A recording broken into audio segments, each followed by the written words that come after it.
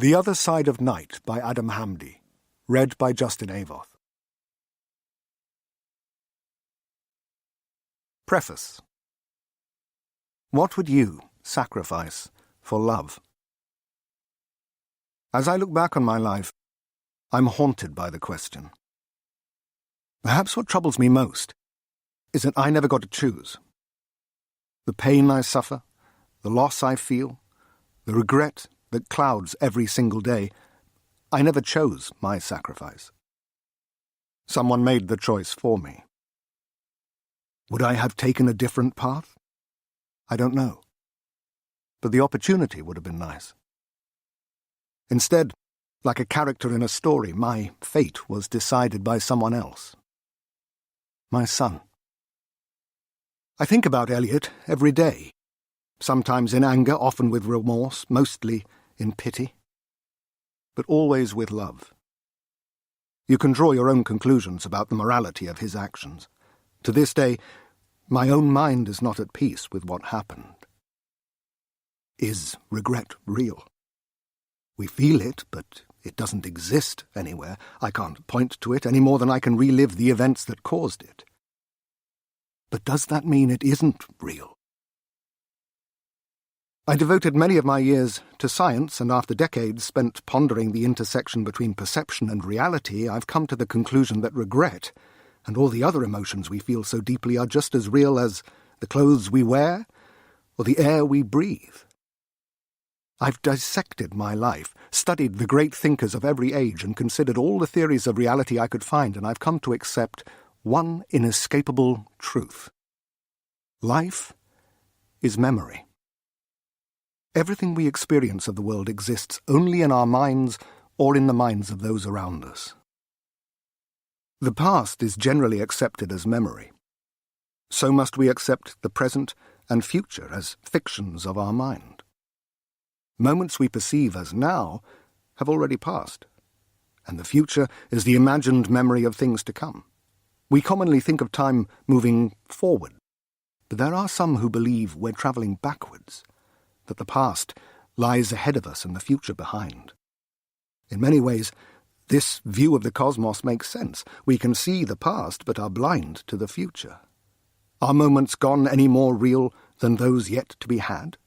We are equipped to experience the now, to take in sights and sounds, tastes, smells, to touch and be touched, to feel pain, heartbreak, anguish, and yet as we move from one moment to the next, each instant fades and the new now becomes more real than anything we remember.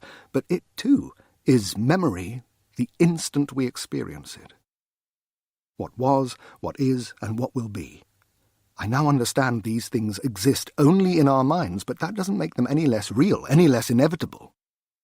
We are bound by the chains of causation that allow time to hold back chaos, and each link is essential to ensure we never escape our destiny. Every moment of suffering, every stab of pain, every shed tear is simply the price of order. We each long to be exempt from such tight bonds, to have one link unfastened, to undo a moment, to alter the chain that constrains us. But such dreams are futile. We are stuck, bound to stories that have already been written. We just haven't lived them yet, and when we have, it's too late for them to be changed. The story that follows has been decades in the making. I've pieced together court reports, electronic records, newspaper articles, video recordings, letters, everything I could to make my account as close to the truth as possible. I've relied greatly on the words of the woman who destroyed my son's life and then redeemed it. Harriet Keelty. Harry strikes me as a lonely figure. Perhaps that's what law enforcement does to a person. Maybe daily exposure to the violent, dishonest, and downright murderous makes trust a luxury. Perhaps that's why police officers travel in packs and end up socializing together. She was 31 or 32 when she first met my son. She'd been born and raised in London and spent her childhood living in a 4-bedroom terraced house near Battersea Park. Harry was 20 when her mum died, and her father retired to Melbourne shortly after she joined the police force. He died a few years later. There were a couple of cousins, one on the Isle of Wight, the other in Toronto, and a brace of school friends who met her once a year for drinks, but beyond that, Harry was a loner. She didn't keep a conventional diary, but every few days she would send herself a chatty email chronicling recent events. She kept the emails in a folder called Journal, and as far as I can tell, she never shared them with anyone. The emails read like round robins, and the fact she felt too isolated to share her news with anyone but herself fills me with sadness. I consider myself a voyeur, trawling through her private recollections, but given her role in Eliot's life, this book wouldn't have been possible without the intrusion. If I've wronged her, I hope she will forgive me. I've been in two minds about sharing the trove that has enabled me to tell this story. They always say a magician should never reveal their secrets, and I think the same is true of authors. If I hadn't revealed my access to Harry's emails, court records, and other histories, you might have thought me more imaginative or a better storyteller, but I feel it is important you know I'm honest. I've traded mystery for accuracy. However much this diminishes your perception of me as a storyteller, you know that all I am doing is colouring between the lines of reality. Of all the books I've written, this is the most difficult. Not a page passes that I don't think of my son alone, described by the social workers who came to assess him as troubled, withdrawn, and suspicious. I long to reach out to my boy and hug him. I want to hold Eliot and make the pain go away. I want to tell him how sorry I am for abandoning him, to tell him how much I love him. But I can't, and that eats at me. I'm hollow. I miss him so much. But he's gone. Or rather, it's me. I've gone. I left him. I left him alone in that house. I didn't know what I was doing. I still don't. I can't come to terms with what I've done. That's part of the reason I'm writing this book, to try to make sense of it all. I've spent years telling stories, but this was the only one that really mattered. And I've never had the courage to tell it publicly because it's too raw. It still causes great pain. And all my failings as a father are laid bare. I want to hug my boy. I want to make him feel better, but I can't. And that's on me. Me and no one else. I return to the house every year. I make the trip in summer when the Peak District is at its most beautiful.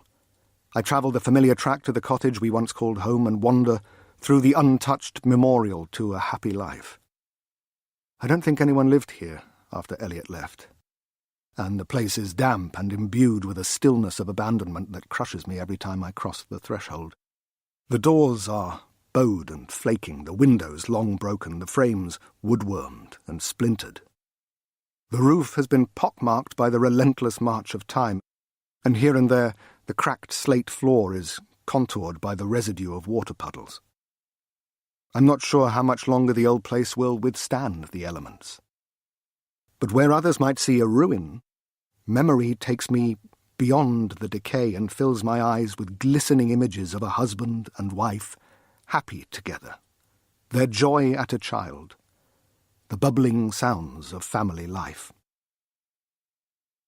Years ago I found an aluminium box concealed in the cubby behind the loose brick beside the fireplace in the sitting room. A trove left by Eliot, who was always obsessed with secrets. I remember showing him the cubby in happier times before our lives were blighted by misery. I still recall how his eyes lit up when I said it would be a good place to hide pirate treasure or the clandestine messages of a spy. He always had such a wonderful imagination. I can't remember what prompted me to look behind the loose brick all those years later. A desire to make physical contact with that moment, perhaps, to be linked to my son, no matter how tenuously, to relive a memory. My reward was a connection more real and haunting than I could have ever imagined. I found letters Eliot had written to me.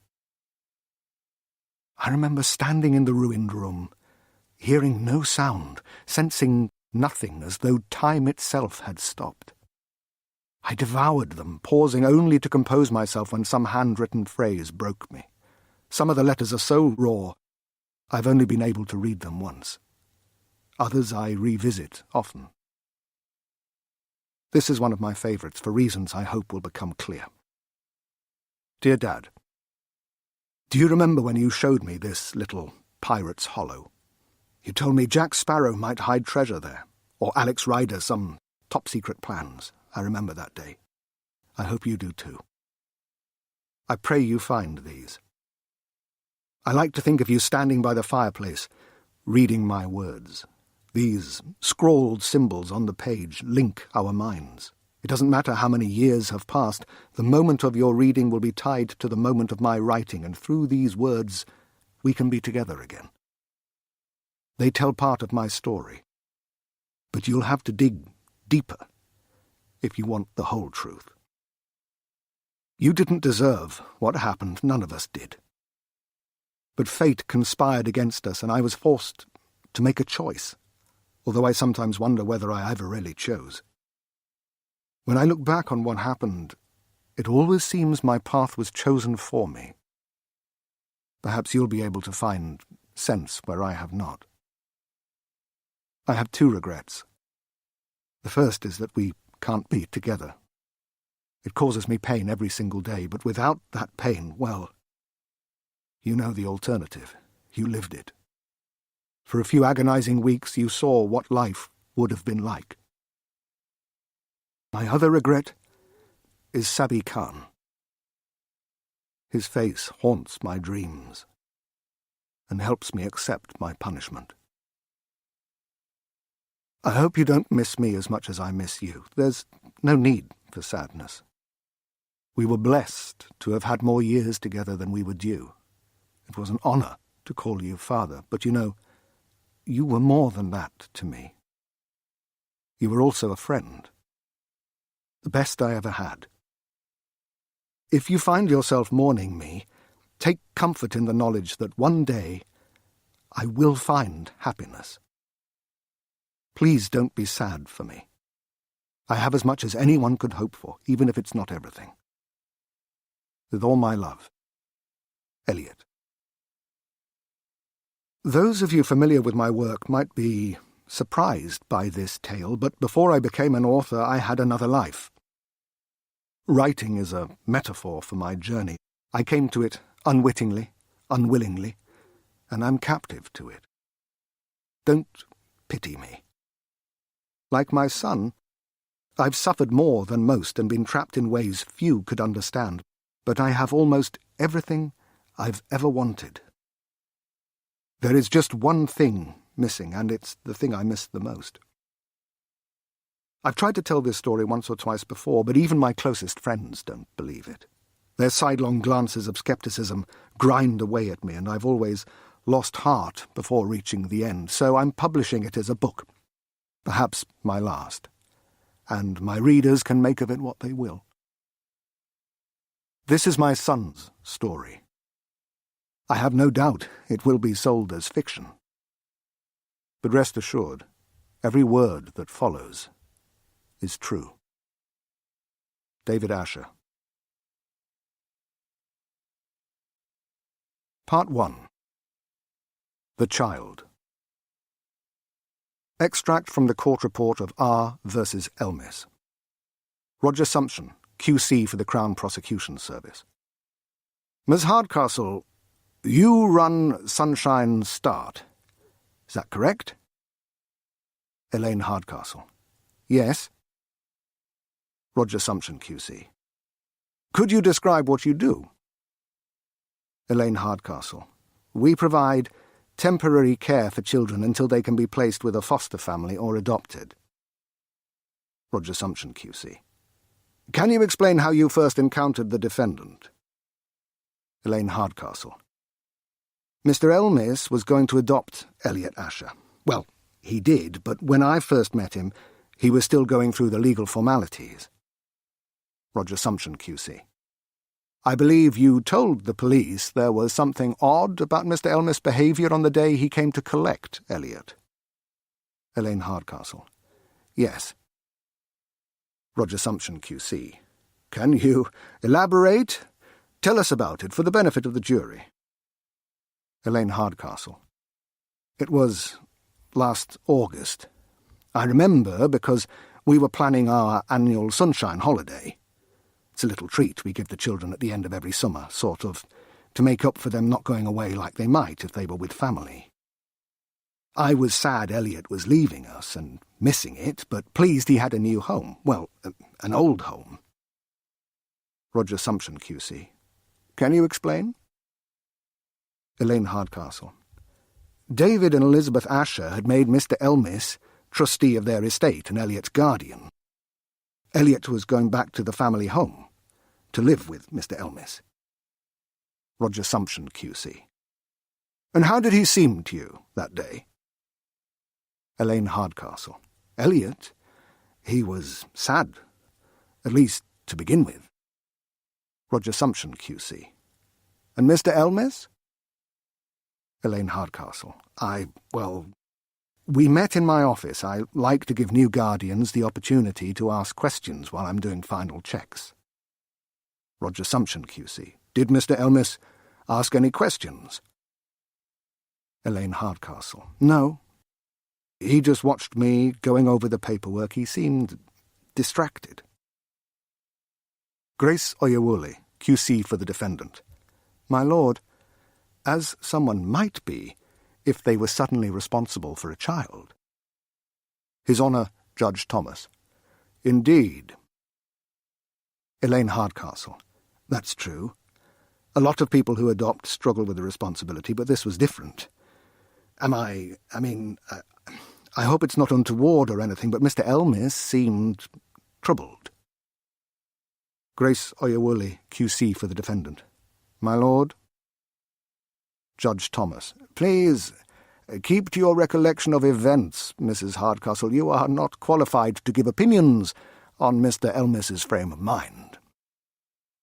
Roger Sumption, QC. What happened then? Elaine Hardcastle. I asked Mr. Elmis to stay in the welcome room. It's a play space we use to acclimatise children to their new families. I left him there and went to fetch Elliot, who was with Stephanie Cliff, one of our counsellors. She was observing him interact with other children. Or rather, not interact. His parents' death had hit him hard. Is it okay to say that? I mean, it's my opinion, but it's based on decades of working with children. He was sitting apart, like he did every day, staring out of the window at the old oak tree that grows just behind the residential wing.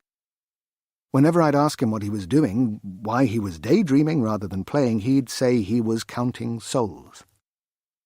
Each leaf was a person. One day they'd start to fall, and by winter they'd all be gone. I thought it was a very strange way for a 10-year-old child to look at the world.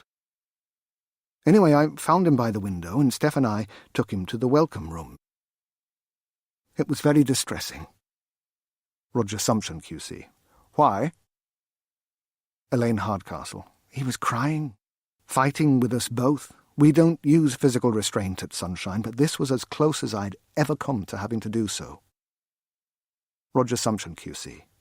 Would you say he was afraid of Mr. Elmis?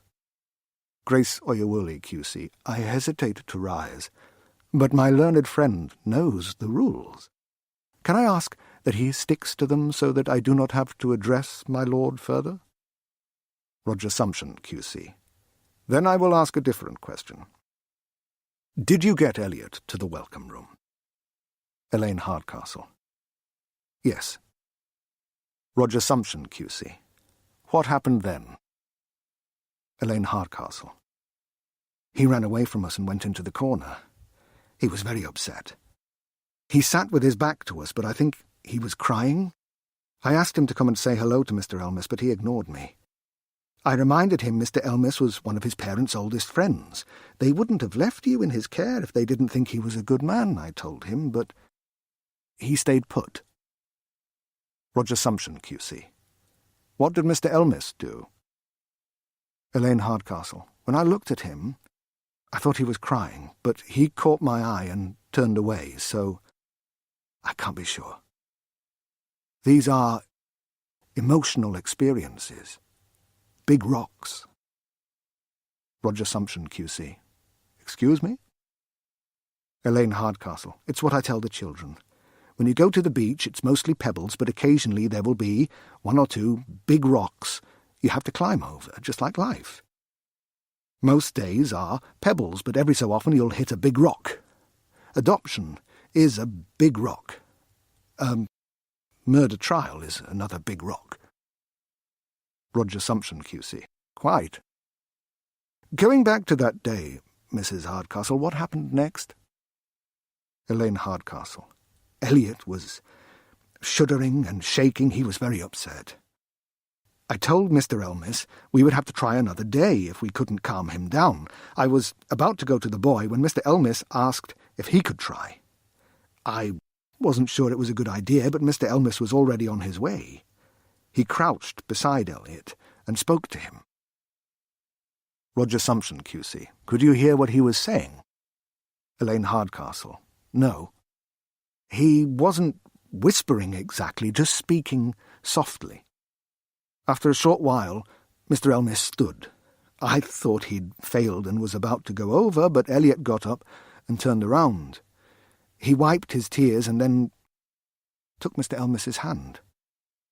Steph and I were blown away. I'd never seen anything like it. The boy was transformed. He seemed calm, happy, almost. How did you do that? What did you say? I asked Mr. Elmis. I've worked with hundreds of children. I was stunned. Roger Sumption, QC. And what was the defendant's reply? Elaine Hardcastle.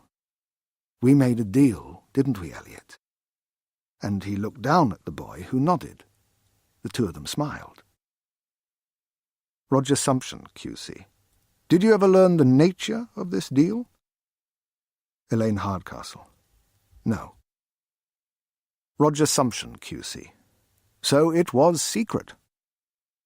Elaine Hardcastle. Yes. It was secret. Chapter 1.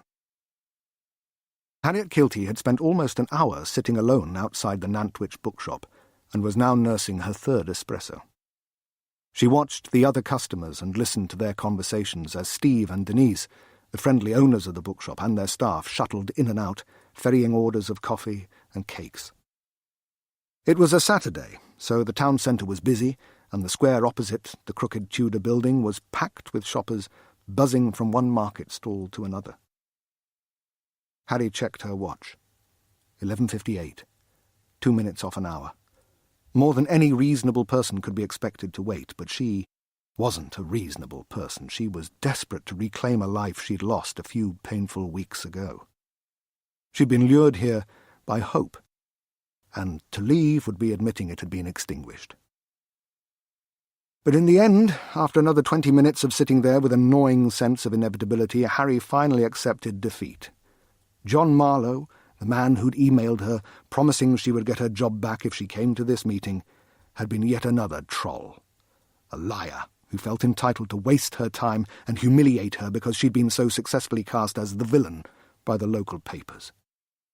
Another dead end. She asked Denise for the bill, paid in change, and drifted into the shop. There were tables and chairs arranged between the bookshelves, and the hubbub of conversation filled the room. Friends and family bound together by shared experience. She had nothing to keep her company. Ever since that awful night, her life had been one misstep after another. She desperately wanted what all these people had. An ordinary life. She wanted to feel good. Overwhelmed by loneliness, her mind reached as it had so many times for Ben. He'd made her feel good for a while, and she was afraid she'd never meet anyone like him again. Self-pity brought tears to her eyes. Great, she thought, a private humiliation and a public embarrassment. She hurried towards a flight of stairs and a sign that read, "Toilets." Her footsteps echoed around the narrow, crooked stairwell, and the sounds of the cafe faded as she emerged into an almost deserted second-hand book section. Cracked spines sliced long runs of other, less damaged but clearly used books. Beyond the high shelves, almost directly opposite the top of the stairs, was a corridor that led to the toilets where she might find a mirror in which she could check her makeup and the privacy to compose herself. There was only one problem. The old man who stood between her and the corridor. He looked startled, as though her rushed arrival had caught him in some mischief. "I'm sorry," she said, fighting for composure. "Please, don't apologize," he replied, obviously trying to recover his own. "I didn't mean to startle you." He smiled indulgently, and his face creased like an unmade bed. "You didn't. I was just thinking." His eyes fell, and for a moment Harry forgot her own worries. The man's sadness hit her like a wave. His craggy face was downcast, and his eyes were heavy and shining with the prospect of a storm. His mop of grey hair was neatly combed, and he looked as though he was dressed for a date. His tweed jacket, black trousers, and white shirt were well pressed, and his red woven silk tie was bright and clean. If he was on a date, then like her, he had been stood up because there was no one else around. He was tall, and might once have been handsome, but whatever gifts youth had conferred were long gone. Only a brightness in his eyes hinted at the charisma that might have drawn people to him, and the energy he might have had long ago. His slight frame was angled against a supportive ebony walking stick. Harry took a generous guess he was the right side of 90. She wanted to get past him, but felt awkward, as it seemed as though he was expecting a conversation. "My wife and I fell in love the instant we met. She's gone now, but she's always with me, you know, in all the moments we shared," he said, and Harry feared he might cry. He took a couple of breaths, and she prayed he would hold it together, because she didn't think she'd be able to stop herself if she saw someone else weeping. "She loved to read," he added at last. He managed a false smile. The world was full of people like him, their best days gone, their glories forgotten, all they loved, everything they'd done, nothing more than memories, fading, like writing in sand, washed away by the tide of time. "I'm sorry. It's not long since I lost her, and—" He trailed off, and they stood in awkward silence for a moment. "It's all so overwhelming," he added sadly. "You take a journey together, and you know everything that starts will have an end, but you can never quite bring yourself to believe it. Somewhere there's a secret tribe of quiet immortals, right? Some race of souls who never perish. You come to believe you'll find a way to join them, and you push the end from your mind." He took a step forward, and for a moment Harry thought he'd reach out and touch her, but he stopped a pace away and settled on his cane. "It was sudden. Heart attack. We never had the chance to say goodbye." His voice was cracked with age, but as he spoke of his loss, emotion fractured it further. "I couldn't save her. It was one of those things. I'm so sorry." His words drifted to nothing, but his eyes stayed on Harry, before shifting away. "She was very beautiful, you know. Like you." Harry didn't feel at all beautiful. She'd gained 6 pounds since her dismissal, and even though she wasn't overweight, she felt the extra baggage on her normally slight 5'6" frame. She hadn't been to the salon for months, and had her light brown hair tied in a tail to conceal the tangles and split ends. Her usual wardrobe of suits had been replaced by scruffy trainers, jeans and T-shirts, and whereas she'd once taken time over her makeup, she could barely muster the enthusiasm for lipstick. She might be many things, but right now, beautiful wasn't one of them. She thought he was just being polite, so she didn't thank him for his dishonesty, and grew increasingly uncomfortable in the beat that followed. She could hear the hubbub rising up the stairs and longed to be part of the crowd. Fate had thrown her in the path of this broken old man. But she didn't have what it took to fix him. She was just as damaged. Her discomfort must have shown because his demeanour changed. Listen to me." His voice brightened, but his eyes told her the levity was forced. "I'm a blathering old fool." "Not at all," Harry said automatically. Her mother had raised her to be polite. Death is difficult. "If you could know the moment of your end, would you want to?"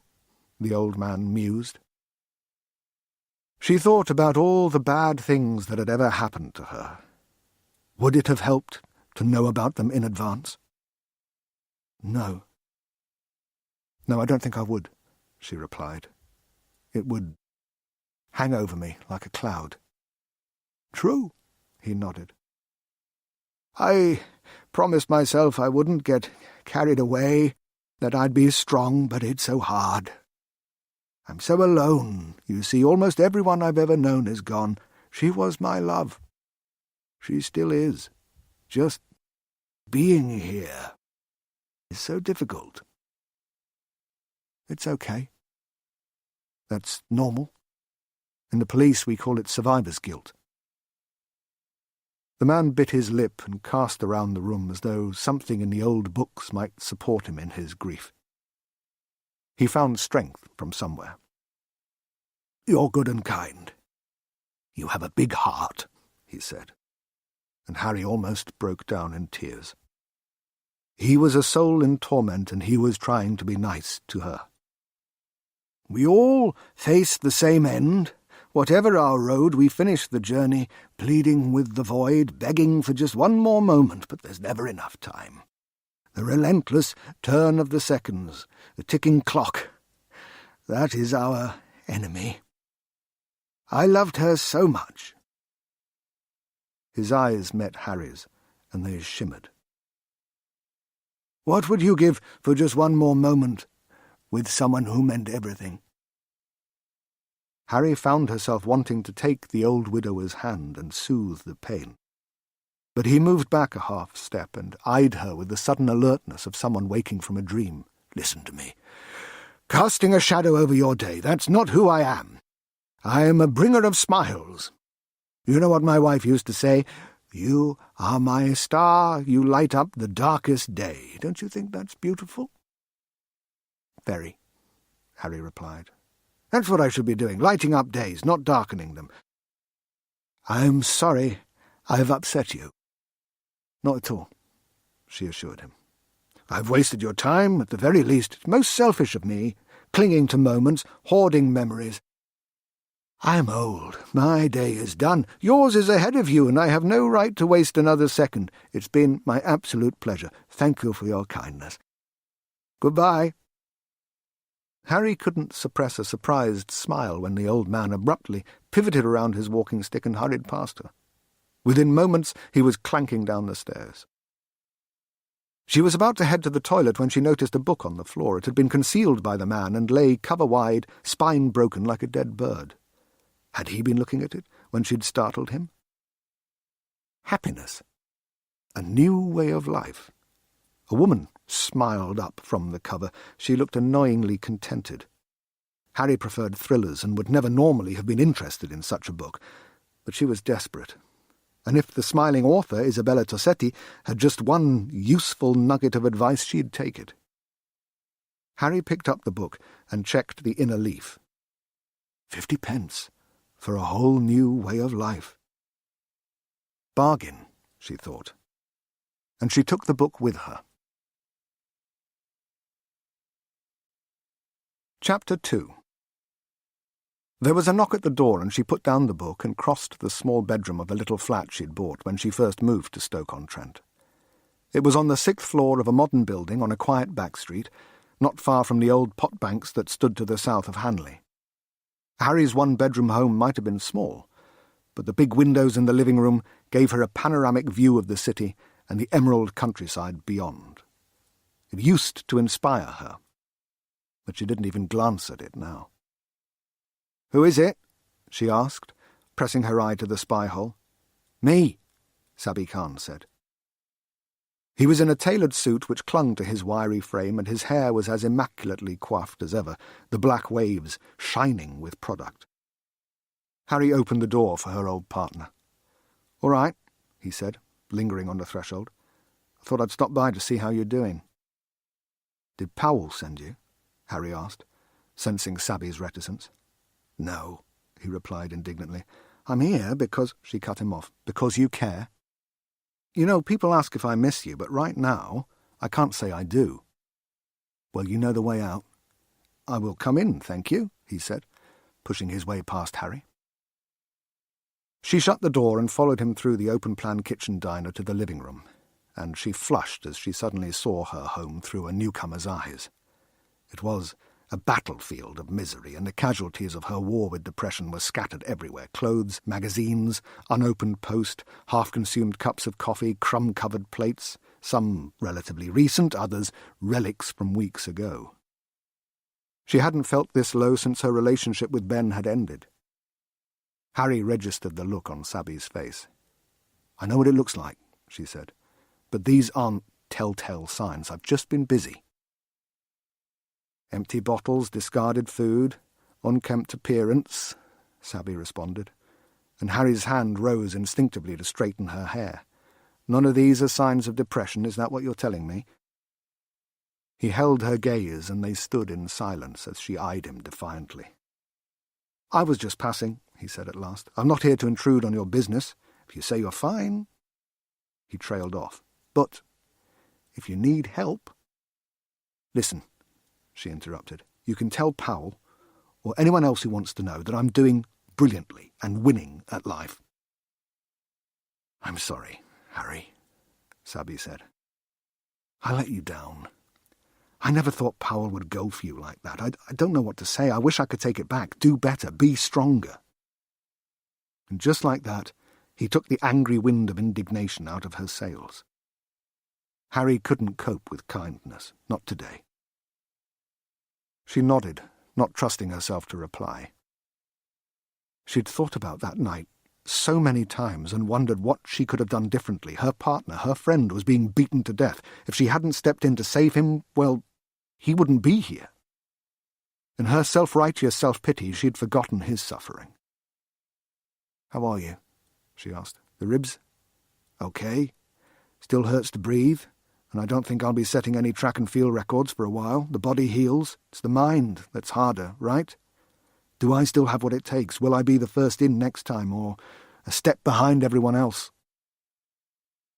She could only imagine how his confidence had been knocked. Her own was shot. "You'll be the classic fool rushing in," she remarked. He didn't look reassured. "What about you?" he asked. "How are you doing, really?" "I've been better. Some guy wasted an hour of my life today, emailed me, claiming he knew something about the footage of that night. Said I'd get it if I came to meet him in Nantwich, never showed. I emailed him, giving a few choice thoughts on him wasting my time, but it's probably some troll with a fake account." "Harami," Sabby said. "Powell should have done more to keep your name out of the papers." Harry nodded. She had devoted her life to the police, but none of that had mattered, and her boss had hung her out for the vultures. Sabby's phone rang, and he pulled it from his pocket. "Sorry, it's the governor," he said. He answered the call. "Go ahead, Gov." There was a brief pause, and Harry imagined Powell rattling off an instruction. "I'm on my way."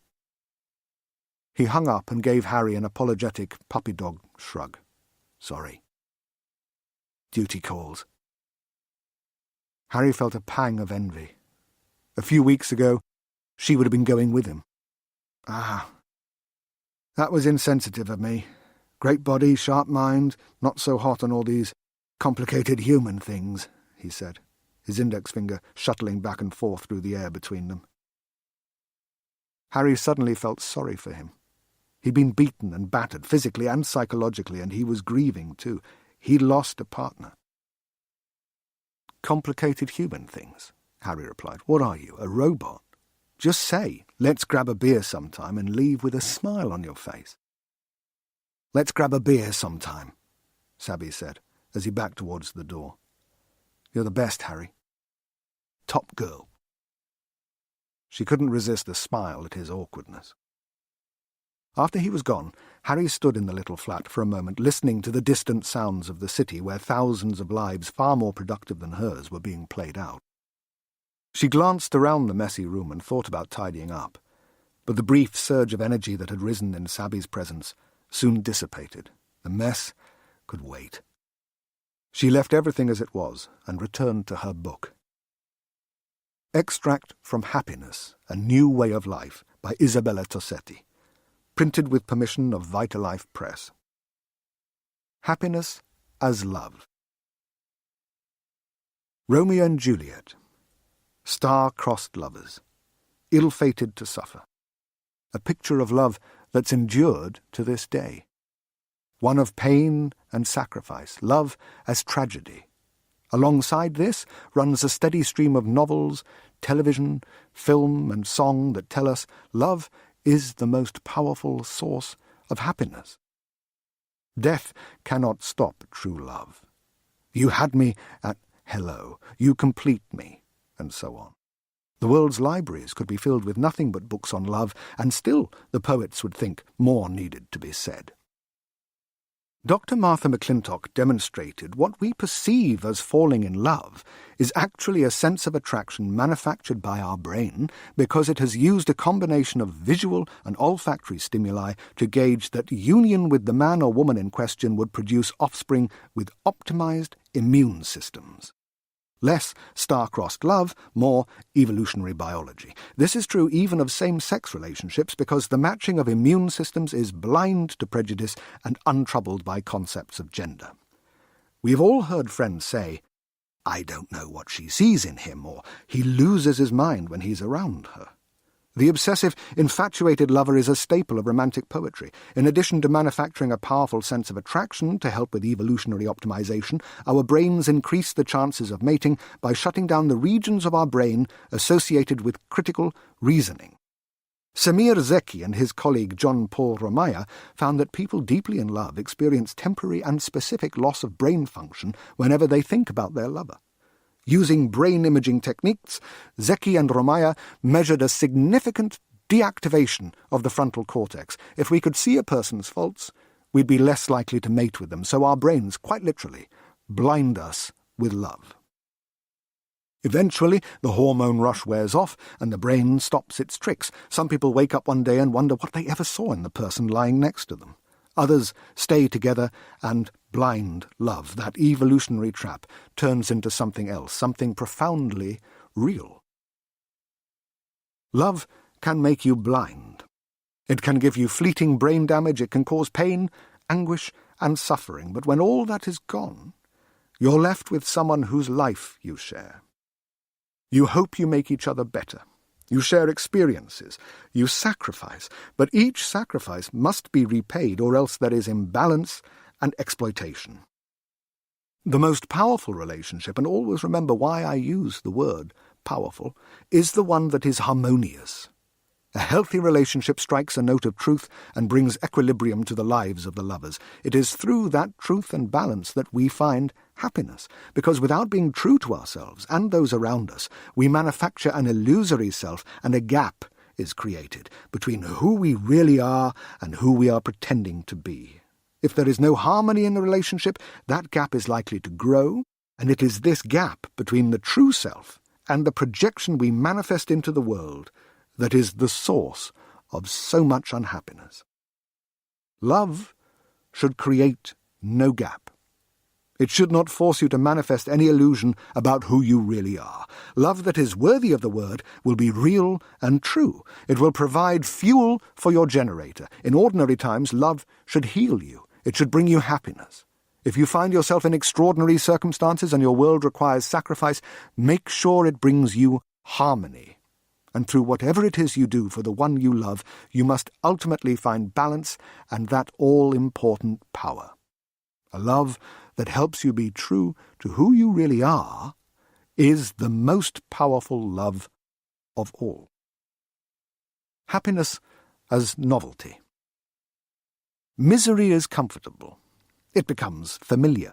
And if we grow accustomed to it, we seek it out. How many times in life have you thought, not again? How many times have you felt yourself making the same mistake, the same bad lover, the same awful job, the same terrible friendship? We are creatures of habit. And once we establish a pattern for ourselves, it's difficult to break. Whether it's nature or nurture, we are malleable creatures, programmable, designed to adapt to our surroundings, and if we come to have certain expectations in life, we will subconsciously ensure they are met. The bad lover will become an archetype we seek out. When the relationship inevitably deteriorates and finally breaks down, it will reinforce whatever feelings of self-loathing led us into his or her arms and reduce our self-esteem to make us even more likely to accept another inferior scoundrel. The same goes for jobs and friendships and pretty much every aspect of our lives. So what can we do? If you find yourself falling into an unhealthy pattern, don't wallow in the comfort of the familiar. Challenge yourself to break it.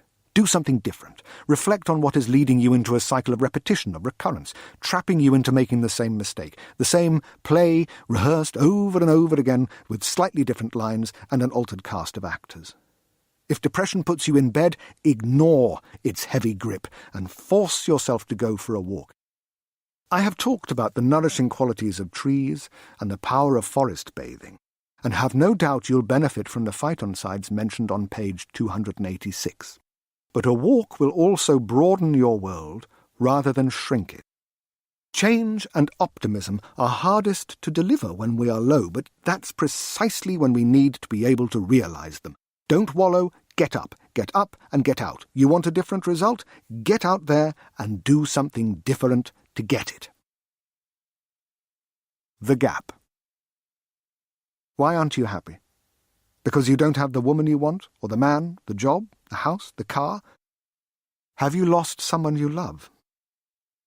It is far easier for us to pinpoint the sources of unhappiness than it is to explain why we are happy. Does happiness even exist? Can you laugh during the bleakest moments? Of course. But would you describe yourself as happy? And when you are at your most contented, would you describe yourself as happy in the common meaning of the word? Or are you simply at peace, free of desire, untroubled by longing? We often mistake happiness for elation and are encouraged to nurture the gaps in our lives by companies that will profit from desire. They lead us to believe transitory endorphin-based elation is the happiness we need, but the quest for elation only creates an addiction that can never be satisfied. Contentment is elusive and can be hard to realize. It's much easier to believe a new car will make us happy, or a new house, or a new relationship. Happiness comes from within. You've heard that one, right? But it doesn't come from within. It is the within. If you let go of desire and regret for what is regret but the desire to undo the past, you will realize you have everything you need. There is no gap in your life. Once you accept that reality, you can find peace, contentment, and a happiness more profound and lasting than anything you've ever experienced. End the quest for transient elation. Unlock the happiness within. I want. The words were scrawled in the margin in red ink. Harry noticed a couple of scribbles above them where it looked as though someone had tried to get a pen to work. She was a little annoyed to be reminded it was a used book and that someone else had read it before her. She'd been lost in Isabella Tossetti's words, and the knowledge another reader had got them first seemed to somehow diminish their significance. They'd been striking a chord with her, particularly the section about being love-struck. That's certainly how she'd felt the first time she'd met Ben. She absently turned the page and felt a sudden chill when she registered the handwritten words in the margin over leaf. I want to live. Help. He's trying to kill me. Chapter 3. Harry hadn't been able to concentrate after finding the message. She hadn't been able to sleep much, either. The words could have been a cruel prank, but something about them touched her finely honed instincts as a detective. There were the scribbles of someone trying to get a pen to work, and the message itself was simple and to the point. There were no dramatic flourishes, just a clear plea for help. She kept picking up the book to examine it. She hadn't found any more writing, but there had been a Leak Library Released for Sale stamp on the end paper. Finally, as the first grey light of dawn edged the curtains, Harry drifted into a fitful sleep and dreamed of the last life she'd failed to save. Alan Munro, the man who had cost her almost everything.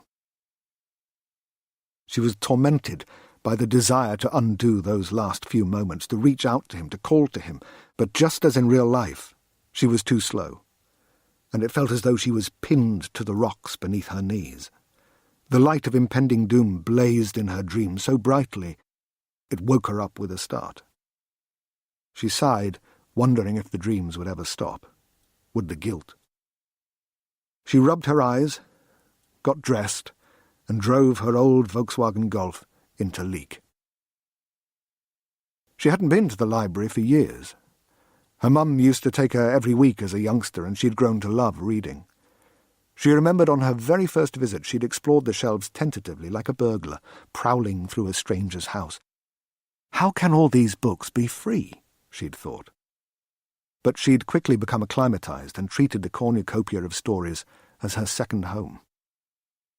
She'd never understood why the place wasn't always packed with people, but she now realized how easy it was to neglect even the most valuable treasures.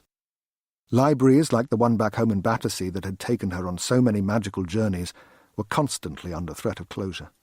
Every few months, a campaign would be organised to resist the next round of cuts, and some appendage, early years groups, mobile lending, adult classes would have to be sacrificed to appease the gods of efficiency and progress. Except it wasn't progress to take knowledge and experiences from the poorest, and even though she was no longer a regular, Harry reached into her pocket whenever she saw a library fundraiser. She wanted future generations to have the same chances she'd had. Narrowing and removing opportunity didn't seem sensible, but there was much about early 21st century life that didn't feel right to Harry. She stood at the top of a set of stone steps, leaned against the handrail and watched a few early morning shoppers shuffle along the street towards the town centre. They moved against a backdrop of empty shops, boarded up and advertised for rent. The internet was chewing the heart out of communities all over the world, but few people seemed to mind much. "Eager?" a voice said, and Harry turned to see a tattooed woman in her early 30s. She had bright pink hair, piercings, a vintage AC/DC top, and torn jeans. Her mouth was curled in a half-smile, as though turned by perpetual thoughts of mischief. "Someone needs their word fix." Harry smiled, and the woman produced a set of keys and unlocked the front door.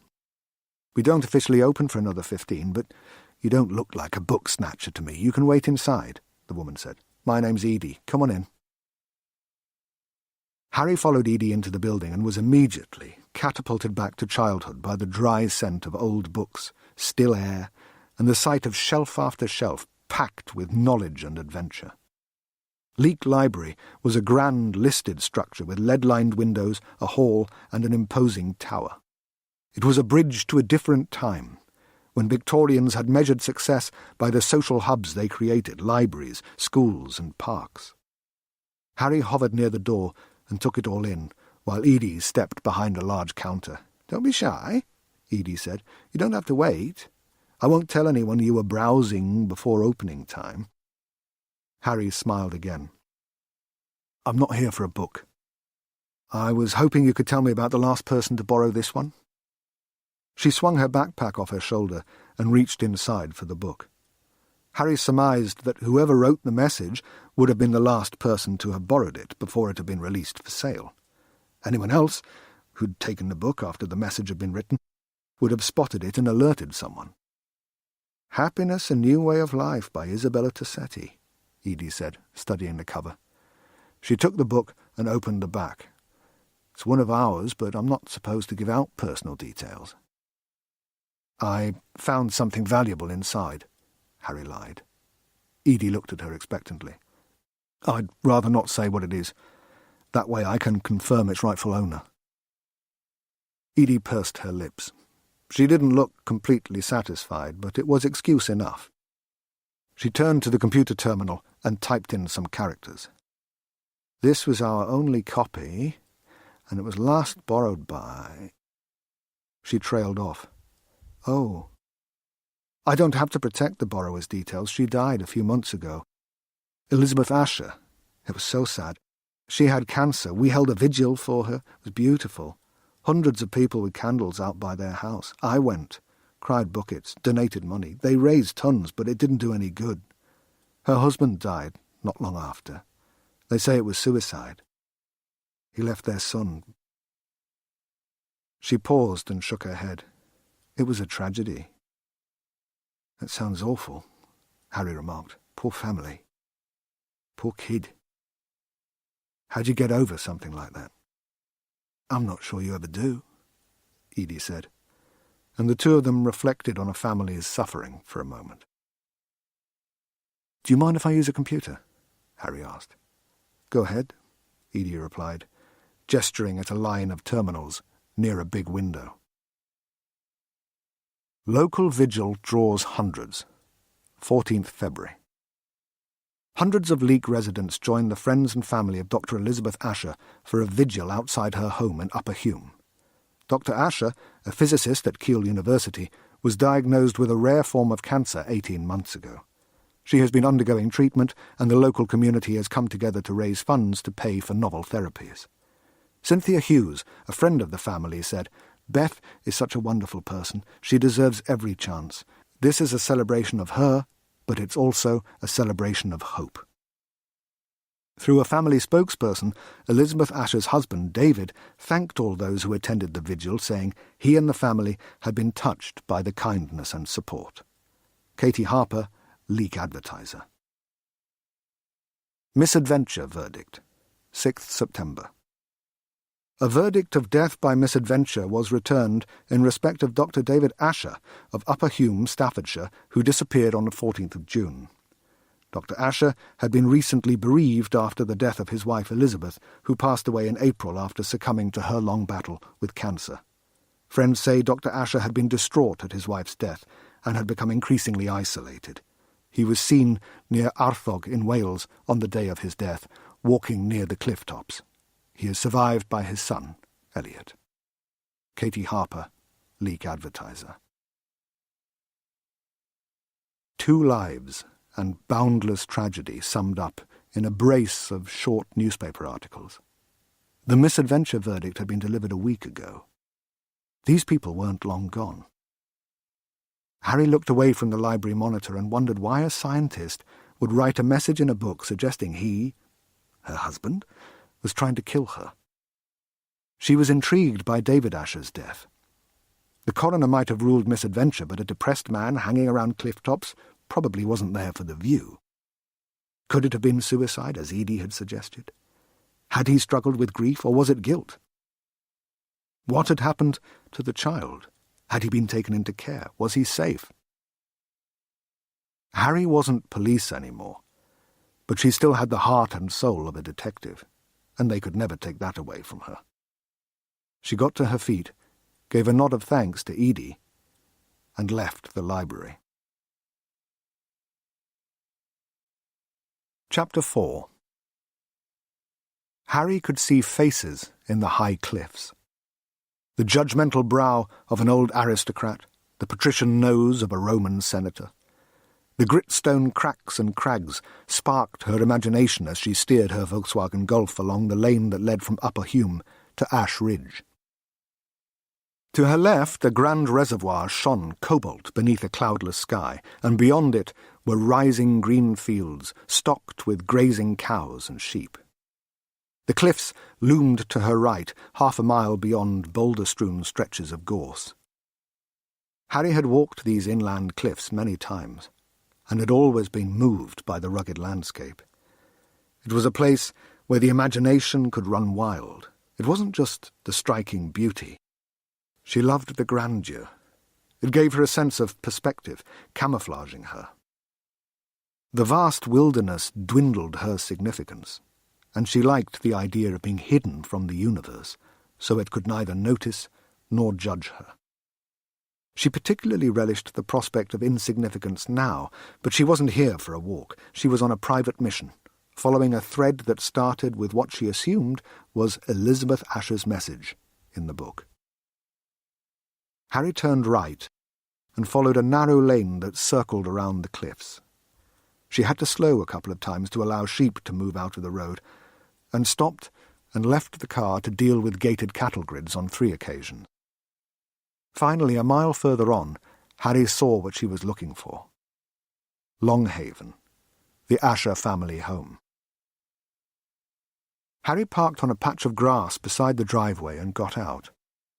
The 2-story detached cottage was the only building in sight. It stood behind a dry stone wall in a large garden that looked as though it hadn't been tended for months. Weeds mingled with flowers, and shrubs and creepers spread beyond their beds. A gate blocked the short drive that connected the lane with the parking area in front of the house. Behind the property, a gentle hill met the cliffs, and Harry could see a footpath leading from the stone wall at the very end of the garden up to the high ridge. She drew back the bolt, and the gate squeaked treacherously as she walked through. The cottage had 6 small square windows on each floor, evenly distributed either side of the front door. The window frames were painted black, a distinctive contrast against the grey walls and storm-cloud slate roof. A shiver traced a cold finger down her neck, and Harry looked up to see a young boy with brown hair and sad, striking blue eyes staring at her from the upper window to the right of the front door. He stepped out of sight when he realized he'd been spotted. A wrought iron owl had a heavy hoop in its beak, and Harry took hold of the knocker and rapped it against the door. She heard muffled words and footsteps, and after a few moments the door opened, and she was shocked to see a face she recognized. She'd met Ben Elmis a little over a year ago, soon after she'd first transferred to Staffordshire, and for a brief time she'd loved him. She still did. He represented a life that might have been a different life, a good one. But he hadn't wanted it. "Hello," he said awkwardly. He had changed since their last date at the Hand and Trumpet, a fine pub on the Cheshire border. He'd lost weight, leaving his 6'1" frame teetering on the edge of gaunt. His shoulders were hunched, and his face, which she recalled being so bright and alive, exuded a hangdog sadness. His eyes still made her think of polished amber. His brown hair was tousled, and in many ways he reminded Harry of the child she'd seen in the window. Was he the boy's father? Is that why he hadn't called her? Did he have a secret life? Ben? She couldn't help betraying her surprise. "What are you doing here?" "I live here," he replied. I mean... She was flustered now. He was the last person she'd expected to meet. "I'm in the middle of something?" He wiped his hands on his black T-shirt. The words, "I'm fine," were stitched in red across his chest. He slipped his fingertips into the pockets of his jeans in an effort to appear casual, but Harry sensed a little too much effort. Was that it? Was that all he was going to say? Wasn't he going to even acknowledge the fact they'd once been in love? "I was hoping to ask some questions about David and Elizabeth Asher," Harry said, keeping her tone friendly and light. Ben's face fell. "They are dead." "Is that their son?" Harry probed, nodding towards the upstairs window. He didn't even bother glancing up. "Yes." "Elliot, isn't it?" "Yes." It was like drawing teeth. "If that's all," Ben suggested, moving to shut the door. "Why didn't you call me?" Harry asked hurriedly. He said nothing. "You broke up with me, Ben. You didn't respond to any of my messages or calls." "I know," he replied. Things changed." Harry didn't know what to make of his response. It was so vague, it was meaningless. I read about the vigil people held. She tried to connect with him. It sounded very touching. It was, Ben replied. The Ashers were good people. Is that why you didn't call? Was it because of what happened? Why hadn't he told her about the Ashers and what they were going through? If they were the reason he'd broken things off, an explanation would have helped her understand. He'd said a friend had been ill, but that didn't even begin to convey the tragedy of what had happened to Elizabeth and David Asher. He looked as though the question had stirred painful memories. I can't explain. It was just bad timing. I'm sorry if I hurt you. Why are you here? You're not with the police anymore, are you? Harry's hackles rose.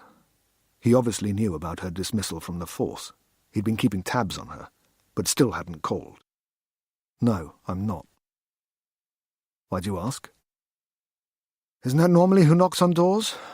Raking through people's lives? Ben replied. If it was meant to be a scathing remark, it fell wide of its target because he delivered it with an innocent tone and an uncomprehending smile. Was he mentally unwell? He was still handsome, but the air of trauma was impossible to ignore. What had happened to the confident man she'd fallen for? This was a damaged soul in need of repair. Much like you, Harry caught herself thinking. Maybe you could find solace with each other. It was a testament to her strength of feeling that she was still drawn to him after how he'd treated her. This man had rejected her in the coldest possible way. He'd ended their relationship, dropped her calls, and ignored all her messages. Was it a connection she wanted? Or absolution for failure? Before she died, Harry's mother had called her a collector of broken toys. She was drawn to damaged people and always tried to make things better for them. She was a helper, a saviour. That's why she'd joined the police force. She wanted to save people, help the innocent, punish the guilty. Maybe the attraction she felt wasn't an expression of her vulnerability, but instead a manifestation of her habit of trying to heal others. Did she like Ben even more, now she knew he was broken? Maybe if we'd met under different circumstances, we could have made each other happy, Ben said. But the timing was wrong, and now this. What do you mean, this? She asked. You're digging into the deaths of my friends. I don't think it's going to give us much of a future. Why? Harry asked. Was he admitting there was something for her to investigate? I wish we'd met in different circumstances. Different how? Did he still feel something for her?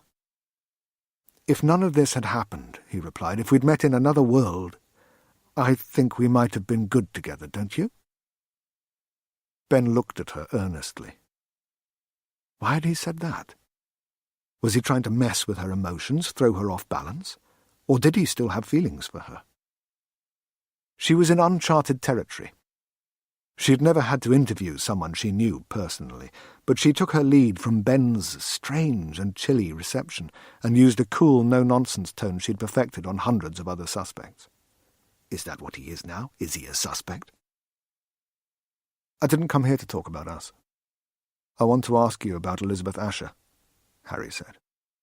No one called her Elizabeth. She was Beth. I'd like to know about Beth, Harry tried. Did you ever meet her? Ben asked. He didn't seem all there. Was he on drugs? No. I'd like to ask you some questions about how Beth and David Asher died. Ben's eyes glazed over and his gaze drifted past her to the garden and valley beyond. But when the high gems shimmer and the shutters fall, I still feel those worlds tenderly traced. He doesn't seem well, Harry thought, but she immediately checked herself. Don't get confused. You don't owe this man your compassion. They'd bonded over a shared love of poetry, but that was then. The lines sounded out of place, detached from the world, perhaps reflecting his current state of mind. Were you listening? He asked suddenly. as though a slipped cog had suddenly re-engaged with reality. It's from a poem I wrote for someone dear to me. Beth? Ben didn't answer, and his attention drifted again. This did not seem like a person who should be in charge of a child. Is there anyone else here? She asked. No, just Elliot. And we're busy, he said. We don't have time for questions. His words were hard, but his expression was almost pitying as he shut the door on her. As she walked away from one of the strangest encounters of her life, Harry looked back and saw the boy, Elliot, watching her from the upstairs window. Maybe it was her imagination, but he seemed to be judging her.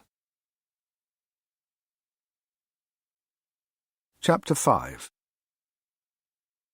Harry had first met Ben Elmis a little over a year ago, shortly after she had moved to Staffordshire.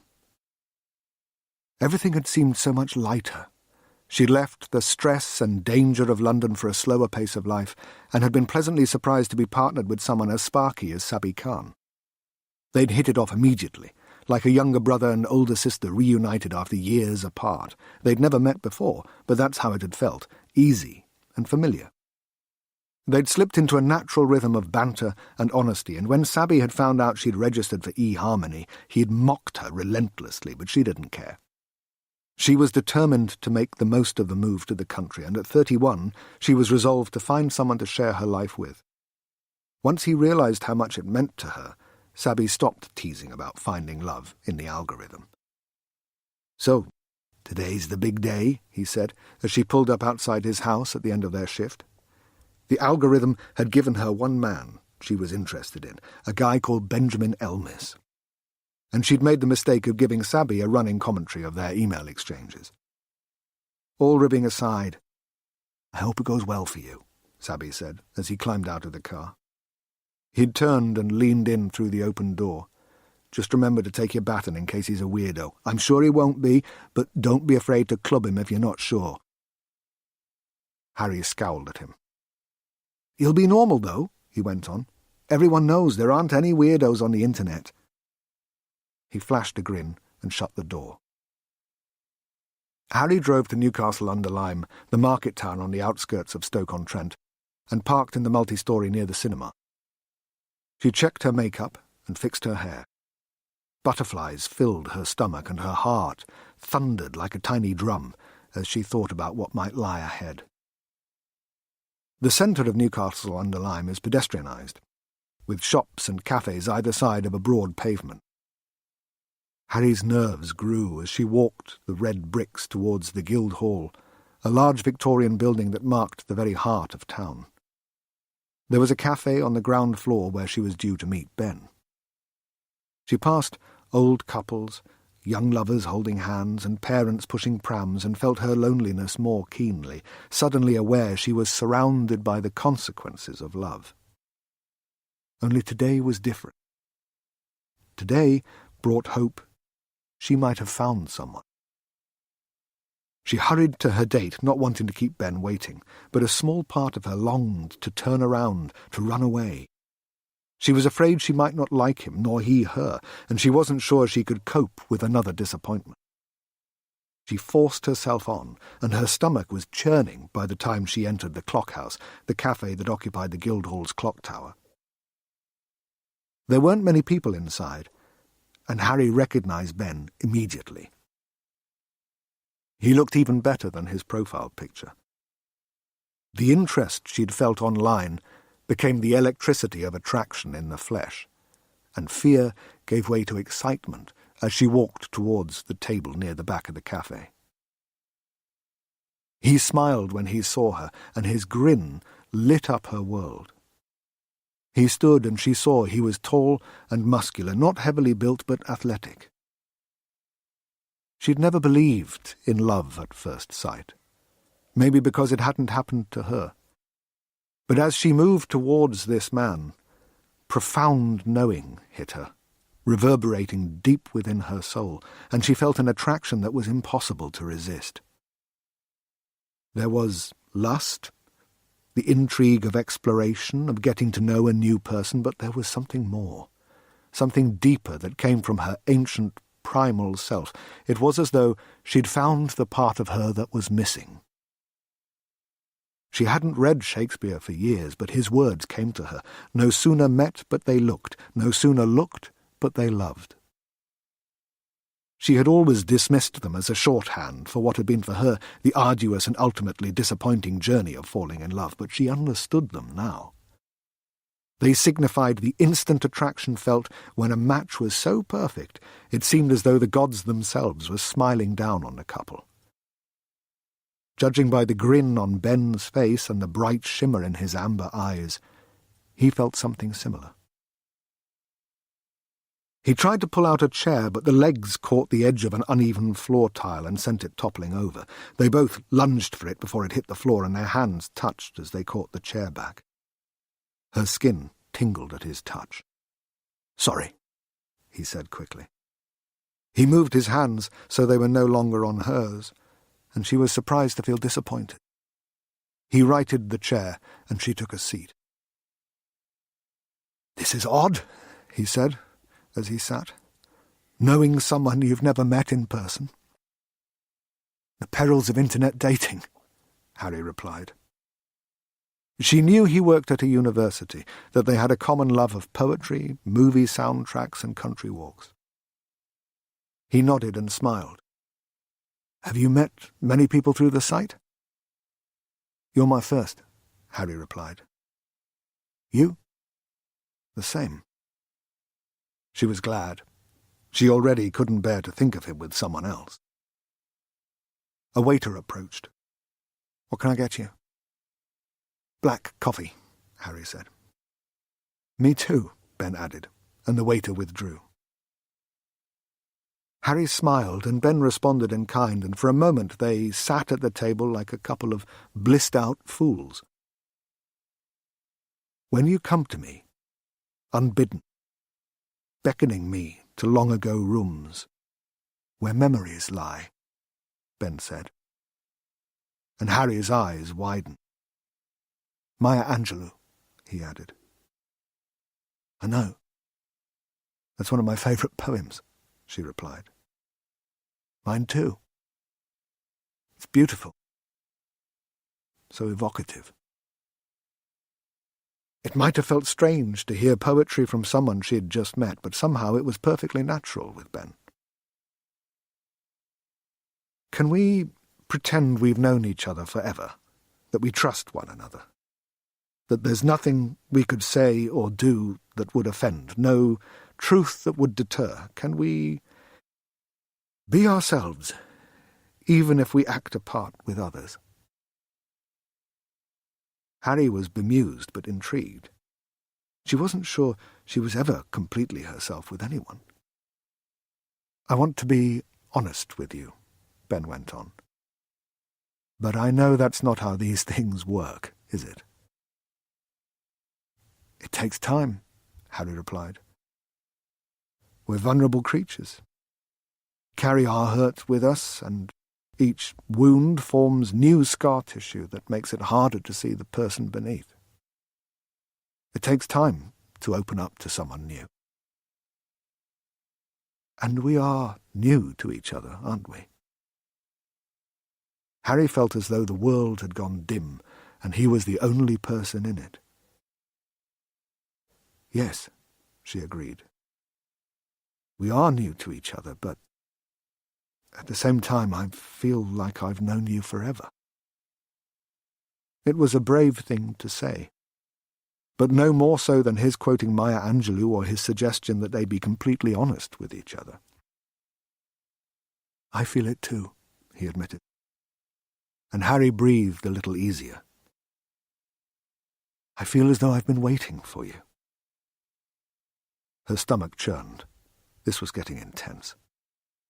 "2 black coffees," the waiter said, breaking the spell and bringing the real world rushing back as he deposited 2 steaming mugs on the table. "Thanks," Ben said.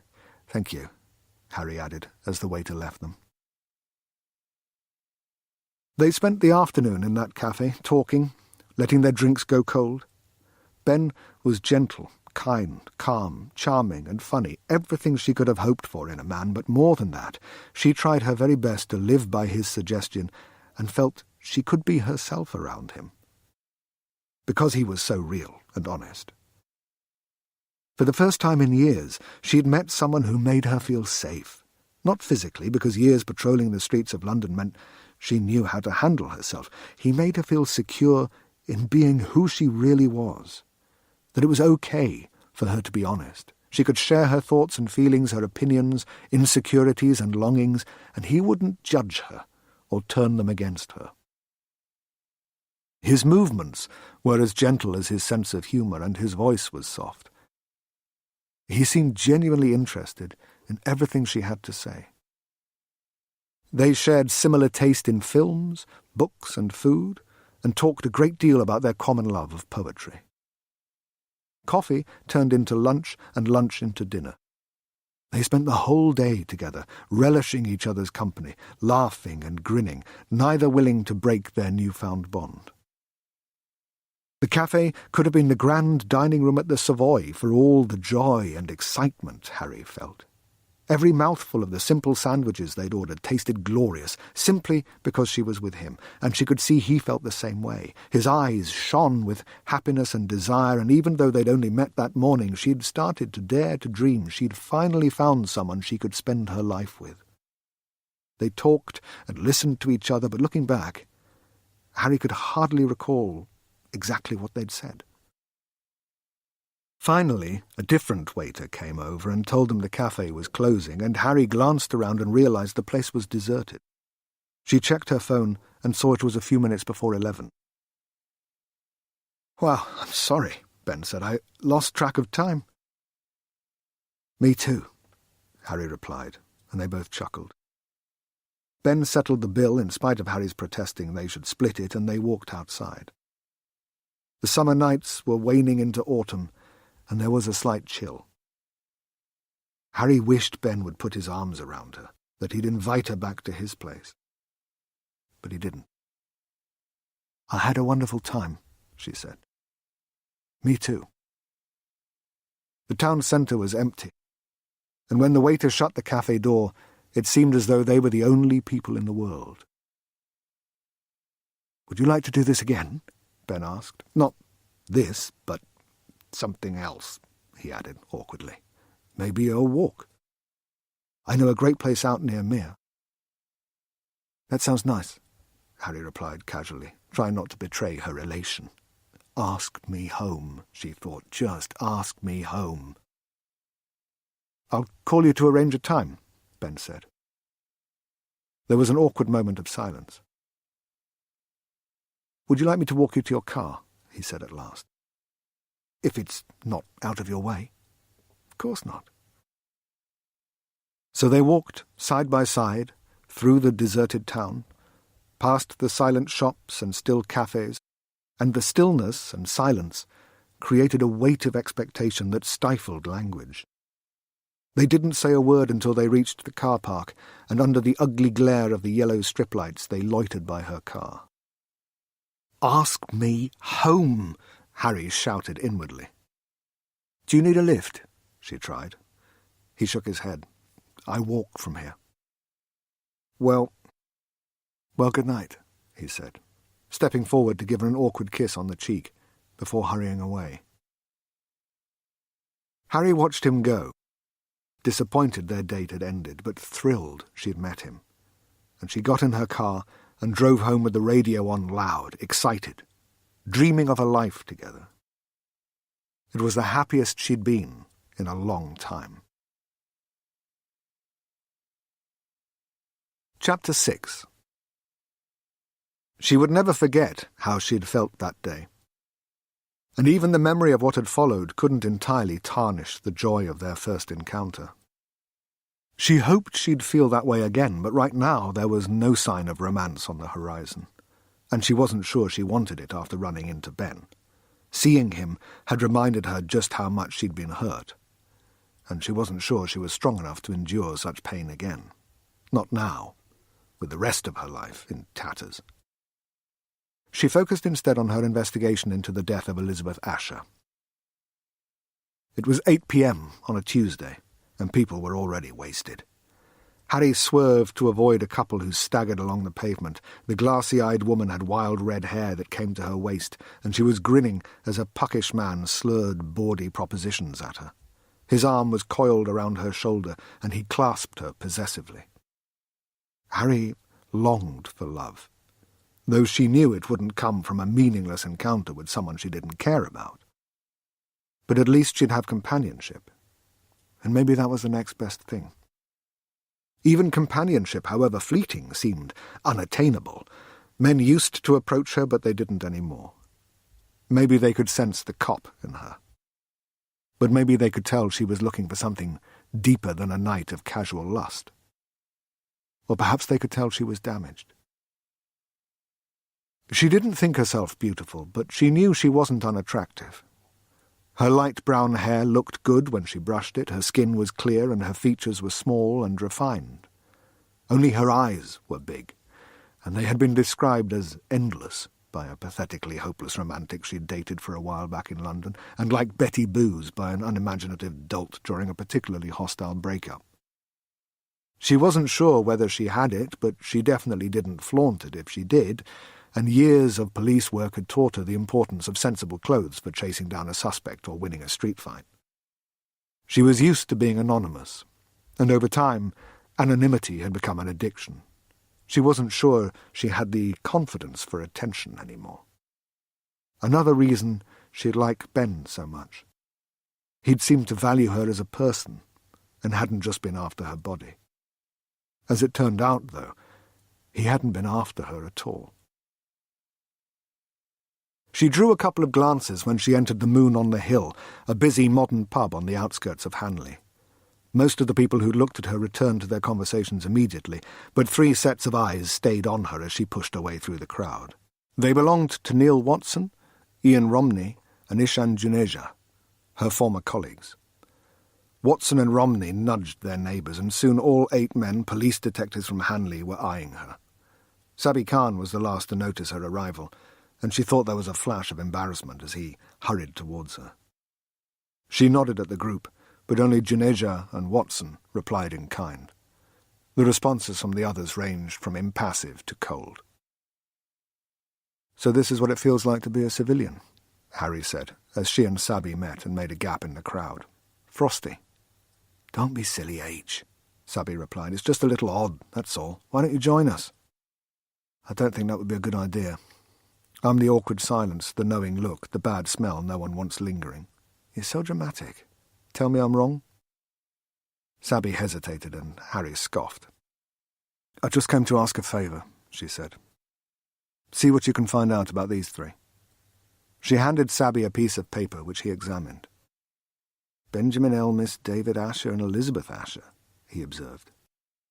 "Ben Elmis, isn't that the name of the guy you dated?" "I need you to do this," Harry replied, ignoring the question.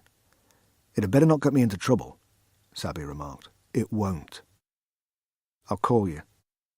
"Thanks," Harry replied. "Tell the lads I said hi. I know it'll mean a lot to them."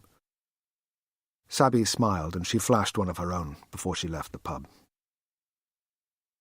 Sadness nagged at her as she started down the street. She missed the camaraderie, the laughs, the feeling she was part of something more than herself. She hadn't had much of a social life, and her colleagues and job had filled the gap. Or maybe the immersive life she'd lived as a police officer had left no space for anything else. Either way, she felt the loss keenly. She had once considered those men her friends. And even though none of them had openly shunned her just now, they hadn't embraced her either. Only Sabi had remained truly loyal. But maybe he felt he had to, given what she'd sacrificed for him. No matter what happened, things could never be as they were. She was an outsider now. Her car was parked on Etruscan Street, but as she approached the corner, she heard a noise coming from a service alleyway that ran parallel with the side road. She glanced down the alley and saw Puck and Red, the drunk couple she'd passed. They were having sex against a graffiti-covered industrial bin. The man had his back to her, but Red caught sight of Harry watching. Her eyes flashed in the darkness, as though she delighted in being seen. Did she think Harry was jealous?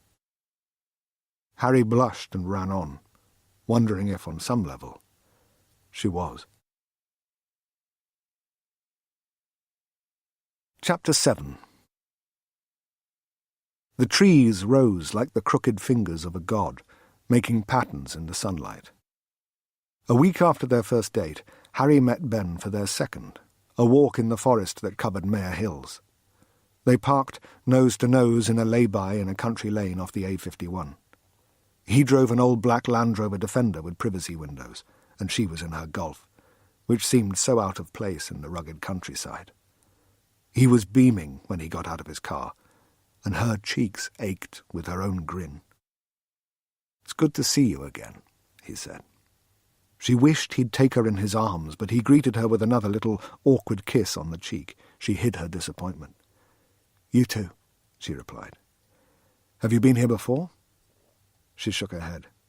"It's really beautiful." He led her to a stile at the end of the lay-by and held her hand as she climbed over.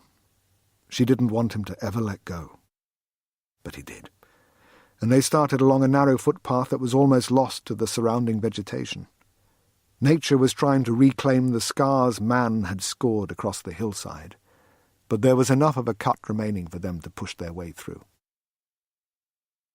"It gets better," Ben assured her. He was right. After 30 paces, the blackberry bushes and thick shrubs fell away to reveal a broad track. They walked side by side in the warm sunshine. There was an edge on the breeze that made it feel as though these were the last days of summer, and Harry wondered whether she'd have a companion for the long winter nights, someone to keep her warm, to hold her against the frost's sharp bite. She looked at him. His face almost burned out by the sun which flared behind his head. "It's beautiful," she said, glancing at the avenues of trees that stood either side of them. "Wait until you see the view from the top." "Are you from here?" Harry asked. Ben shook his head. "You? No. I'm from London. Battersea originally. Then all over." "What brought you up here?" He was looking at her now, and she felt those butterflies again. His words didn't matter. His eyes told her everything she needed to know. They gazed into hers as though nothing else existed, and she was his world. She flushed and looked away. "The job. London was getting me down, and I had to make a choice. Career fast track or a better, slower way of life. I chose a better life." "I'm glad you did," he grinned. "So am I," she replied. "What about you?" "I came here for work." "You said when we were emailing that you're a scientist." He nodded. "I work at Keele University in the physics department." "I was never any good at physics. Too much maths." Harry immediately regretted her reply. She didn't want him to think her stupid. "It's like that, for a while," he responded. "But there comes a time when you realize God wasn't a mathematician. She was an artist. The best physicists are poets. They're the only ones who can bridge the gap between the artist and her work." "You believe in God?" Harry asked. "Not really. But I do believe in fate. Some things are just meant to be." She felt a thrill of excitement as he took her hand. They smiled at each other and walked on without saying another word. The breeze set the trees swaying, and the rustle of leaves and creak of branches was their accompaniment. A chorus of singing birds rose above the rustle and creak, and as she and Ben climbed the hill, Harry wished they could stay in this moment forever. It was full of promise, unspoiled by complication or disappointment. Everything could be perfect, it should be perfect, and it should last forever. But it wouldn't. And so even as they continued along the track, perfection was tinged with sadness, the imperfection of what was to come. When they finally reached the top of the hill, Ben led her to a gate at the edge of the summit. A steep slope dropped into the field before levelling off some 60 feet below them, and they had an unobstructed view of West Staffordshire, and beyond it the Cheshire Plain. Trees sprouted like tiny heads of broccoli in the distance, and small hedges cut the landscape into a crooked chessboard. "Beautiful," Harry remarked. "I've always come here alone," Ben said. "Do you have any family?" She shook her head. "My parents are dead." "I'm sorry." "Mine too," he replied, with a longing so powerful it seemed to close the gap between them. "I have friends who have adopted me into their family, but it's not the same. One day, I'd like one of my own, even if it's just someone to grow old with." There was such sadness about him, Harry felt a chill, as though a cloud had passed in front of the sun, but it was still shining brightly, lighting up the magnificent landscape. Poets often write about love as perfection, but what if it was their flaws that made them such a good fit? Maybe their imperfections made them perfect for each other. Maybe they'd struggled to find love with anyone else because they were only ever meant to find it here, in this moment. They were pieces for this puzzle and no other. "You're not alone anymore," she said. He'd told her they should be honest with each other, and she would never have made herself so vulnerable with anyone else, but their connection felt so real she couldn't help herself. "Neither of us are." He nodded, but something in his eyes told her he didn't believe what she'd said. She wanted to ease his pain, but she didn't know what else to say, so she pulled him close, and they kissed. It was long and passionate, the embodiment of the connection they shared, and she knew he was the man she was meant to be with. They held each other at the top of that hill. She was right. He was what had been missing from her life. They were no longer alone. They had each other. Chapter 8. She remembered that day in the woods and wished she could go back there to a time when everything had seemed so perfect and her life had been full of promise. She'd felt such love for Ben. She still did, but now it was tinged with the pain of rejection. He'd come back into her life in the most unexpected way, and she had entered his world on a quest for answers. They didn't have a future together, that much was clear, but in solving the mystery of what happened to David and Elizabeth Asher, Harry might learn why the man she'd fallen in love with had spurned her so coldly. She felt as though she had stepped into a science fiction film. She was standing in an observation area just off a corridor that bisected one of the buildings in Keele University Science Park. Angelica, a willowy PhD student, was beside her, and they watched what was happening on the other side of a long window that took up most of one wall. Beyond it, an Arabic man in his late 20s was waving his hand through the air, as though he was doing Tai Chi, but his movements were about more than spiritual form and martial discipline. He wore a thick black glove covered in what looked like tiny solar panels.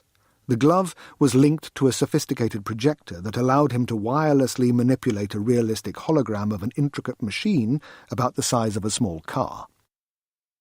"It's a particle accelerator," Angelica explained, as the man moved the vibrant, insubstantial machine to examine its innards.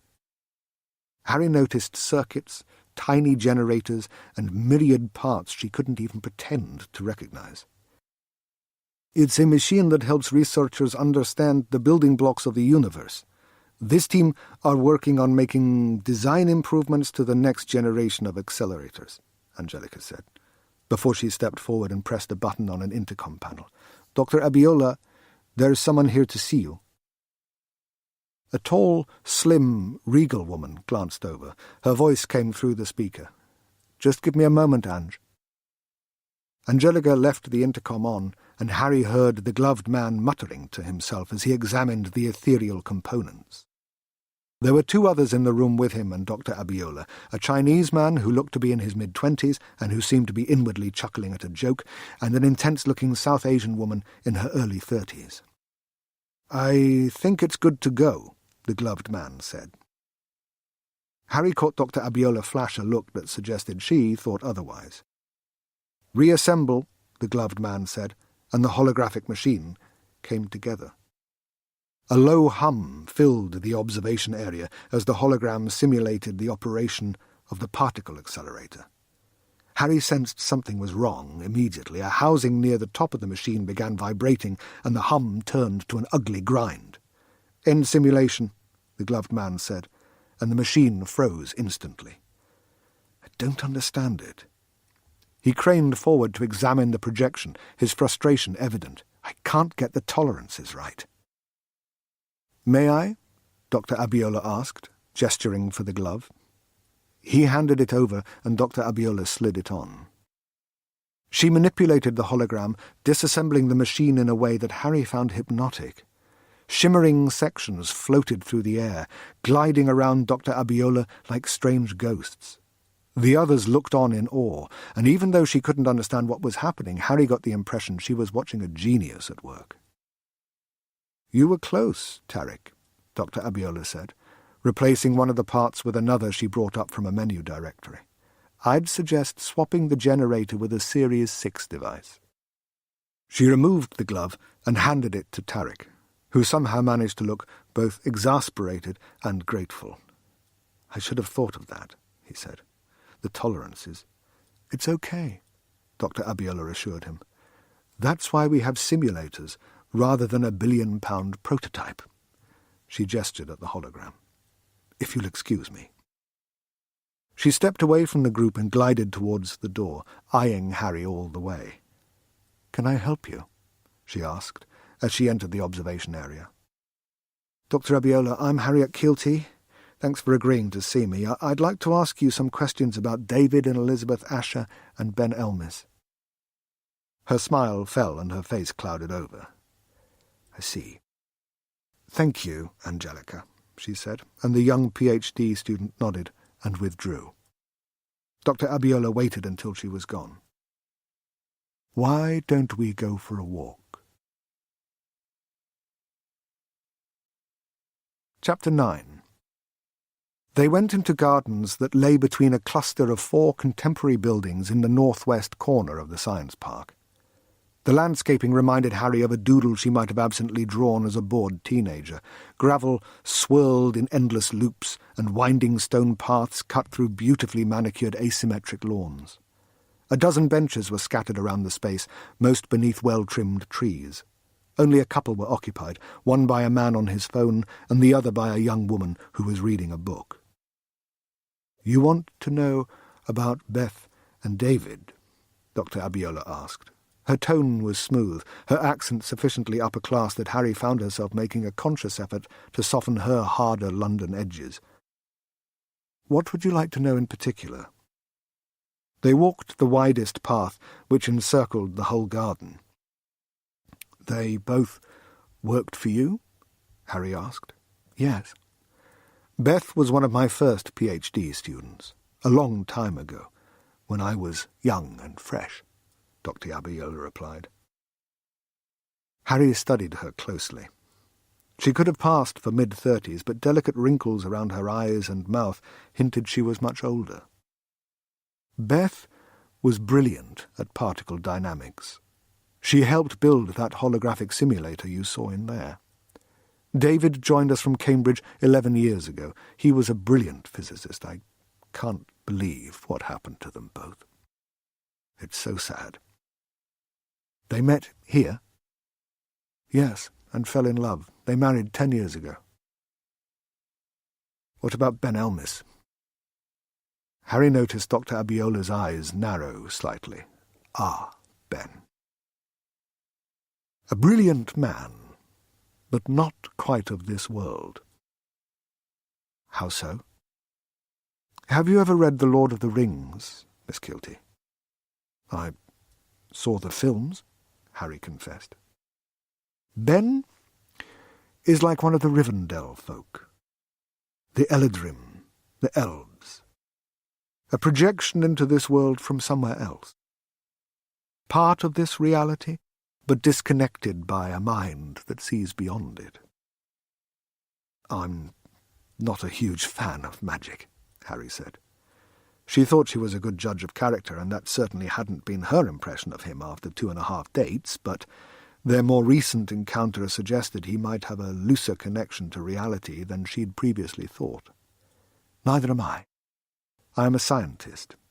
But it's the best way I can describe him. Brilliant, but he's different. I am sorry he is no longer here. He left. Shortly after David died. He said he needed to devote himself to Elliot, Dr. Abiola replied. When did Mr. Elmis start here? Harry asked.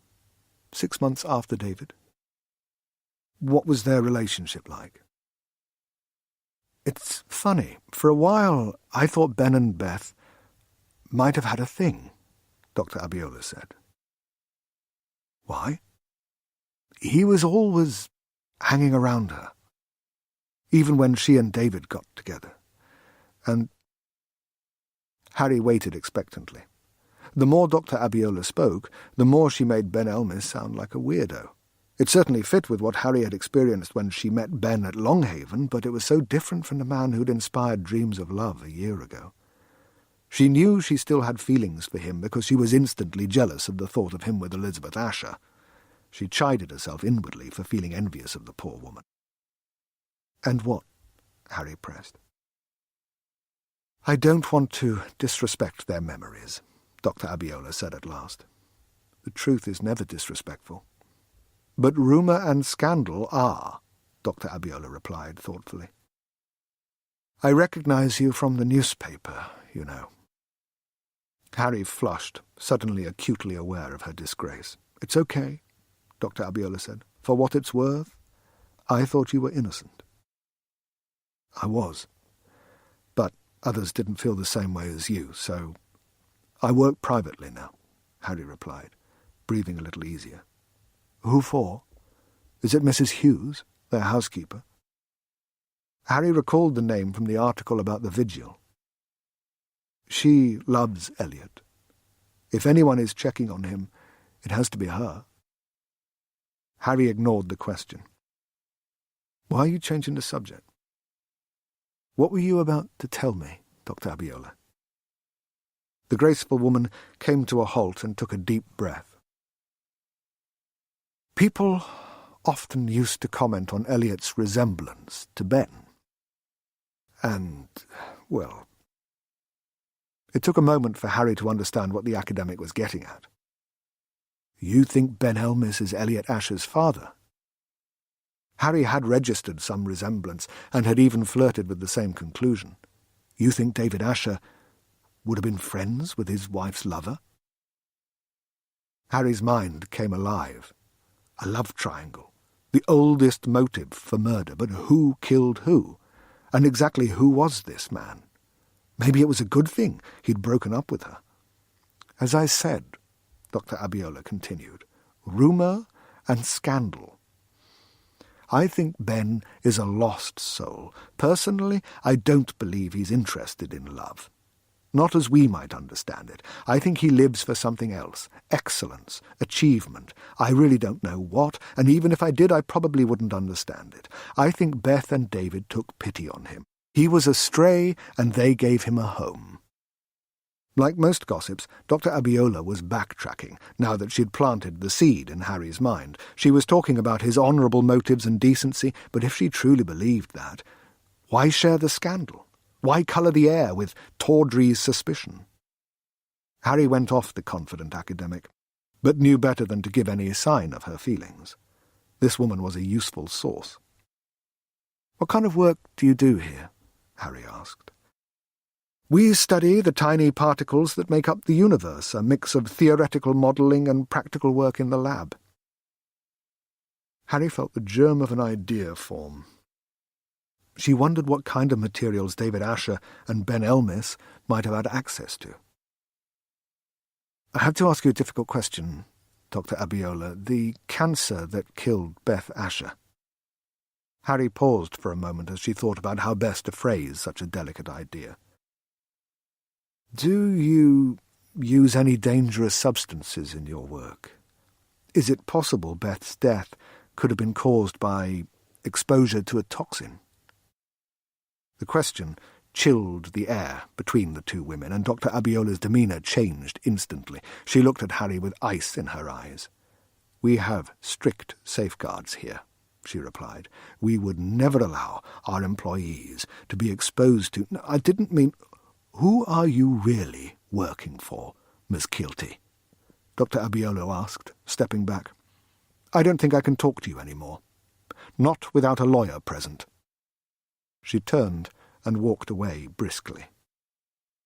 Harry called after her, but the academic didn't respond, and went inside the nearest building. Another fail, Harry thought, before she headed for the car park. She replayed their conversation and tried to understand why Dr. Abiola would have reacted so strongly to the suggestion Beth Asher might have been exposed to a toxin. Was she worried about the university's reputation? Or was she covering up something? When she reached her car, Harry saw something fluttering on the windscreen. She grabbed it and was going to toss it away without reading it, but none of the other cars had flyers, and the moment she touched the scrap of paper she felt as though she was being watched. She glanced around and saw Ben Elmis standing in the trees at the edge of the car park. "Hey!" she yelled. "What are you doing?" He froze for a moment, but found his legs when she started running towards him. By the time she reached the tree line, he was gone, swallowed by the thick woodland that surrounded the campus. Harry checked some of the paths through the trees, but there was no sign of him. As she headed back to her car, she realized she was still holding the flyer. She smoothed out the scrunched-up piece of paper and read the typescript. An edge, shaving moments, to curl and wither, doomed to decay in flawed minds. What is, what was, and what will be. All lost. The misremembered lyrics of a once-cherished song. Harry glanced back at the woods, conflicted. The poetry was beautiful, and it reminded her of their first date when he'd quoted Maya Angelou and they'd shared their love of the form, but the circumstances of this piece made it unsettling. Had he always been otherworldly? That was the polite way Dr. Abiola had put it. But she hadn't been spurned by him.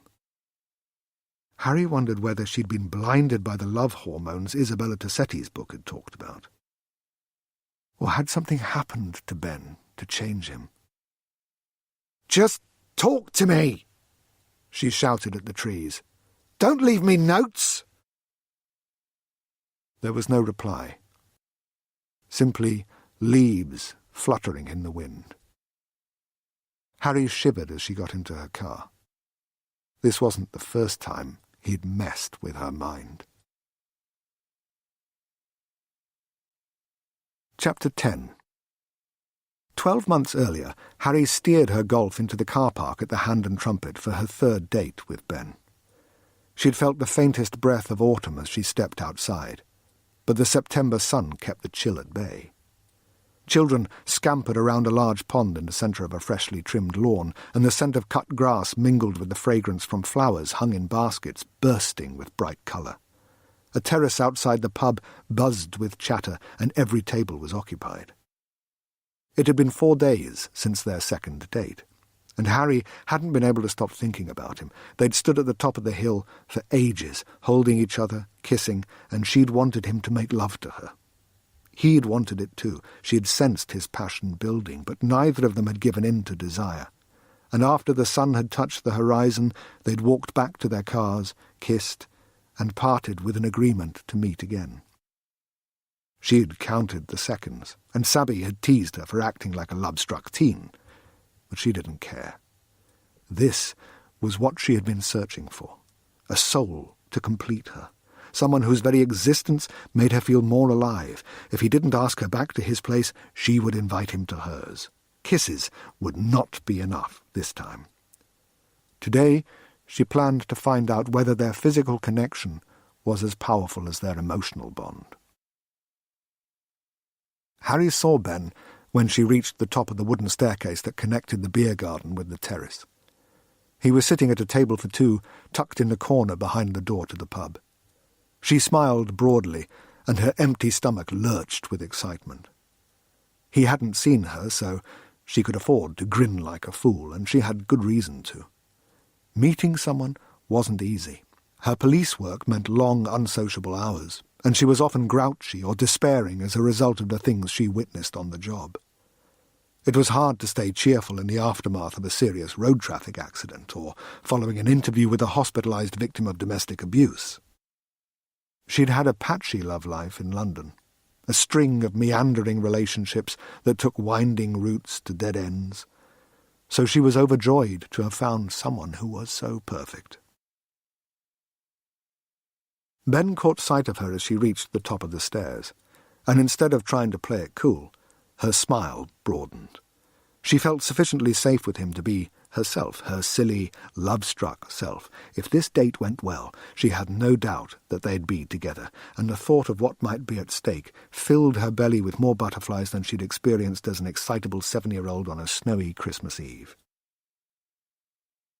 Ben smiled in reply, but there was something feeble and insincere about it, and Harry felt more sadness than joy.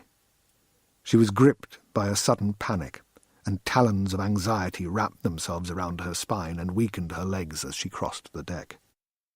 She'd been so sure he felt the same way about her, but what if he just wasn't that keen? Had he met someone else? Was he secretly married? These and other painful thoughts clawed at her as she approached the table like a condemned prisoner. "You know what's coming, don't you?" he remarked. He didn't even bother standing. The kind, attentive, warm man had been replaced by a sullen, distant figure. He was right. Everything about him, his withdrawn demeanour, false smile and coolness, told her what to expect, and her eyes brimmed as she sat down. "Why?" she asked, feeling utterly bewildered. Had she imagined their connection? They were so right for each other. "I can't explain," he replied flatly. "You wouldn't believe me. And you wouldn't understand, even if you did." "Try me," she said, wiping her eyes. She felt exposed and foolish in the short tea dress she'd worn to showcase her legs. She tucked them further under the table. "I can't," he replied. And she was gratified to see a flicker of pain cross his face. This wasn't as easy for him as he was trying to pretend. "I wish I could. But I can't." Harry couldn't wipe the tears fast enough. She had her back to the other customers and was glad to be spared the embarrassment of strangers seeing her break down. Her pain reached him, and his demeanour softened. "A friend is ill," Ben explained. "I have to be there for her." Her? Who was this her that was taking him away? "I'll wait," Harry suggested. "Please don't do this. Don't throw this away. I know you feel the same way as me. I just know it." For a moment, it looked as though he might cry. And then the cold shutters came down, and he composed himself. "I love you, Harry." This wasn't supposed to be how it went. Had he really just told her he loved her as he was breaking up with her? She should have been elated, but instead felt a cold knife in her heart, twisting and turning, hollowing her out. "I love you too," she said pathetically. "I don't understand. Please, don't do this." She was sobbing now. "I'm sorry, but I can't be with you. Not now.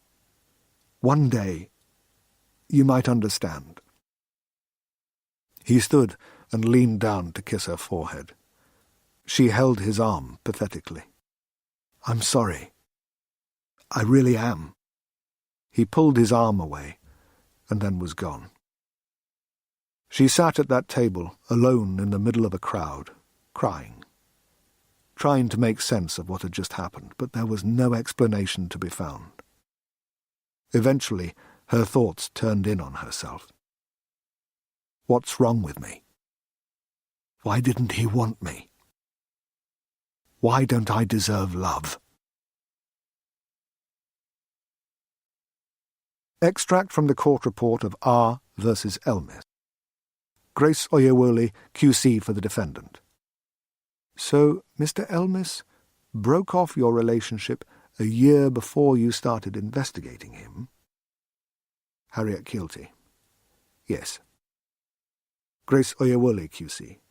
And yet you felt it appropriate to proceed with an investigation for which you had no official authority, not even a private commission? Roger Sumption, QC for the Crown Prosecution Service. It is my turn to rise and remind my learned friend of the rules. His Honour, Judge Thomas.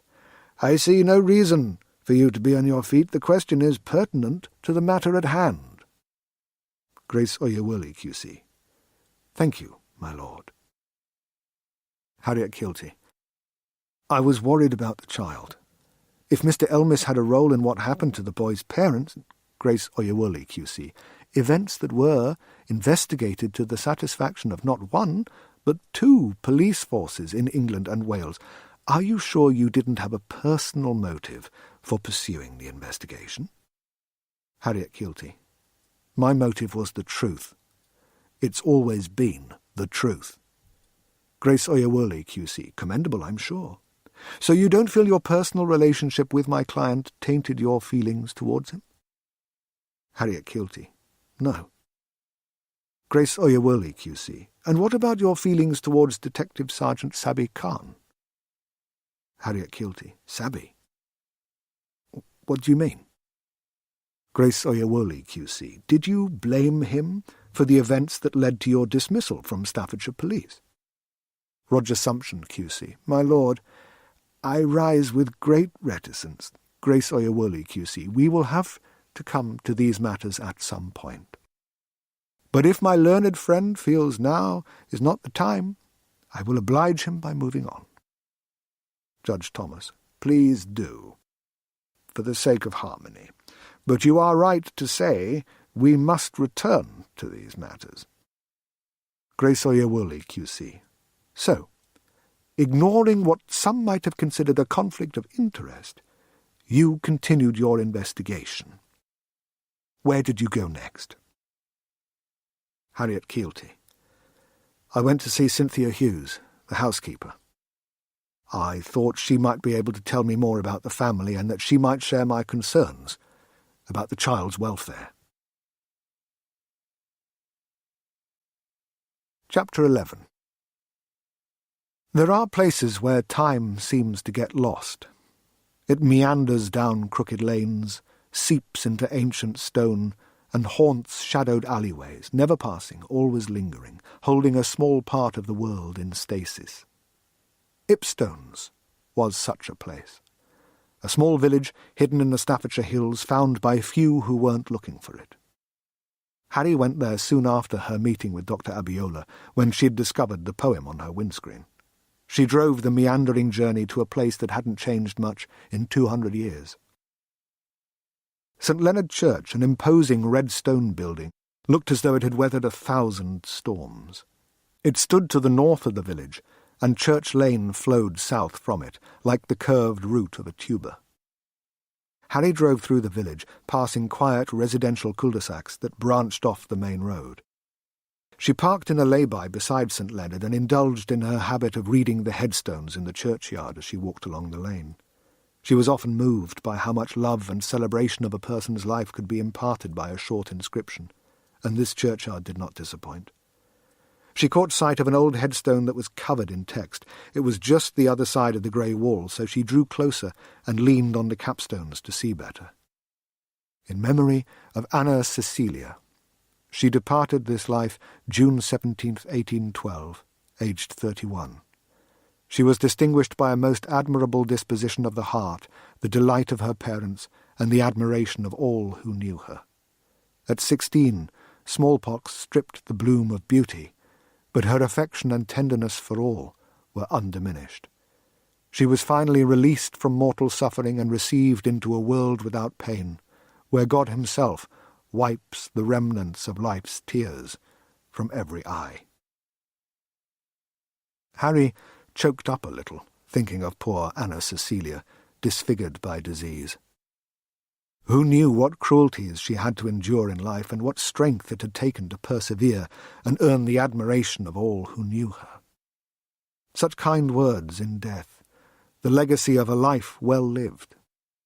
Harry wanted people to think well of her, both now and when she was gone. Could the ghost of this poor young woman be her guide? Could she find a better perspective?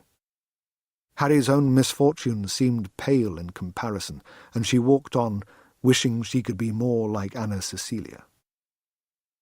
There was no one around, and no traffic, just the song of birds and the slightest wind in the trees. Maybe when she was old and grown up, she'd move to a place like this and live a peaceful life with a family.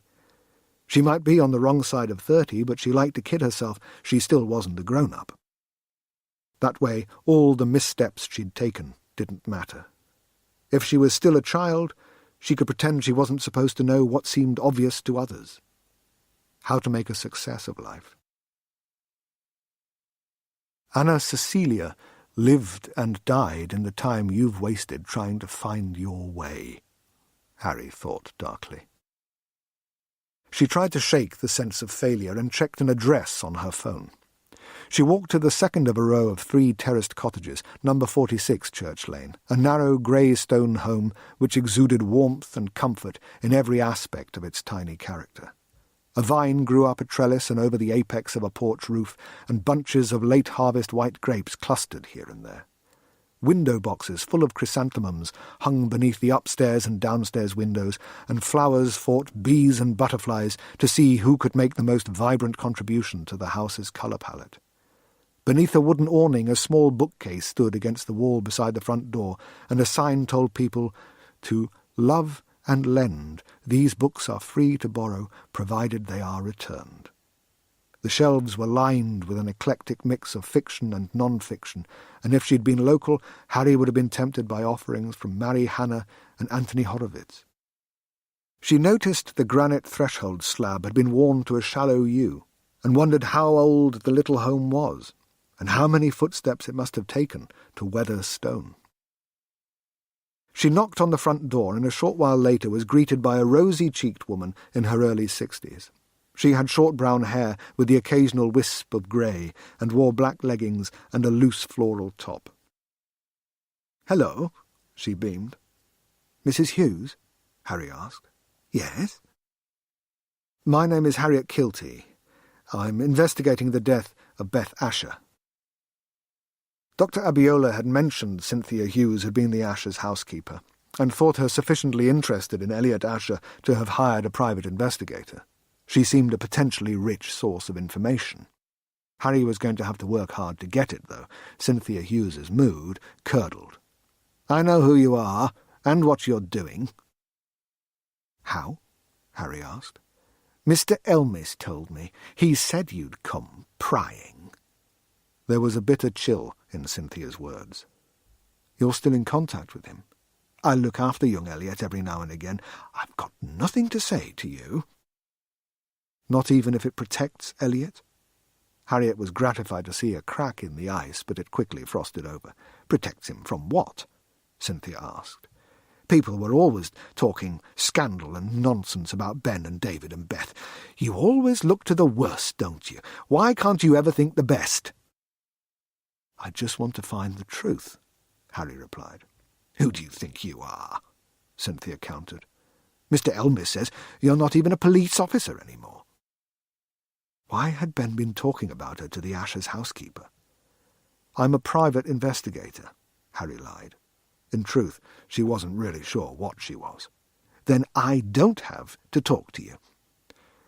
Harry knew from experience that most people were too polite to shut the door in someone's face, and if anyone had offered her odds on Cynthia Hughes being too well-mannered to leave her on the doorstep, Harry would have gambled her meagre police pension. And she would have lost it. Cynthia fixed her with an unflinching stare and closed the door on her. Harry rapped her knuckles against it. "Mrs. Hughes, go away!" Harry hesitated. Mrs. Hughes was right. She didn't have the authority to question anyone anymore. Feeling impotent, Harry went back to her car. This time she kept her eyes firmly away from the headstones. She didn't want inspiration, and forgot her dreams of becoming a better person, shunning Anna Cecilia's tale of suffering. She'd never measure up to the saintly woman, so there was no point. Harry's self-pity deepened when she neared her car and saw a piece of paper fluttering on the windscreen. Was it another message from Ben? Why was he doing this to her? She lifted the wiper blade and unfolded a note in the same typescript. I long to return to that so real place where you took your hand in mine. Your fingers traced along my arm, drawing maps of worlds to come. We walked the wisps of emerald green by our forever elsewhere house. A new-laid path stretched on ahead. Diamond stars shone with high promise. I long to return to that so real place where you took your hand in mine. But your hand is gone, rolled over, rolled on. The stars are ill-aligned. Our elsewhere house lies empty and still. What was is now no more. But when the high gems shimmer and the shutters fall, I still feel those worlds tenderly traced. The style was coarse, but it was heartfelt. Whatever its redeeming emotional qualities, it was wrong. Why was he leaving her notes? Why didn't he just talk to her? How had he known she was here? And how had he managed to get the poem onto her car without her noticing when she was standing no more than 50 meters away? She looked around, but the village was as deserted as when she'd arrived, just the sound of birds and the gentle brush of leaves. Was Ben asking for her forgiveness? Was he trying to woo her? Did he still love her? It had taken Harry months to get over him, and fate had brought them back together at a time when she was vulnerable. She wasn't sure she was strong enough for these games. Wondering what she'd got herself into, Harry shivered in the warm sunshine and pocketed the note. She got into her car and drove away from the village as quickly as she could. Chapter 12. Darkness always seems deeper when you're scared. The wind bites harder when you're alone, and shadows take on nightmarish shapes when you're at your most vulnerable. Harry experienced all these accentuations when she returned home. The long dusk had turned to night, and the wind had picked up and swept a broil of clouds over Staffordshire. She parked around the corner from her building and hurried along the otherwise deserted street with her front door key protruding between her index and middle fingers like a talon. The sounds of the city seemed so distant, and she felt as though she was in an isolated pocket of the world where anything might happen. Hanley had once been an engine of the industrial world, but was now a patchwork of retail parks, offices and apartment blocks that were separated by veiny terraces of Victorian houses. They had managed to cling to the world, remnants of a prosperous time now long gone. With the demise of industry, the town had become a place in search of identity, and robbed of the qualities that had once made it special, it had floundered and transformed into another sprawl of chain stores, fast food mastheads, and branded pubs. It was the sort of place where a woman's body could be found in an industrial bin, and no one would be able to recall quite where she'd been discovered, but they'd all remember she'd been wearing a pair of Marks & Spencer's boots with the heels cut off. Harry knew, because she'd once attended a crime scene exactly like that. She'd realised she was in M&S boots, and for a dark moment she'd pictured Ben Elmis standing over her body, engaged in the bizarre ritual of cutting off her heels. She smiled at the absurdity of the image she'd conjured. He might be behaving strangely, but he wasn't dangerous. She thought she heard a noise and glanced round, but the street behind her was empty.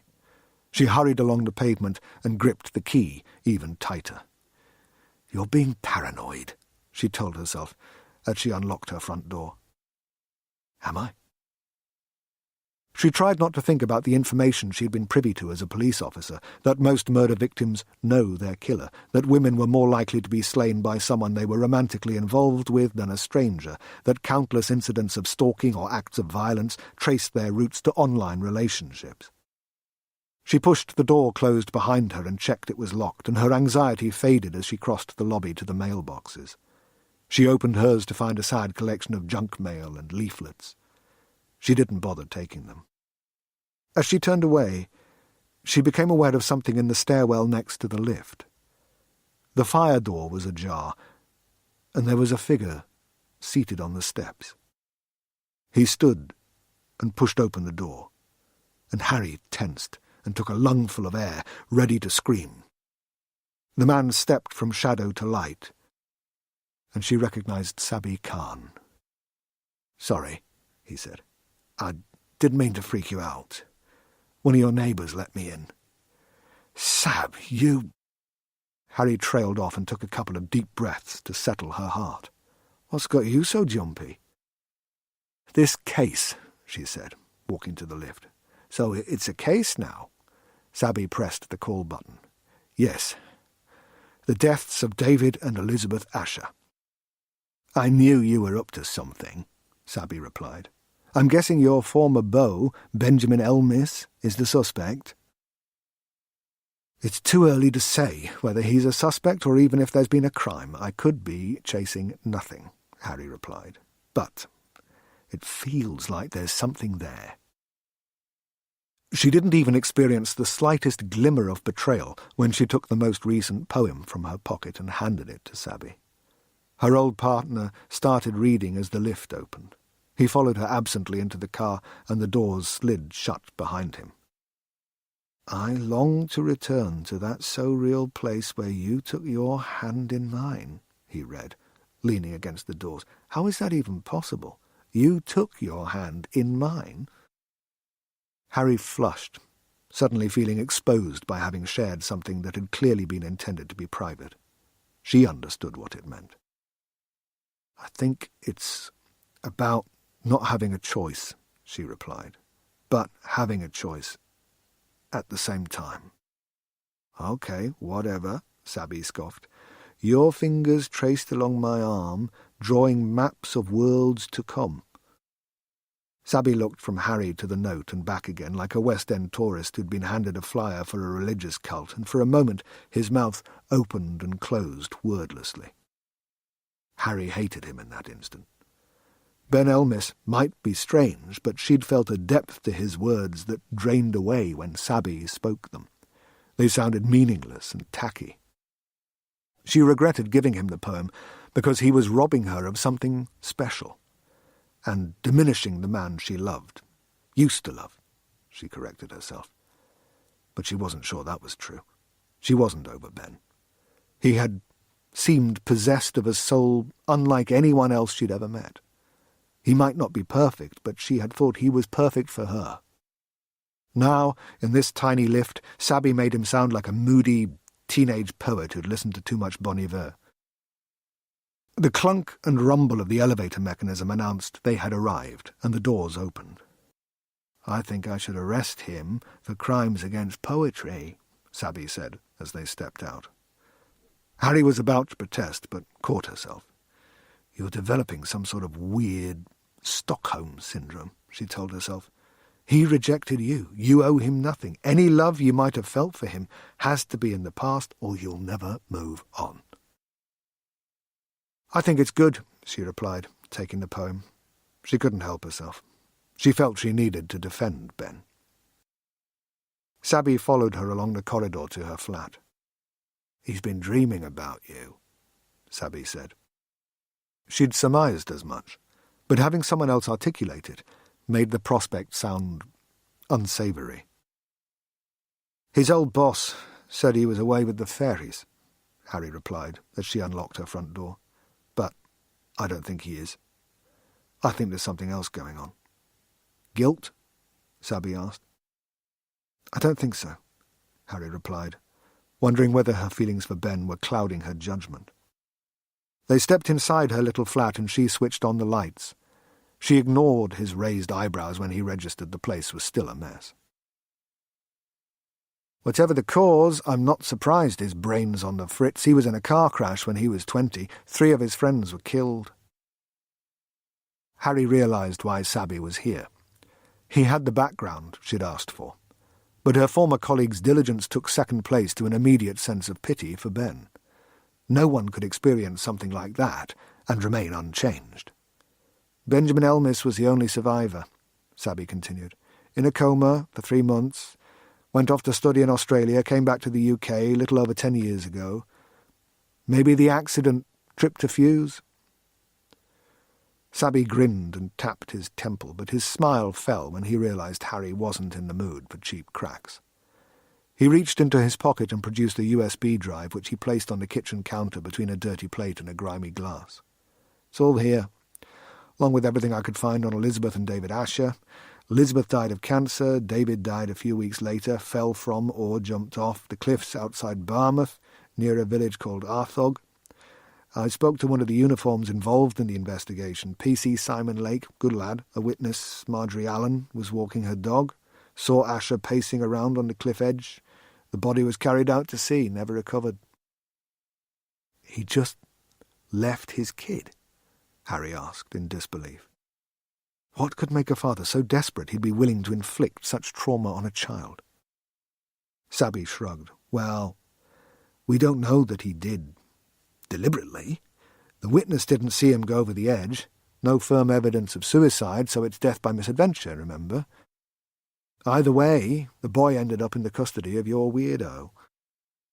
Harry winced at the word. "Don't call him that." "Sorry, I thought you two were over." "We are, but still. Don't call him that." "Well, whatever he is, he holds everything in trust for the boy." "And if anything happens to Elliot?" Harry asked. Sabby shrugged. "Why are you so interested in these people?" Harry grabbed the copy of Happiness, A New Way of Life from the sofa and opened it at the page with Beth Asher's message. She handed it to Sabby. "He's trying to kill me?" "I bought this in Nantwich. It's an old library book," Harry explained. "The last person to borrow it was Beth Asher." Sabby whistled and shook his head. "Have you lost your mind?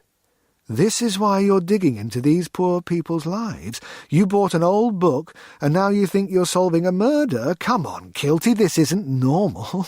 You can't build a case off a few scribbles." Smouldering embers of resentment caught on the wind of Harry's anger. His words hurt all the more because they were coloured by truth. The message in the book was a tenuous reason to pursue an investigation. Would she have taken it quite this far if Ben Elmis hadn't answered the door? Would she be treating it like a case if the man who'd spurned her hadn't been involved? Was she looking for answers, some reason to explain why he'd rejected her? Or did she want revenge? Normal? What's normal? I've lost everything, Sab. My career, my so-called friends on the force, my life. What am I supposed to do? What exactly is normal for someone like me? Sabby closed the book and tossed it on the sofa. He took her shoulders and squeezed gently. "I'm sorry, Harry. It's all my fault. But this isn't what you need," he said. "You can't go poking into people's lives. You're not police. Not anymore."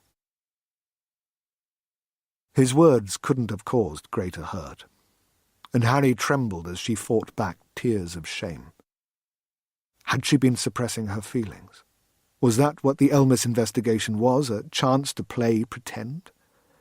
To stall the reality that the job that had defined her for so many years was no longer hers? She still harboured the hope she could get it back. If only she could find the man who'd filmed her that night. Was she clutching at straws, the poster girl for lost causes? Is that why she was investigating Elizabeth Asher's death? Did she secretly hope she and Ben might have a future together? Or were her true motives darker? It was a rare twist of fate that put a man who'd spurned her in such a position. Did she just want to see if she could make him suffer for the pain he'd caused her? "I'm sorry," Sabby said. "That was harsh." "I'm lost, Sab," she replied, finally breaking down. "I'm really lost." As her tears fell, Sabby pulled her close, and she cried into his shoulder. "I'll help you. Whatever you need. I owe you that, at least. It's going to be okay," he said. But she really didn't believe him.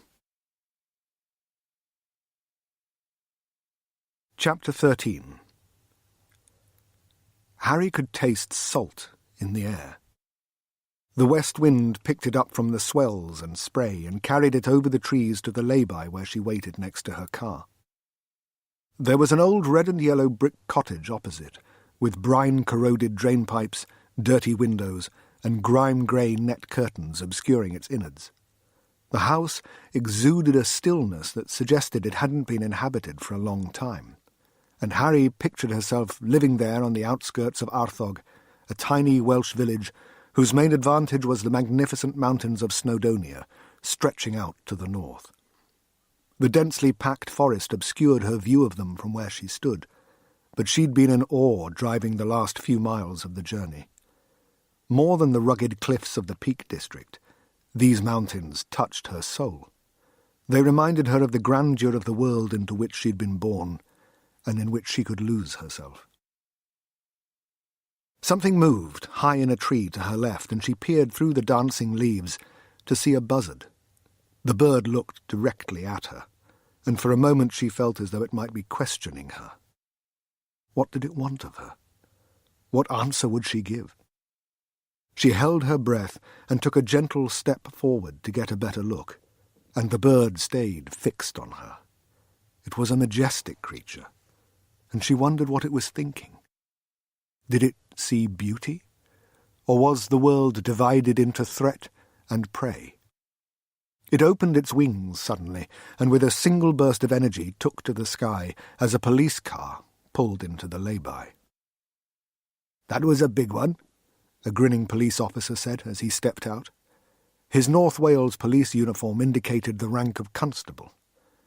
Some might have found him attractive with his buzz-cut, tall, muscular frame and cheerful smile, but it was the eyes that put Harry off.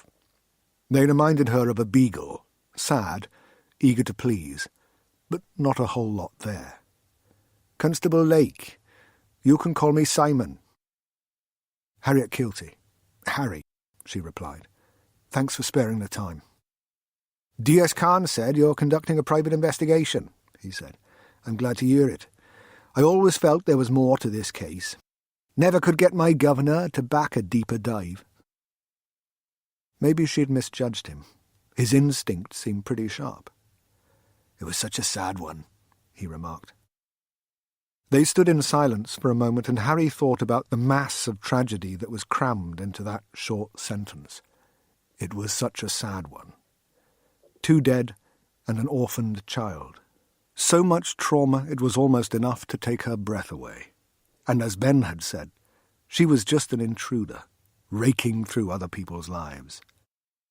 She could hardly begin to understand the emotional toll on those directly touched by events. "This is where I found Mr. Asher's car." Lake gestured at the lay-by. "Anything unusual about it?" He shook his head. "And the place where he—" Harry trailed off. "It's a 5-minute walk from here," Lake replied. He signalled a narrow footpath that snaked into the woods. They saw no one as they neared the crashing waves. The wind only troubled the treetops, but Harry and Lake were in the calm shelter of the thick trunks, and they engaged in chewing-gum chatter, sharing nothing of any real value, but keeping their mouths working and awkward silences at bay. After a few minutes, Harry felt a breeze on her face and saw blue sky and emerald-green grass through the trees. They emerged from the forest onto a rolling cliff-top. Judging by the sheep droppings, the wispy short grass was naturally cropped, but there were no living creatures in sight. There was big sky above them and an ominous line ahead, an uneven slash that cut the horizon, the ragged edge of the cliff-top which separated earth from sky. Harry saw distant swells, and her legs went funny when she realised how high up they were. Even grass wouldn't grow near the edge. It was the preserve of brave scree and foolish rocks. As they left the forest behind them, Harry looked to her right, where the mountains of Snowdonia rose grey and purple beneath the blue sky. Across an estuary that separated the mountains from the spit of land on which they stood, nestled in the embrace of the foothills, was a small beachfront town. "Barmouth," Lake remarked. "And elsewhere." "Excuse me?"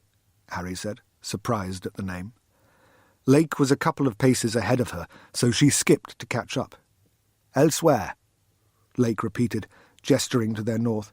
"Its proper name is the Elsewhere House, but locals just call it Elsewhere." As she drew level with him, she saw beyond a curve in the tree line. Standing in a semicircular clearing was a grey stone house with a jet-black slate roof. The tiles were held in place by metal clips that shone like silver knuckle-bones.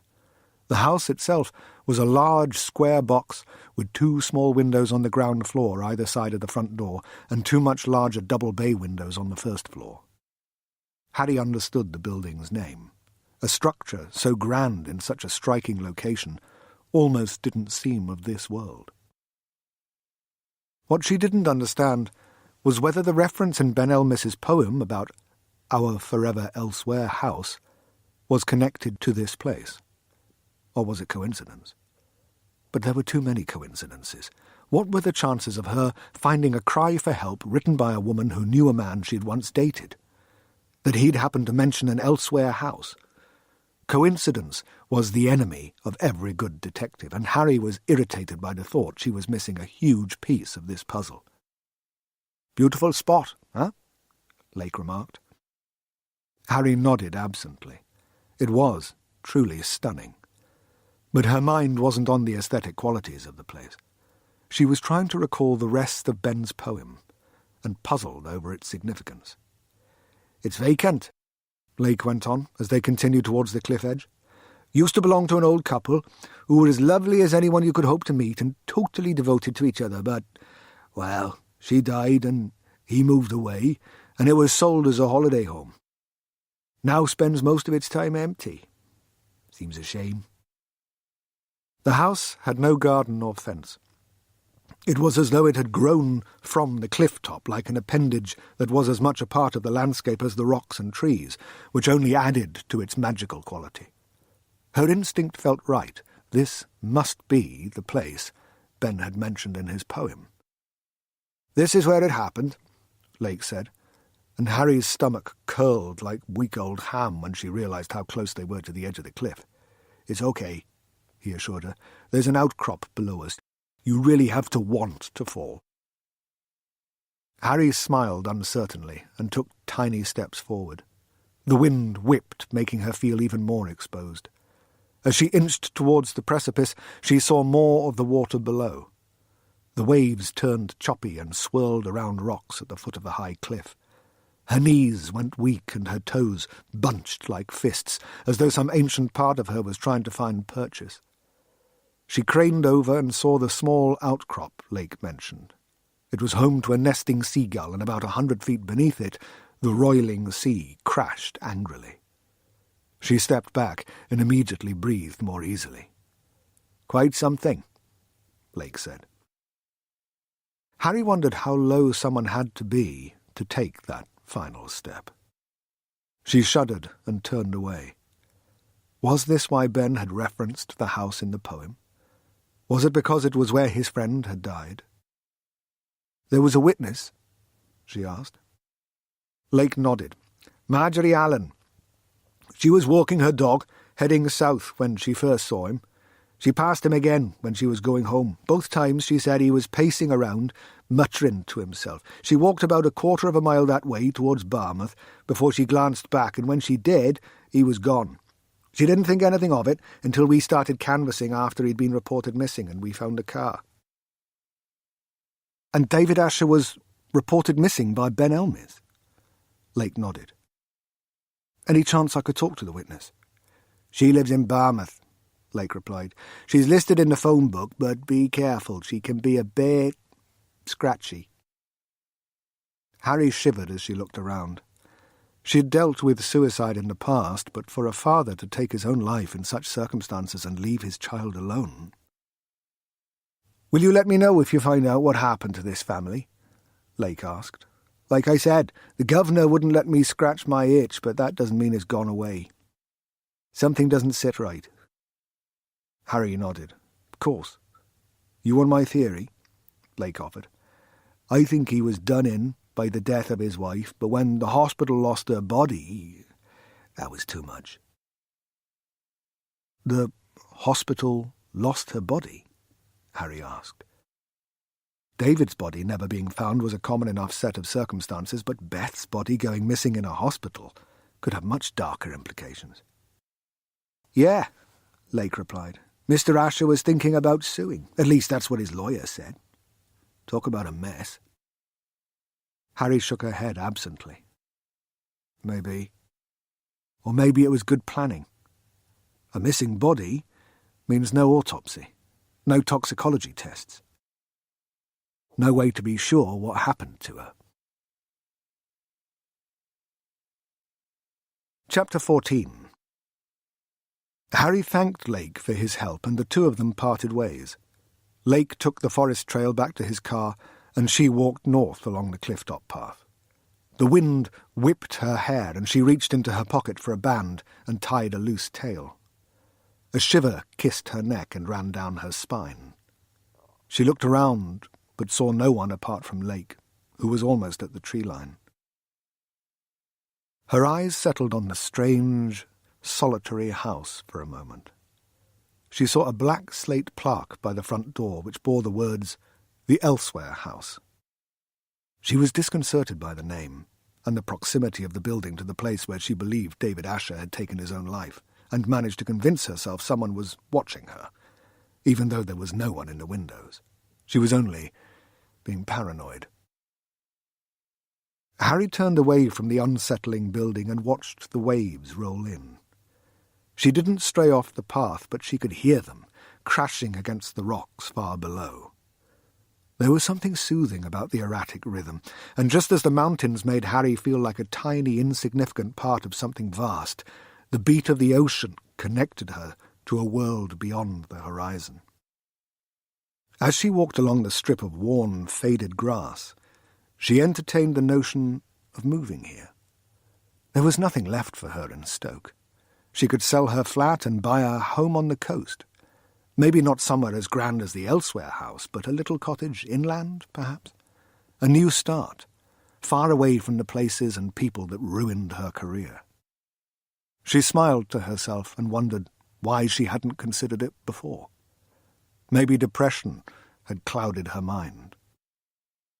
She walked on, hatching plans, picturing herself at home among the mountains and forests, living a slow-lane existence, working only as much as was needed to pay her bills, and spending the rest of the time enjoying the world and its beauty. She followed the path down a steep slope to the estuary. Romance gripped her as she took in the ancient mountains that stretched into the distant north. She could live here, wild and free, and maybe meet someone who would love her. Would she ever love them as much as she'd loved Ben? Maybe. Hopefully. Brimming with dreams, she crossed the slatted wooden railway bridge that stretched between the two shores and checked her phone for Marjorie Allen's address. It turned out she lived in one of the blocks of flats on the seafront, not far from the bridge. As she neared the Barmouth side, Harry encountered walkers, families and tourists. The bridge offered a marvellous view of the estuary, which shimmered between the mountains and cliffs like a quicksilver ribbon. Harry went through a turnstile that had been warped and marred by time, and up some stone steps to the shorefront road. People strolled around with ice creams and cones of chips, basking in the lazy, warm, late-summer weather. And Harry fell in love with the idea of living among pleasure-seekers. This was a place of leisure, where people came to find calm and relaxation or have fun, and some of that must rub off on the locals. Could she become a calm pleasure-seeker? She crossed the road, hurried towards a row of grand Victorian apartment blocks, and approached a sky-blue building that had huge bay windows on every floor. When she reached the porch, she scanned the column of buttons for flat number 5. The front door opened and a slim woman with a heavily lined face and a potent scowl emerged. An English Springer Spaniel followed her, sniffing around enthusiastically. The woman's tweed walking suit made her look as though she might have been Winston Churchill's governess. "What do you want?" she asked, as her dog pressed its nose against Harry's legs. Harry was taken aback by the curt tone. "Well, you're about to push my button," the woman added, nodding towards Harry's finger, which hovered above number 5. "Oh, I'm sorry," she replied. "Are you Marjorie Allen?" "Of course I am," Marjorie snapped. "The real question is, who are you?" "My name's Harriet Kilty. I'm investigating the death of David Asher." Marjorie glanced down at her dog, and Harry sensed a shift in her mood. "I'm afraid I don't have time. I've got to walk Fred." "I can come with you. This won't take long, I promise." Marjorie snorted, shut the front door, and brushed past her. Harry wasn't sure whether that was a refusal, so she chanced her luck and fell in beside the brusque woman and her dog as they started down the path. Chapter 15. "I told the police everything," Marjorie said, as they waited for a car to pass. "It would really help if you could just go over exactly what you saw." Marjorie frowned, and Harry followed her across the road towards the bridge. "I like it up there." Marjorie nodded towards the cliffs on the other side of the estuary, away from all the tourists and bother-makers. If there had been any doubt she was referring to Harry, she eradicated it with a pointed glance. "My heart sank when I saw him. Unhinged, degenerate, talking to himself. I thought he was holding something." "What?" Harry asked. Marjorie tutted. "Are you going to constantly interrupt like that? It's very rude, you know, and you throw me off my rhythm." "Where was I?" "You thought he was holding something." Marjorie scowled. "It was something small, a ball or a stone. He kept looking at it." Harry had to skip as Marjorie strode down the steps. She really did walk fast. "Did you hear what he was saying?" "I didn't get too close. Just the odd word, something about courage, I think, but I couldn't swear to it." They wove through groups of slow-moving walkers and tourists. "And you passed him on your way back?" Harry asked. Marjorie nodded, but there was a hesitation in the gesture. She had the expression of a child being forced to the dentist. The conversation was going somewhere unwelcome. "And it was another quarter of a mile before you noticed he'd gone? What's that, about 5 or 6 minutes?"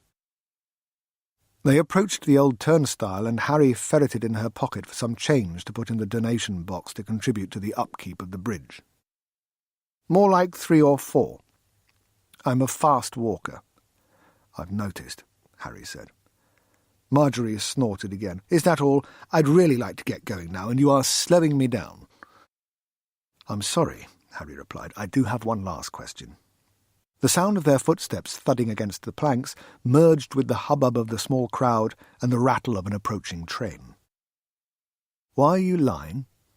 Harry asked. She was fishing, but something about the way Marjorie had reacted to being asked about the return journey suggested she wasn't being completely honest. She saw a flicker of uncertainty cross Marjorie's face, and the older woman stopped walking. "How dare you? I don't think I've ever—" Harry was familiar with this particular brand of indignation.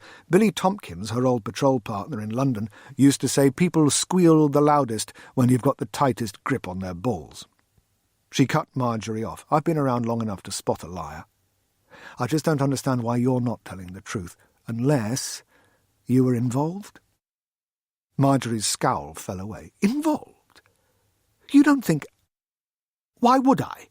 I didn't even know the man." Harry was surprised to see tears form in Marjorie's eyes, and she gently led the older woman to the west side of the bridge, behind the tiny rail terminal. Fred, the Springer Spaniel, sniffed the struts that supported the handrail. Marjorie wiped her eyes. "I was a headmistress once. A good one. They made me take early retirement. Your views are outdated, they said. You're too cold, too inhumane, too distant." The tears were gone, replaced by seething fury at past injustice. Too distant. Ridiculous. Do children need a friend, or do they need a teacher? Marjorie's chin quivered, and her eyes lost focus for a moment. I didn't do anything. I could see the man was in trouble, and I didn't help him. She hesitated. Now I've got to live with that for the rest of my life. It's my punishment. What punishment? Harry asked. What did you do wrong? Marjorie took a deep breath, and her vulnerable core was replaced by the hard shell Harry had encountered at the woman's front door. Marjorie's eyes burned with resentment, and Harry had no doubt she hated the idea of showing weakness, particularly to a stranger. You're right. I've been lying. I never looked back. I was too busy running away. Why? Marjorie hesitated again. I saw him do it. I saw him jump. I was trying to pass as quickly as I could. The poor man needed someone to help him, and I went on by. Her eyes welled again, and she wiped them angrily as though they were traitors. He was right beside me. He looked straight at me, smiled the kind of sad smile of someone who was grieving, and stepped off the cliff. She paused, wrestling with something. I saw him jump. Did he say anything? Harry asked. Marjorie nodded. They're going to think I murdered her. He said that? Yes, Marjorie replied. A man died because I walked on. Too cold. Too distant. She fixed her hair with a resentful stare, but Harry didn't care about the old woman any more. Her mind was turning over questions. Had guilt driven David Asher to suicide? Had he played a part in his wife's death? His statement, what he said, that might be important, Harry suggested. Why didn't you tell the police? You think I want that on file somewhere? That I watched a man jump to his death? Marjorie Allen asked. Sorry, Harry said absently. She reached to touch the woman's shoulder, but Marjorie stiffened and stepped back. That's quite enough of that, the former headmistress said. She made a play of adjusting Fred's collar. Well, now you know. There's nothing more to discuss. If you'll excuse me, I don't think Fred is in the mood for a walk after all. Marjorie pushed past Harry. Come on, Fred. Harry watched the fearsome woman stride north, returning the way they'd come. The poor dog struggled to keep up. She took her phone from her pocket and made a call. Sab, it's me, she said. I need your help with something. Chapter 16. Harry walked back to her car, and when she reached the Elsewhere house, she paused to admire the view, storing it up to take with her. She tried to picture herself living in Arthog, surrounded by the towering mountains and the endless sea. But her encounter with Marjorie Allen had tainted her dream, and every time she saw herself in a cosy cottage, there was no love, no family. She was alone. She didn't know whether Marjorie Allen was a spinster, but the old lady certainly did a good impression of one. Would that be the price of such beauty?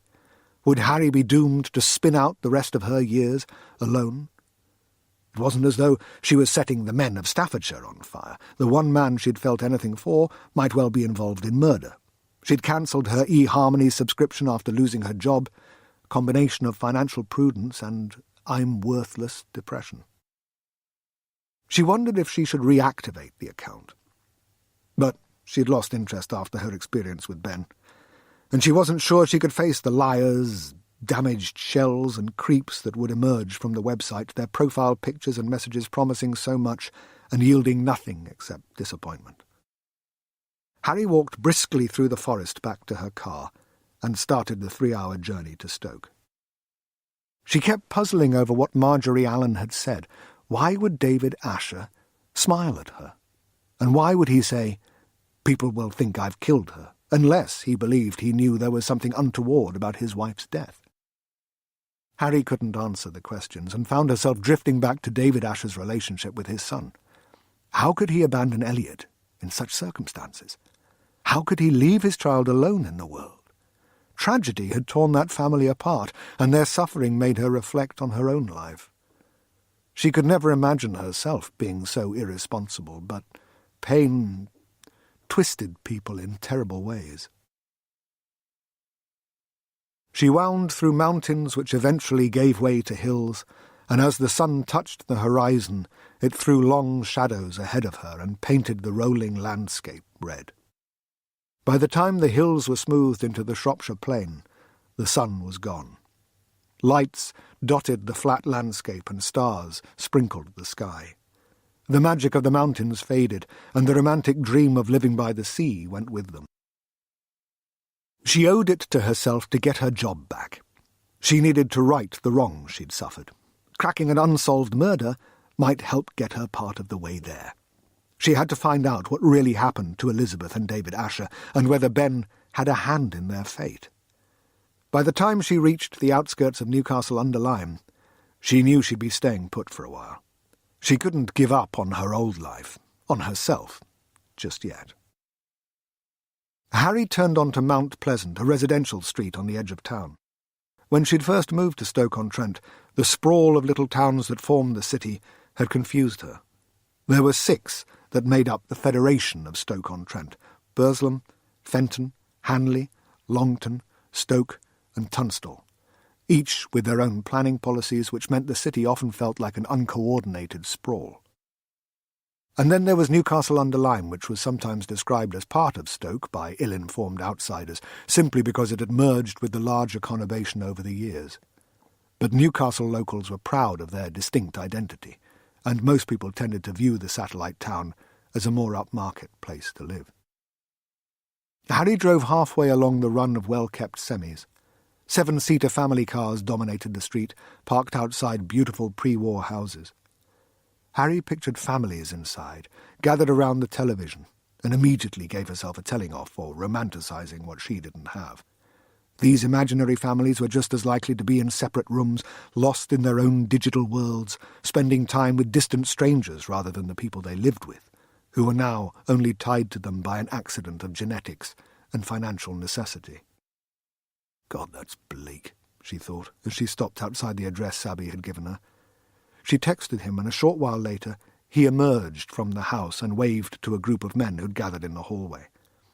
He hurried to the car with a frown on his face and jumped into the passenger seat. Harry smelled the whiskey immediately. "I hope you know what you've done," he said, a slight slur shaving the edges from his words. "I was winning." "Sorry," Harry responded. "I might need a warrant card. I wasn't even supposed to have my phone on." He settled into his seat. "My cousin is very strict about poker night. He says I'll have to pay a fine." Again, sorry. He fixed Harry with the intense, unpredictable stare only drunks can muster. She had no idea whether he was going to turn angry or happy. "They should never have let you go. You were a bloody good cop." Matey. He was going to get matey. "I know," she replied. "I know you know, but sometimes you need to know that others know what you know so that you know. In here." He patted his chest and made a fist, which Harry thought was meant to symbolize a heart. "You get me?" "I get you," she replied, reaching into the door pocket beside her. "Have a couple of these." She handed him a packet of gum. "I am hurt," he said. "My breath is as fresh as—" He blew on his palm and inhaled. "Damn." He opened the pack and popped a handful of pieces in his mouth. "Thanks. So, where are we going?" "To hospital," Harry replied, putting the car in gear. Chapter 17. It was a 5-minute drive to the hospital, and Harry used the time to tell Sabby what she'd learned from Marjorie Allen. "Must have been grim," he said, as they entered the hospital canteen, "to see someone actually jump like that. And he said, they're going to think I murdered her." Harry nodded.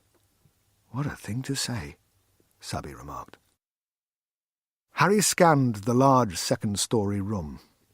There was a long buffet of congealing food, fridges full of fizzy drinks, a few worried-looking couples talking quietly over cups of tea, a man with a young girl whose right arm was in a cast, and over at a table by the run of windows, a lone doctor in blue scrubs. Harry had met Kelly Jackson once before, but Sabby knew her better, and she wanted her former partner's warrant card and easy charm in case Kelly had read the newspapers and wasn't inclined to talk to a disgraced former police officer. Kelly saw them and waved. She was blonde and had a figure that used to torment Sabby. Harry had told him she wasn't interested in his horny musings about how hot Kelly was, and he hadn't broached the subject again, but she saw from his expression that his desire hadn't waned. He was eyeing Kelly like a lion slavering over a baby antelope. Harry shook her head, but if Kelly knew what was on Sabby's mind, she gave no hint of it. "Detectives," she said, standing to shake their hands. She had a broad Potteries accent and a folksy smile. "I'm not," Harry began. "It's good to see you, Kel," Sabby interrupted. Perhaps he wasn't all that drunk. Kelly wasn't aware Harry had left the force, and Sabby's knowing look suggested he saw little point in enlightening her. "Thanks for squeezing us in." "My shift just ended," she replied as they sat. "Tea? Coffee?" "No, thanks," Harry replied, and Sabby shook his head. "What can I do for you?" "We're investigating the death of Elizabeth Asher," Harry said.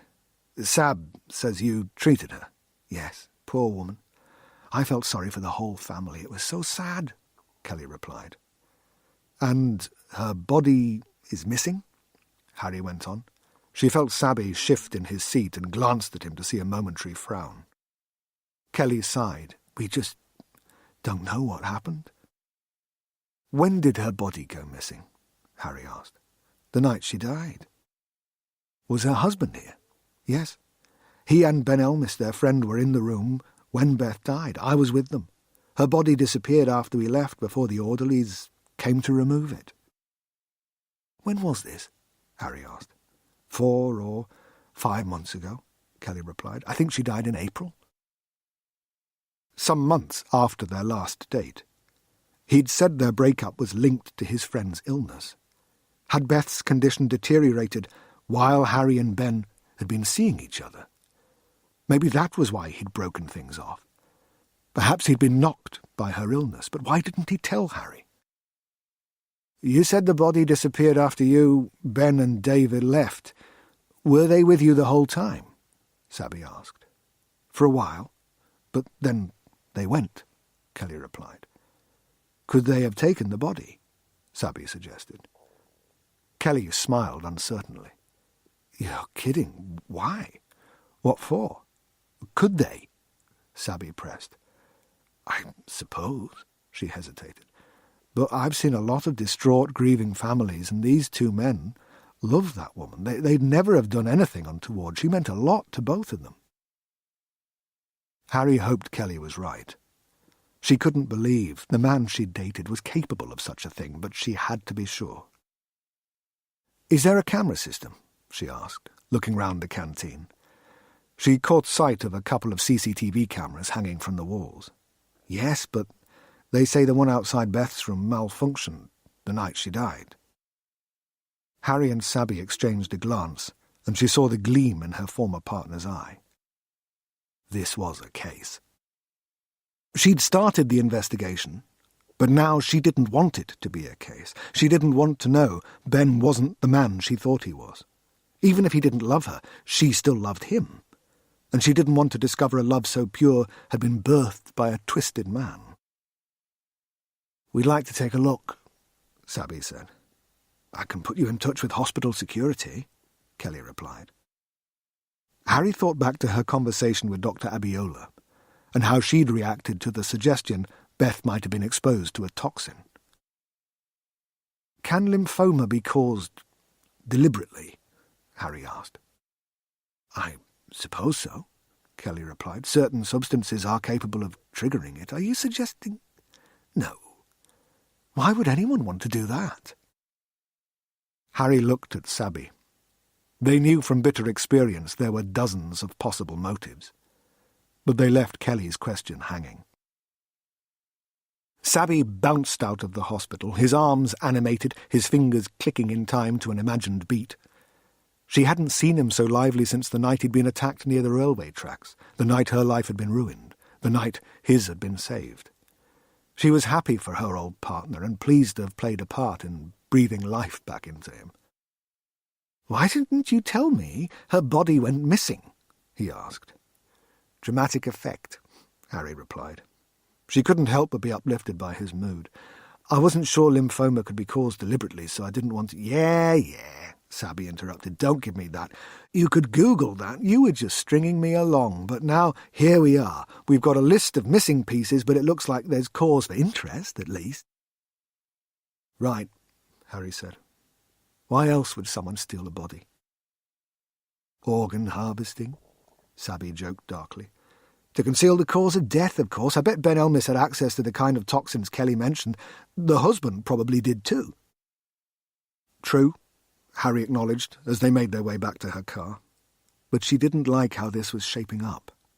She'd had these thoughts in the abstract when she'd been convinced something or someone would come along and tell her she was unhinged and that her suspicions were unfounded because Ben Elmis was a good man.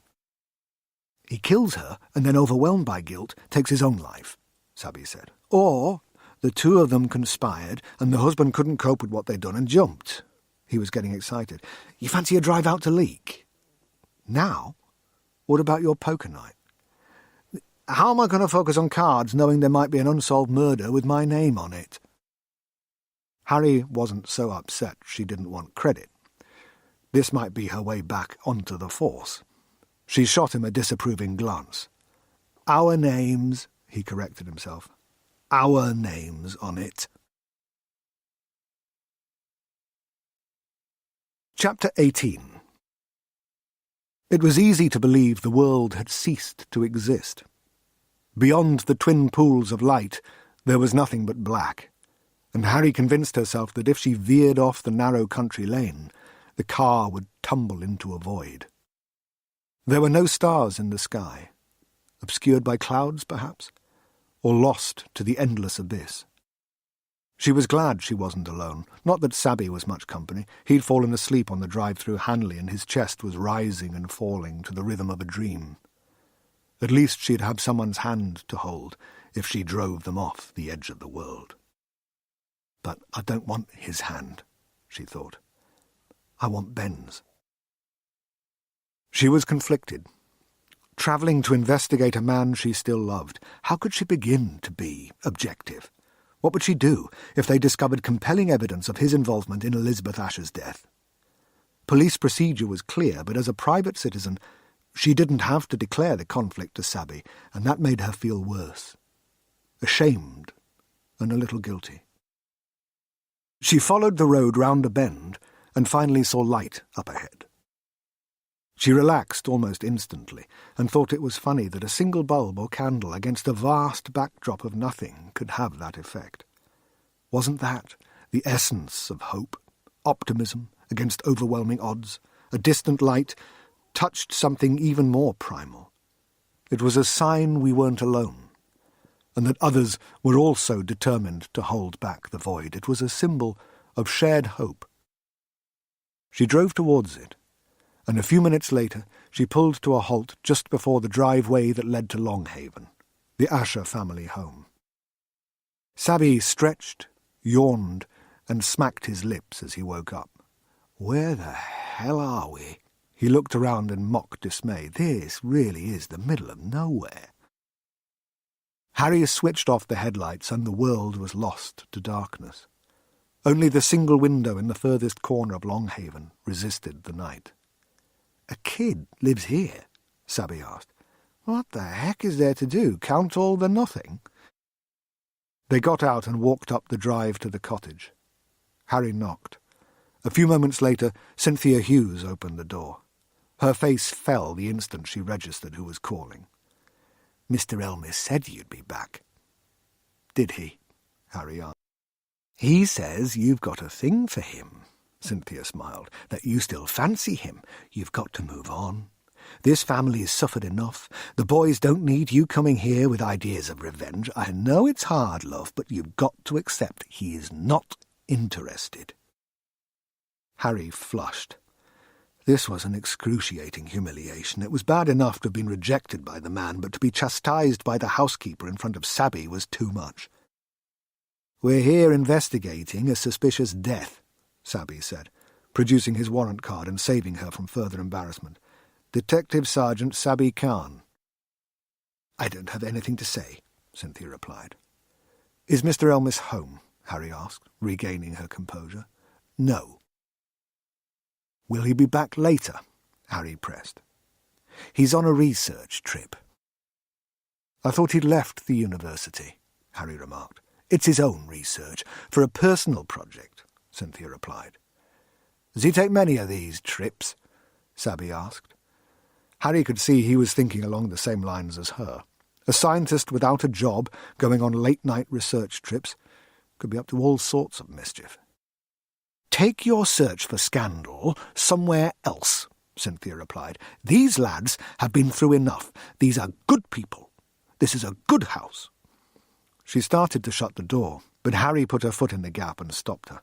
She couldn't bear the thought of coming away with nothing. She had to know the truth, but she wasn't sure which one was of more interest.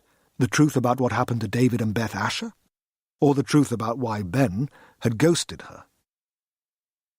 "Can I use your toilet?" Cynthia eyed her with suspicion. "We've been driving for ages, and it's a long way back to civilization." Cynthia didn't respond. "Please," Harry said. "Don't make me go by the side of the road. Not in the dark." Cynthia looked at Sabby. "You stay here." Harry glanced at him, and he shrugged. Cynthia opened the door and allowed Harry inside. The hallway had a black slate floor and was lined with full-length bookcases. The shelves were packed mostly with non-fiction science books, which stood behind photographs of David and Beth Asher and their son Elliot. They looked a kindly, happy couple, and the love they had for Elliot was clear in every picture. "Must be difficult for the boy to grow up, surrounded by memories of his parents," Harry observed. "Where else would he go? This is his home," Cynthia replied. "Here it is." She stopped outside a dark wooden door. The brass handle gleamed like a honey sun and reflected a miniature figure. Harry glanced to her right and saw Elliot, sitting on the floor of a large room, surrounded by papers and A3 pages covered in scribblings. "Mind your business," Cynthia said crossly, and as she reached for the door, Elliot turned and caught Harry's eye. He kept his gaze fixed on her, and his eyes burned like a couple of coals, blazing in a hearth. "Does he hate me?" Harry wondered as the door clicked shut. "Well, go on then," Cynthia urged. Harry stepped into the small room and found an old-fashioned brass lever light switch. She flipped it on before closing the door and sliding the lock into place. The tiny room was lined with family photographs, and Harry studied them carefully. The biggest was on the wall beside the mirror, and it was the only one that featured the three Ashers with Ben Elmis. He was as handsome as ever, and the photograph captured some of the charms that had attracted Harry the first time they'd met, but the warmth and kindness that had struck her was absent. The others were smiling, but he seemed angry, and she got the sense he was looking out of the image and accusing her. She caught sight of her reflection and told herself not to be such a sensationalist. It was just one bad photo. Then she saw it, hanging on the other side of the mirror by the door. A picture frame, but this one wasn't home to a photograph. Instead, there was a piece of paper with words printed in a font Harry recognized. She stepped closer to read it. At the edge you stand, searching for truth. From elsewhere I watch and wait, back turned, soul distant. But I keep faith, now and forever. We will be together, when this life is done. Chapter 19. Harry cried out, startled by a loud knock. "Everything all right?" Cynthia asked through the door. "Yes," Harry lied, and she heard Cynthia mutter disapprovingly before moving along the corridor. Harry was trembling. Had he followed her to Arthog? Had he been watching her on the cliff? Why? What had happened to the man she'd fallen in love with? She flushed the toilet and washed her hands. She couldn't bring herself to look at the poem as she dried them, and she inhaled deeply to settle her nerves before opening the door. She pinned a smile to her face and stepped out.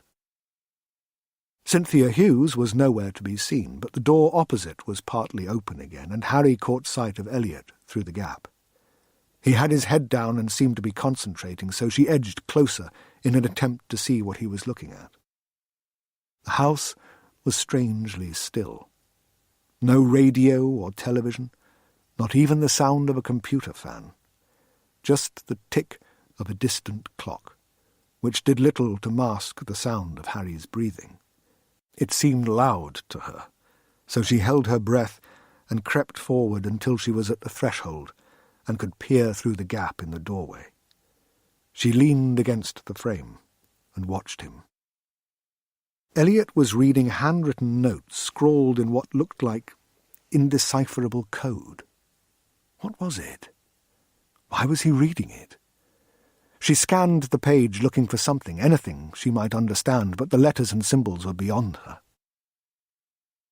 "Do you believe in ghosts?" Elliot asked, and Harry tried to conceal the fact he'd made her jump. He'd turned to face her, and she found his sad eyes unsettling. He wasn't angry, just broken. Children weren't supposed to know such complete grief. "My mum said she'd always be with me, but she never answers when I talk to her," he revealed. And Harry's heart broke for him. Why would she tell me something that isn't true? "It is true," Harry replied. "Then why doesn't she answer?" he asked. "Or my dad? Have I done something wrong?" The weight of his grief was almost too much for Harry to bear. She had no idea how he carried it on such small shoulders. "Some people think our loved ones talk to us all the time. We just don't know how to listen," Harry suggested.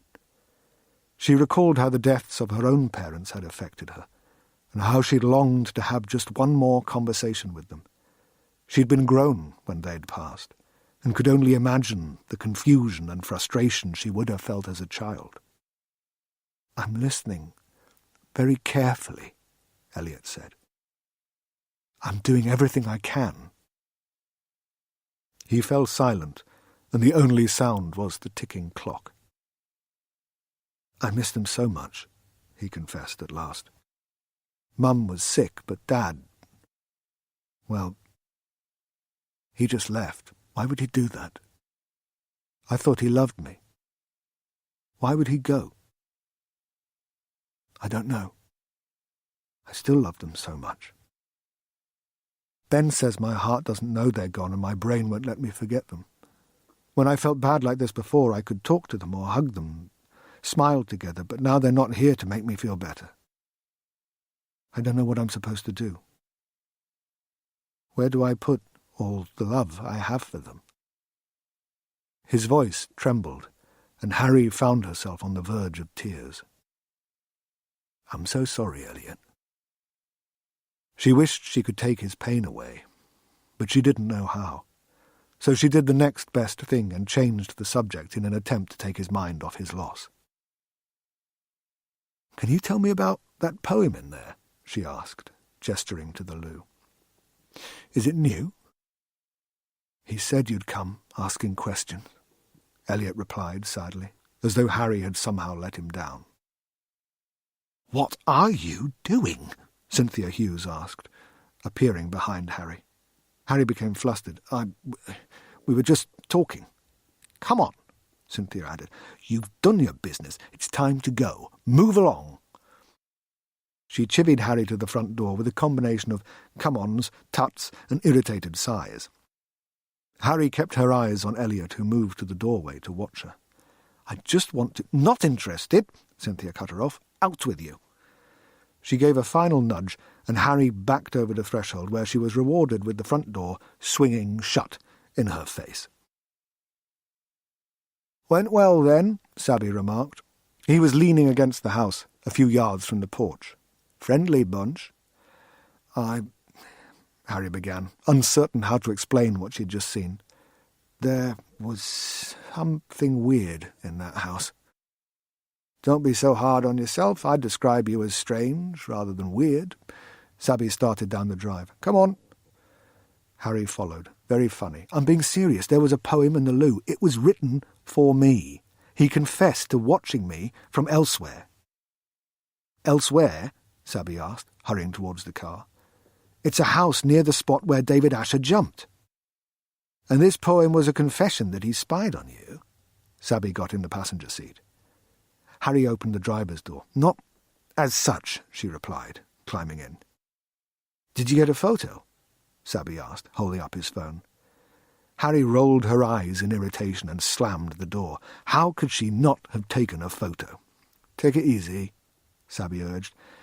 "This elsewhere is famous, right?"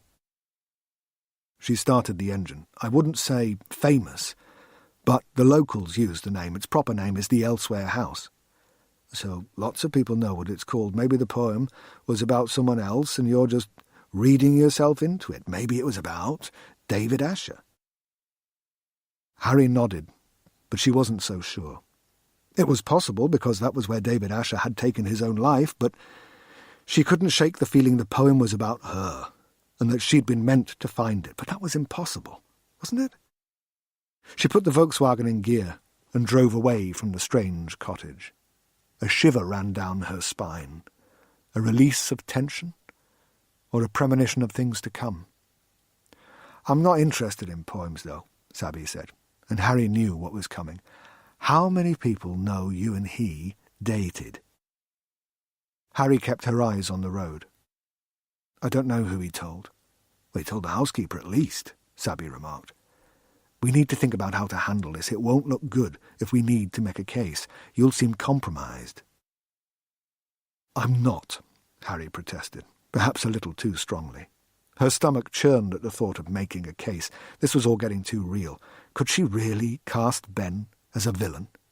"I know that, but a jury won't. You know how these things go. It's not about truth. It's about appearances. Got to give people the comforting illusion life's fair." Harry didn't reply. She focused on the beams of light making road from darkness. Was he warning her she'd have to withdraw from the investigation? There was something else on his mind. She could sense it in his prolonged pause. "Let me ask you something," he said at last. "Did you really find that message in the book?" Harry's mouth opened and closed in disbelief. He'd seen it. Was he accusing her of forgery? "Of course I did," she replied. "Do you think—" He cut her off. "Don't you think it's strange you found a random message that ties you to a man you once dated?"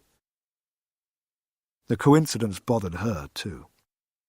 But she hadn't yet found the missing piece that would make sense of it.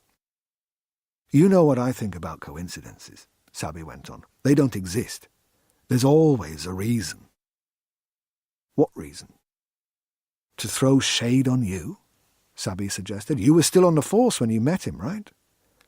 You think he dated me to compromise some investigation months down the line? That's crazy."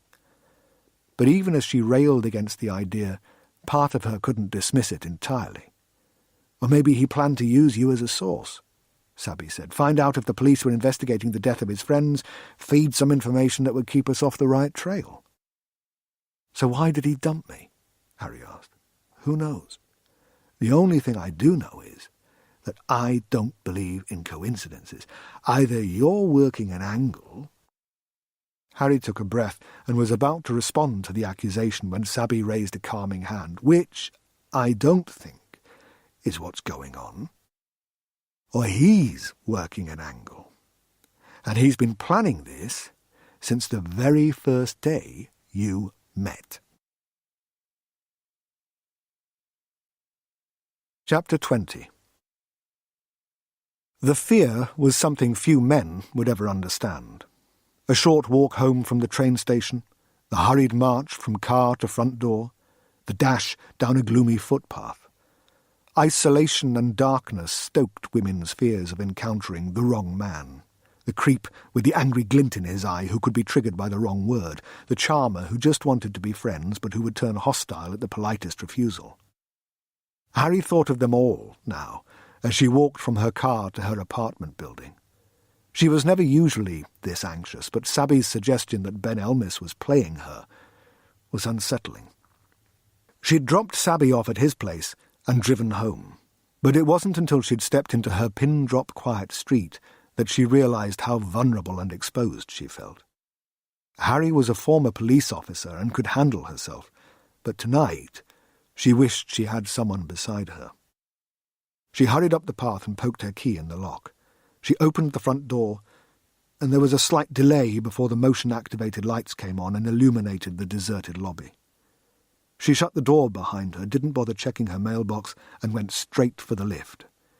She was halfway across the open space when she heard a noise coming from the stairwell.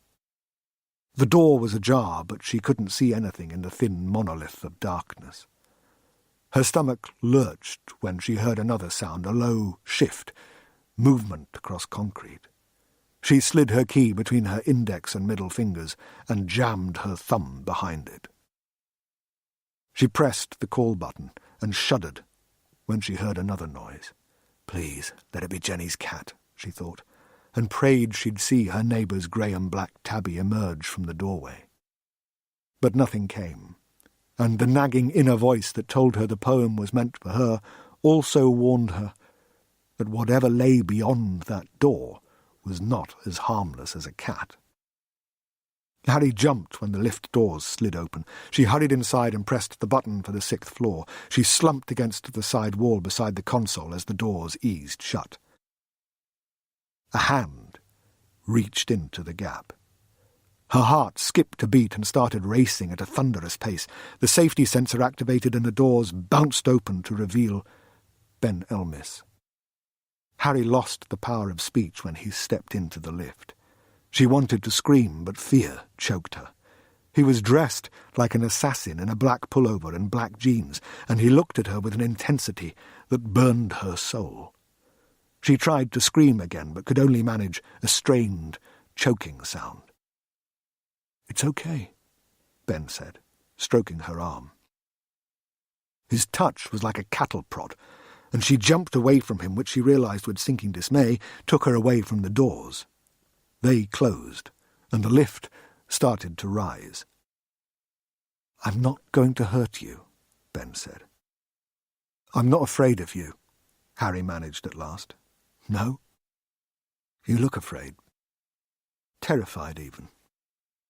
But you shouldn't be. We're connected. I know you feel it. You felt it the very first time we met." The words were delivered with such sadness, Harry almost felt sorry for him. That's the kind of thinking that gets women killed.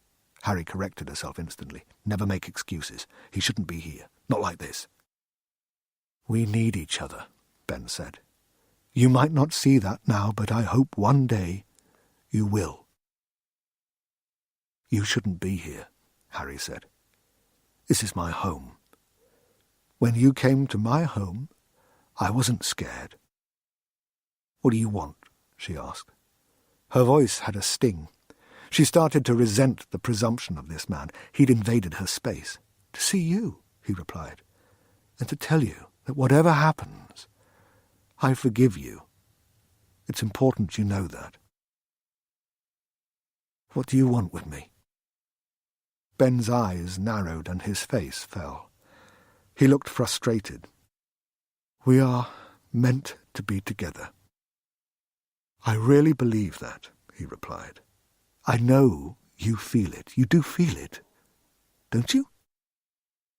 Harry didn't respond. "The time wasn't right," he said, closing on her. He reached out and touched her chin. "But it will be. One day it will be. And I hope when you're finally given the choice, you'll think about how good we could be together." Harry held his gaze, and for a moment she saw the warmth that had drawn her to him. He looked at her with the same intensity when they kissed by the gate in Mayor Hills all those months ago. The memory of the kisses they'd shared stirred in her chest. They were so passionate, so all-consuming, so right. She felt herself waver. Then she came to her senses and stepped away. "This man isn't what he seems," she told herself. The lift stopped and the doors slid open. "Don't ever come near me again," Harry said, as she pushed past him. She was worried he'd try to stop her, but he just stood aside and watched her go. She took out her phone and dialed Sabby. She glanced over her shoulder and saw the lift doors close. Sabby didn't answer, but she didn't need him. A moment later she was inside her flat, her lock secure, her bolts drawn, a chair wedged against the front door. She went to the fridge and grabbed a bottle of beer. As she sat on the arm of the sofa watching her front door, she wondered how long it would be before she stopped shaking, and felt sufficiently calm to sleep. Extract from the court report of R. versus Elmis. Roger Sumption, QC for the Crown Prosecution Service.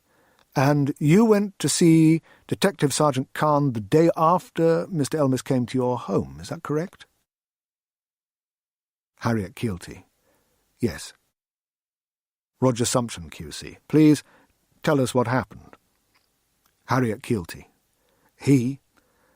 Sabby, D.S. Khan, didn't answer my call, and I wanted to tell him about Mr. Elmis coming to my home. I wish I'd never gone now. I had no idea what would happen." Roger Sumption, QC. "I understand, but you did go, and you spoke to D.S. Khan, didn't you?" Harriet Keelty. "Yes. I went to Hanley Police Station. I don't have many friends left on the force, but there are still a couple of people who will do me a favour. One of them let me through security, and I met D.S. Khan coming out of a meeting. I told him about Mr. Elmis's unwelcome visit and asked him to log an official complaint in case anything else happened." Roger Sumption, QC. "And that complaint is Exhibit 3J? Harriet Keelty. "Yes." "After we'd done the paperwork, D.S. Khan told me the hospital footage had come in and asked if I wanted to see it." Roger Sumption, QC.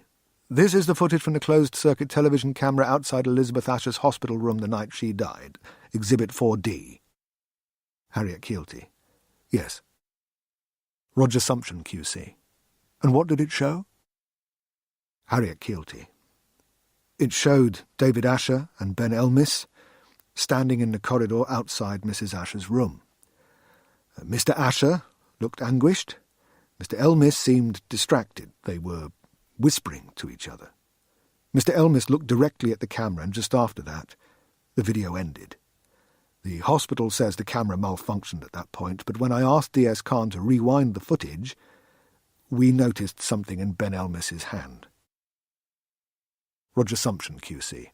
"The court will recall I drew attention to this when presenting the footage. What do you think the object might have been?" Grace Oyewole, QC for the defendant. "My lord, it is with great reluctance that I find myself on my feet again. There is no way the witness could know what, if anything, my client was holding." Roger Sumption, QC. "The witness's background as a police officer and her work on this investigation make her opinion relevant."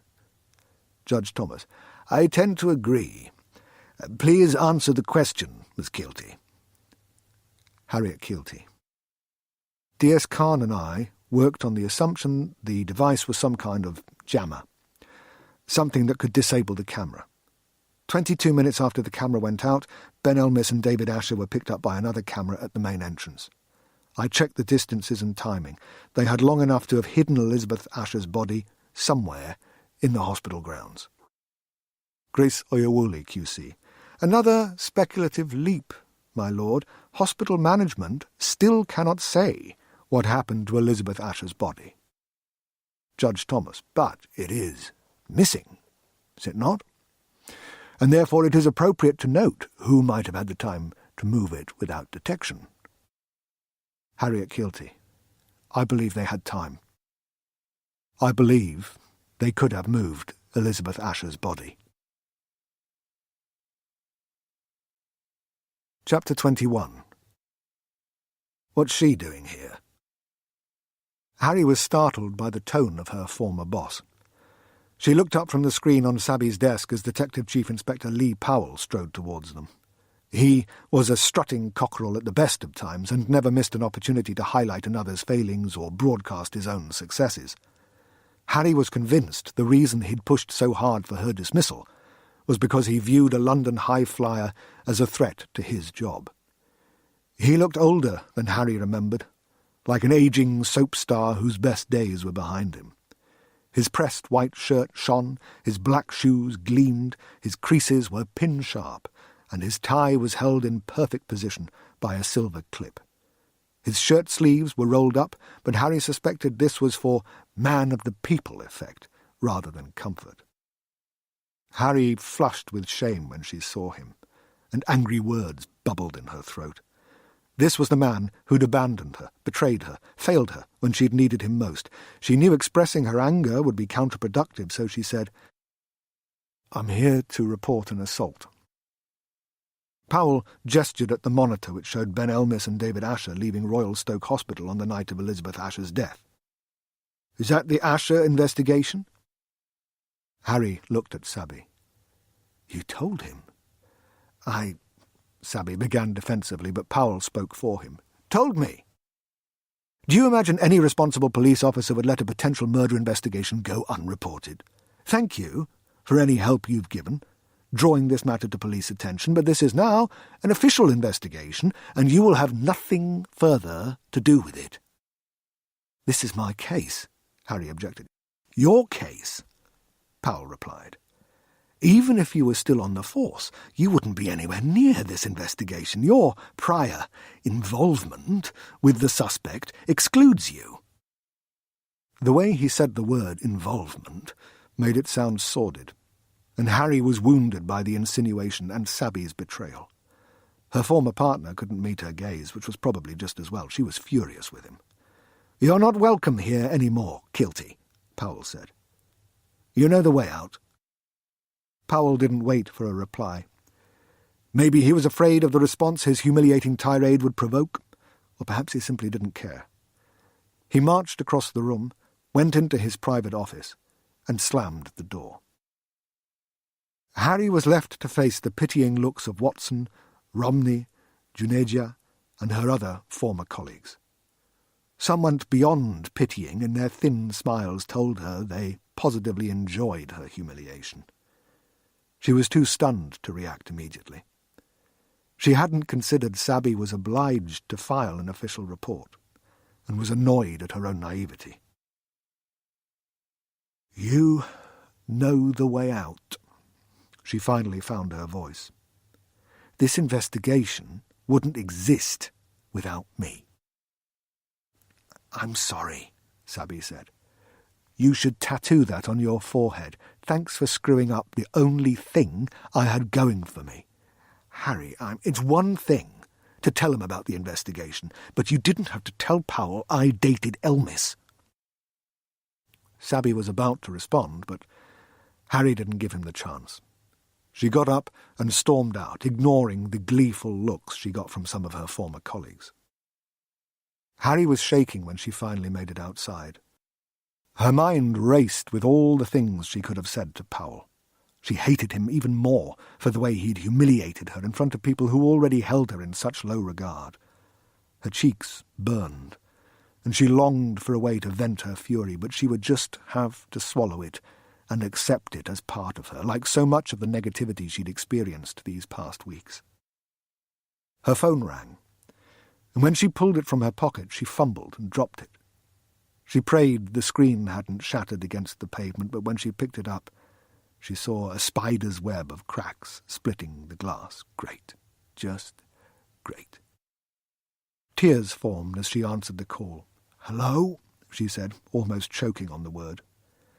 "Miss Keelty?" a woman's voice asked. "Yes?" "It's Sarah Abiola from Kiel. Would you be able to come out here? We need to talk." Chapter 22. Harry had shed the worst of her tears on the drive over.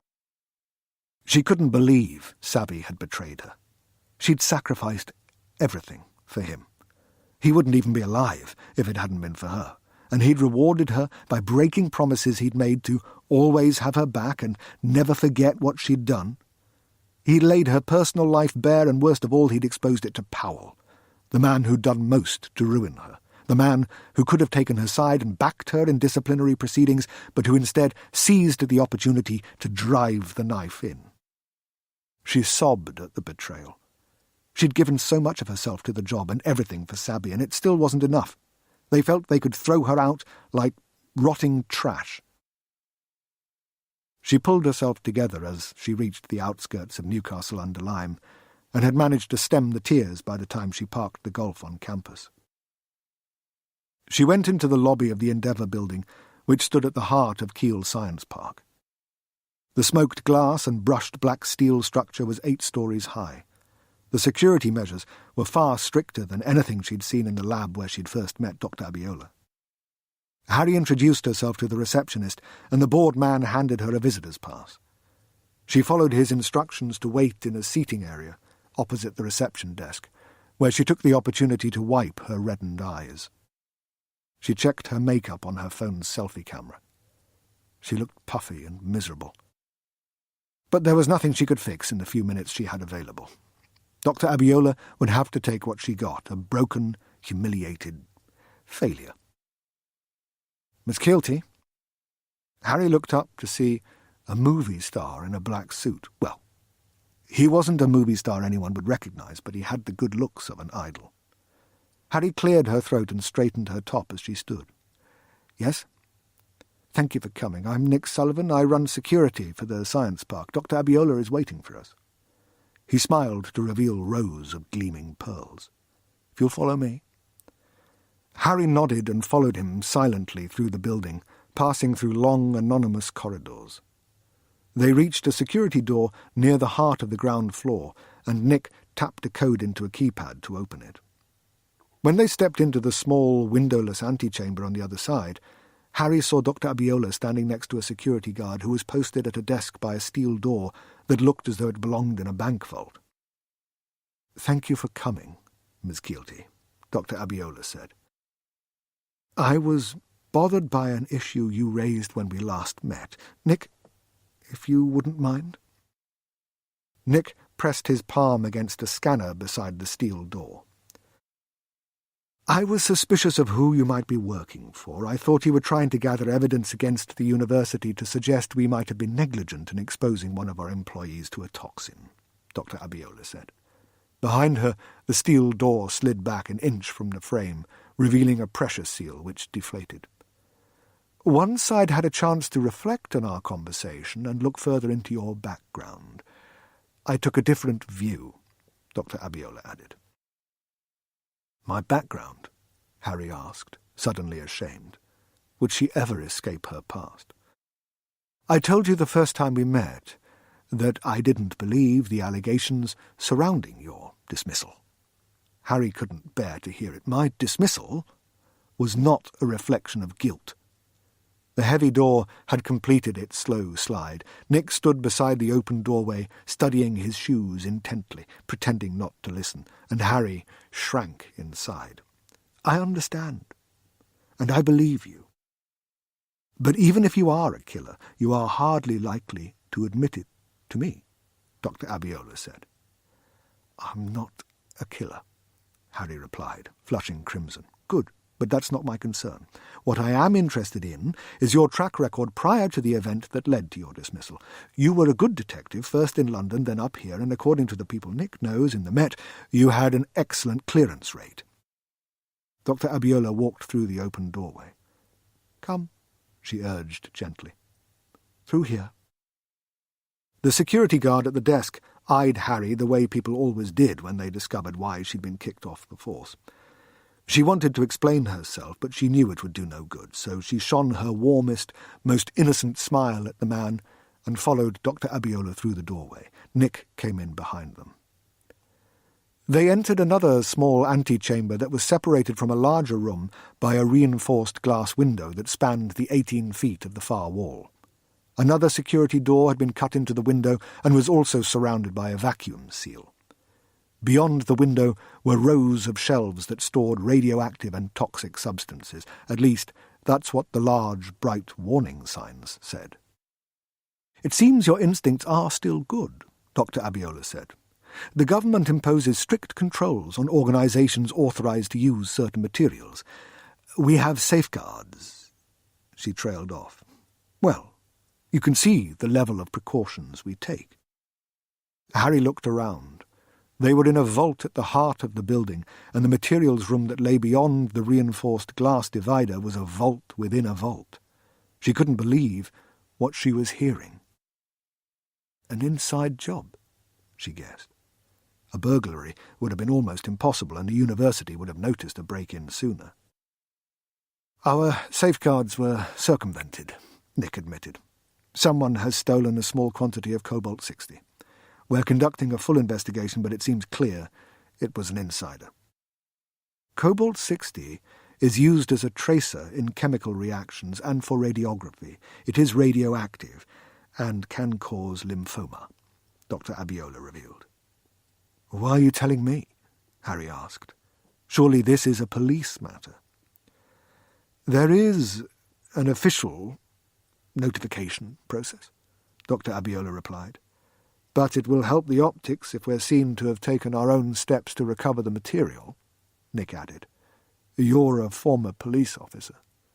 And you already have an interest in the matter, Dr. Abiola remarked. You said you work privately now. If there is no conflict, we'd like to engage you as a private investigator to help us track down the missing cobalt. Harry didn't know what to say.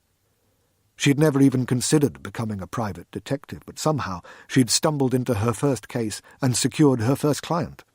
She'd been obsessed with trying to prove her innocence and get her job back. But was she wasting her time? Was this her new life? Chapter 23. She didn't feel like an imposter as she stood on the ridge and watched the cottage through a pair of binoculars. She wasn't just a busybody raking through people's lives or an ex trying to find out why she'd been jilted. She was a private detective with a client who wanted the answer to a question. What had happened to the missing cobalt-60? Her engagement meant more than that. Maybe it was a legacy of years of police work, but she'd always assumed people would believe there was no smoke without fire. Dr. Abiola was trusting her and had said she believed Harry was innocent. It gave her hope for the future, because she'd feared wherever she went people would tar her as a killer and assume she'd been responsible for the death of Alan Munro. But this quieted that worry. At least some people were prepared to give her the benefit of the doubt. It was a tiny beacon of hope after so many weeks of darkness, and she was determined not to betray the faith of someone who had believed in her. Harry had parked her car on a farm track on the other side of Hen Cloud, the rocky outcrop east of the Asher family home, and had hiked a mile to her vantage point. The rugged countryside was a mix of gritstone cliffs, stretches of colourful gorse, and fields of short grass cropped by small herds of sheep and cattle. There were a few horses and ponies, but in the main this was functional farming land or wilderness, a disorganized patchwork patterned by crooked dry stone walls that crisscrossed the landscape. Harry was hunkered beside one such wall and rested her elbows on it to help support her binoculars. She had been watching Longhaven for over an hour, and her patience was finally rewarded when Ben Elmis led Elliot Asher from the house. The two of them exchanged words that had become indistinct by the time they reached Harry. They climbed into Ben's black Land Rover Defender, and moments later it was a speck on the winding lane that snaked east towards the main road. Once the car was out of sight, Harry climbed over the wall and crossed the patch of gorse to the footpath that led to the cottage. The black grit trail was bordered by purple wildflowers, and bees and butterflies took flight as she passed. The cottage didn't look as inviting from the rear. There was a small patio and a garden of wild grass and flowers that stretched from the back of the house to the dry stone wall that delineated the edge of the property. The back garden looked neglected and in danger of going to weeds. Harry kept her eyes on the lane as she hurried down the slope. She reached the stone stile, climbed over the wall, crossed the overgrown garden and the moss-covered patio, and went to the back door. She produced a set of picks and solved the Yale lock. She pushed the door open slowly and checked inside. A red-tiled floor, white walls, old shelves, a boiler, washing machine and dryer were all still and silent. She stepped inside the utility room and shut the door behind her. An archway to her left led to a larder, shelves almost empty. She walked through a doorway into a large farmhouse kitchen. An Aga squatted opposite, and pine units covered most of the walls. A large oak table and two long benches stood in the heart of the space, and a set of copper pans dangled from cast-iron hooks above a wood-topped butcher's block that was off to her right. Photographs of the Asher family lined the dresser to Harry's left. This might have once been a warm, vibrant family kitchen, but it was now a mess. Used plates and pans filled the large butler's sink. Books, files and papers covered the table and benches, and the remains of meals on plates were half concealed beneath scattered documents. This didn't look like a healthy environment for a child, and the mess made Harry reflect on the state of her own home. It was the sign of a damaged mind, and she told herself she would do something about her own situation the moment she got back to her flat. Harry removed a PCE RAM radiation detector from a bag slung over her shoulder. The device looked like a simple mobile phone with a small keypad and a large black-and-white screen. There was a circular sensor at the top that was designed to detect decaying particles. At least, that's how Dr. Abiola had explained it when she'd demonstrated how to use the device. Harry switched it on and examined the display to see the readings within normal range. Dr. Abiola had told her what to look for. A sudden spike in levels would indicate the presence of an isotope. If she found the cobalt-60, she was to phone an emergency number, and the relevant authorities would be notified, and a clean-up team dispatched to recover the radioactive material. Under no circumstances was she to touch it. Harry ran the detector over the papers scattered on the table and saw nothing abnormal. The documents seemed to be a mess of mathematical formulae, and there was a line or two of strange poetry here and there. The formulae made no sense to Harry, and neither did the out-of-context poetry. She swept the rest of the room before moving into the hallway. The detector registered normal as she walked on. She opened the cloakroom door and leaned in, reaching into her pocket for her phone. She'd get a picture of the Elsewhere House poem this time. But her plan was thwarted. The poem was gone, and had been replaced with a photograph of the Elsewhere house itself. Unsettled, Harry backed out. Had he put the poem there for her visit? Or was the photograph another message? Why would Ben have a picture of Elsewhere in his house? She reminded herself of Sabi's advice that she shouldn't be so paranoid, and tried to convince herself these changes had nothing to do with her. But deep down she knew they did. Ben had told her she was connected to him, but she couldn't see how. and that blind spot tormented her almost as much as the question of what had really happened to Elizabeth Asher. Harry shut the door and moved to the room opposite, the one Elliot had been sitting in when he'd asked her if she believed in ghosts. It might once have been a dining room. There was a small fireplace set in the opposite wall, but there was no other furniture, just stacks of books and papers arranged on the floor. Harry ran the detector around the space, but it registered nothing. She went down the hall to the living room, which was near the front door. There was a sofa, some shelves with photographs of the Ashers, and yet more papers scattered on a Persian rug. On top of a pile of papers was an iPod and a set of headphones. Harry heard the tinny sound of something playing through the earpieces, so she picked them up and put them on. She recognized Ben Elmis's voice instantly. "Your challenge will be to live through the sacrifice. It is greater than you can possibly imagine. You will give all of yourself and more. People will call me evil for what I will do to you, but they don't know the truth, and you must trust that I have acted for the greater good. When you've lost faith and all seems broken, the last beacon of hope will break the rock of despair." Harry shook her head in dismay. What was Elliot Asher listening to? It sounded like gross religious raving, the brainwashing of a cult. She prepared to listen to more, but her heart stalled, and she shrieked when she felt a hand on her shoulder.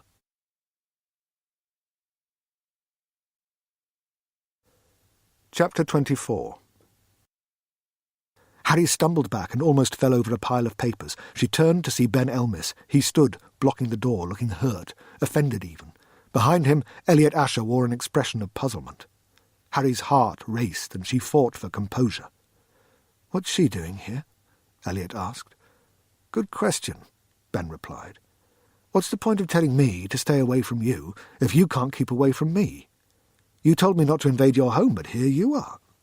I should really call the police, but they're already here, along with some other meddlers you've drawn into this." Harry backed towards the window and glanced over her shoulder to see Ben's Land Rover had been joined in the driveway by a blue BMW 3 Series. When she looked around, Ben was only inches away from her, and he leaned in far too close for comfort. "One day, you'll realize you've been wrong about everything. And you'll wish you could take it back, but you can't. Your path is set, just like mine. You don't understand. None of you understand." Harry held her breath, and for a moment she wasn't sure whether he might hit her or kiss her, but his gaze softened, and his mood shifted as though clouds of melancholy had swept over him. "Forgive them, for they know not what they do," Ben muttered. "Isn't that what the book says? And that's what I'll do. I will always forgive you, because that's also part of my journey. I still love you, you know?" There he was, playing with her mind again, toying with her emotions and reopening the wound he'd scored into her heart. How could he be so cruel? He stepped away, and Harry inhaled deeply, grateful for the sound of people moving in the hallway. Moments later, 2 women entered the living room and looked around with the critical eyes of a couple of tax inspectors. The older of the 2 wore a cheap sky-blue skirt and matching blazer and had short red hair. The younger woman was in jeans and a red blouse, and her blonde hair was pulled into a tight bun, which made her look quite severe. A familiar face appeared behind the 2 women. "Harry, what are you doing here?" Sabi Khan asked. Harry knew him sufficiently well to recognize his sheepish expression. He clearly still felt guilty. "She's poking around in things that don't concern her," Ben replied. "Much like you people." "Now, Mr. Elmis, we're here to check on Elliot's welfare. My name is Amanda Booker, but you can call me Mandy, and this is Nessa Dooley," the older woman said, with one of the least sincere smiles Harry had ever seen. "If we can have some privacy, we can get started." Everyone looked at Harry pointedly. Don't feel the need to go, Miss Keelty, Ben said. Please, finish whatever you were doing. Harry blushed and eased past him and Elliot.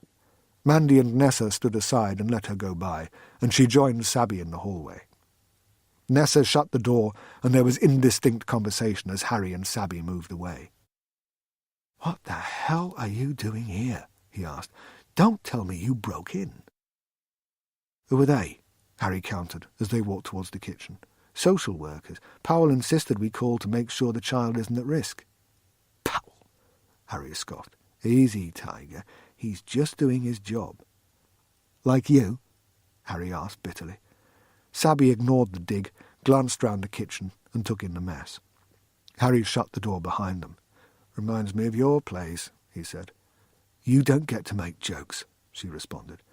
"I'm sorry, H. You know I had to make it official, and I had to tell Powell about you and Elmis. The housekeeper knew. For God's sake, he would have found out anyway." Harry glowered at him. "Don't be like that, H," he pleaded. "Come on, please." "Keel hired me to do some background on him," she replied.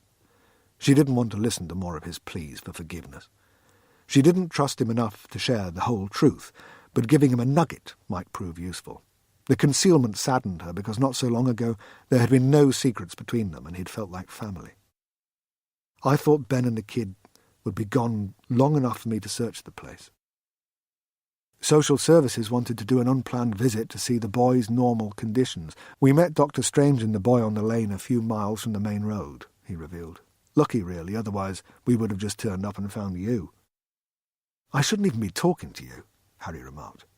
"Your fight is with Powell, not me." "So are you going to share notes, like I've just done?" Sabby was saved from answering. The door swung open and Ben entered, putting Harry on edge. "Have you two been trading secrets?" he asked, with a dark smile. "I hope so. I'll be able to listen to the concealed recorders later." Harry shot Sabby a concerned look. "Come on," Ben said. "Do you think I'd bug my own home? What makes you think I'd even need to? We're all nothing if not predictable." He beamed a broad grin, as though the three of them were old friends. "I'm going for a walk while the two busybodies do their mind probe on Elliot. Would you like to get some air, Miss Keelty?" "Don't you need to stay?" Harry asked. "They want to interview Elliot alone. I suppose they don't want me there giving him signals and threatening him and whatnot," Ben replied. "Would you like to come? The fresh air might do you good. You can bring the muscle if you don't feel safe being alone with me anymore." "The muscle?" Sabby scoffed. "My name is Detective Sergeant Khan." "I know who you are," Ben responded. "I never forget a name. Especially not yours." Sabby shook his head and shot Harry a quizzical look. She felt exactly the same way. Who was this guy? And what was he on? Ben fixed her with his intense gaze. "Well?" "Okay, Mr. Elmis, if this is what you want," Harry replied. "And no, I don't need the muscle. I can handle myself just fine." Transcript of a video recorded by Ben Elmis 11 years later. This video was discovered in Pilgrim's Cave near Ludd's Church in the Peak District. Ben Elmis. "Remember the day at Longhaven, Harry, when those two social workers came to check on Elliot? We walked up to the ridge. It was windy. I tried to find patterns in the gorse. Isn't that so much of life? The search for meaning in the meaningless. But do you know what I've realized after all these years? Life is just what happens. There is no divine plan, no script, no moral in the tale, just a sequence of events that binds each of us to a story without purpose. The cosmic storyteller sets our path, but there is no point to it. We are the universe experiencing itself, reflecting on itself. We are existence. Still, we look for meaning, determined to make sense of it all. I didn't find patterns in the gorse that day, but I did discover one in your eyes. I remember them so hostile and angry, as though I was responsible for all the wrong in your life. I know I hurt you, but I had no choice. You'll understand soon, you'll understand. Beyond the anger I saw that day, there was beauty, and the promise of the kindness that might one day be mine. I wanted you to see it in me, but your zeal for what you perceived to be the truth had blinded you. Did you find what you were looking for? I asked, as we walked side by side. You were so suspicious. Rightly so, perhaps. I can only imagine how your opinion of me had altered since we first met. You seem remarkably calm about all this, you said. Because I've got nothing to hide, Harry. Don't call me that. You were quite angry I'd used your name. Then you asked me an interesting question. What's the greater good, you said. What do you have planned for the boy? I have a feeling you thought you'd trapped me. I heard the recording, the one you played to Elliot, you added. You wouldn't let it drop. You kept at it. What's the greater good, you insisted. And when I didn't answer, okay. What sacrifice is Elliot going to make? I've had a lot of time to think about that day, to ask myself whether I should have told you everything then, held you close and kissed you. I still think about the time we spent together when we might have been lovers. I felt the promise of the world on your lips. What would you have done if I'd taken you in my arms that day?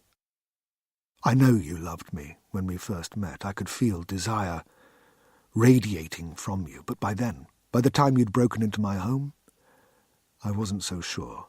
Had the love gone? I saw fear and suspicion in your eyes. I couldn't summon the courage. Remember that, Elliot. Remember how cowardly I was. Do you think there's one person out there for each of us? I asked you. Do you recall that question, Harry? Or do you think we can be happy with anyone who's a rough fit? I went on. Are we fated to be unhappy unless we find perfection? What's the point of us talking if you're not going to answer my questions? Was the reply you snapped back. You were testy. What are you going to forgive me for? You asked. Whatever happens, I forgive you, that's what you said. Well, what do you think you'll have to forgive me for? You know now, of course. Do you remember what I said?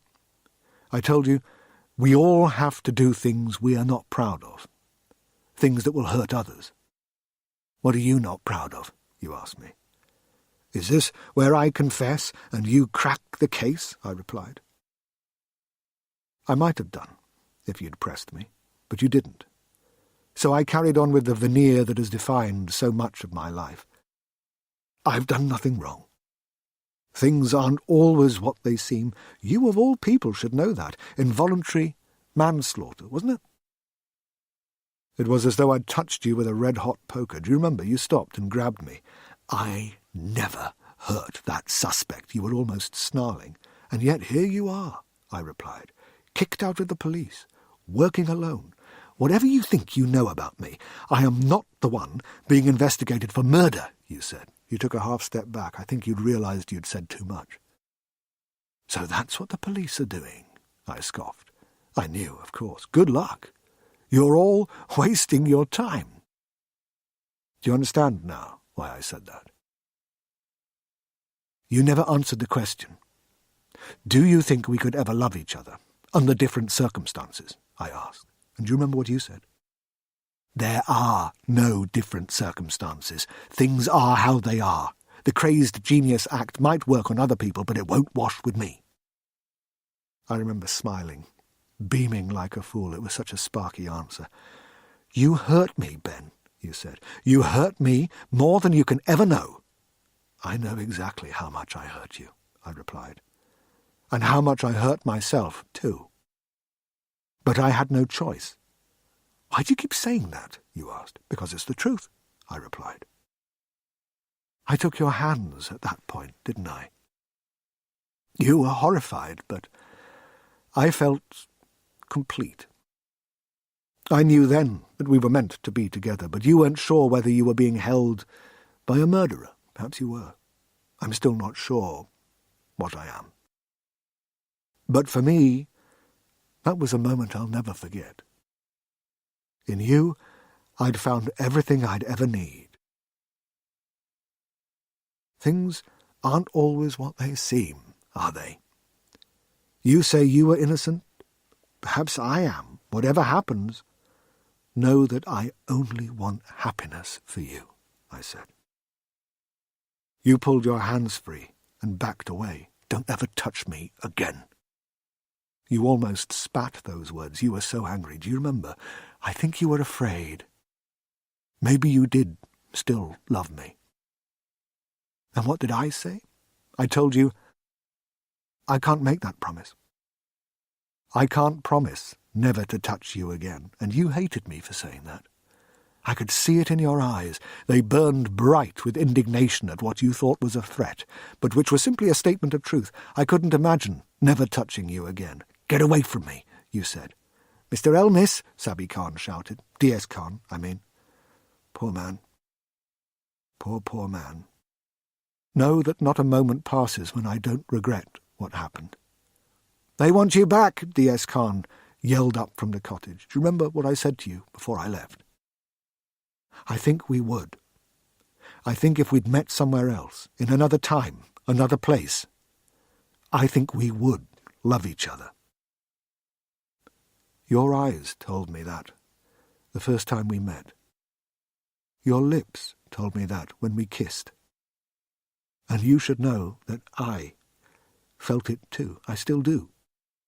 It was as though I'd wounded you with those words. You deflated, and for a moment all your indignation seemed to dissipate. So why did you end it? You asked. It was one of the hardest things I've ever done, I replied. But it had to be that way. There's no point dwelling on the past. I only hope one day you'll be able to forgive me. Chapter 25. Harry tried to make sense of the strange man who had so infuriated her. How dare he touch her? And why was he playing with her emotions? How could she ever forgive him for breaking her heart? There were no answers to be found in the breeze that swept over the top of the ridge. She watched Ben walk down the slope to the cottage and waited until he had gone inside. Sabi glanced up with what might have been a sheepish look, but she was too far away to see him properly. When he went inside, Harry headed down the slope. She stepped into the utility room and shut the back door behind her. There was no one in the kitchen, so she walked along the hallway, but the house felt empty. There were no conversations, just a rhythmic tapping that seemed to be coming from the living room. Harry edged forward, afraid of what she might find. The taps sounded like a metronome. Beating a countdown to your doom, she thought darkly. She told herself not to be ridiculous. The house was brimming with social workers and a police officer. Nothing bad could happen to her. But where are they? Her fearful inner voice asked. She ignored the question and inched closer to the door, which was ajar. She peered around. Tap, tap, tap. Elliot was lying on the rug, headphones on, hitting a pencil against the floorboard. Harry felt foolish and walked inside with a sense of relief. Elliot turned and removed his headphones. "They're not going to help," he remarked. "Excuse me," Harry replied. She didn't have much experience around children, but she was pretty sure they weren't supposed to speak the way this one did. "I know why you're here." "Why don't you tell me?" she asked. "You want our secret," Elliot said. "So you know it too," Harriet responded, trying to bluff the child into disclosing what it was. "I bet you want to tell someone." Elliot looked thoughtful, and for an instant Harry believed he might open up, but his face quickly bunched into a scowl. "You're so wrong. About everything. And if people know the secret, it won't be special anymore. The magic won't work." "What magic?" Harry asked, suddenly worried for the boy. Elliot eyed Harry with suspicion, and she could see him trying to figure out whether he could trust her. "He talks about you. Every day," the boy said. There was a time when the revelation would have pleased Harry, but now it just made her uncomfortable.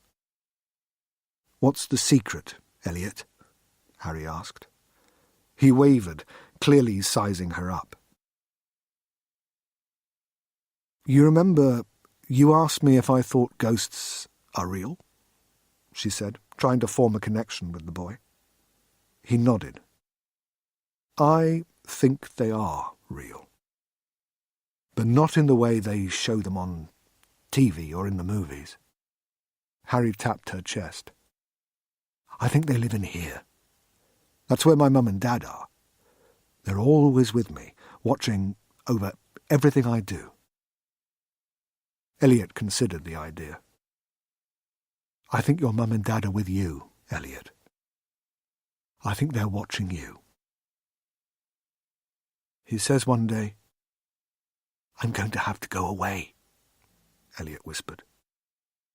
She was getting closer now, close to the secret. She felt as though she could almost reach out and touch it. She just needed the boy to trust her. "He says, I'm going to have to go away and never come back." Harry felt nauseous. Was this child suggesting Ben planned to kill him? She couldn't believe it of the man she'd fallen in love with a year ago, but she wasn't so sure about this more recent incarnation. She had to know. She had to be certain. "What does he mean?" she asked. "Where do you have to go?" Elliot eyed her thoughtfully. "He says you're special. He says we'll always be together." "I am special," Harry agreed. "That's why you can trust me. Please, Elliot, you can trust me. You can tell me if you're in danger." He looked as though he was about to speak.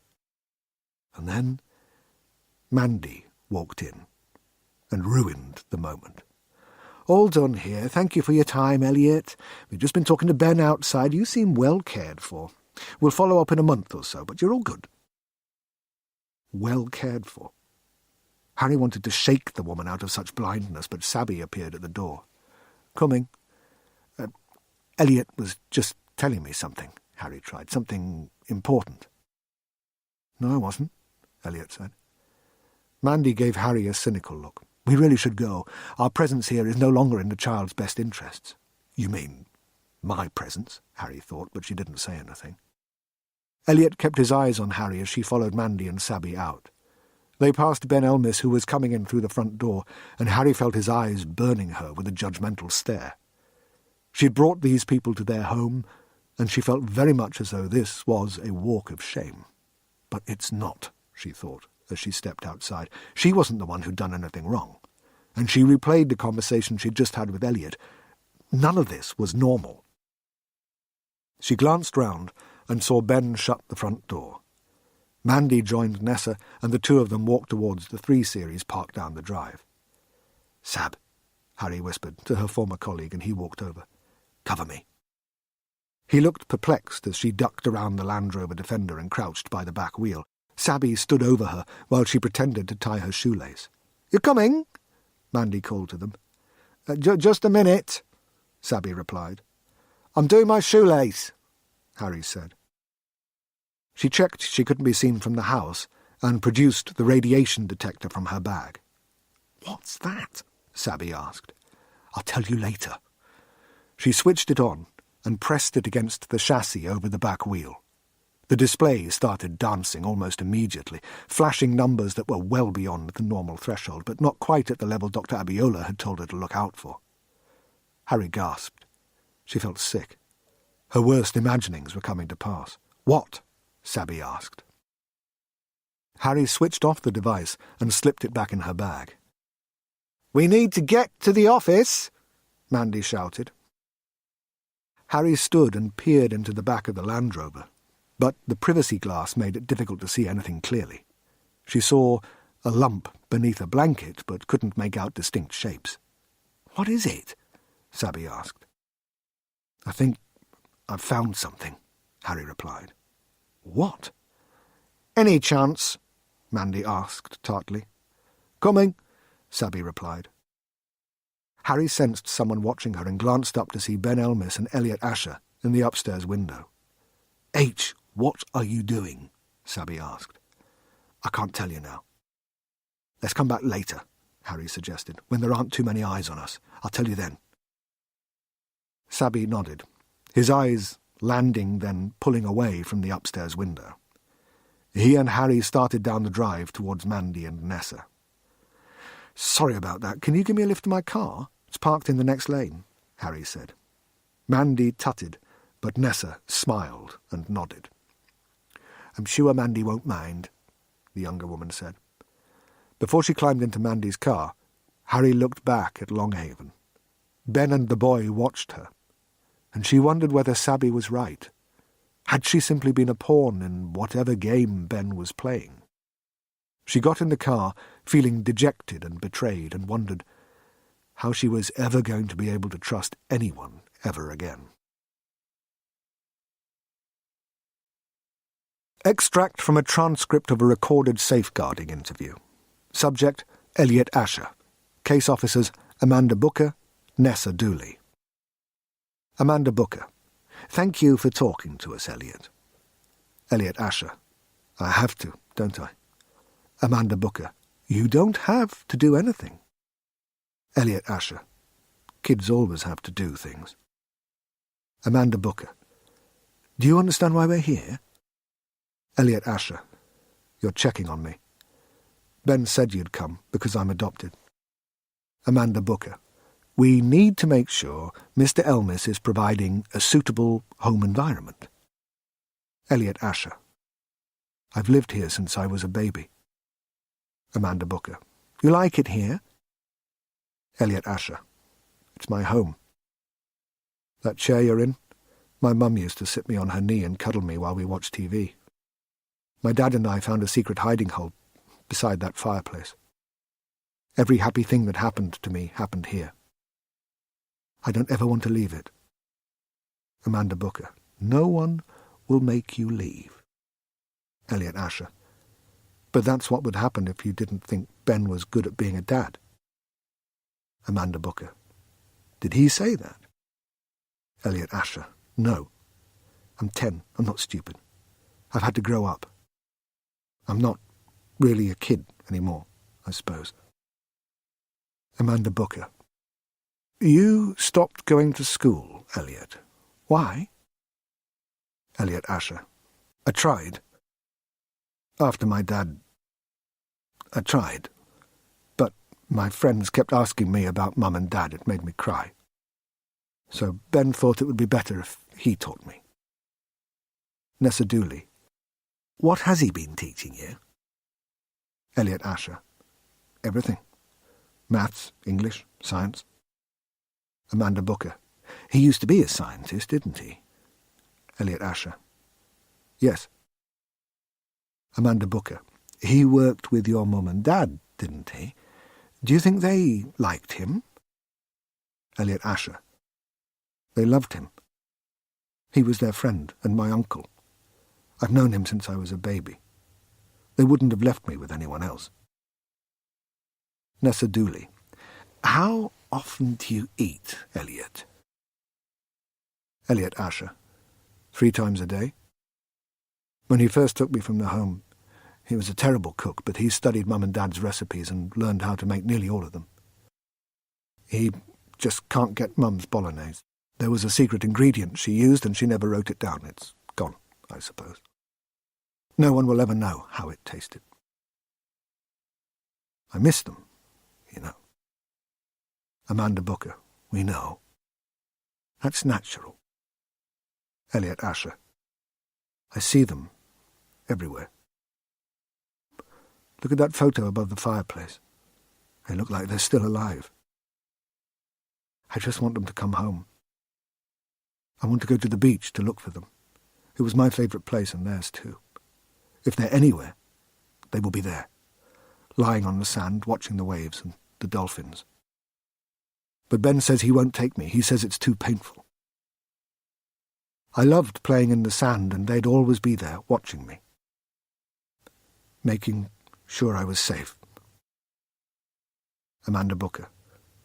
Nessa, are you okay? Nessa Dooley. I'll be all right. Elliot Asher. I'm sorry. I didn't mean to make you cry. Nessa Dooley. You didn't. Don't apologise, Elliot. You're a brave boy. You have nothing to be sorry for. Amanda Booker. Would you say you're happy with Mr. Elmis? Elliot Asher. I don't know. We talk about Mum and Dad a lot, which makes me sad and happy at the same time because I never want to forget them. But it also hurts to think about them. I love him, though. Mr. Elmis. Not like Mum and Dad, but in a different way, and he's kind to me and looks after me. I'm not sure I'm happy. I don't think either of us are, but we have each other. I wouldn't want to be anywhere else.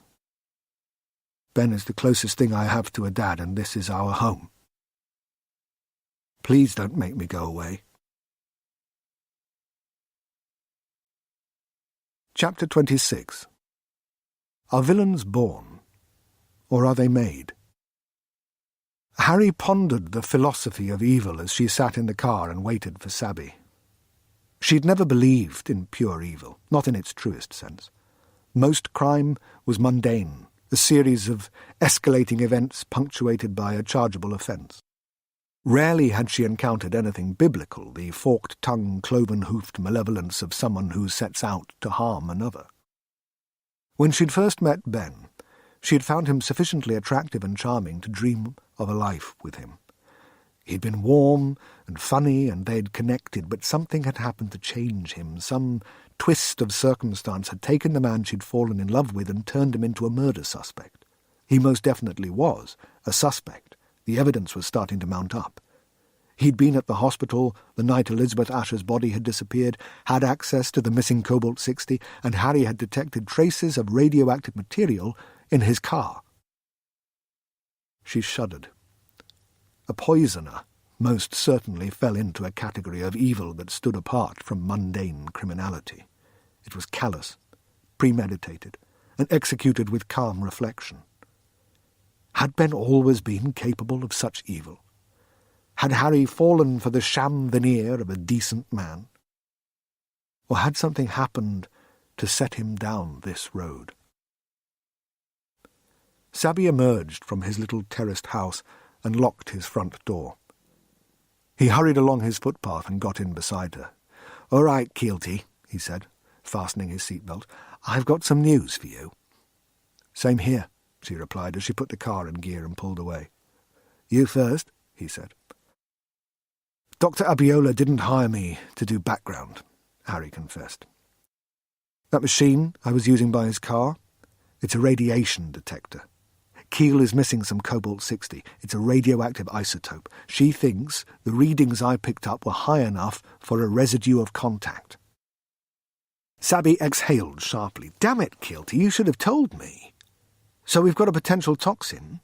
Well, how would you like a motive? I spoke to the Ashers' lawyer. When they died, everything went in trust to the kid, but if anything happens to him, guess who inherits it all?"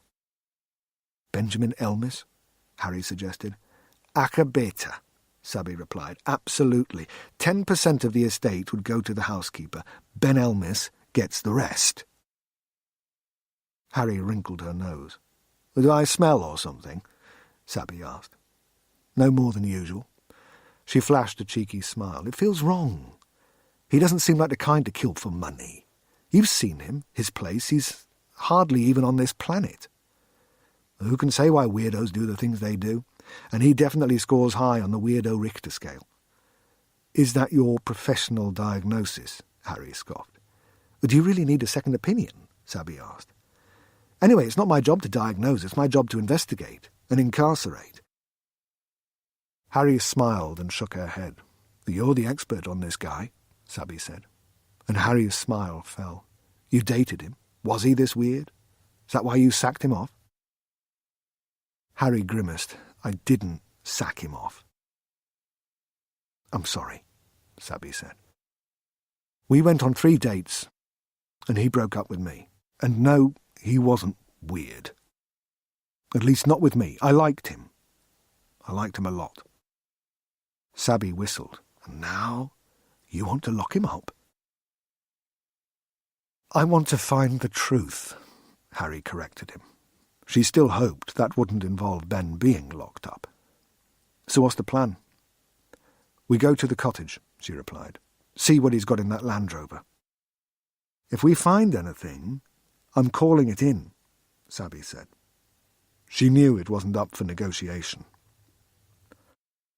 Deal. Chapter 27.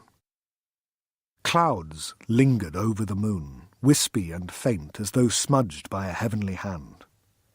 Harry followed the lane from the main road and drove through the patchwork landscape. To her right, the high ridge of Hen Cloud, and beyond it the massed cliffs of the Roaches. To her left, the silver shimmer of Tittersworth Reservoir.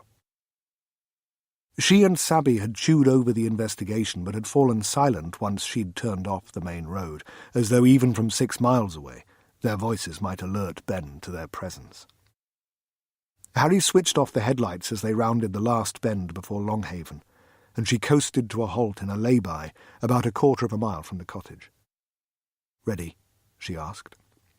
Sabby nodded, and the two of them got out. A dog barked in the distance, and a small creature shrieked a death cry from somewhere on the ridge. Harry shivered at the cool wind that touched her neck. She zipped up her black bomber jacket and thrust her hands into the pockets of her matching black jeans. Sabby was also clad all in black. They'd clearly had the same idea about being stealthy. He fell in beside her, and they walked swiftly towards the Ashes' cottage. Harry glanced at her former partner and saw a familiar look of anticipation. She missed this, but unless she found the man who filmed her chasing Alan Munro, she had to accept there was no way she was ever getting her job back. They were about to start up the drive when the front door opened. Harry grabbed Sabby and pulled him down, and they took cover behind the dry stone wall that marked the edge of the garden. "What?" Sabby whispered. Harry signalled him to look, and they peered over the top of the wall. She saw Ben dragging Elliot out of the house and was suddenly aware of how loud everything was, her breathing, the crunching of loose stone underfoot, the pounding of her heart. She prayed Ben wouldn't hear, but she needn't have worried. He was too focused on the reluctant boy. "I don't want to go," Elliot protested. "You don't have a choice," Ben told him. "Everything has its time, and this is yours. You can't fight it. I told you one day you'd have to leave." "Please," Elliot said pathetically, "I don't want to go. This is my home." Harry looked at Sabby with concern. Where could this strange man be taking this child at such a late hour? Why was he talking about leaving? "Come on," Ben commanded. "Get in the car." He badgered Elliot into the passenger seat before running around the car to get behind the wheel. The engine growled, the wheels spat up stones, and soon the red lights tore down the lane, speeding away from the cottage. "Come on," Harry said, and she and Sabby sprinted to her car. A couple of minutes later, she was pushing the little hatchback to its limits. She raced along the winding road, and Sabby held the hand grip and gasped at every violent turn. The Golf lurched around the bends, rocking onto 2 wheels in places as Harry tried to close the gap. When they reached the junction with the main road, Harry scanned left and right before spotting a set of tail lights heading east. She pulled onto the main road, turning towards Buxton, and followed what she hoped was the Land Rover. As Harry accelerated, Sabby took his phone from his pocket and placed a call. "What are you doing?" Harry asked. "What we should have done the moment we saw him acting like that with the kid," Sabby replied. "Checking someone's car is one thing. This is something else. That child might be in danger." He was right. Harry had thought about intervening at the cottage, but she'd been caught by surprise. And could they charge Ben for harsh words spoken to a child? Her instincts told her this was beyond harsh words, and a nagging, dark feeling in the pit of her stomach signalled something bad was about to happen. "Yeah, who is this?" Sabby said into his phone. "Julia? It's Sabby Khan. I'm in pursuit of a suspect, Benjamin Elmis. We're on the A4015 heading towards Buxton. I need backup and a wagon." He paused. "Hold on," he said. 100 yards ahead, the taillights glowed an angry red, and the vehicle slowed before turning left onto an overgrown track. As it made the turn, Harry saw the unmistakable Land Rover silhouette before it vanished into the trees. "He's heading north towards Ludd's Church," Sabby said. "Pinpoint my phone. Powell should have access. OK? Thanks." Sabby hung up as Harry turned onto the overgrown track. She killed her headlights and relied on the overcast moon to show her the way. If Ben had spotted them, he gave no indication. He sped through the brambles and branches that reached across the track, and the Land Rover bounced around violently as it shuddered over the potholes that marred the surface. Sabby fiddled with his phone, texting Powell and others. They'd send a couple of blues from Leek, which would take 10 or 15 minutes. She and Sabby just had to make sure nothing bad happened to the child before then. Chapter 28. Ben pulled into a space beside the track next to a gap in the tree line. Harry stopped a short way back. The trees in the forest beside them were misshapen giants, and the shadows they cast were black and endless, havens in which nightmares lurk. Harry shuddered as she watched Ben jump out of the Land Rover. He ran to the boot, opened the tailgate, and grabbed a black backpack that was hidden beneath the woolen blanket Harry had seen earlier. He jogged to the passenger door and pulled it open. Elliot struggled against the man, and Harry could hear the poor boy's voice, even at a distance. "Let go of me. I don't want to do this. I want to go home." "What do we do?" Sabby asked. Ben dragged Elliot out of the car, and Harry felt her anger rise, not just at him, but at herself. How could she have been so wrong about this man?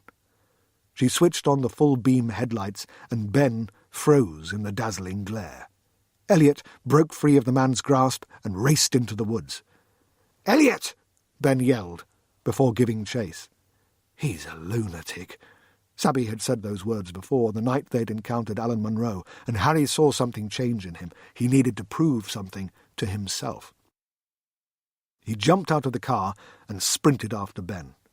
Harry followed, and they ran through the gap in the tree line and were soon in the forest.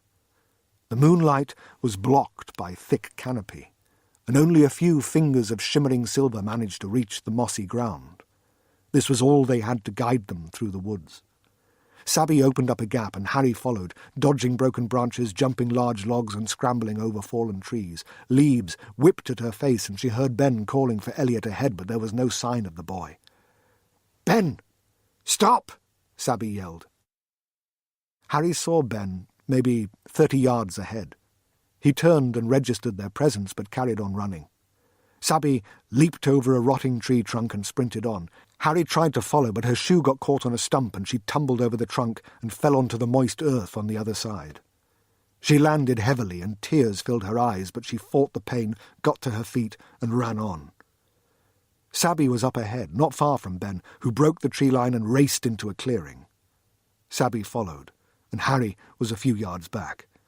As she reached the clearing, an open circle, perhaps 40 yards in diameter, Harry saw Sabby was about halfway across, but to her surprise, Ben, who was almost at the other side, stopped and turned to face her former partner. "Don't!" he yelled. But Sabby wasn't listening. He tackled Ben and knocked him to the ground. Harry picked up the pace as the two men rolled around, exchanging wild blows. Ben's backpack bore the brunt of many of Sabby's punches, and Harry worried about what was inside, if there was any Cobalt 60. "Sabby!" she called out. But he didn't hear her. He was lost in the heat of the moment. But Harry was concerned he was also acting out the past, using Ben to rewrite his history with Alan Munro. Movement in the trees caught Harry's attention, and she looked to her right and saw Elliot Asher crouched by the trunk of an ancient oak. His fingers were curled around calloused bark, and in the moonlight his face was as grey as a ghost. His eyes were on the fight, but when he sensed Harry watching him, his gaze shifted and met hers. He seemed sad beyond reckoning, and Harry couldn't hold his stare. She looked back at the two men scrabbling in the dirt. Sabby slapped Ben and managed to get on top of him. He drove a flurry of punches into Ben's face, and Harry was taken aback by the ferocity of the blows and look of furious determination on Sabby's face. "You stay down, you lunatic," he yelled. "You don't hurt people. You don't do that." She'd seen Sabby take on suspects before, but this was different. He wasn't an angry person, and it took a lot to tap into his rage, but there it was. She had little doubt now he was picturing Alan Munro as he fought Ben. But a few more of those punches would probably kill the man. "Sabby!" Harry shouted. "Stop!" He hesitated and glanced at Harry. His expression shifted, and his fury subsided. He pushed himself up and stepped away from Ben, bewildered, as though suddenly waking from a nightmare. Extract from the court report of R versus Elmis. Roger Sumption, QC for the Crown Prosecution Service. And then what happened, Ms. Kilty? After D.S. Khan stood up. Harriet Kilty. He stepped back and... Roger Sumption, QC. There's no need to look at the defendant, Ms. Kilty. Please don't feel in any way intimidated by him. Harriet Kilty. I'm not. It's just difficult for me. Roger Sumption, QC. I understand. But the court needs to hear your account of events. Harriet Kilty. Sabby, D.S. Khan, got up. He took a step back, and the defendant, Mr. Elmis, kicked him in the stomach. What neither D.S. Khan or I knew, but what the defendant probably did know, was that the clearing was at the edge of a ravine. D.S. Khan, Sabby, he...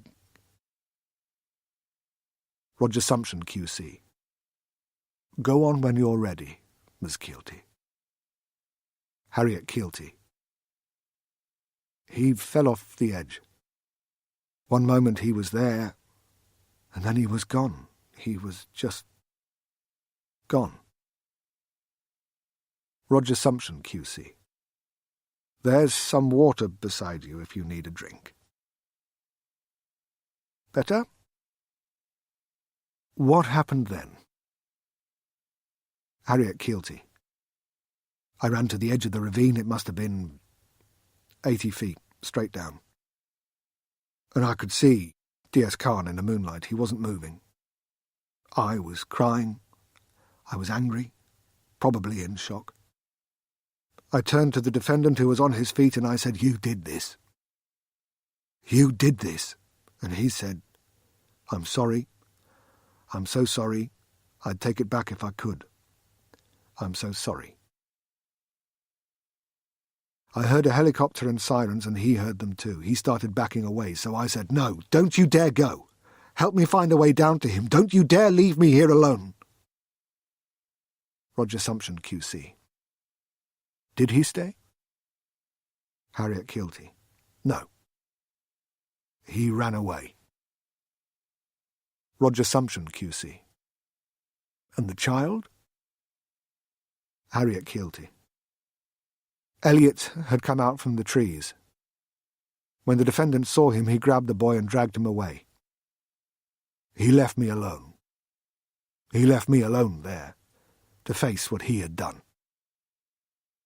Roger Sumption, QC. And, to be clear, the defendant kicked Sabby Khan over the edge. Harriet Kilty. Yes. He kicked him over the edge. He killed him. Chapter 29. Harry stood in the darkness and watched Ben Elmis take Elliot Asher into the forest. She wanted to go after them and snatch the child away from that foul man, but her friend and former partner was lying in the ravine. She had no idea whether he was alive or dead. He'd cried out as he'd fallen, and Harry tried not to think about the thud she'd heard, preferring to believe she'd imagined it. The odds of someone surviving a fall like that were...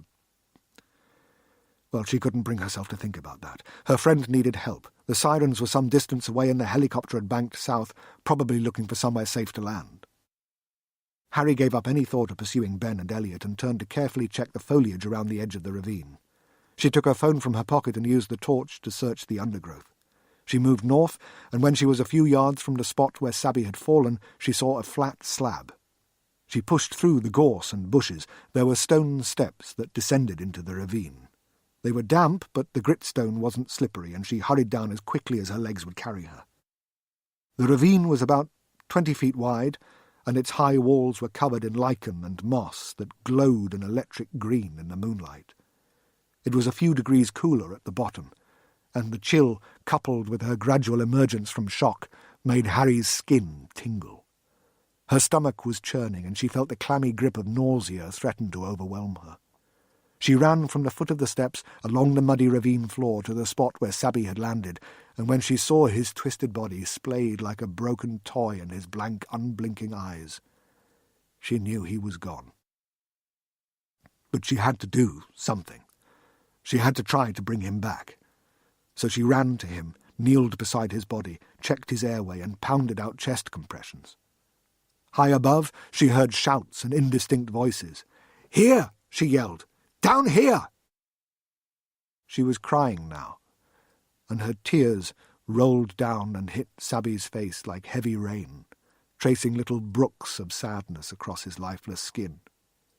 "Help!" she shouted. "Down here!"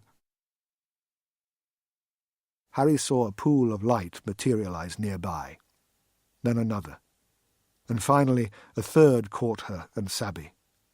She looked up and squinted into the glare of spotlights gathered at the edge of the ravine. "Down here!" she yelled. "We need an ambulance!" She knew that wasn't true. There was nothing anyone could do for Sabby Khan. Chapter 30. It was like looking up at heaven. Tiny crystal jewels had been embedded in the black stone that lined the domed roof, and the spotlights dotting the circumference were positioned to catch each gem and make them shimmer like stars. Below the ring of spotlights, clinging to the very bottom of the dome, was a band of white writing against a blue background. Harry couldn't decipher the script, but she got the impression the words were profound.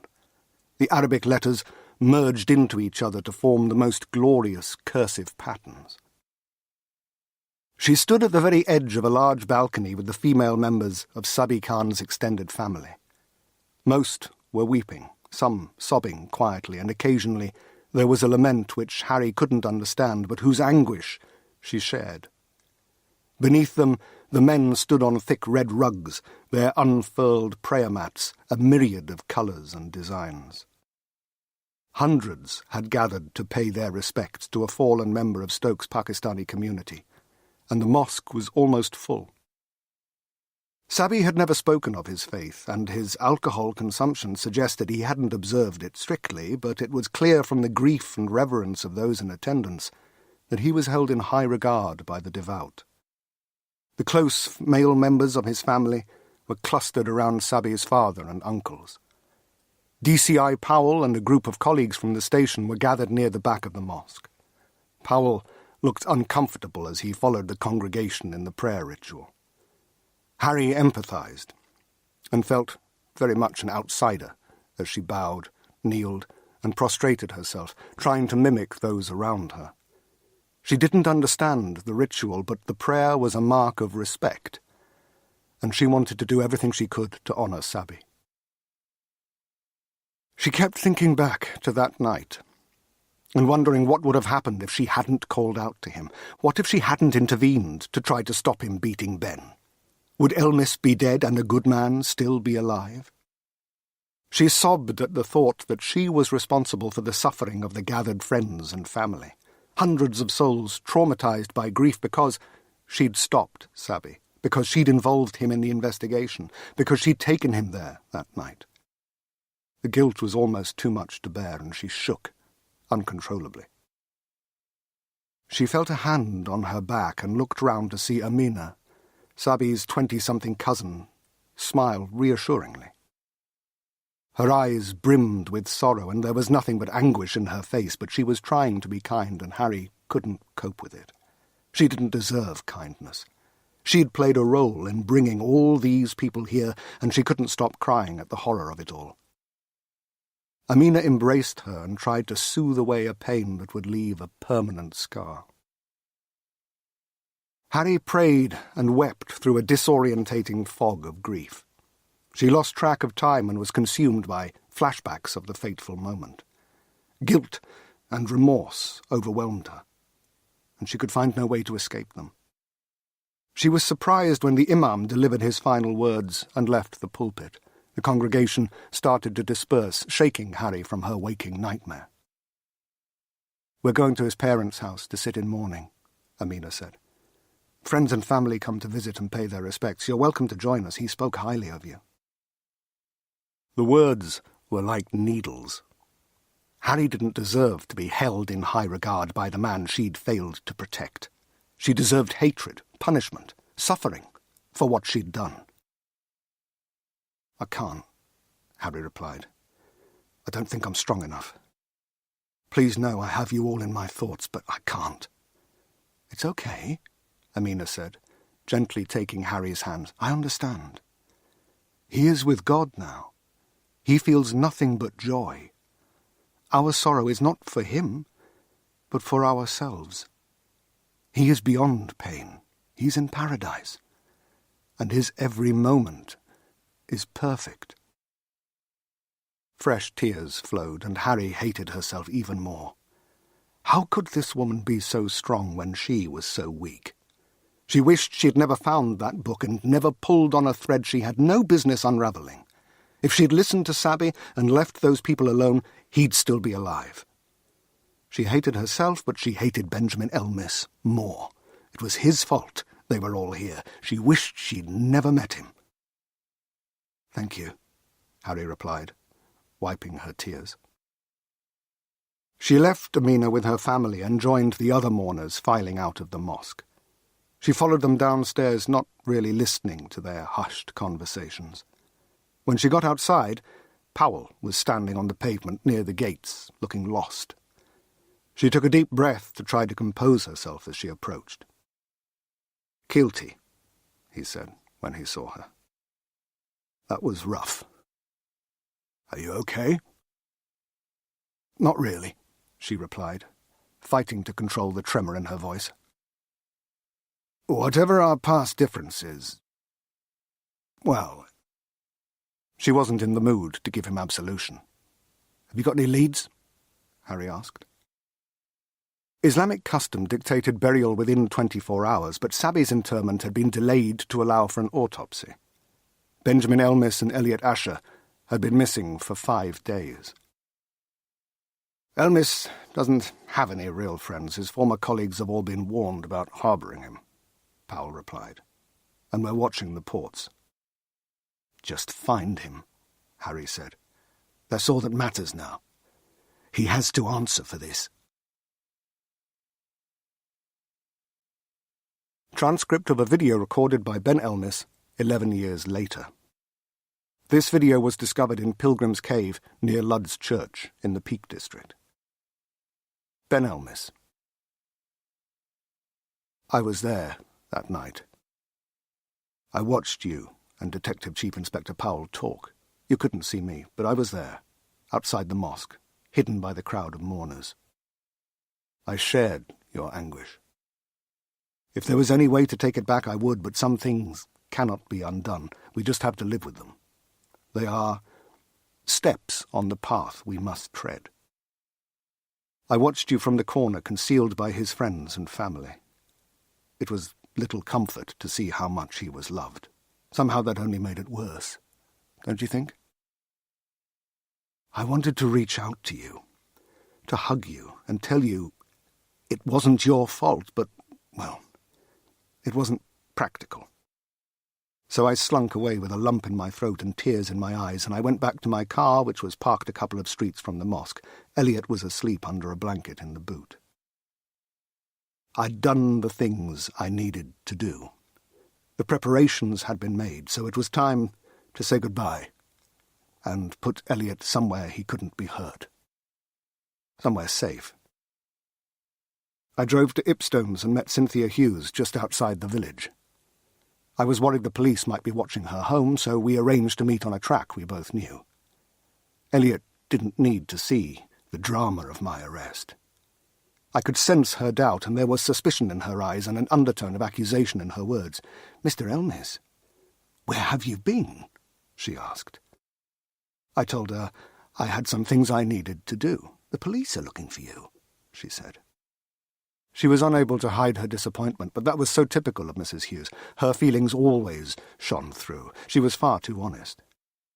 "These things they're saying, please, tell me they're not true." It still breaks my heart that I wasn't able to tell her otherwise, that she died being disappointed in me, but the truth was, and still is, that I'm responsible for Sabi Khan's death. So I didn't answer her question. I ignored it. "You're going to need to take care of Elliot," I told her, and I carried him from the boot of the Land Rover to the back seat of her car without waking him. I told her I'd been keeping him, you, Elliot, sedated. "I apologize for that, Elliot, but you'd been through a great deal, seen too much, and I needed you calm." "What about you? What's going to happen to you?" Mrs. Hughes asked me. I gave her a sealed letter. "Show this to the lawyer. He will make sure you have everything you need to raise Elliot," I told her. "I'm not going to be around." She broke down, but she didn't hug me. I think by that stage she was afraid of me, which is another sad little thought I carry. Everyone I ever loved had come to think poorly of me, including you, Harry. "Oh, Mr. Elmis, I'm so sorry," Mrs. Hughes said. And that was the last time I ever saw Cynthia Hughes. I kissed you on the forehead, Elliot, shut the door, and left you with the one person who loved you almost as much as your parents. It was very sad, but then so much of this is. I drove into Leek, parked the car, and walked into the police station. It was late, and there was no one around apart from an officer on reception. He asked if he could help me, and I still remember his look of surprise when I said, "My name is Benjamin Elmis. I'm here to turn myself in for the murder of Detective Sergeant Sabi Khan." Academic sentenced for police officer's death, 22nd of November. Local academic Benjamin Elmis, 41, was today sentenced for the manslaughter of Detective Sergeant Sabi Khan. Delivering the sentence in Hanley Crown Court, Judge Eustace Thomas said, "Benjamin Elmis, I have reviewed the circumstances of this case and heard the sentencing recommendations. I've taken into account your late guilty plea and your previous good character. However, the crime you committed was extremely serious, the manslaughter of a serving police officer." Before he could pass sentence, the judge's remarks were interrupted by an outburst in court. A child, believed to have been the ward of the defendant, protested Mr. Elmis's innocence and accused the prosecution's chief witness, former police officer Harriet Kilty, 32, of falsifying her evidence. The child was escorted from the court upon the judge's instruction, and he resumed his sentencing, saying, "I have had representations from Staffordshire Police informing me that Detective Sergeant Khan was investigating the deaths of David and Elizabeth Asher and that you were a suspect. While I can't make a determination on that investigation, I can use it to inform my view that you had reason to wish the detective dead and consider it as an aggravating factor. For those reasons, I sentence you to serve 22 years in prison." Jonathan Patel, a lawyer representing the Khan family, read a statement outside court. "Sabi Khan was a much-loved son and cousin. He was a devoted police officer who gave his life in pursuit of justice. While no court can ever undo the pain and suffering felt by his family, we are satisfied with the sentence handed down today. We would encourage those who would like to honour Sabi's memory to make a donation to Police Care UK. We hope the media will respect the family's privacy at this time and give us space to heal and move on from this terrible ordeal. Katie Harper, Leak Advertiser. Extract from Harriet Keelty's email journal. Justice was served today. But why does it feel so wrong? It brought me no satisfaction to see Ben led to the cells. He looked at me as he was taken away. I'd expected hatred, but there was nothing but pity. Why? Why did he pity me? And how dare he? I'm not the one doomed to spend at least 11 years in prison. I hope I never see him again. He used me. And I still don't understand how. Elliot finally broke down and disrupted the judge's sentencing with some shouting and crying. Cynthia Hughes dragged him out of the court after raised words from the normally placid judge. I ran into them on my way out. I tried to apologize, but Elliot was so angry. "You're not sorry," he said. "You're a liar. He didn't push anyone. I saw what happened." "So did I responded calmly. There were solicitors and court officials all around us. "You're imagining things, Elliot. It doesn't matter what I said. Mr. Elmis confessed." "So I wouldn't have to be a witness," Elliot snapped back. "So I wouldn't have to take the stand to tell everyone you lied. He did it to protect me." "You're not supposed to say anything about that, Elliot," Cynthia Hughes chided him. "Why?" I asked. "Why wouldn't he want you to clear him, if he really believed he was innocent?" Elliot didn't reply immediately. He stared at me with brooding hatred. Finally, he spoke. "He was worried they might make me talk about it." He clammed up. "The secret," I blurted out, "the one you almost told me about at the house." "I should never have spoken to you. I should never have told you he was going to take me away. I should never have trusted you." He turned his fierce eyes on me. "You're a liar. He never hurt that man. You're a liar, and I hate you. I never want to see you again."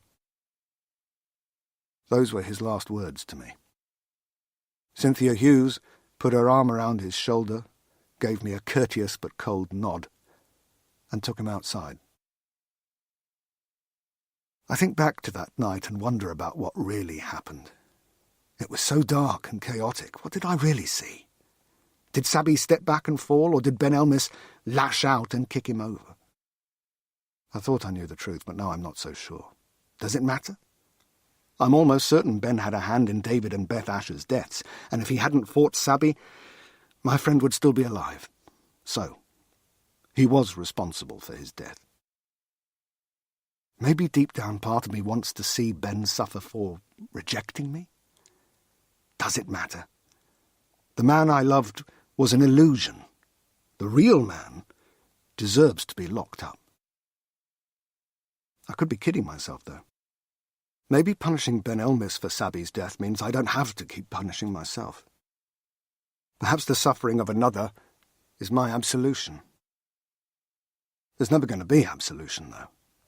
The man you loved proved to be rotten. Everything you'd thought about him was wrong. All those happy moments were tainted. He had been trying to use you in some way to cover his tracks and compromise any potential police investigation. It didn't matter, because whatever his motivation, he'd pretended to be someone he wasn't. Everything you thought you felt about him was built on a lie. He hasn't just killed your friend and the memories of the good times you'd shared when you thought you were in love. He's murdered your hopes for the future. How will you ever trust anyone again? How will you trust your own judgment? How will you love anyone like that ever again? How will you ever be able to feel so deeply? You'll always hold something back, so no one can ever hurt you the way he did. Chapter 31. The morning after the sentencing hearing, Harry woke up feeling no less troubled. Her dreams had been plagued by Sabby's death, and she'd relived the horrific moment in so many different ways. Tonight, she'd been fighting him, and had been the one to kick him over the edge, an experience that had seemed so real, she'd woken from the nightmare feeling physically sick. She got up and went to the toilet. As she checked her reflection and waited for the nausea to subside, she realized today was the first time in a long while she didn't have any plans. They'd never found the missing Cobalt 60, and Ben had denied all knowledge of it. The university wanted to draw a line under the scandalous episode and had terminated Harry's engagement a couple of weeks ago, shortly after the jury had passed its verdict. She needed to figure out what to do with her life. She went to the kitchen and started making coffee.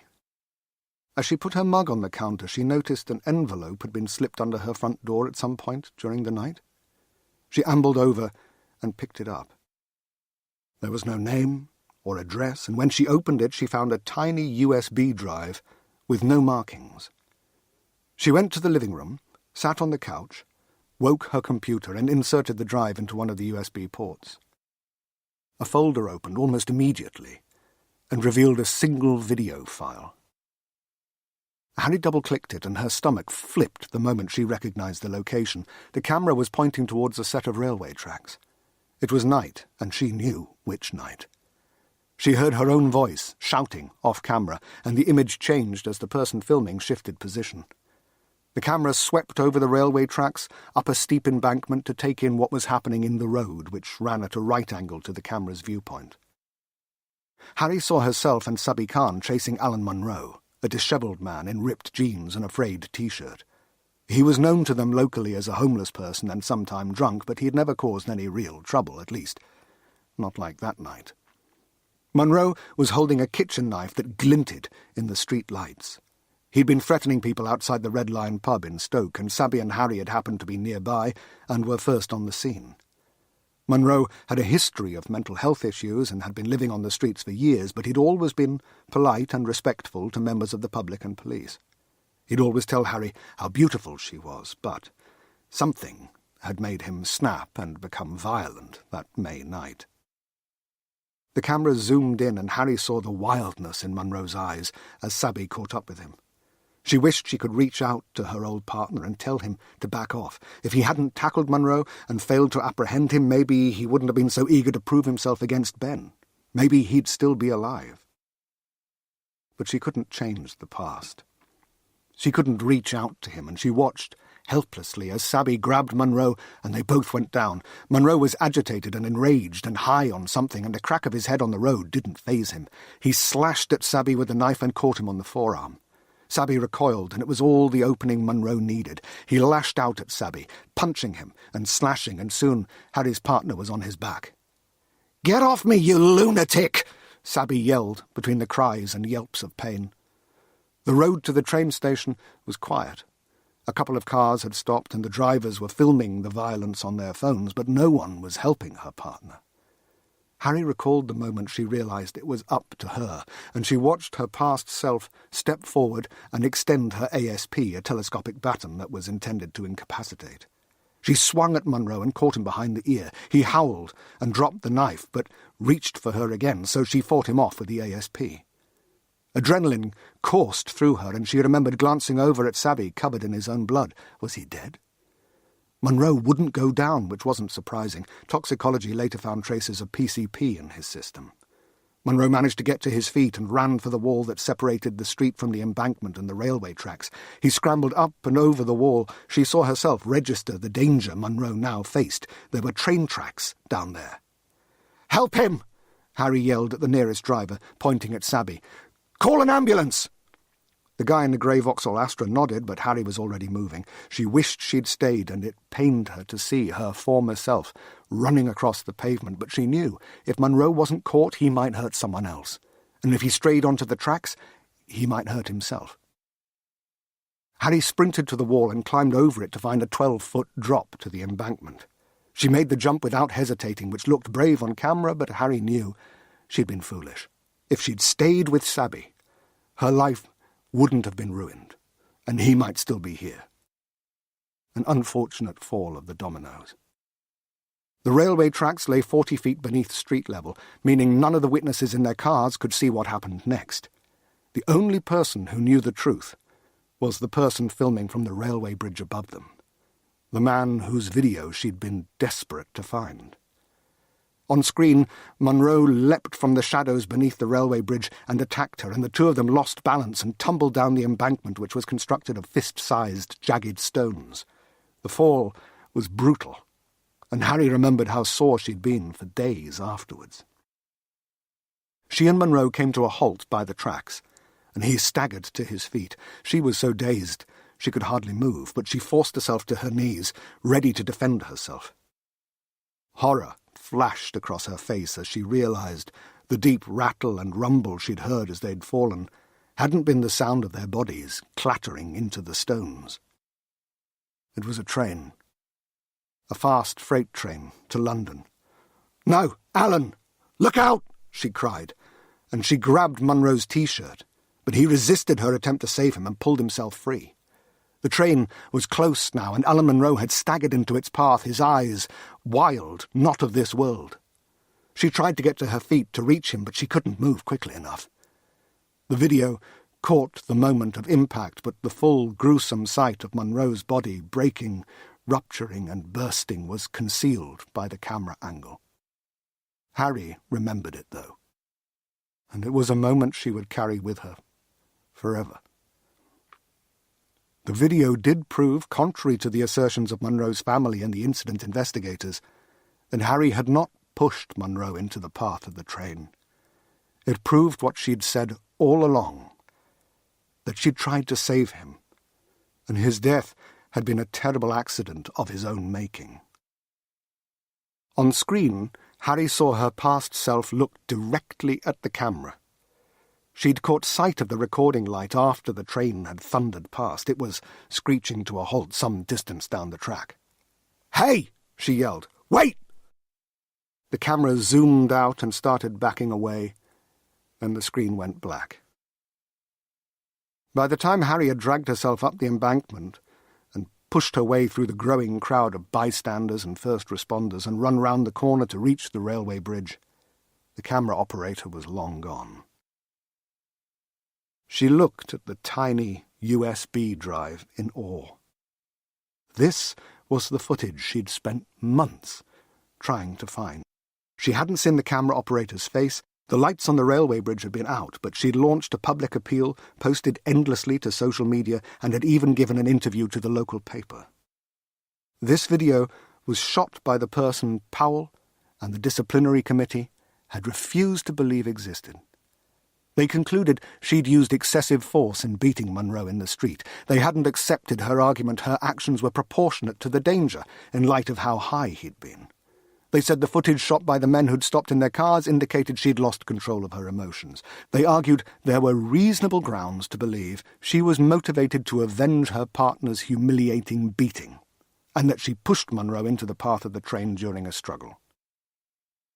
This was the video of the night her life had been ruined by a false claim of manslaughter, the allegation that had set the wheels in motion for her dismissal.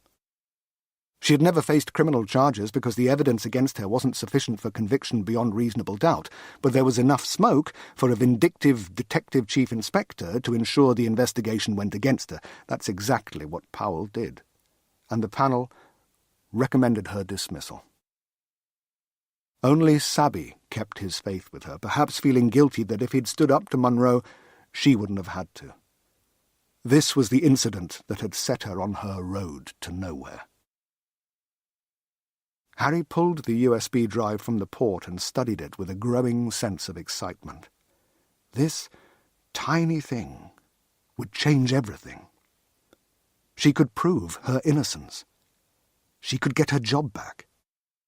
She could reclaim her old life. Her only regret was that Sabby wouldn't be by her side when she did. Her partner was gone, and that took the shine off her redemption. Chapter 32. So there we are. Benjamin Elmis, the man I thought I knew, the man Beth and I had entrusted with our son, the man I'd come to call brother, suspected of our murder and imprisoned for the death of another. And our boy, left in the care of a killer, now shunted on to his next guardian, our former housekeeper, Cynthia Hughes. I can hardly bring myself to think about the suffering my son endured and the trauma of being abandoned in such circumstances. My days are numbered, or so goes the cliché. I look back on my crooked, broken path and long for things that can never be. If you're reading this, the chances are you're familiar with my work. My publishers tell me I have a loyal fan base, and the messages I receive from around the world certainly wouldn't make liars of them. Laurie from Manhattan wrote to me a few years ago and asked why so many of my novels involved the abduction of a child. Have you ever been looking at a painting only to have someone sidle up to you and say something that makes you see it completely differently? Laurie's email was just such a sidle. I'd been writing books without ever really thinking about them, but when I look back through the catalogue of 23 thrillers that forms my modest contribution to literature, I realise many of them, particularly the early ones, involve a missing child. Have you ever seen an Ouroboros?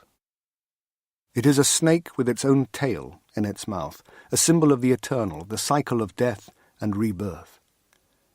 Writing is a little like that.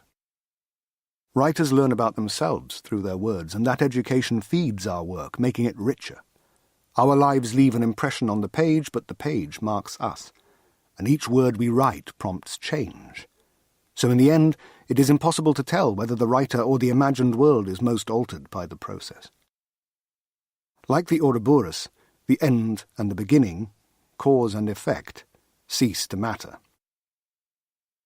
Perhaps that's why I'd never reflected upon my subconscious choice of subject matter. I was too close to see it clearly, and it took a stranger with a broader point of view to notice. They say there are people who feel no love. Sociopaths, psychopaths, pitiless souls. They look like the rest of us, but they're very different. I can't imagine being such a vessel, having form but being empty, experiencing nothing when looking down at my newborn son. I wouldn't have been able to feel anything as I watched his eyes, wide and unfocused, taking in the uncertain forms of the world, his other senses alert to the sounds and textures of the delivery room. The urgent voices of doctors and nurses, the metallic smell of disinfectant and surgical solutions, the touch of my hands against his buttery smooth skin. As it was, I experienced nothing but the most profound love for Elliot in the moment of his birth, and felt more complete than at any other time in my life. A firstborn child, life created, magic made mundane by frequency, but still magic, nonetheless. Sometimes I wish I was an empty vessel, that I wasn't able to feel. Sometimes in the darker hours I dwell on what was and long to be free of the memories of the life I left behind. Was it cruel to leave Elliot? Yes, but it was as cruel on me as it was on him. I had no choice, or at least I didn't realize the choice I was given, not until it was too late. I struggle with it every single day. I pray to a God in whom I don't believe to help me change the unchangeable, but what's done cannot be undone, at least not by me. This isn't an appeal for pity. It's not supposed to be therapy on a page. I just want you to know that guilt rots my waking moments and that I'm as tormented as you are likely to be when you read what comes next. Some regrets are so large they create their own gravity, and all emotion is drawn towards a singularity of pain. I spent a long time there, caught in a crushing, dark storm of depression, and I'm afraid if I think about my young son too long, I will return to that hell. When I went back to my early work and read the words I'd written so long ago, I realized my reader knew more about me than I did. Laurie was right. The absence of a child was a common theme in my first books. In my second novel, The Constant Child, I wrote, "We are bound to the past, links in a chain that stretches into the infinite unknown. The death of a parent is natural. It is the passing of a soul into history, another link that ties us to the ancient beginning, but the loss of a child breaks that chain. It is unnatural and abhorrent, for the child's loss is felt in the past and future. The child is mourned by the souls of their dead ancestors because the chain of which they are a part will go no further. All the hardship those ancestors endured, all the suffering, all the love that forged new links, was for nothing, because their story is now at an end.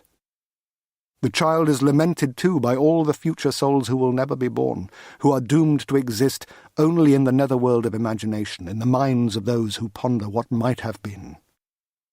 And while the ghosts of our ancestors and the spectres of an imagined future mourn, the loss is felt most profoundly of all by the child's parents, who miss hair to tousle, a smile to brighten their day, and a warm body to hug.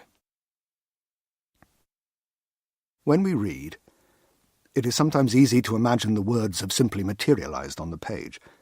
We can lose sight of the author, and if we do catch a glimpse of him or her, we may consider them a dispassionate chronicler of events. This is far from true. And among the handful of authors I know well, there are few who aren't as moved by their work as any reader. Tears are shed, anger boils, and laughter erupts even on the 10th reading. As I look back on my earlier work with wiser eyes and see my words in the context of what my life was, I can't help but shake with the sadness of it all, but most of all I see echoes of what happened to my son. I had laid out his suffering without ever consciously intending to do so. But you're not here for my sorrow. You want to know about my son. The child I left behind. Dear Eliot, I'm sorry there was no other way. Lord knows I've tried to live a different life, but this is the one I'm fated. I hope Mrs. Hughes gives you this, and even if she doesn't, I know there will come a day when you'll sit down and read it and all the other letters I shall write you.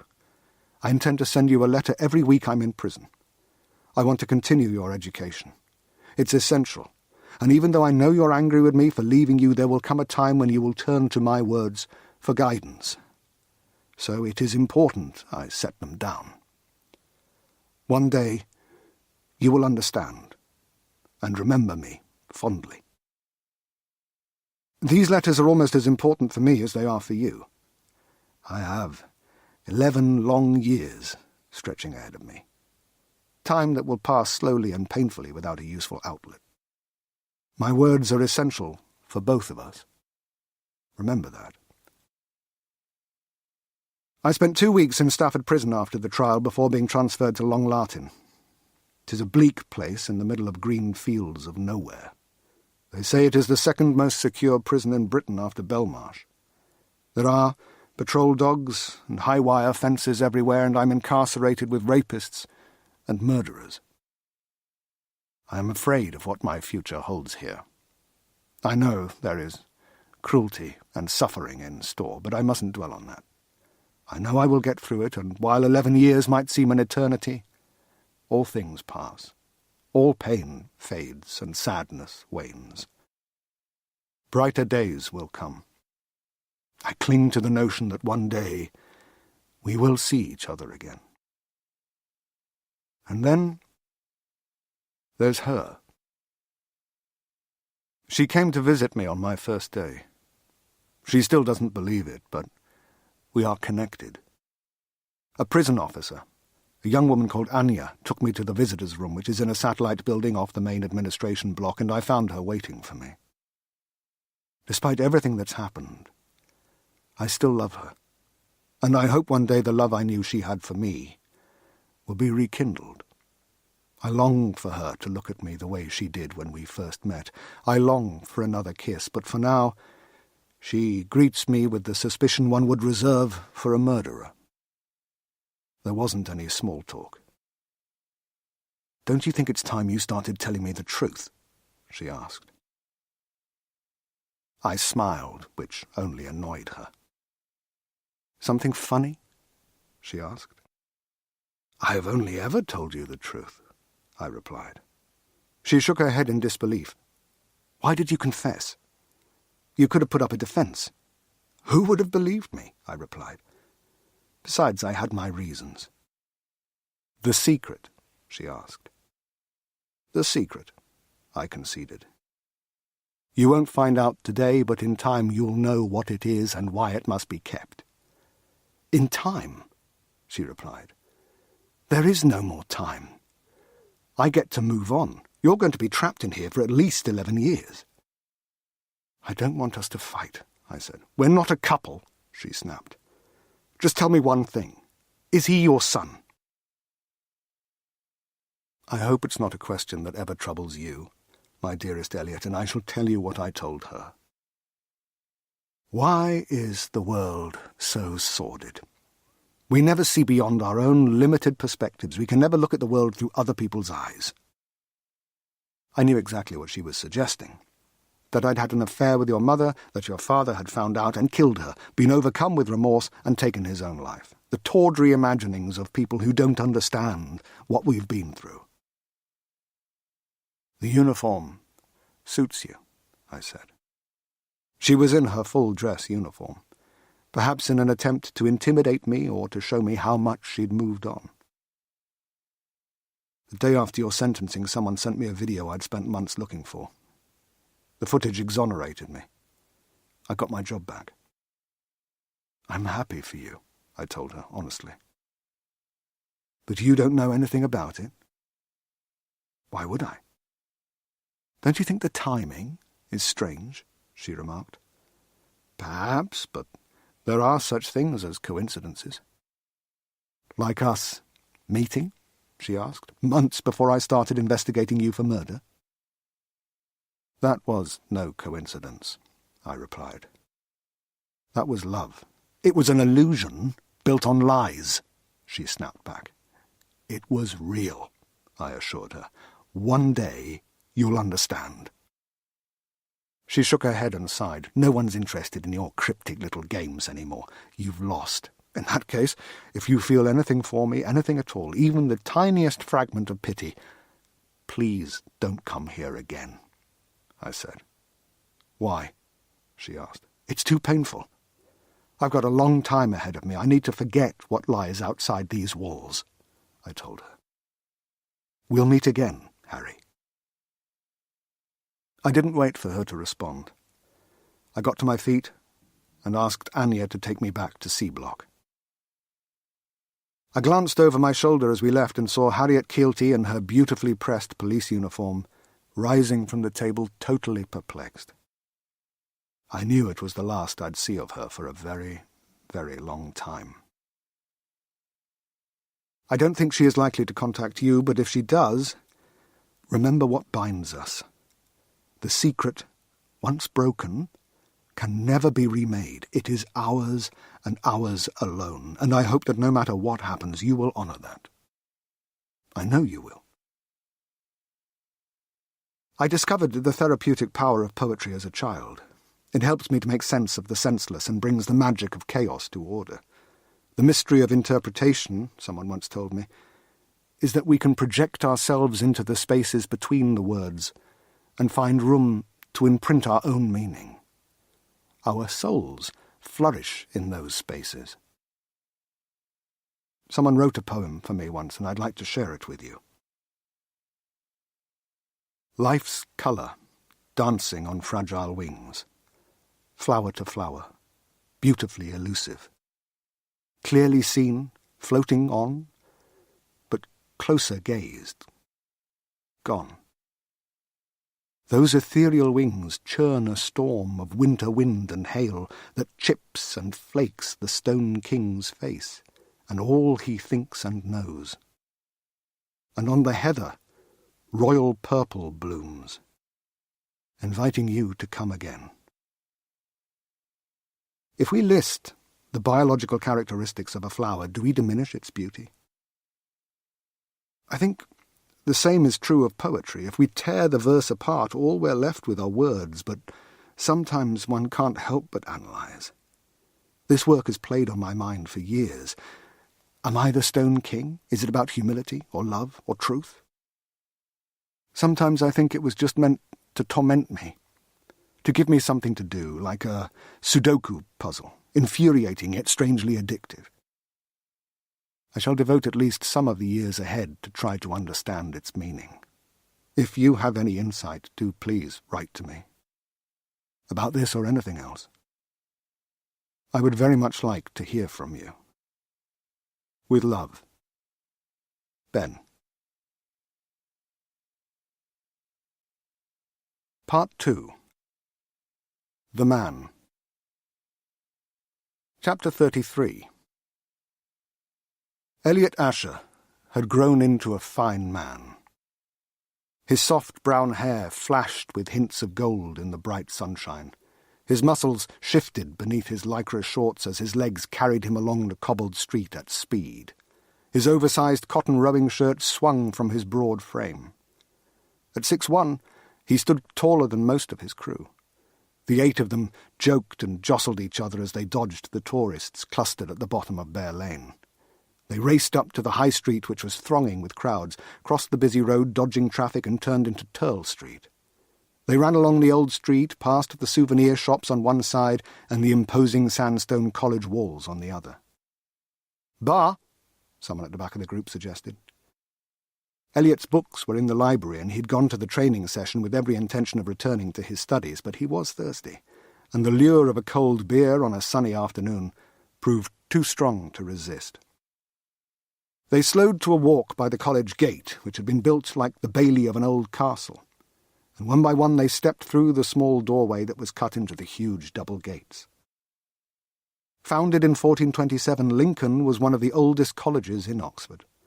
Located in the heart of town, it was built around 3 quadrangles, with All Saints' Church as a sentinel that stood guard at the southern mouth of Turl Street. A small Oxford college, Lincoln was known for its good food and friendly atmosphere. There was a rumour it had been one of the principal university hubs for recruitment into the intelligence services. And college legend had it that John le Carré had modelled George Smiley on a former tutor, Vivian Green. Elliot loved the rich history of this 600-year-old institution, and as he walked the large flagstones that formed the lodge floor, he reflected on how he'd changed in his 2.5 years at Lincoln. He'd arrived there a naive boy, and over time, as though he'd imbued the magic and tradition of the place, had become a man. Simply being part of such a long and ancient story had transformed him and given him a perspective that transcended the boundaries of his own life. "Mr. Asher," a voice called, and Elliot turned to see Pip, one of the college porters, beckoning him from the service window in the lodge office. "I'll catch you up," Elliot told his crew, who hurried around Front Quad towards Deep Hall, the ancient bar that was tucked beneath the oldest parts of the college. "Sorry to bother you, sir," Pip said. He was a kind old man with ruddy cheeks and wild grey hair, and even though he had seen decades upon decades of young men and women pass through these gates, he somehow managed to make them all feel special. "Professors Hoyt and Gardner were looking for you. I said you were likely at the river, and they asked me to send you up to Professor Hoyt's room when you got back." Elliot didn't bother to ask what they wanted. He had a suspicion he already knew. "Thanks," he said. "You're welcome, sir," Pip replied, before sliding the window shut. Elliot headed into Front Quad, which was formed by 4 sets of college buildings linked together in a square set around a perfectly manicured lawn. Professor Hoyt, the head of the physics department, had rooms in the building on the northern edge of the quad. It was covered in ivy, which was positively alive in the sunshine. Elliot walked towards the old archway that led to the staircase where Hoyt's rooms were located, and as he started up the steps, his good mood ebbed away, faster than water draining from a canal lock. He was expecting a hard time. Extract from the Journal of Professor Lindsay Hoyt, Professor of Physics, Lincoln College, Oxford. Printed with kind permission of her family. The Icarus theory curses physics. We spend so much time pursuing truth, trying to understand the essence of reality, we lose touch with it. We reach for knowledge that would have been beyond us in our natural primitive state, and once exposed to it, some minds are burned. I have known many Icari, and some might say I am an Icarus myself, although I would dispute such an assertion. I am eccentric, where others are disturbed or depressed. My oddities do not compare with the absence of mind of Heisenberg, or the lack of empathy of Oppenheimer, or the obsessive compulsion of Erdos. I am positively rational and grounded in comparison, but of all the minds I've ever encountered, the one that troubled me the most was Elliot Asher. He was an Icarus, and I believe he had flown higher than any of us, and it had cost him his ambition. He was 21, and his mind had already been scorched. Most people didn't see it, but I knew, because I could tell when a person had seen beyond the constraints of life and perceived some new reality. Michael, Professor Gardner, and I had called Elliot to my room early in Trinity term of his final year. He came in without knocking, which suggested either pathological overconfidence or nihilistic indifference to social convention. I suspected the latter. His nihilism was evident in his work and attitude. He was only concerned with pleasure, not effort. My assessment was underscored by his attire, crumpled rowing kit. Pip had been right. Elliot had been wasting his time at the river. "You wanted to see me?" he said, and Michael and I cut short our conversation about him. "Have a seat," I replied. And he chose my favourite armchair, an old Laura Ashley floral pattern I'd inherited from Mother. Michael and I were at opposite ends of a leather couch, separated from our student by a coffee table that was covered with my papers and notebooks. No one said anything, and for a moment all I could hear were the voices rising from the front quad, drifting through the open sash windows. "Professor Gardner and I are concerned," I began. "We are worried about the effort you're putting into your work." Elliot gave me a look I cannot easily describe. It wasn't contempt, nor was it pity. It might have been disinterest, but there was too much emotion for it to have been that.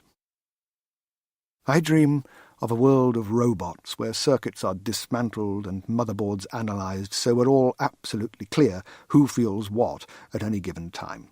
I can describe the orbit of 1,000 suns in mathematically perfect formulae, but I still to this day don't know how that young man felt. I doubt he had much respect for us, though." He picked up my Mont Blanc Starwalker fountain pen, a most indulgent gift to myself, and a notebook, and flicked through it absently as I went on. "You have a brilliant mind, Elliot, but you're just not present." As if to prove my point, he started doodling. "Why did you come here? Why pick physics?" Michael chimed in. "Was it your parents?" Elliot didn't reply, but the pen froze for a moment, and he concentrated on his doodle intently. He might have been furious, I don't know. Everything about him was so contained. We knew about his parents, of course. Few in our world didn't. They were accomplished scientists, and their deaths had been grave tragedies. It was hard to imagine what the loss might do to a child, but perfectly reasonable to believe he might have come here in an attempt to live up to what he imagined their expectations of him might be. "Are you bored?" I asked. "Is there something that might rekindle your love of the subject?" "I'm not bored," Elliot replied, without even glancing up from the notepad. "Have you ever wondered why we do it? A dog looks up at the stars and sees beauty or spots or perhaps nothing at all. We look up and we have to dissect and pull apart and explain. Why can't we just accept things as they are?" These were the jaded words of a much more experienced scientist. He was too young for this. I'd heard similar from the mouths of grey-haired physicists near the end of their careers. "It's in our nature to seek truth," Michael remarked. "That is our beauty." Elliot flashed a cynical half-smile. "Truth," he scoffed.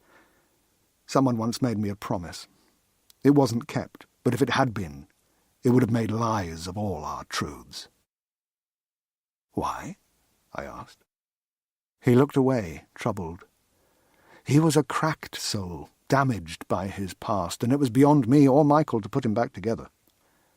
I regretted inviting him up. Broken toys should be left by the side of the road. "If I told you, it wouldn't come true. But it hasn't come true, so I can't tell you," he replied. "We didn't bring you here to talk riddles," Michael said, "or muse about the nature of truth. We want you—" "Am I being sent down?" Eliot interrupted, using Oxford's genteel term to describe an expulsion. "Of course not," I replied. "Are my grades not satisfactory?" he asked. "You know they are," I conceded. "Satisfactory, good even, but they could be exceptional." "Then why am I here?" "We feel you could be doing so much better," I replied. "You have a brilliant mind. If you apply it, you could achieve greatness." "You want me to be more beautiful, is that it? You want a more comprehensive deconstruction of the stars?" He shook his head. "We want you to fulfill your potential," Michael said. "There's only one thing I want, and none of you can give it to me," Eliot countered. "Can I go?" He got to his feet, but waited until I nodded. Michael and I were silent as we watched him leave, and when he'd gone we discussed him for a while. After 30 minutes we decided to let time and fate take charge and hope Eliot Asher rediscovered his love of the subject. Michael went to his next tutorial, and I leaned across the coffee table and picked up the discarded notepad to see what Eliot had been doodling.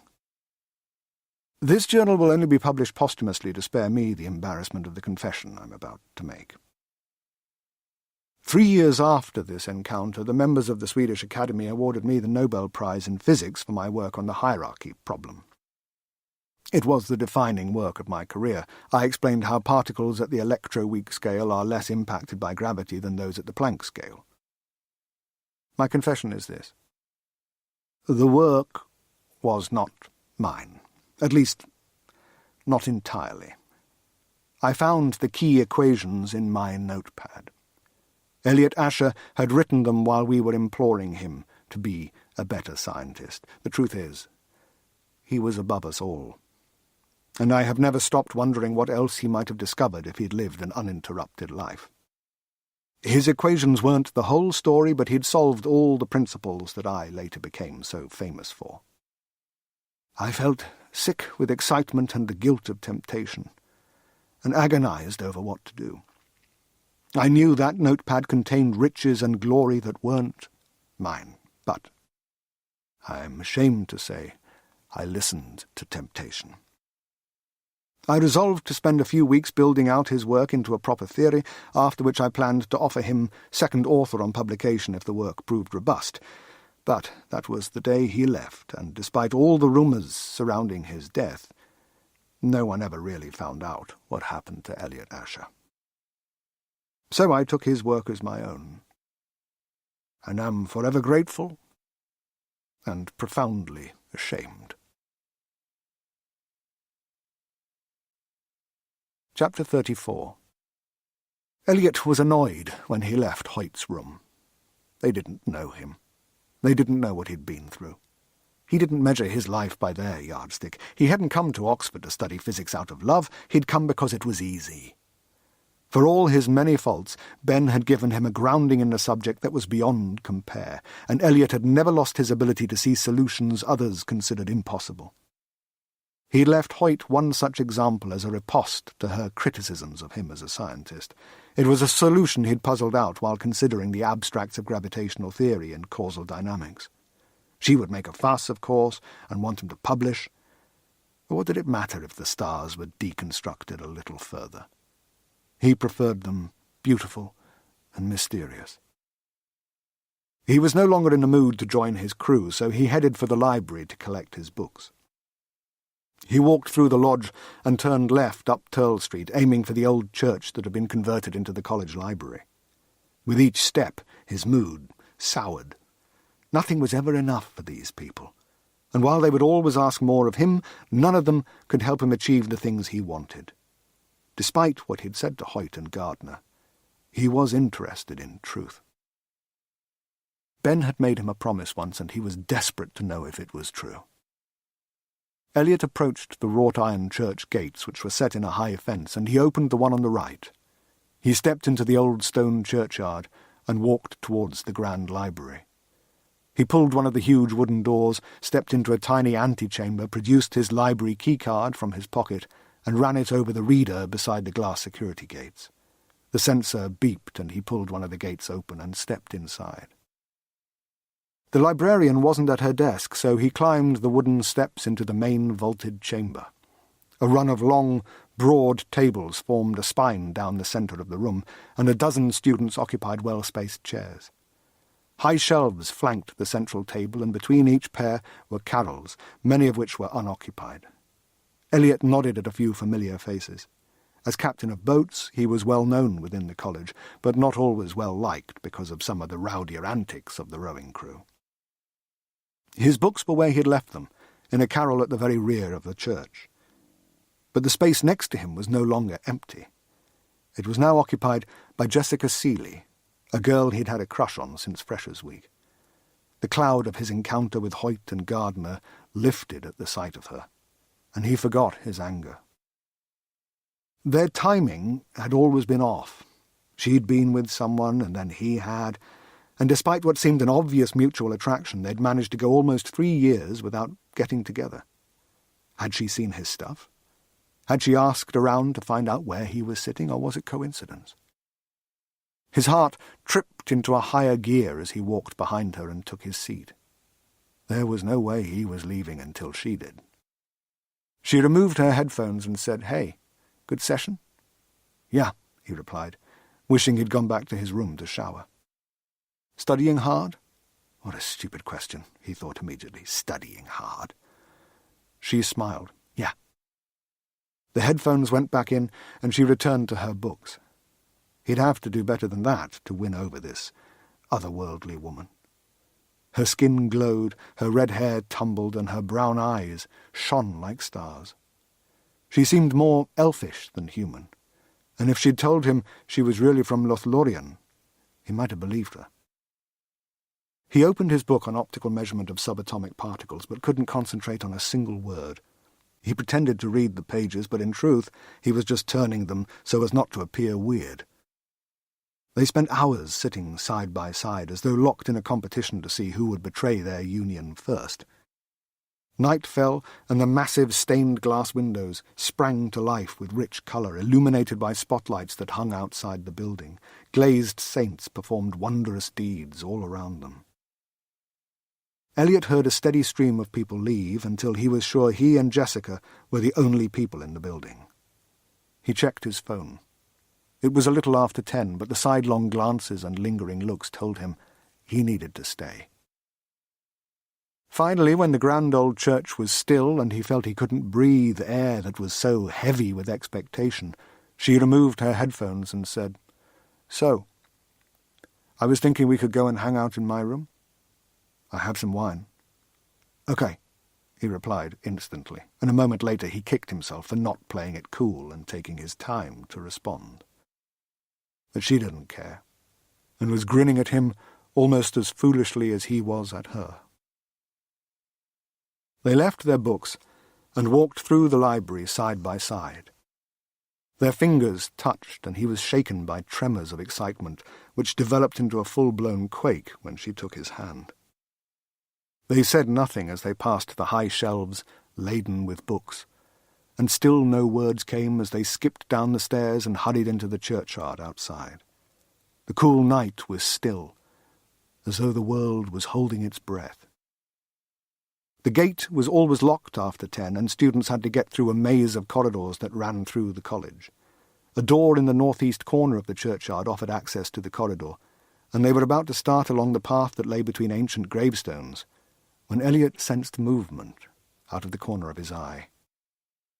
There, beyond the high wrought-iron fence on the other side of Turl Street, was a face he hadn't seen for years. And the time that had passed wasn't enough. Standing across from him was the man he'd once loved, but over the years had come to hate. The man whose face he had almost forgotten. Benjamin Elmis. Chapter 35. "Eliot," Jessica said. "Are you okay?" Her concern was evident, and she tried to pull him towards the door in the corner of the churchyard, but Elliot was transfixed. Not tonight, of all nights. Had it been 11 years already? How dare this man come back into his life? Ben was watching them from the mouth of the alleyway that ran between the old Mitre building and the parade of shops that lined the west of Turl Street. He looked as though he was enjoying the dismay his reappearance had caused.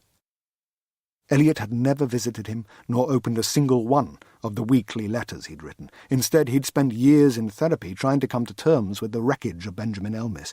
This man might have murdered his parents, and as he'd matured from child into man, Elliot had promised himself he would find the truth one day. He felt years of suppressed anger rise within him, and realized today might be that day. "Elliot?" Jessica asked again. "Why don't you go to your room? I'll meet you there in a few minutes. There's something I have to do," he replied. And he squeezed her hand reassuringly. She looked completely baffled, but he didn't know how to explain it. The loss of his parents hung over him every day, their ungiven love, their unlived lives haunting him. He still wore his mother's necklace, a circular silver pendant with an embossed relief of a half-moon and a cluster of stars above the word Beth. When all other memory was faded, he would always recall the feeling of his father's embrace the night he'd given it to him. If this was an opportunity to avenge his parents, he would not pass it up. He ran along the path towards the fence, and when he glanced over his shoulder, Jessica was watching him in total bemusement. His mind wasn't on her anymore. He was fixed on Benjamin Elmis, the man who'd once held himself out as some kind of surrogate father, the man who'd filled Elliot's head with mad imaginings. Ben simply stared at him. And there was something about the impassive gaze that made Elliot hate him even more. As he clambered over the fence, Elliot saw Ben Elmis turn and head into the alley. "Hey!" he yelled. "Stop!" Elliot dropped onto the road. He sprinted down the alley and went through a patch of total darkness before emerging into a service area that contained a few bins.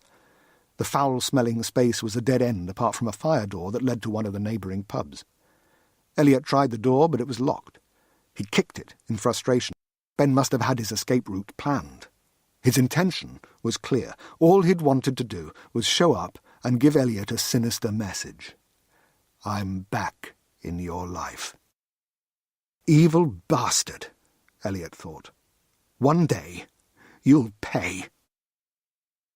Frustrated and angry, Elliot walked back up the alley onto Turl Street. He looked at the churchyard and saw it was empty. Jessica had gone. He would find her and try to explain. He jogged along the street to the main gate and stepped into the lodge. He nodded at Dean, the night porter, who was watching a TV show in the small office. Elliot walked through the post room, which was lined with hundreds of pigeonholes, and when he glanced at his own, he saw something inside it. He reached for the solitary envelope and pulled it out to see his name typed on the front. He didn't need to open it to know who it was from. He went to the porter's window and gently tapped on the glass. Dean turned the volume down on his iPad. "Sorry to disturb you, Dean, but did you see the man who delivered this?" Elliot asked. "No, sir. Must have come before my shift," Dean replied. "Sorry, Mr. Asher." "Thanks." Dean closed the window and returned to his TV show while Elliot stepped away from the counter and opened the envelope.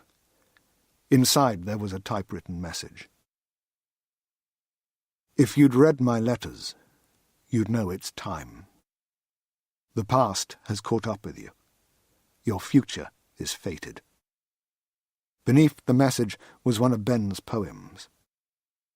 "If it's in your mind, it's in your heart. You see it, hear it, own it. That dream again. The one where you're dying to be reborn, renewed, refreshed. The other side of night. Returning from elsewhere to what will be. Beginnings, endings come to us all. A tree from earth, a seed from sky. Rising, falling, on and on. That dream. Again." Elliot leaned against the ancient stone wall. He felt nauseous and realized His hands were trembling.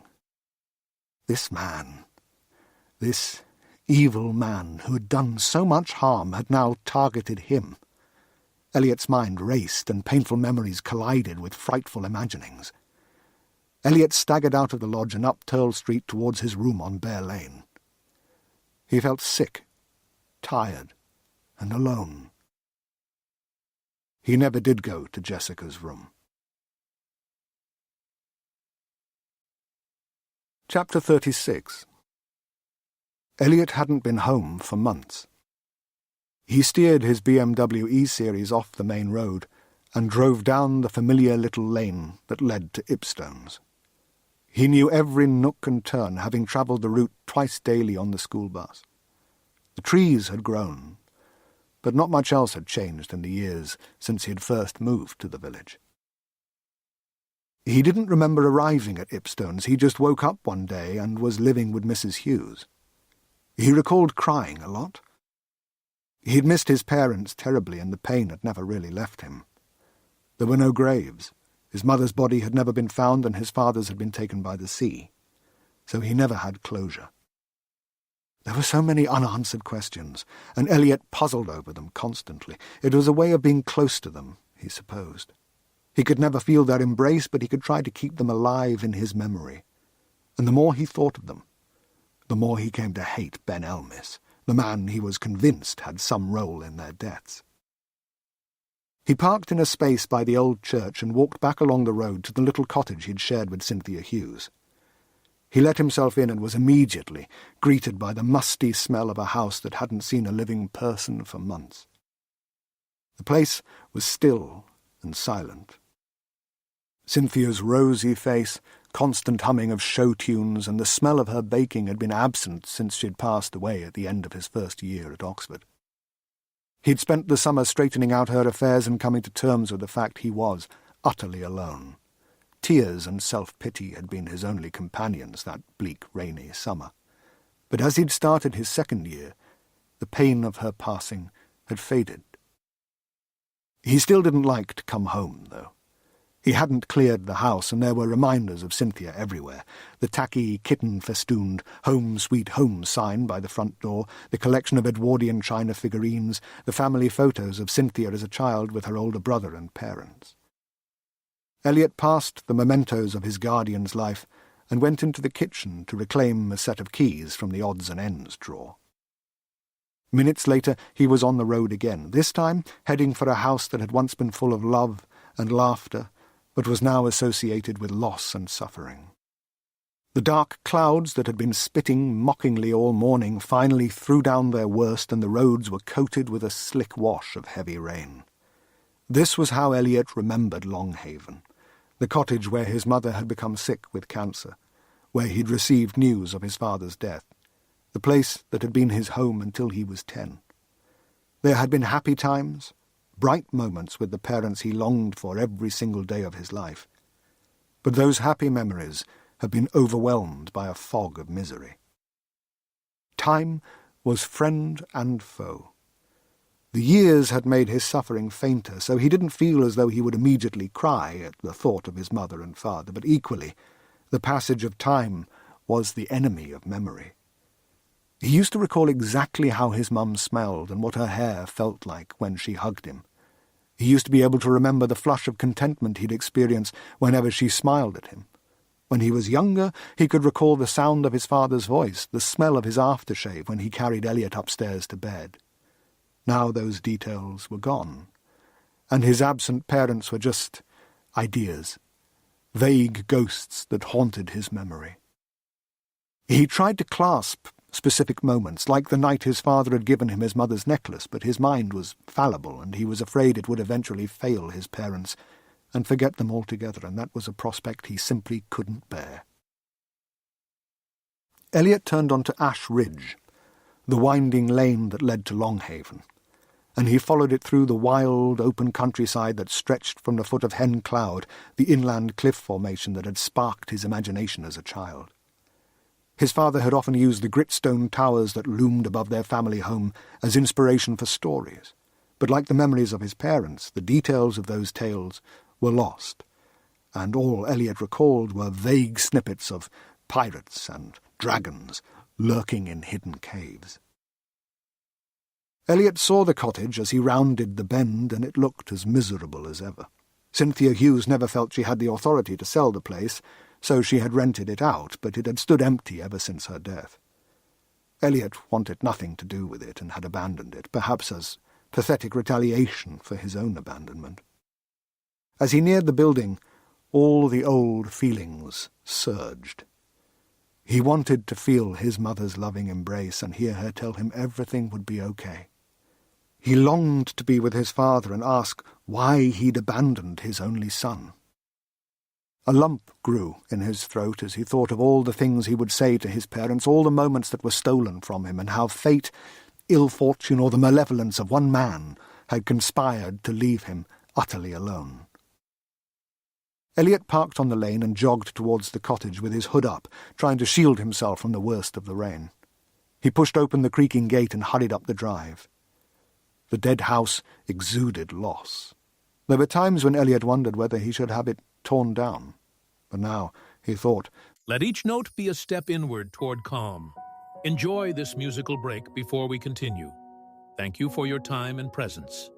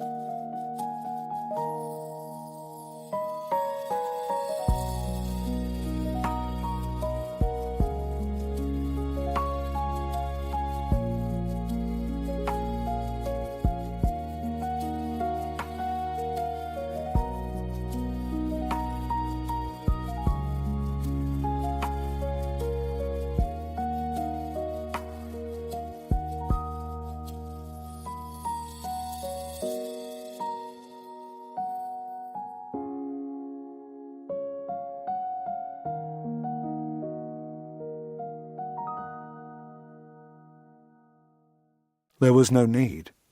The years and the elements would do the job. The windows were intact, but the pointing in the brickwork was crumbling and coming away in places. Any paint had been attacked by the seasons and was faded and flaked, and there were splits in all the door and window frames. Eliot walked around the back of the house and took out the keys he'd retrieved from Cynthia's, his kitchen, but he didn't need them. When he reached the back door, he saw it was ajar. Where else would a recently released prisoner go? Elliot asked himself. Something had told him Ben would come here. He prayed the man was still inside. A confrontation was overdue. He pushed the door and crept into the damp utility room. He entered the large kitchen and found only empty units, a rusting Aga, and the ghosts of his past, bubbling memories of the weird lectures Ben used to deliver over hastily prepared meals of beans on toast. Elliot went on and moved through the rest of the house, but it was empty, and there was no sign of Ben Elmis anywhere. Elliot lingered in his old bedroom at the front of the house. It had been converted into a study by one of the former tenants, but was now empty. His eyes welled up as he imagined all the family moments that were fading with time, of his mum and dad tucking him in, reading him bedtime stories, a tender, happy history being consumed by passing seconds. His strongest memories were of his months with Ben, and even they seemed faded, patchy, and unreal. There was always one interaction he could recall clearly, the night his dad had given him his mother's necklace. He pulled it from beneath his hooded top and studied it now, tracing the embossing with his fingertip. Elliot remembered how he had tried to be brave when his dad had given it to him, but once he was alone, he'd clasped the necklace and cried most of the night. He'd put it on the next day, and hadn't taken it off since. It was a permanent connection to his lost parents, and for all the faded memories, Elliot thought the night his father gave him the necklace was something he'd never forget. The following morning was the last time he'd ever seen the man. Elliot went downstairs and drifted through the old dining room and living room where Ben used to make him listen to weird recordings. He was about to leave when he noticed a brick by the fireplace was askew. Elliot recalled his father showing him the secret hiding place that lay beyond, and he went over and pulled the brick out. He reached into the small cubbyhole and felt a piece of paper. He unfolded it and read the distinctive typescript as rain drummed the window. Fluttering on a wind that isn't there, the kite floats along the corridor. Light beyond, dark behind. A girl skips after it, chasing, hands reaching, fingers stretched and sprung, ready for the moment, hungry for the catch. Always on and on the kite floats along on a wind that isn't there. Hurry, Harry. Your time has come. Elliot's stomach knotted and his heart raced. He knew where Ben Elmis was going. Harriet Keelty was in grave danger. Chapter 37. Harry loved the morning briefings. Every time she stood in front of the men and women she commanded, it reminded her of how far she'd come. There had been a time in the distant past when she'd thought her career was over, but the discovery of the video had seen her reinstated. Powell had taken early retirement after questions were raised about his failure to properly investigate the incident and his role in Harry's dismissal, and after a year as his interim replacement, Harry got his job permanently. She had been running the Serious Crimes Unit for more than 10 years, and her stewardship had nudged their clearance rate up by a couple of points. Blues are expecting trouble at the Stoke match on Saturday, but I want everyone to stay focused on the Heinemann investigation. We need to find him and bring him in, she said. Let's go, people. It was her trademark sign-off, something she'd borrowed from an old American TV show. The briefing broke up and she slipped out of the room before her subordinates. She crossed the detective pool and went into what had once been Powell's office but was now very much hers. She shut the door as her team went back to their desks and the day's hubbub started. She sat in her high-backed chair and turned to look at the jagged rooftops of Hanley, which stretched into the distance on the other side of her large window. A brooding sky hung over the city, and flecks of drizzle streaked the glass. It was a miserable day, but this was her home, and the familiar scene brought her contentment, if not happiness. She had the job which kept her intellectually stimulated and busy, and that was a lot more than most people could hope for. But she still had a gap in her life which she tried not to think about. Sometimes when she was out and saw couples holding hands, or families with children, she couldn't help wonder what was wrong with her, and why, after all these years, she hadn't been able to find someone to love her. Her depth of focus shifted, and she caught sight of her ghostly reflection in the pane. She had aged well, despite the stress of the job, and thought she was still reasonably attractive. But other than a few brief physical relationships, she had lived a solitary life. She often thought back to the Elmis investigation, to the white-hot feelings of love she'd had for him. No one could ever hope to measure up to that profound emotion. But he'd ruined her. She could never trust anyone again. Her mind sometimes wandered to the sour old woman who lived in Barmouth with her dog.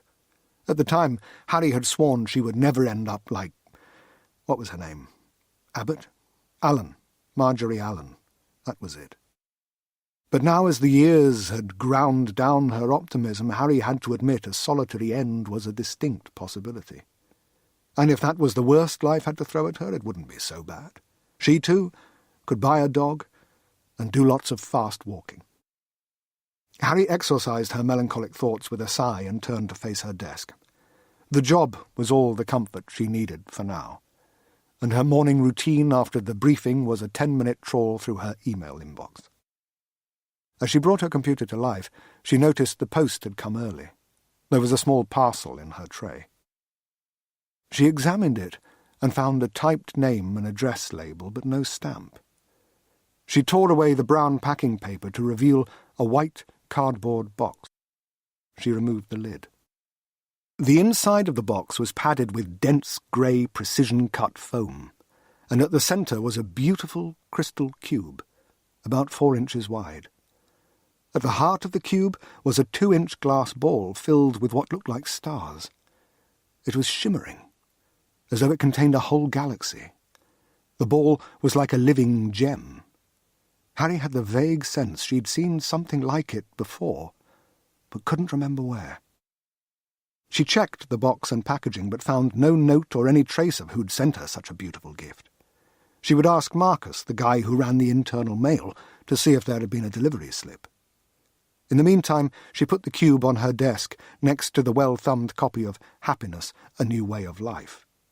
She kept the book front and centre to remind herself and the detectives who worked for her that in the hands of the right investigator, even the smallest clue, the most tenuous thread, could have far-reaching consequences. Chapter 38. Elliot followed the police officer up a flight of stairs. He noticed the man's shoes were scuffed and worn, a far cry from the high shine he'd imagined were part of a regulation uniform. The officer swiped a keycard over a reader and unlocked a glass door that opened onto a large office. Elliot trailed the uniformed officer across the space, aware he was being watched by the men and women at their desks. "This is the Serious Crime Unit," the officer explained. Elliot nodded and waited while the man knocked on the door to an office. He could see Harriet Keelty through blinds that hung on the other side of a glass partition. She nodded. Then the officer came out and led Elliot into Harry's office. A window took up most of the exterior wall and offered a view of the rain-soaked city. 2 chairs faced a desk, behind which sat Harriet Keelty, now Detective Chief Inspector Keelty, according to the plaque in front of her. "Thanks, Mason," Harry said, and the officer withdrew and closed the door. "Have a seat," she suggested. "It's been a long time, Elliot." He took one of the chairs by her desk. "How have you been?" she asked. She hadn't changed much. Ben used to talk about her and how beautiful she was, and time had done little to dim her looks. Elliot could understand the attraction, and despite their age difference, felt himself drawn to her. He remembered feeling nothing but hostility towards her because Ben had told him she would eventually split them up. But over the years he'd realized she was just trying to bring an evil man to justice, and she'd put herself in harm's way to do so. She was brave and selfless. He cringed at the memory of the last time he'd seen Harriet Keelty outside the courtroom the day Ben had been sentenced. He'd been horrible to her. "I have been well, thanks," he replied. "And Mrs. Hughes?" Harry asked. He frowned. "She passed away a couple of years ago." "I'm sorry to hear that." "Thank you." "She was a good woman and very kind to me," Elliot remarked. "I miss her." And he did, but not like he missed his parents. Their loss was a festering wound that would never heal. They sat quietly for a moment, listening to the muted sounds of the detectives beyond the partition. "Did you know Ben Elmis has been released?" Elliot asked. "No," Harry replied. He sensed her sudden concern. "Has it been... Can't... Where has all the time gone?" "He sent me letters from prison every week. I never read them. Some went straight in the bin, others were gathered for a ceremonial burning," Elliot revealed. "He came to Oxford yesterday. Hand delivered one." He produced the envelope and gave it to her. "If you'd read my letters, you'd know it's time. The past has caught up with you. Your future is fated," he recited, as Harry read the letter. "I haven't seen him for 11 years, but I know him, and I know he's planning something." "I can have a word with Thames Valley Police, have them check on you," Harry suggested. "I'm not worried about me," Elliot said. "I'm worried about you. I look back on my childhood and my memories of my parents are marred by Ben Elmis. He was always hanging around. He's an obsessive. Those months I lived with him, he wouldn't stop talking about you. He wrote poems for you, said it helped him cope with things. He said you would betray him, but that he would forgive you. He said he'd complete you, heal you, and he dreamed you and he would spend eternity together. It was your destiny to leave this world. That's what he'd say." Elliot saw his words had shaken Harry, and he felt guilty for making her afraid, but she needed to know the truth if she was going to protect herself. "I found this in the cottage." He pulled the poem from his pocket and handed it over. Harry read in silence until she got to the last couplet. "Hurry, Harry, your time has come," she read. "When did you find this?" "Today," Elliot replied. "He left it somewhere only I would look." "He's served half his sentence and will have been released on probation. I'll call his probation officer and find out where he's living. I can send a couple of officers round to see what he's up to. Let him know he's being watched," Harry suggested. She rearranged some papers on her desk while searching for her phone and revealed an object Elliot recognized. He looked at it in disbelief. "Where did you get that?"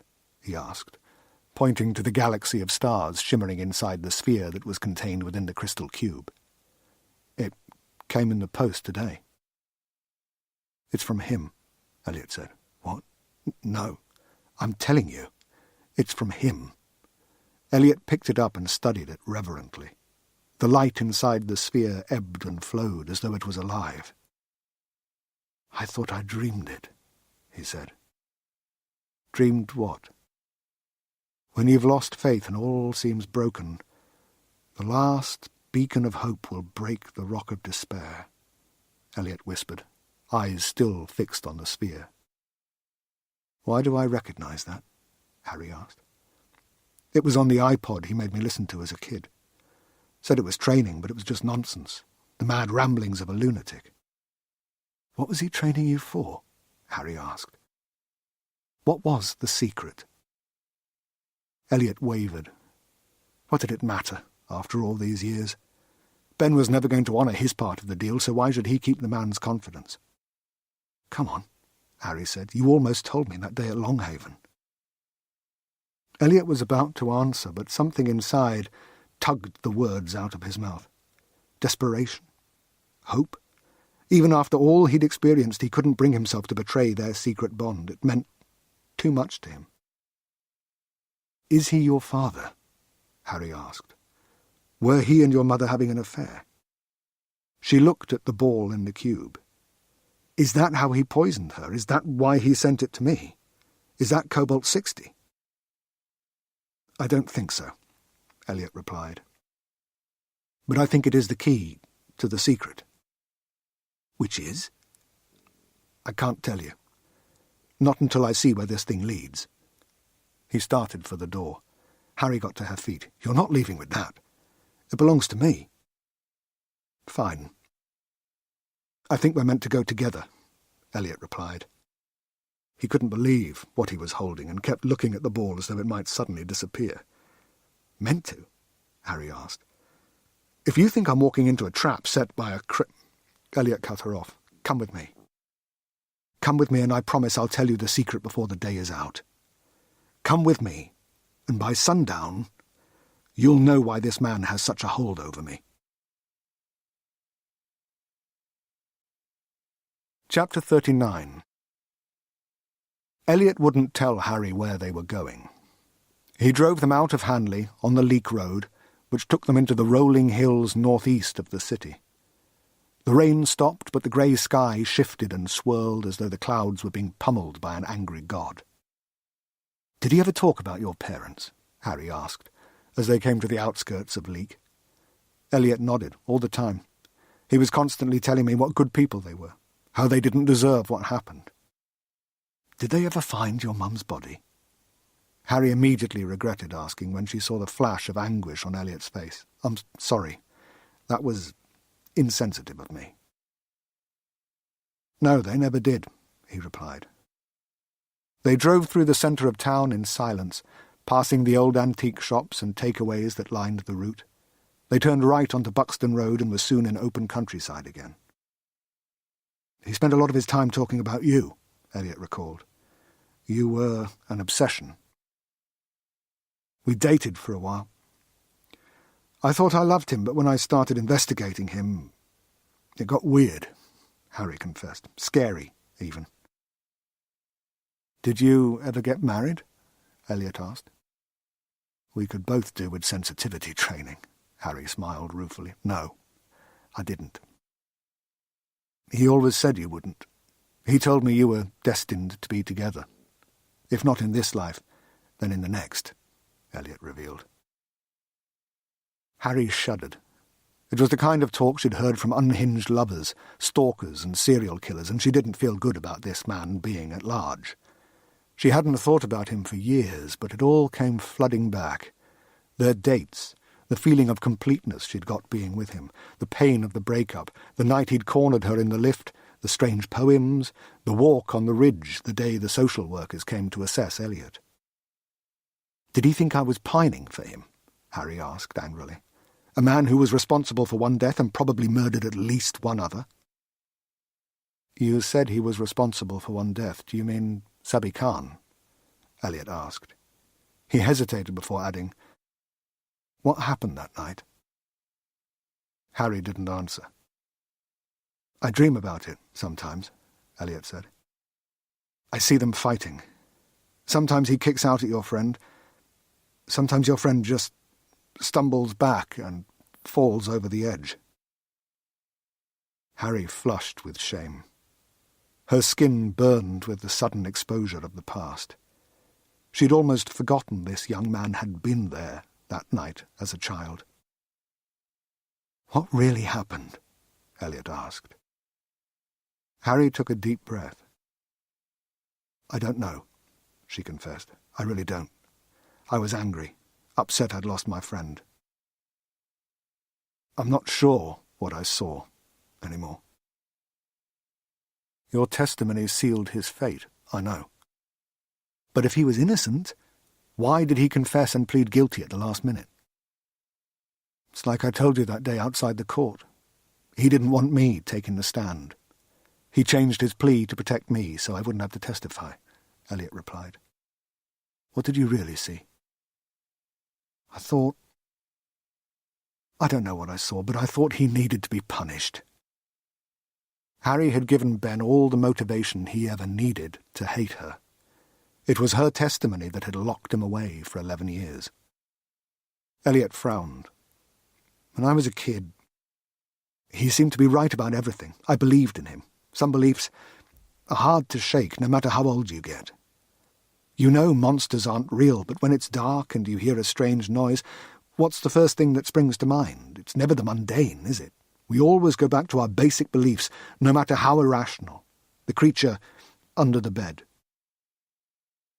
Harry looked down at the galaxy sphere inside the crystal cube. It was resting on her lap on the copy of Happiness, A New Way of Life. She had brought the book with them to avoid having to touch the cube in case it was toxic. "What is this thing?" Harry asked. Eliot looked at it but didn't reply. "What if we're wrong?" he asked a few moments later. "What if he was telling the truth? What if he's a good man?" "He can't be," Harry protested.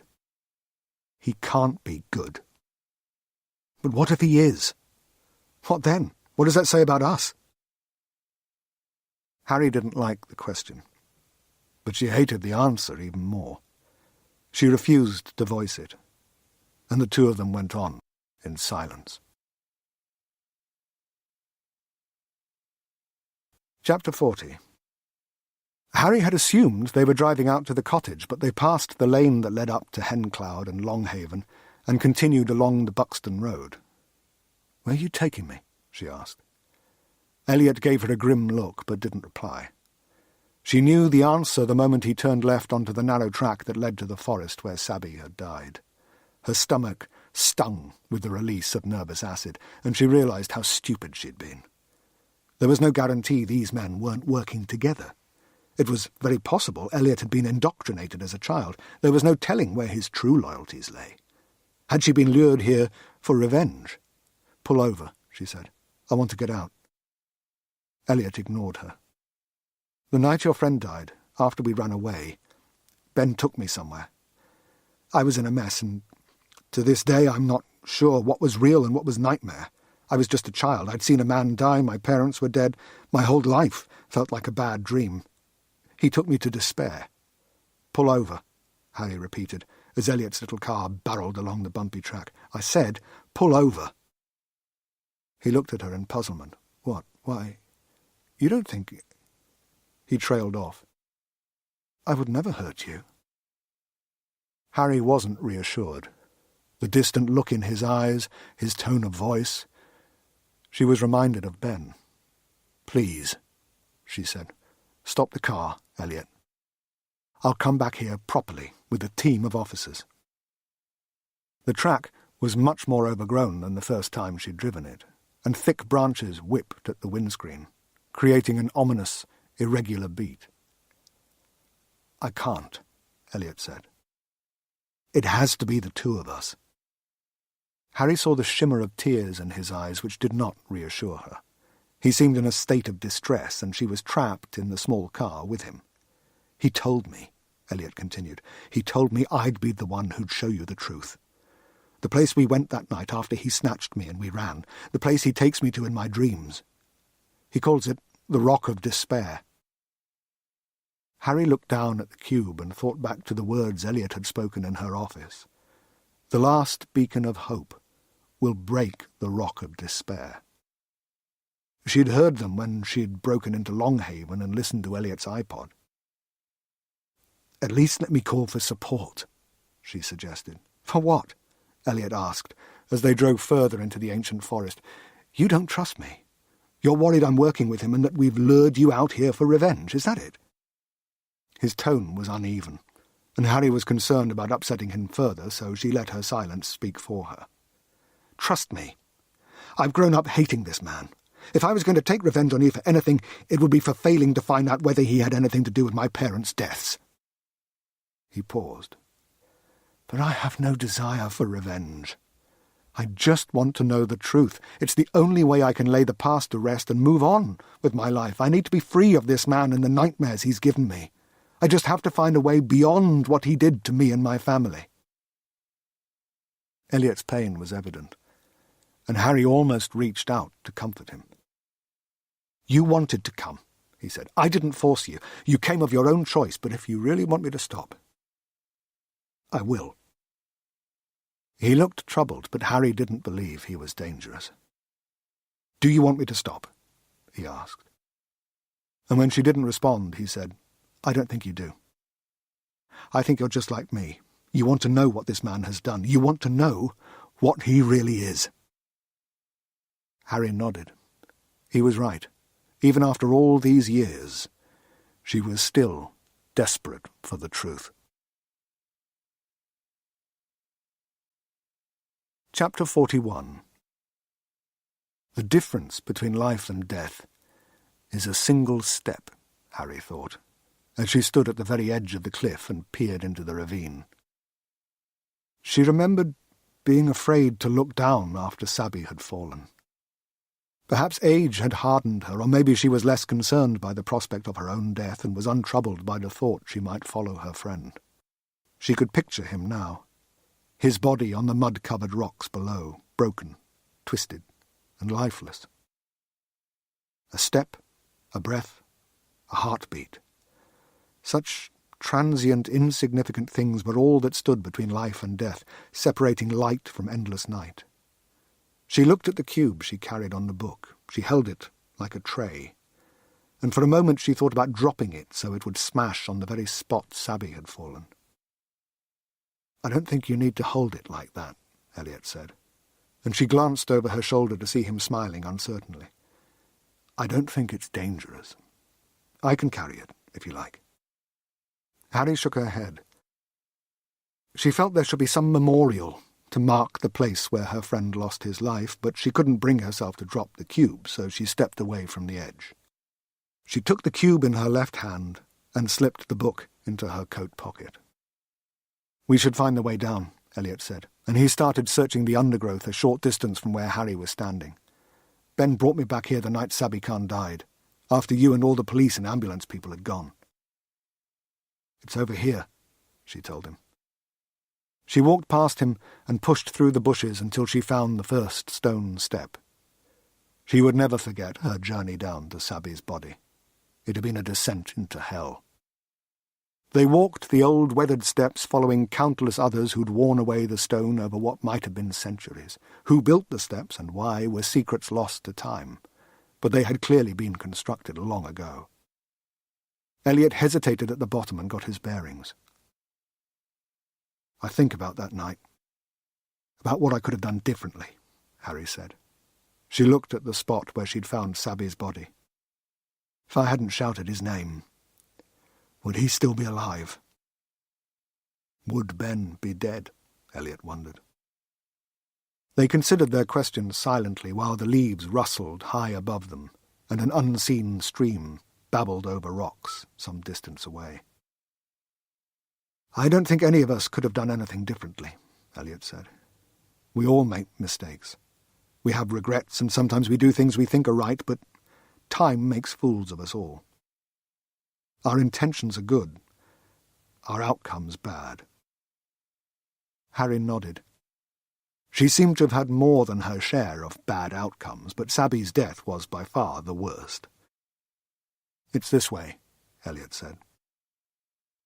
He walked past the spot where Sabby had been found and moved into a narrow gully. Harry followed, treading carefully to avoid slipping on wet rocks. They went through a 4-foot gash that looked as though it had been etched in the rock by ice many thousands of years ago. The walls of the slabs on either side were sheer and tall, and Harry started to feel claustrophobic as they went on. The cut appeared to come to a dead end, but there was a dogleg turn that went off to the west. Eliot started down it, and Harry took a deep breath and followed. "Where are we going?" "To the Rock of Despair," he replied, as though that explained everything. The gorge they were in was perhaps 2 feet wide, and the ground sloped down, sinking lower and lower, so the tops of the cliffs loomed higher and higher above them. The gorge narrowed, and they had to turn sideways to squeeze through. "What happens if we get stuck?" Harry asked, as they edged on. "I guess we stay here until we lose weight," Eliot replied, with a dark smile. Another seemingly dead end, but this time Harry spied a tiny opening at the bottom of the rock face. Eliot dropped to his belly and crawled inside. "Come on," he said. His voice echoed out of the opening as his feet vanished into what looked like a stone mouth. Harry's heart pounded and her palms grew moist as she dropped onto her front. She clasped the cube in her left hand and used her elbows to drag herself into the small aperture. "How did he find this place?"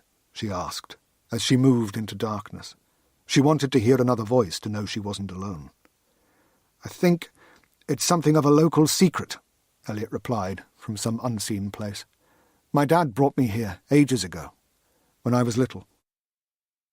Harry tried not to think of the millions of tons of rock suspended above her, or the ease with which she could be entombed and never found, and instead focused on following the sound of Elliot's dragging feet.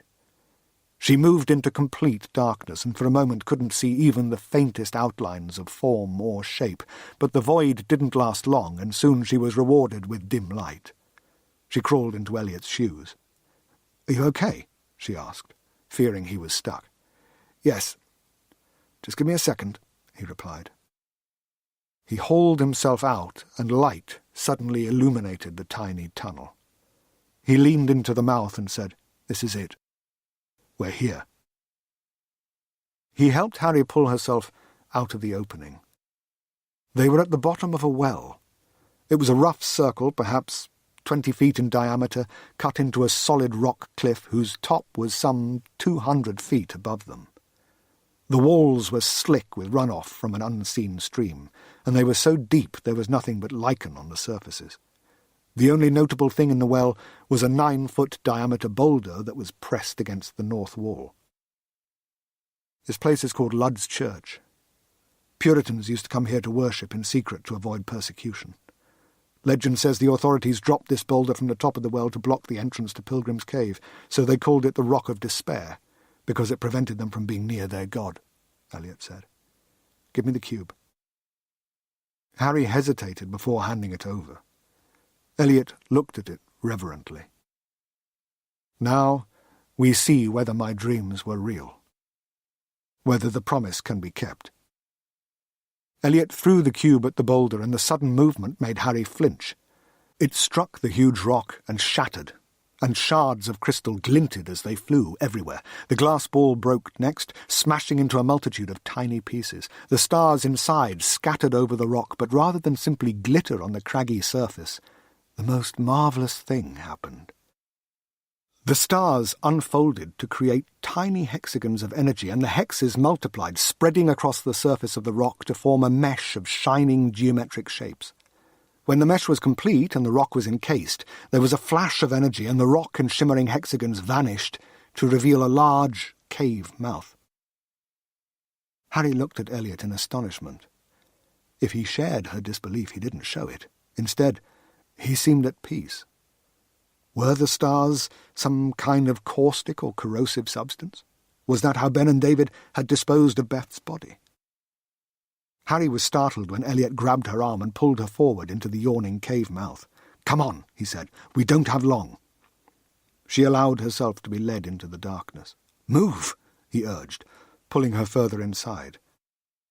Harry couldn't understand why he was so concerned, but then to her dismay there was a thunderous crack and a great tremor, as though reality was being rent asunder, and the huge boulder materialized, covering the cave mouth and plunging them into total darkness.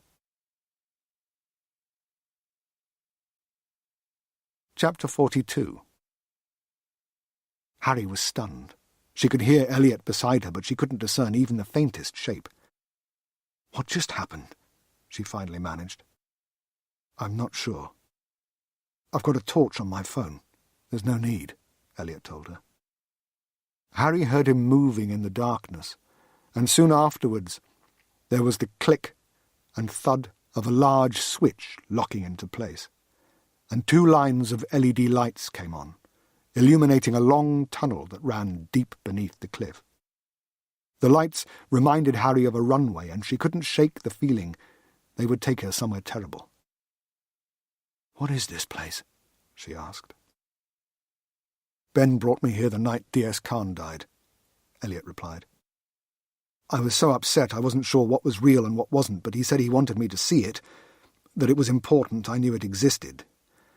I came here once, about a year after I'd moved in with Mrs. Hughes. I wanted to see if it was real, but I couldn't get past the rock.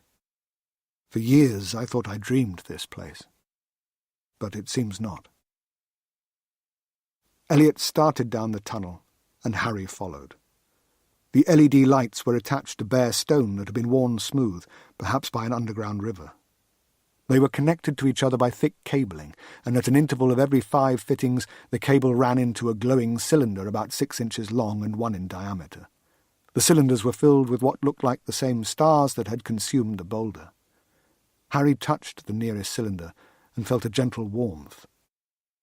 "It's some kind of power source," she said. "Did he build this? If so, why?"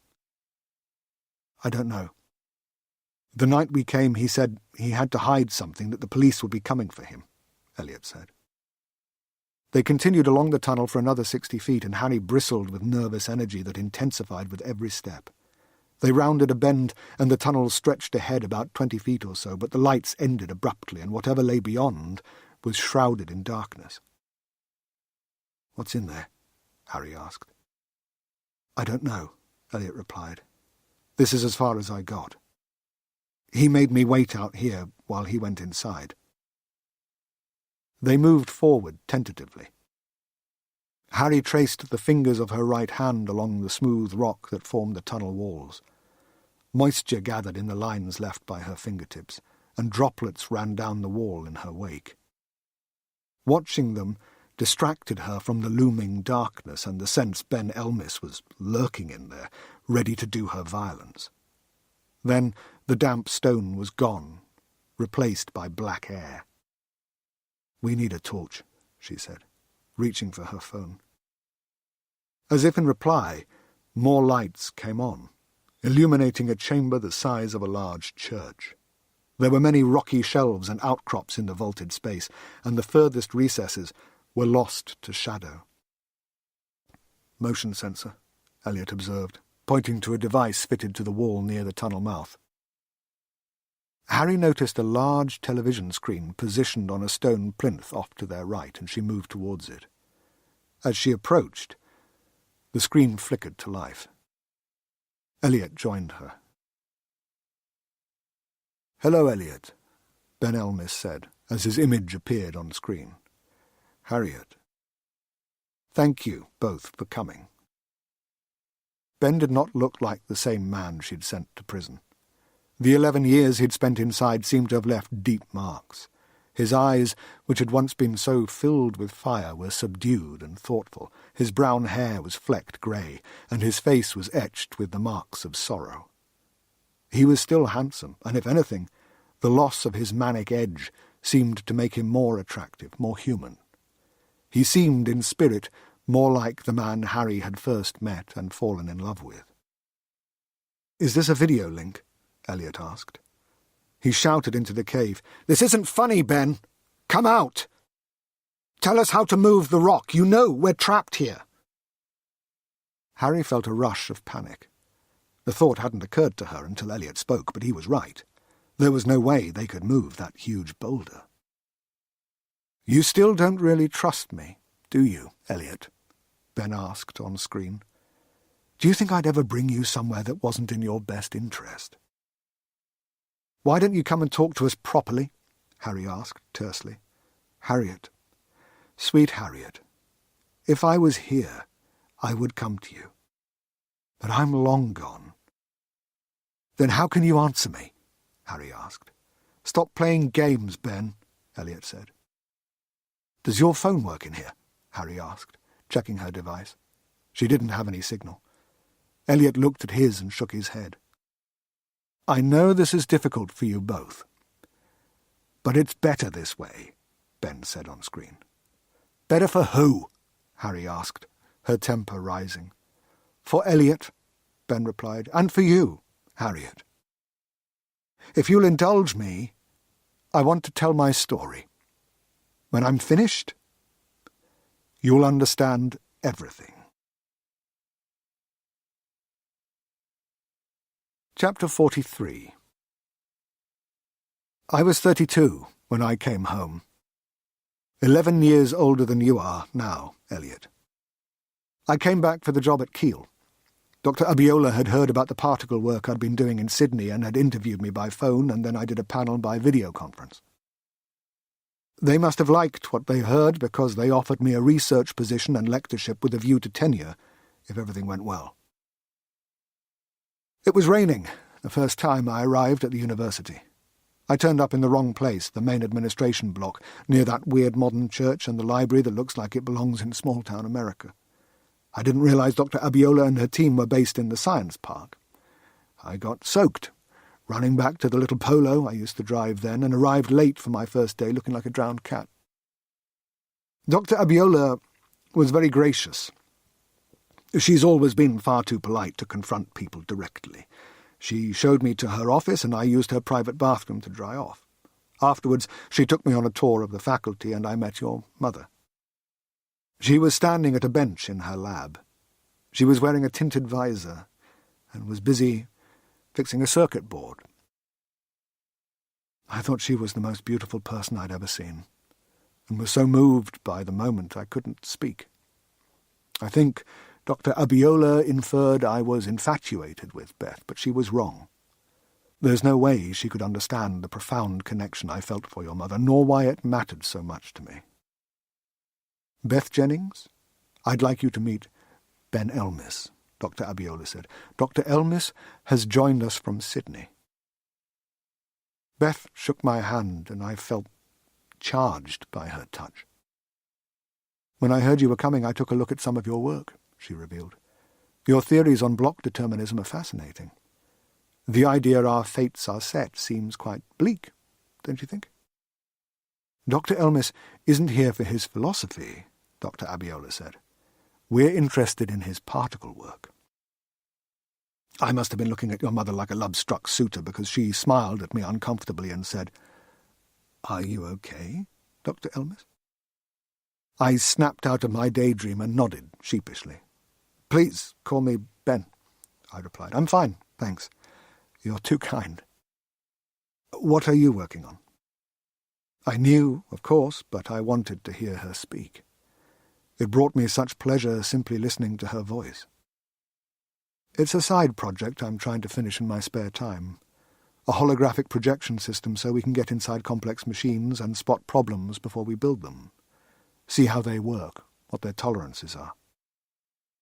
Sounds fascinating, I replied. How far off are you? A ways, she replied.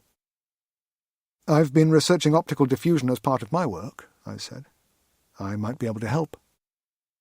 I'd like that, Beth responded.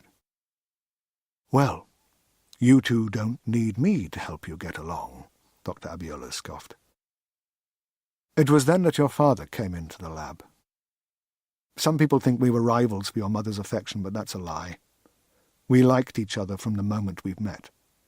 And seeing him made me just as happy as being with your mother. I finally felt I'd found people who understood me, who were on my wavelength. I'm fairly certain your parents felt the same way too.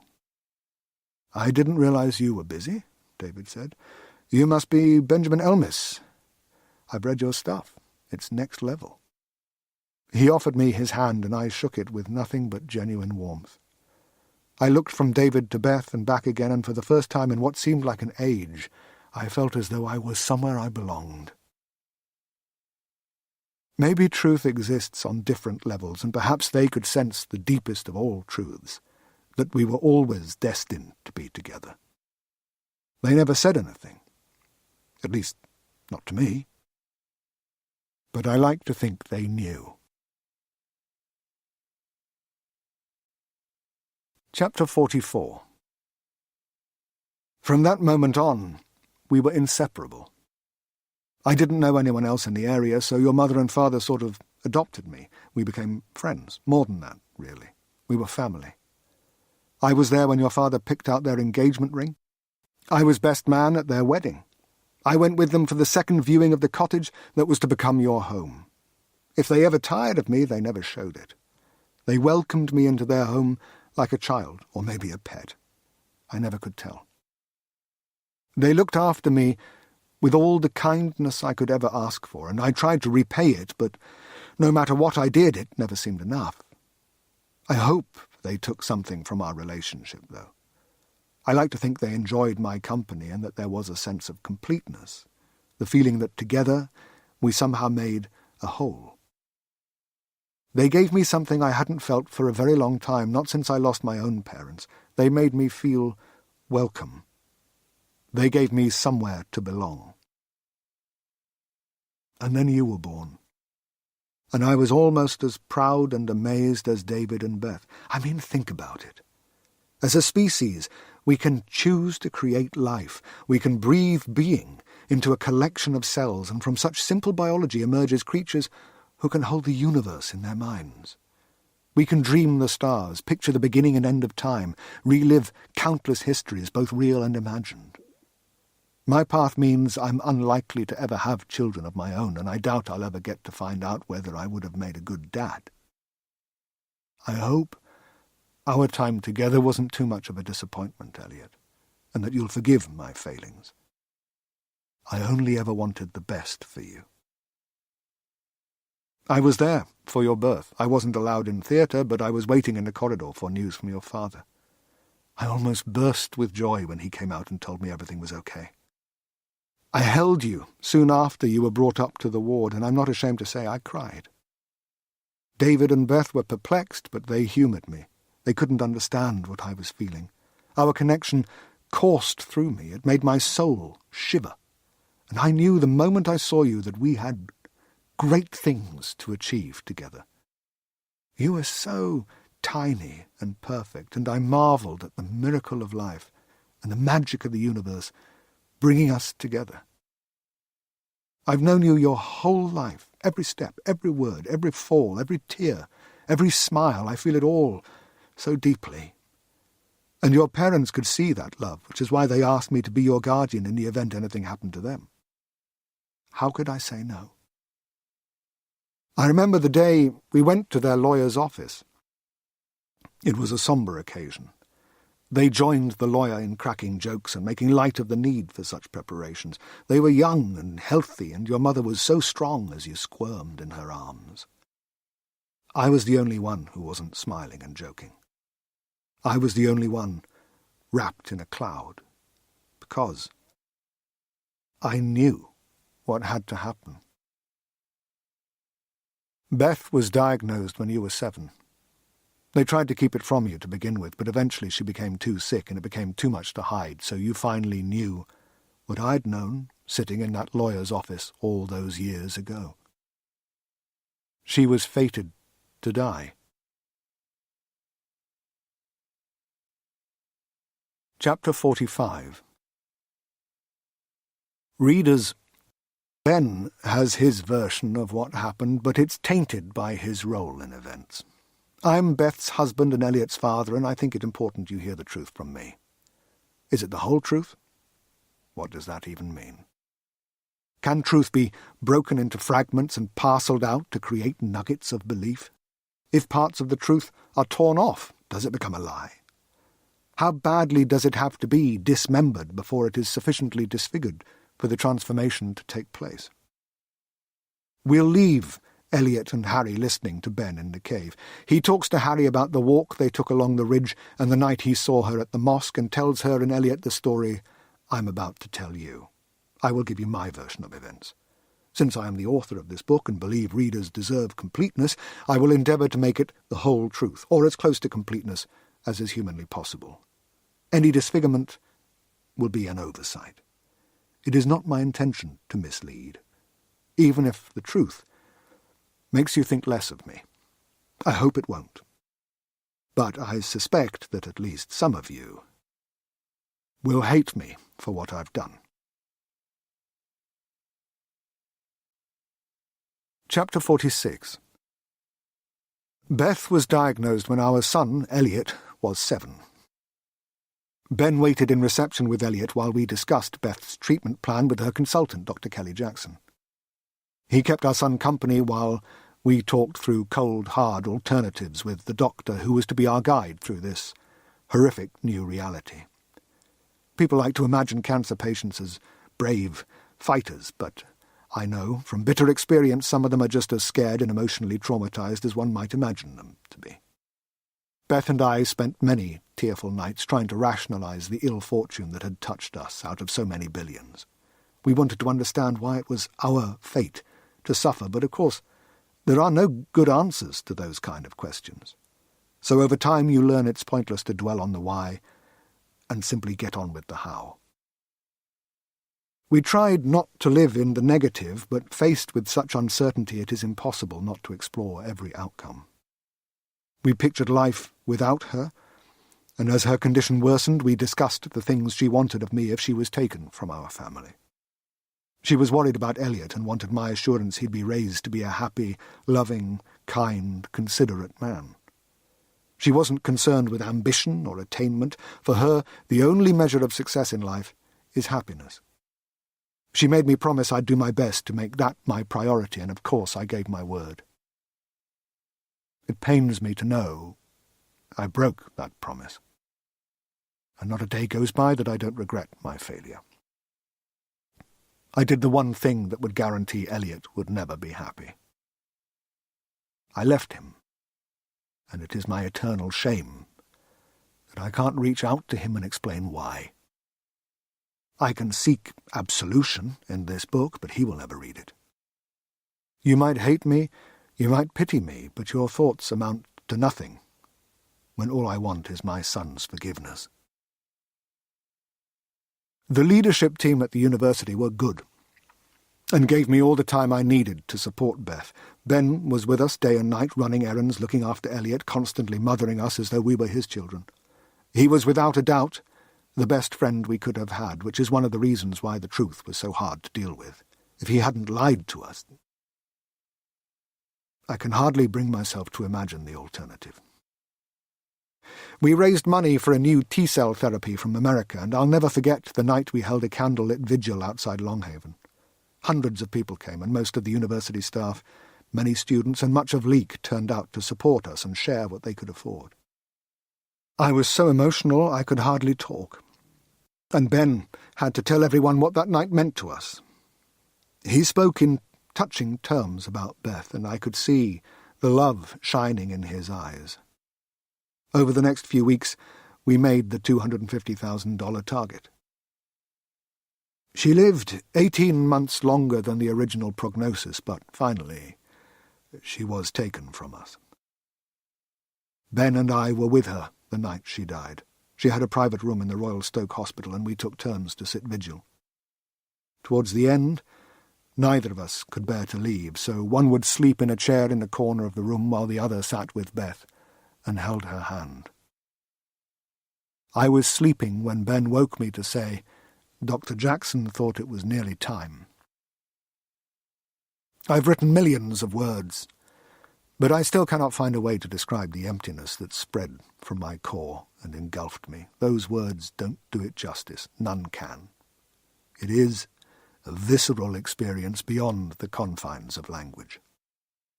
These words on the page are intended to evoke emotion.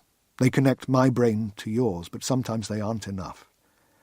And I have to ask you to reach for experience, to trawl the depths of memory to understand how it felt. If you've lost someone you love, you will know. If not, I envy you your innocence. It is an anguish so deep, so primitive, it burns.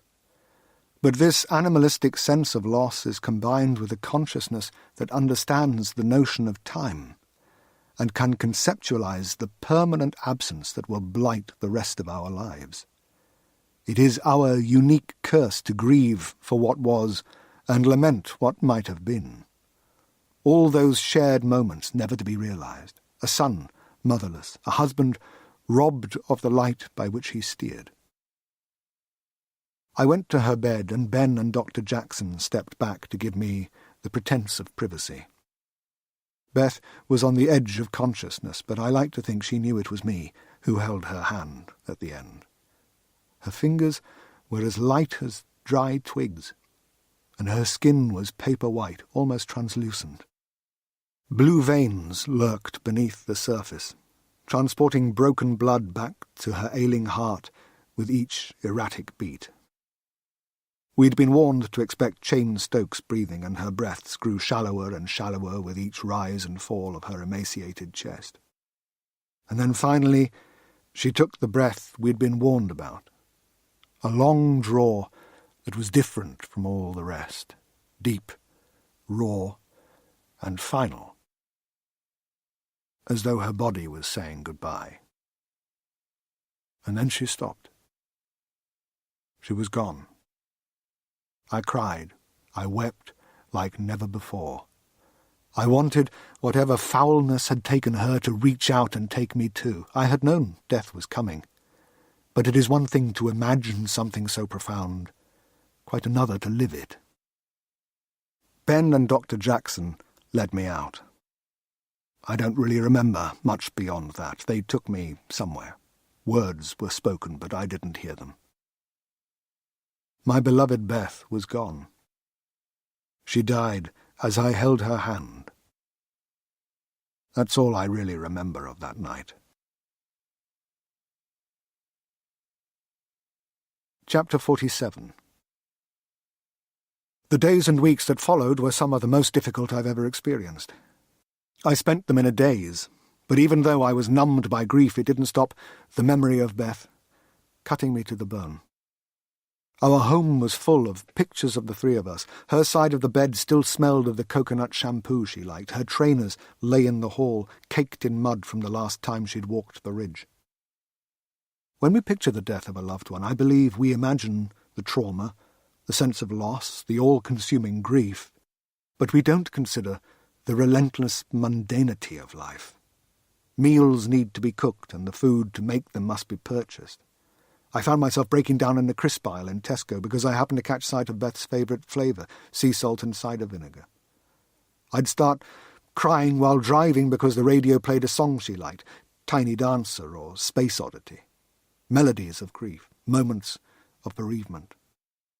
Looking back, I have no hesitation in saying I was a wreck. I wanted nothing more than to abandon my life of pain and join her. But I couldn't. I had to be brave for Elliot. I was trapped by obligation. I had a child depending on me, and as dark as things were, I tried to keep sight of how much he needed me. I attempted to comfort him, but where I was a wreck, he was sullen and withdrawn.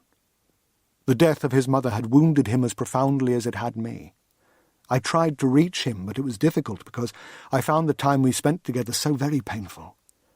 I wanted to lessen his suffering, but there was nothing I could say or do, so I bumbled on, delivering a poor impression of a father. I wonder now if I found my son painful to be around because I saw so much of her in him. He had her eyes and mouth and the same softness of skin, and his smile always reminded me of Beth. It's a poor excuse, but he was a living ghost of his mother, and I think I might have been too weak to cope with the breathing reminder. The hospital didn't inform me they'd lost Beth's body immediately. They waited 3 days and finally told me after their internal investigation couldn't find any sign of her. They added anger to my emotional storm. I couldn't stop picturing Beth somewhere horrible, all alone in some rotten place. What if she was alive? What if I'd imagined her death and she was trapped somewhere, weak and desperate for my help? The loss of her body almost drove me beyond the brink, and I became obsessed with the idea she was still breathing somewhere and was calling for me. I hardly slept because my nightmares were plagued by this picture of her in need. Somehow, I managed to cling on. And over time, the nightmares faded. The hospital promised to find her, but it never did. And a month after she died, Elliot, Ben, and I finally said goodbye to Beth at a small memorial we held in St. Leonard Church in Ipstones. Mrs. Hughes came too, because she lived so close. But we told friends and family we would have a proper funeral once the body was recovered. This was just a ceremony that would allow Elliot and me to express our grief, say farewell, and begin the process of piecing together our shattered lives. Like repaired china vases, we would never be quite the same and would carry blemishes for the rest of our days, but I owed it to Elliot to try my best to fix what had been broken. I'd like to pretend I was the one with the strength to see that we needed to find a new normal, but it was Ben. After the service, we went up to the ridge and walked the ancient rock formations behind Longhaven. We were silent for a long time, and Elliot shuffled ahead of us with his head bowed and his hands in his pockets, as dejected as I'd ever seen him. Had the service finally convinced him she was never coming back? I know I had trouble believing it. I saw her everywhere, even in the black, peaty soil around us. She'd been an avid runner, much better than me, and we'd jogged these paths together. I could see her now, alive with the rugged beauty of the place, taking great enthusiastic breaths as her strong legs propelled her along. That's how I wanted to remember her. "She used to love running up here," I remarked. Ben sighed and gave a sad smile. "I know it's hard. But you've got to start living again. There are things you need to do with your life." "What things? What matters now? I can't move on. The memories are all we have left," I replied pathetically. "If we don't stay here, in this moment, they will fade. And she doesn't deserve that. We're the only people keeping her alive, up here." I tapped the side of my head and then placed my palms over my chest. "And in here. Pain is unbearable, but I have to learn to cope with it. I have to stay in this moment, because if I move on, she'll be gone. That's how she'll die. We'll kill her by forgetting. Each day we'll think of her less, and soon we won't know the sound of her voice or the smell of her hair. We won't be able to remember her face. She'll just be a vague shape, then an idea, a thought, and finally just a name we think fondly of. I won't do that to her." My voice had been rising throughout. "I can't, Ben. Don't make us." Looking back, it's fair to say, grief had made me mildly hysterical. He took my arm and pulled me to a halt. We gazed at each other for a moment, both with tears in our eyes, and then he gave me a hug. We'd never been tactile, but in that moment I understood his love for me. He wanted to take my pain away. "I know what Beth meant to you," he said as he stepped back. "I loved her too, but you can't lose yourself in grief. You need to get back to work. Elliot needs to go back to school." Elliot had stopped a short way ahead, and he wheeled around at the word. "I'm never going to school ever again. I'm never leaving Daddy. He needs my help. When I'm not with him, he cries." His words were like tiny daggers. He was being brave and putting on a front. He thought it was his job to look after me. That's when I knew we had to find a new way to live. I'd made a promise to Beth to do whatever I could to make Elliot happy. It is not the job of the son to look after the father. It is never the job of the son to look after the father. "You have to go back to school, little man," I said. "No," Elliot replied, before running away. "Elliot!" I called after him. But he ignored me and kept going. "All this grief isn't good for either of you," Ben said. "I know how much you loved her. We all did. But you need to get your lives back. Elliot needs to move on. And so do you." I look back on Ben's words and realize he never once lied to me. He never lied, but he never quite told the truth. I still can't decide whether by keeping so much concealed he crossed the line into dishonesty. Did he dismember the truth, or merely sculpt it? I don't know whether to find him guilty or if I should forgive his good intentions. I struggle, not least because it was his economy with the truth that ultimately took me from my son. Chapter 48. That night, I had no idea what Ben was going to do to us. I went to see Elliot in his room. We hadn't spoken since he'd run off. We'd had beans on toast for dinner, eaten in silence, and he'd taken himself to bed without even saying good night. I wanted to try to mend some of the broken pieces of our lives, so I knocked and entered to find him lying curled up in bed. He was wearing his favourite dinosaur pyjamas, the ones he and Beth had picked out together. He had his back to me, and I saw him bring his hand to his face. I'm pretty sure he was wiping his eyes. "How are you doing, little man?" I asked. He ignored me. "Little man? How are you doing?" I tried again. I sat beside him and put my hand on his shoulder. He shuddered and said, "Bad." "I know it's hard, but Mummy wouldn't want to see you like this. She loved your smile, Elliot. She loved to hear you laugh. She never liked to see you sad." "I miss her so much, Dad," he replied. "Me too." A lump rose in my throat and I started to well up. "Me too," I croaked. I sat there for a while, fighting my emotions.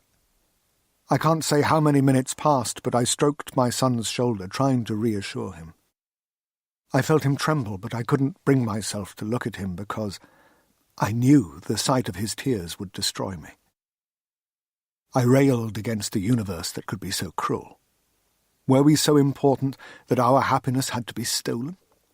Could we not have gone unnoticed by fate? We were insignificant creatures whose existence was of no consequence to gods or man. What had we done to deserve this? Even as those anguished thoughts overwhelmed me, I knew how pointless they were. Our insignificance was the very reason fate was blind to our happiness. This was just one of those things, one of those terrible, ugly, brutal things. "It is what it is," say the gods, and the universe shrugs and moves on. In 100 years, our suffering and tears and laughter and happiness will all be forgotten, replaced by another generation whose existences are equally transient and meaningless, and yet deeply meaningful and significant to them and those they love. Our ability to know we are nothing while perceiving we are everything has driven some mad, and it almost broke me during those dark days. But it didn't. I took deep breaths and stroked my son until I felt able to continue. "I've got something for you," I said at last. "I thought you might like to have this." I pulled Beth's silver pendant and chain from my pocket, and Elliot turned round to look. His eyes were raw, and streaks of long-fallen tears marked his cheeks. I almost broke down, but told myself I had to be brave for him. "Your mum always wore it. When you were a baby, you used to play with it all the time. Here," I said, and I leaned down and fastened it around his neck. The silver glinted in the light of his bedside lamp. He held the pendant and studied the moon, stars, and the word Beth closely. "She'll always be with you, little man," I said, and I pulled him into a hug. He sobbed, and I did too. But I held him and stroked his back until he fell asleep. Chapter 49. Elliot went back to school the next day. I took him on my way to work. Ben was right. We had to get back to some kind of normal, but it wasn't easy. I held the little man's hand all the way through the car park. His village school was tiny, the sort of twee Victorian red brick building that might have featured in a BBC costume drama. But we managed to make the distances seem vast because we walked so slowly. I don't think either of us wanted to be parted from the other. We were all we had in the world. Some of Elliot's friends passed us on the way, and they asked him to run in with them, but he didn't want to let go, and neither did I. The school had 3 classrooms, a teacher and an assistant for each, and a bubbly, friendly head, Mrs. Furnival. Of course, she knew what had happened to Beth and how hard it had hit us, and she watched us approach the entrance with a look of surprise. "Hello, Elliot," she said. "Welcome back. Everyone's missed you." "Good morning, Mrs. Furnival," he replied flatly as he turned to me. I dropped to his level, and he threw his arms around my neck. "See you at 3, I said. "I love you, little man." "Love you too, Dad," he replied, before going inside with his friend Asif. "How's he doing?" Mrs. Furnival asked. "Pretty much as expected." I felt tears coming, but I didn't want to make a scene. "And you?" she added.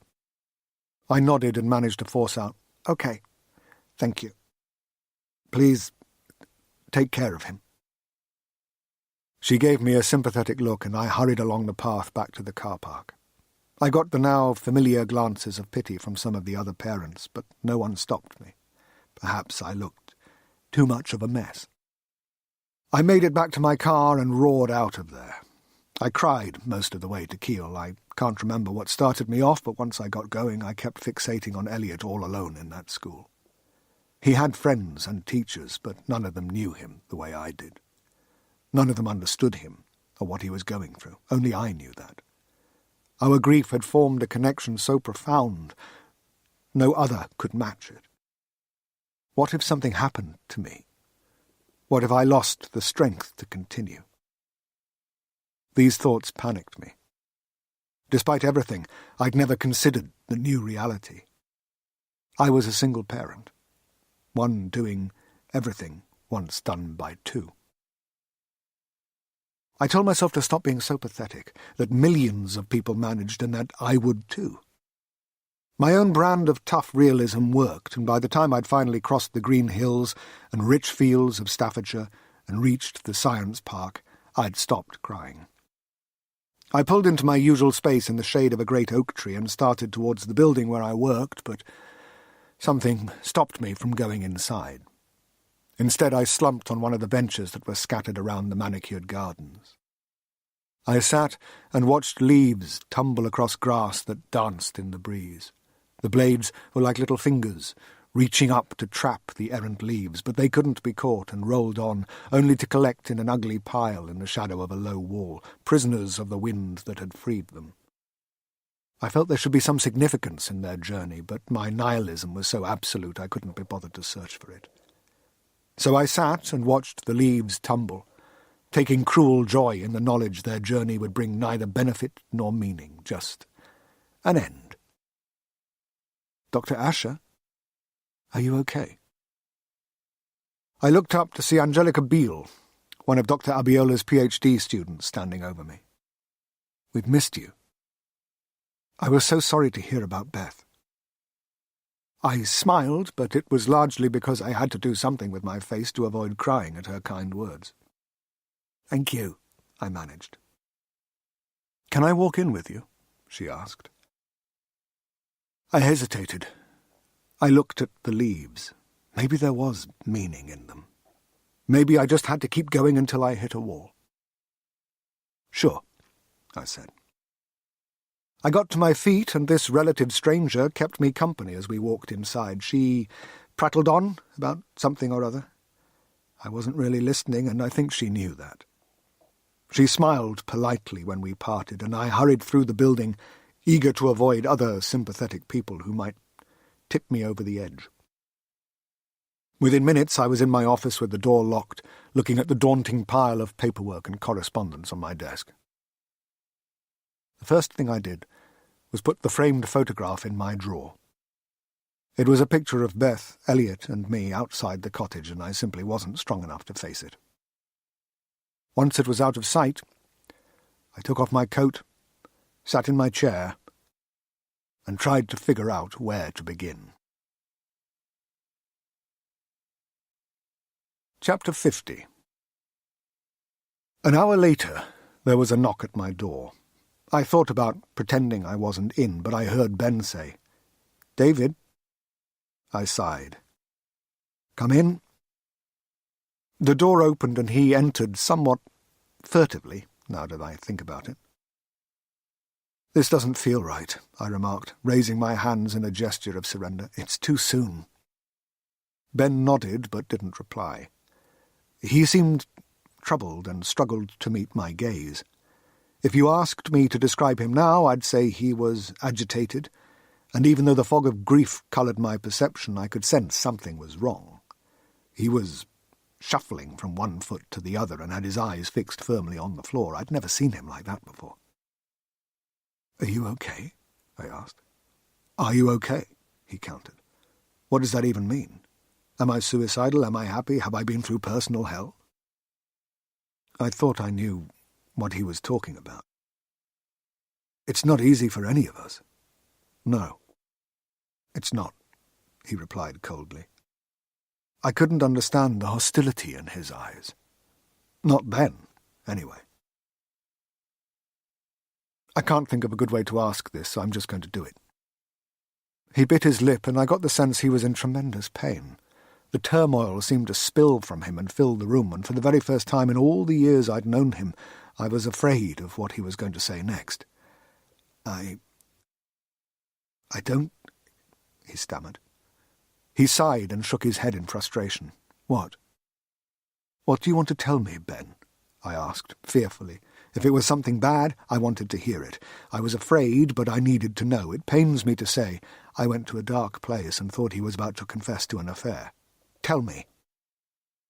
He finally looked at me, but he wasn't the man I'd known for so many years. In place of my quiet, thoughtful, true friend was someone who looked quite unhinged.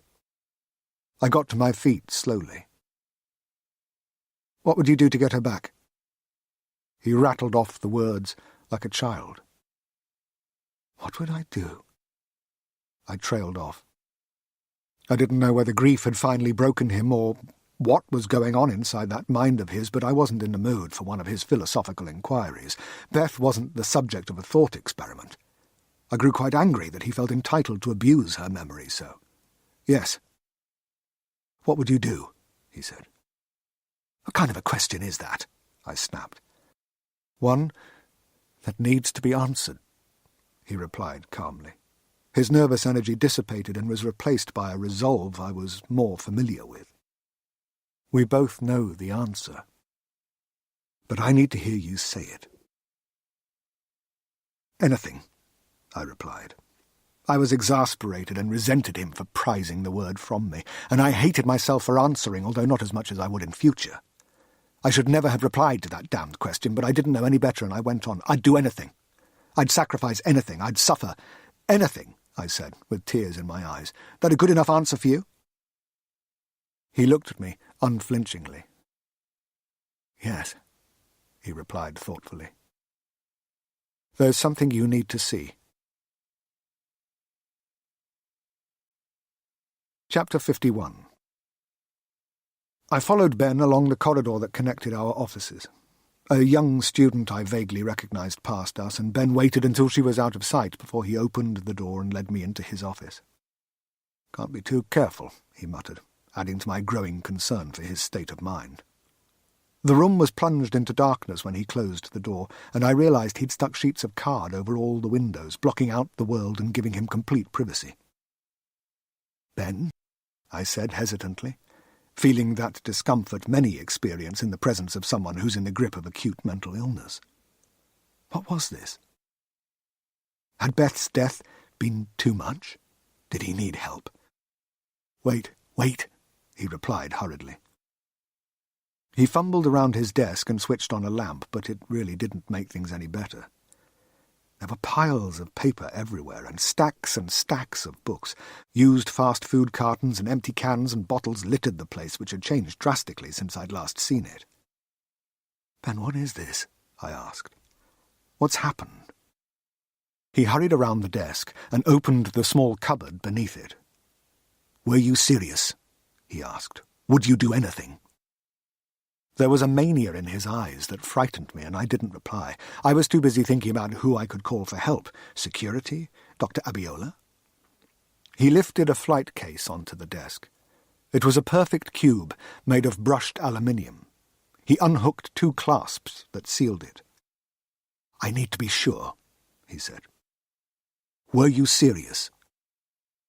I felt I had to humour him. "You know how much I loved Beth." He nodded and opened the lid.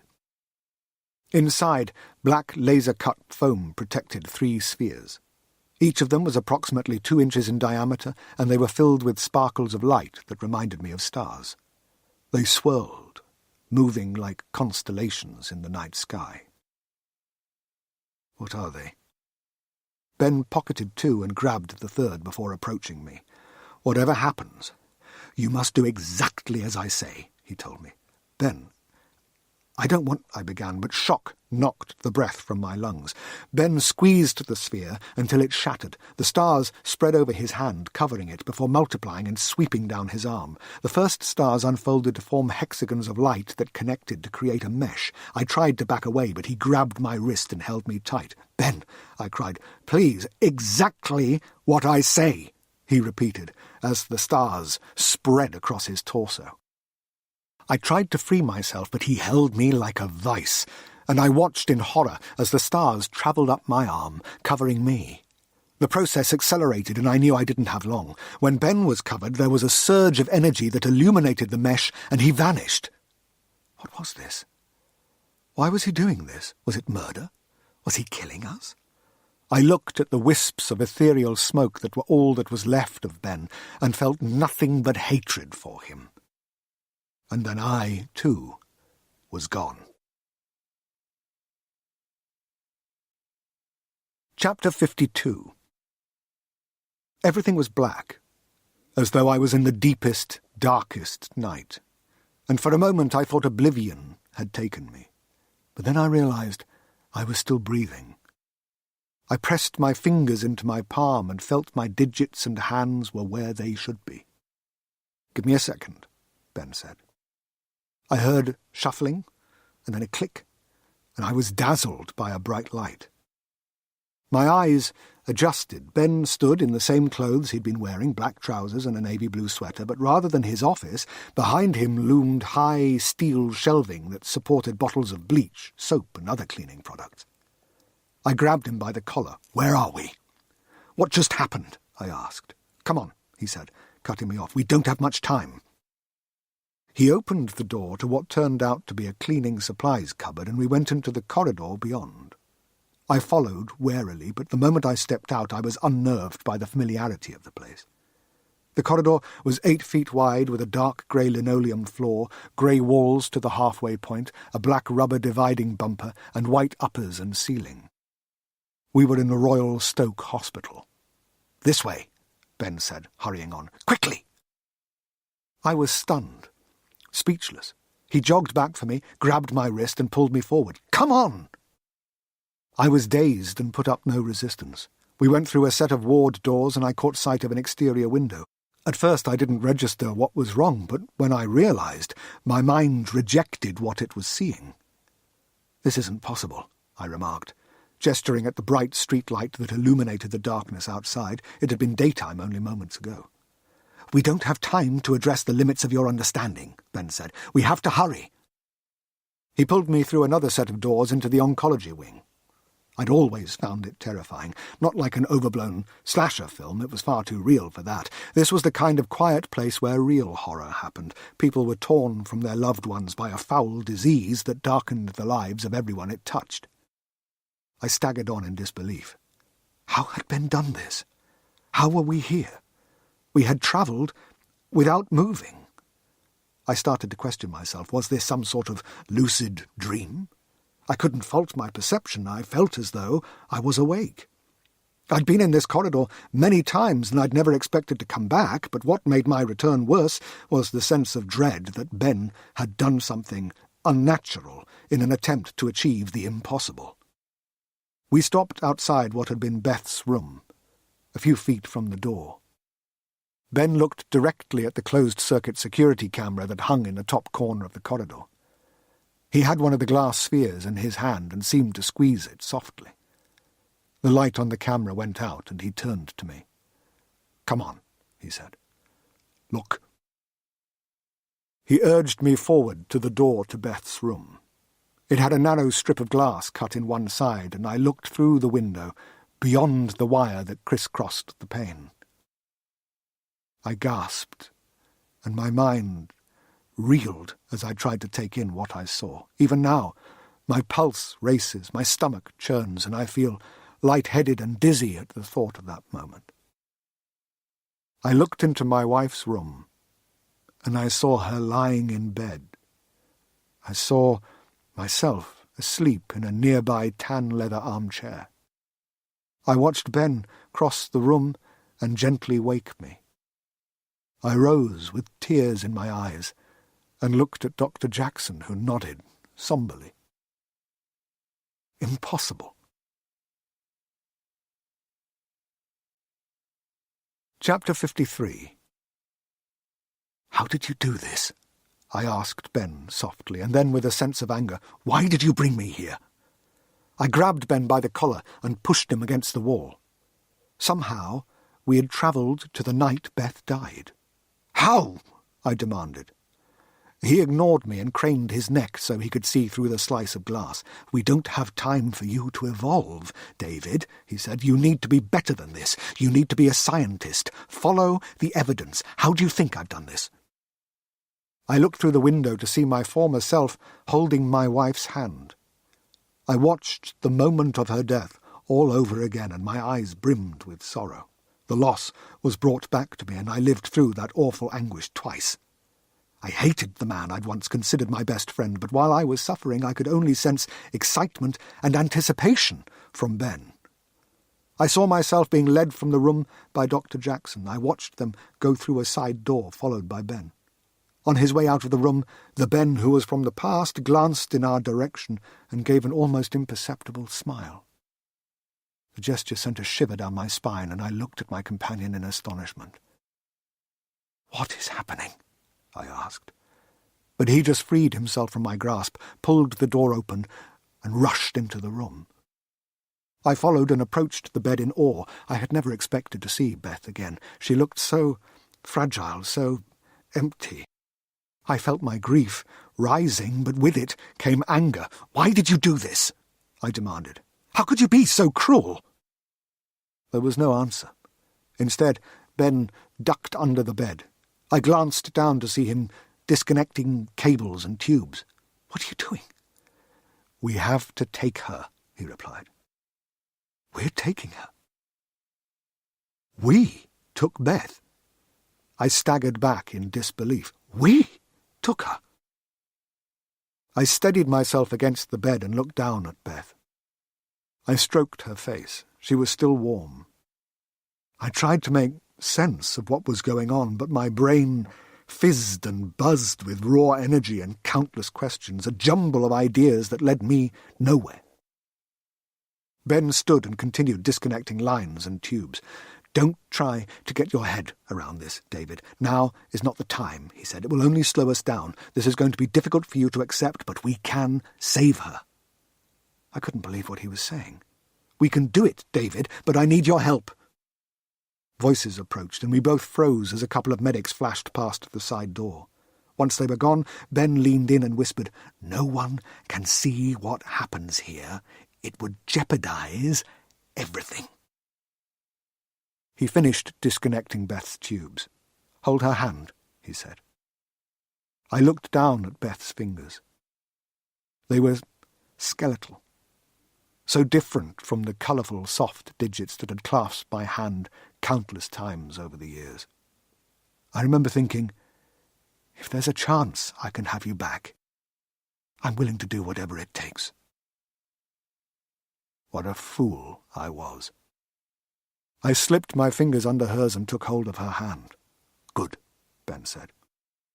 He produced one of the spheres from his pocket and crushed the glass, which shattered to tiny slivers. The stars ran down his arm and coursed over him and then travelled over Beth and me, accelerating as they swept over all of us. They expanded into hexagons and covered us in the geodesic mesh of energy which flared brightly. A moment later, we were gone. And when the orderlies entered the room a split second after we vanished, they were perplexed by the empty bed and the lack of a body, beginning the great mystery that has remained unsolved until now.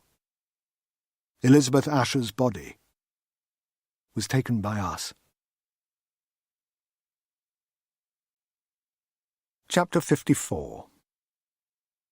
Now, This word. This one. This word right here.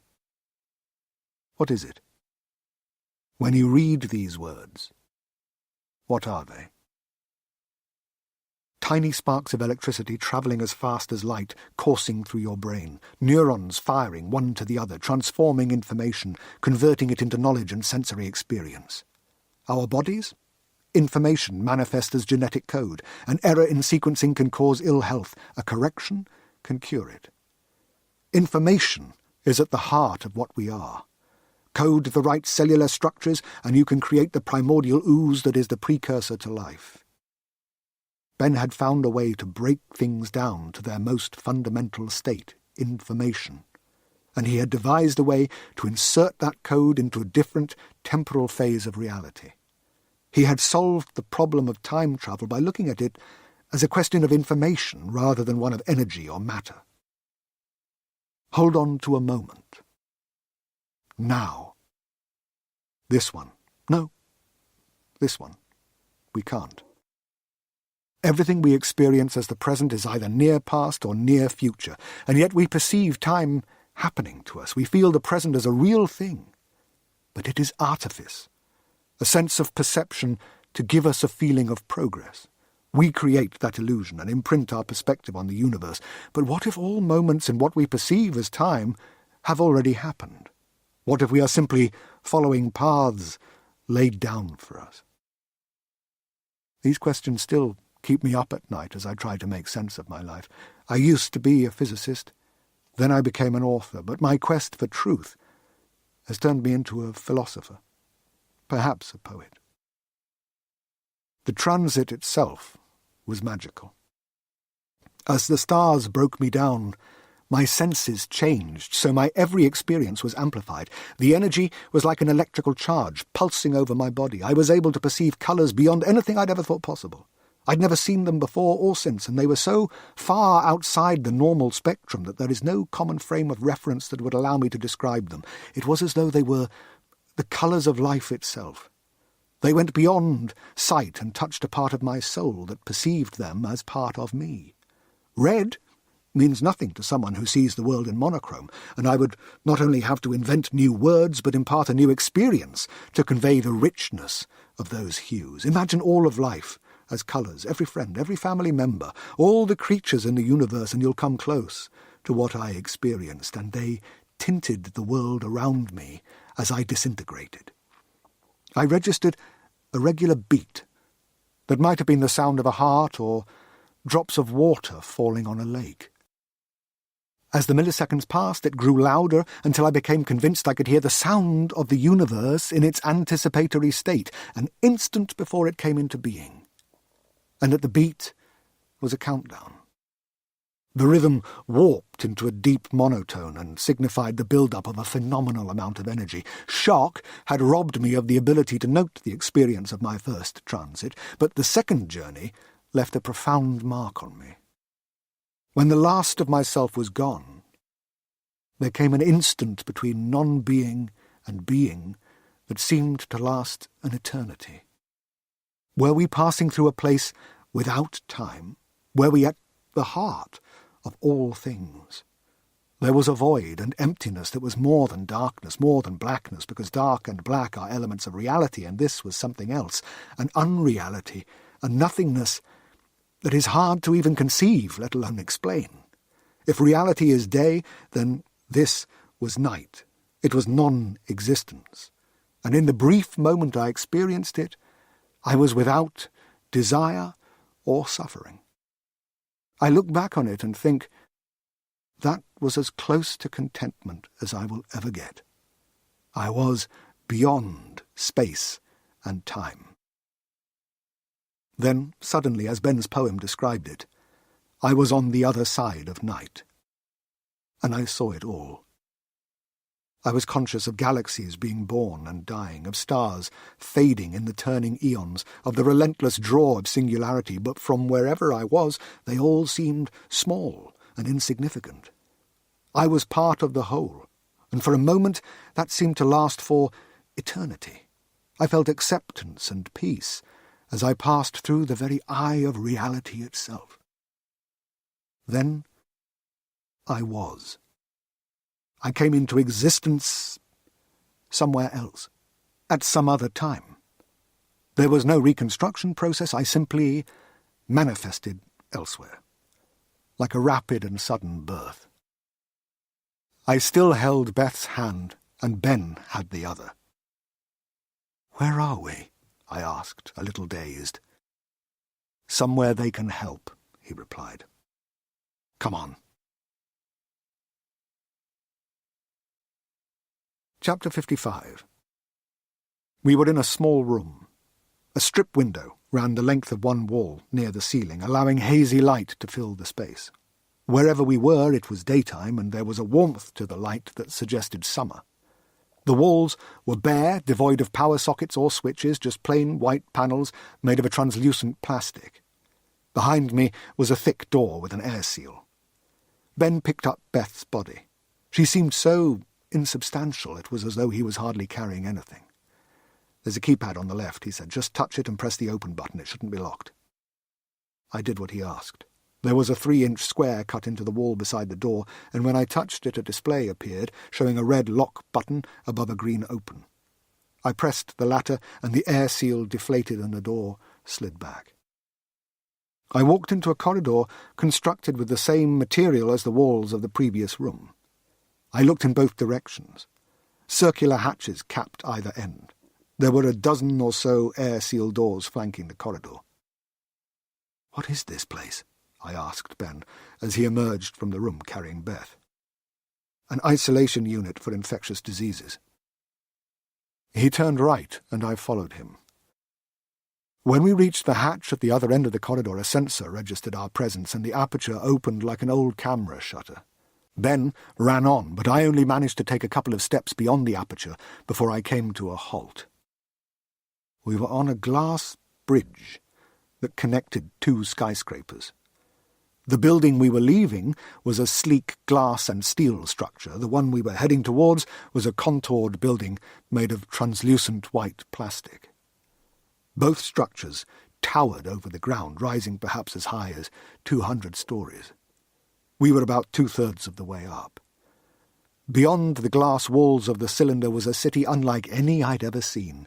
Buildings just like the one we were leaving rose into the sky in elegant contours to create a beautiful skyline that contrasted with the jagged teeth of most cities I was used to. There were holographic billboards advertising products I didn't even understand. The sky was full of aircraft, personal drones that carried people from landing pads which protruded from the buildings. There were vapor trails high in the sky, but they didn't traverse the atmosphere. They were heading straight up. I looked across the city and saw the source of the trails, a spaceport, and the physicist in me was overwhelmed as I realized humankind had achieved an ambition that was as old as our species. We had touched the stars. Everything seemed to shine beneath a golden sun. "Ben," I finally managed. "Is this?" I trailed off. "Yes," he replied. "Come on." I marvelled at what I saw.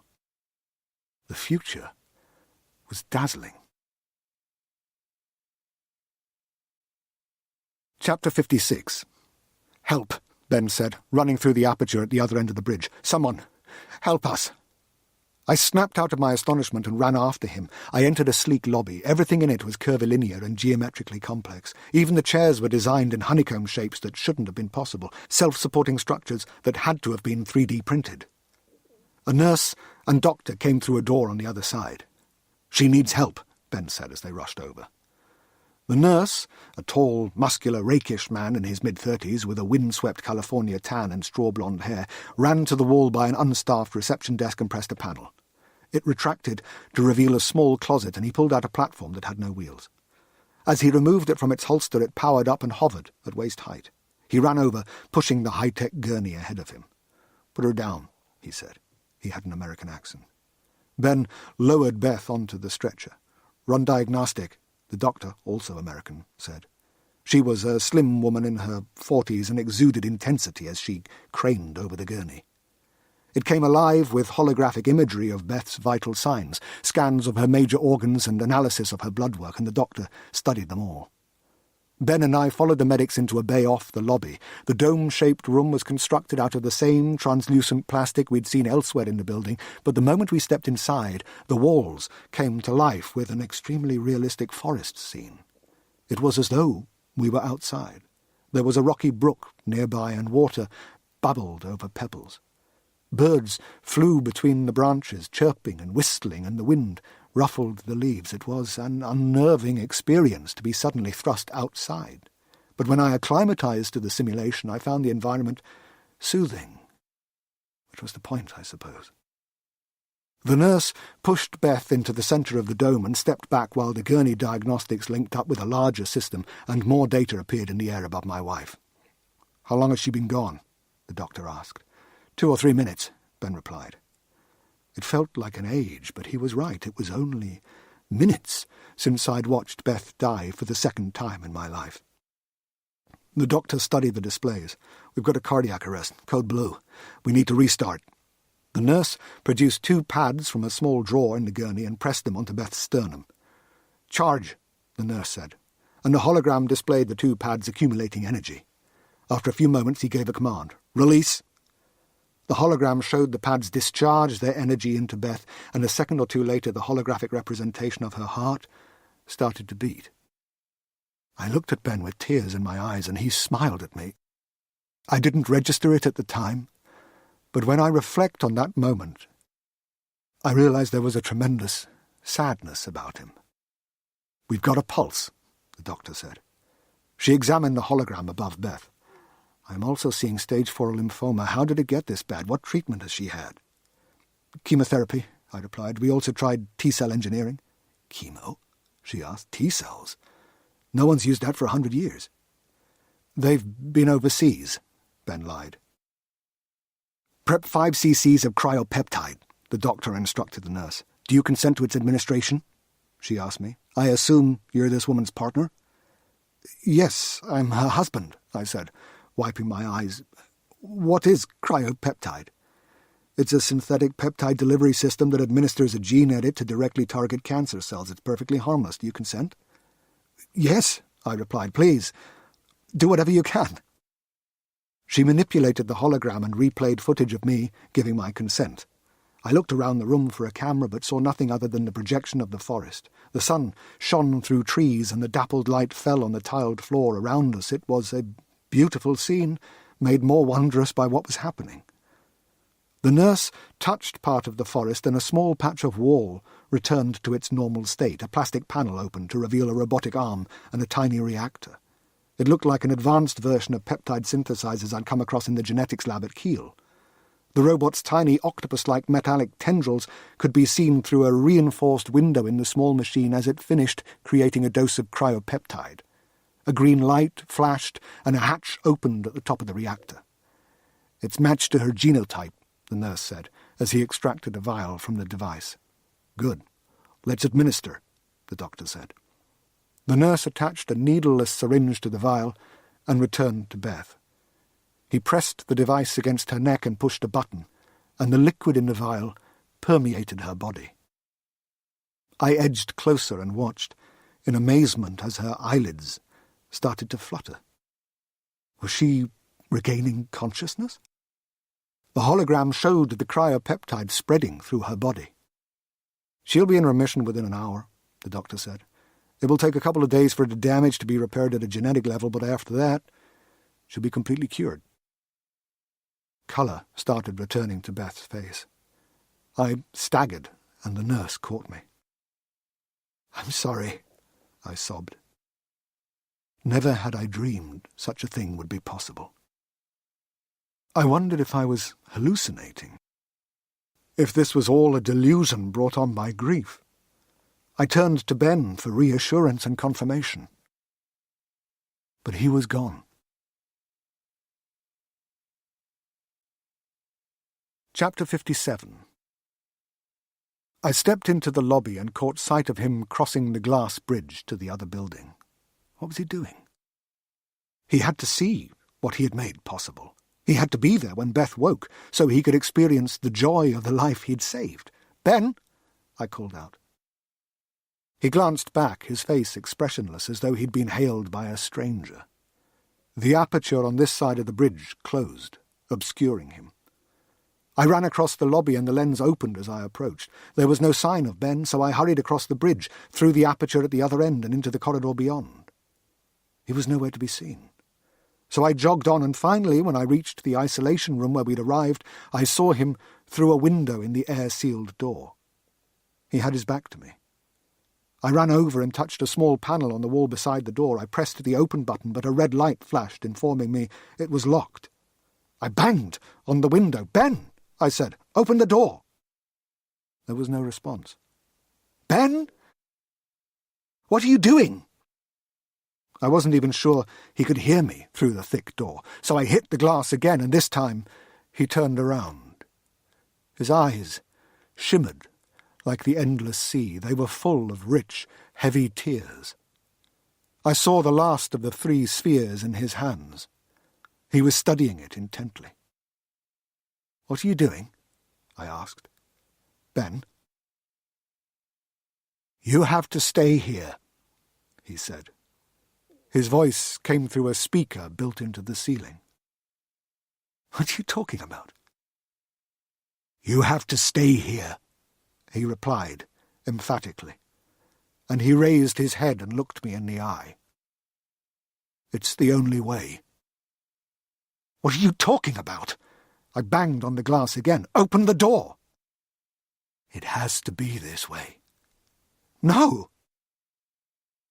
"What about Elliot?" My voice was shredded by anguish. Why was he doing this? "Please! Ben, don't!" "I have to," Ben replied, his tears falling fast now. "Remember what you said. You said you'd do anything to bring her back. Sacrifice. Anything." He choked on the words and took a deep breath. "This is the price." "Not my son!" I yelled, hammering frantically. "No, not Elliot. Let me in, to take us back, please." Ben shook his head. "I can't. That loss, the loss of both of you, he carries it forever. It inspires him to do something truly amazing. You don't have to do this." I kicked the door. "You can't." "I have to. If you go back, none of this can happen. Time isn't what you think it is. This is the way it was. This is the way it has to be." I wept freely, thinking about my son, alone and abandoned. I pictured him lost, trapped an age away from us, and as I imagined him frightened and alone, grieving for us, my angry blows grew weak and pathetic. I wanted Beth. I wanted her so much. But not like this. "Please," I begged Ben. "I never even got to say goodbye." "You do," Ben replied quietly. "One day, you do." He reached beneath his top and produced something small and shiny. I looked closer and realized it was the necklace I'd given Elliot, the one that had belonged to his mother. The stars and moon and the word Beth gleamed at me, shining as brightly as the truth. "You were right. She is always with me. You both are." Ben pressed his fist to his heart. My legs went weak and my head spun as the dazzling glare of realization hit me. Everything came together in a single moment of profound revelation. "Elliot?" I asked, barely able to form the word. "My son. A grown man I had known for years as my friend. My son.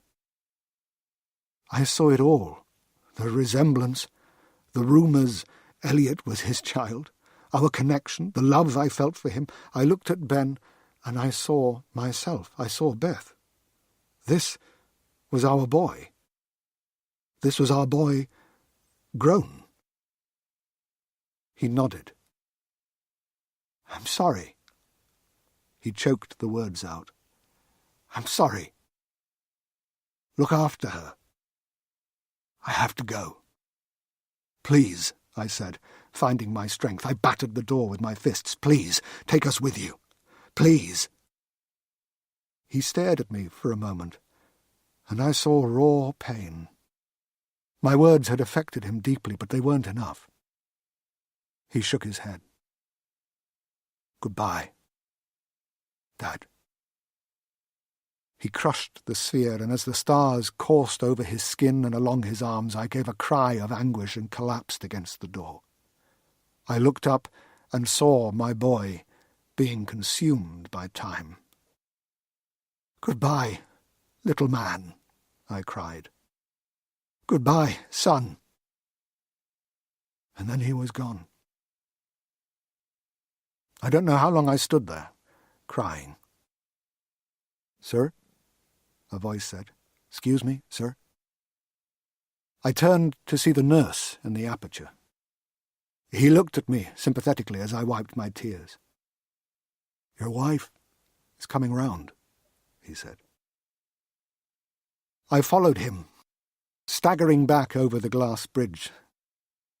The city didn't look so beautiful. It seemed complicated, alien, and frightening. My legs felt as though they might give out as we crossed the lobby and went into the medical bay where the forest simulation was still running. The colour had returned to Beth's face, but I could feel mine had been drained by grief.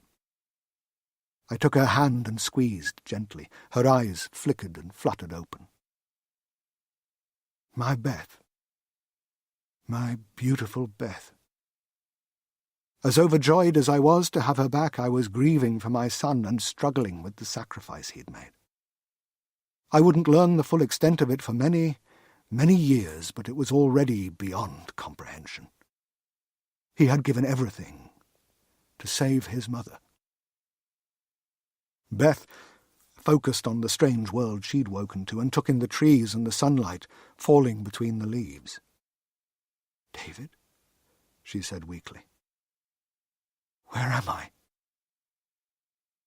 I had no idea. I couldn't even tell her what year it was. She looked at me and must have mistaken my tears of grief for ones of joy. I suppose some of them were. "It's okay," she said. She squeezed my hand, and it was a boon to feel her strength returning. She soon realized something was wrong. "What's the matter?" How was I supposed to answer? Chapter 58. Harry and Elliot stood in the cave, having heard Ben's video recording. He told them the same story you've just heard, but from his perspective. I've listened to the recording so many times, but it doesn't give me enough.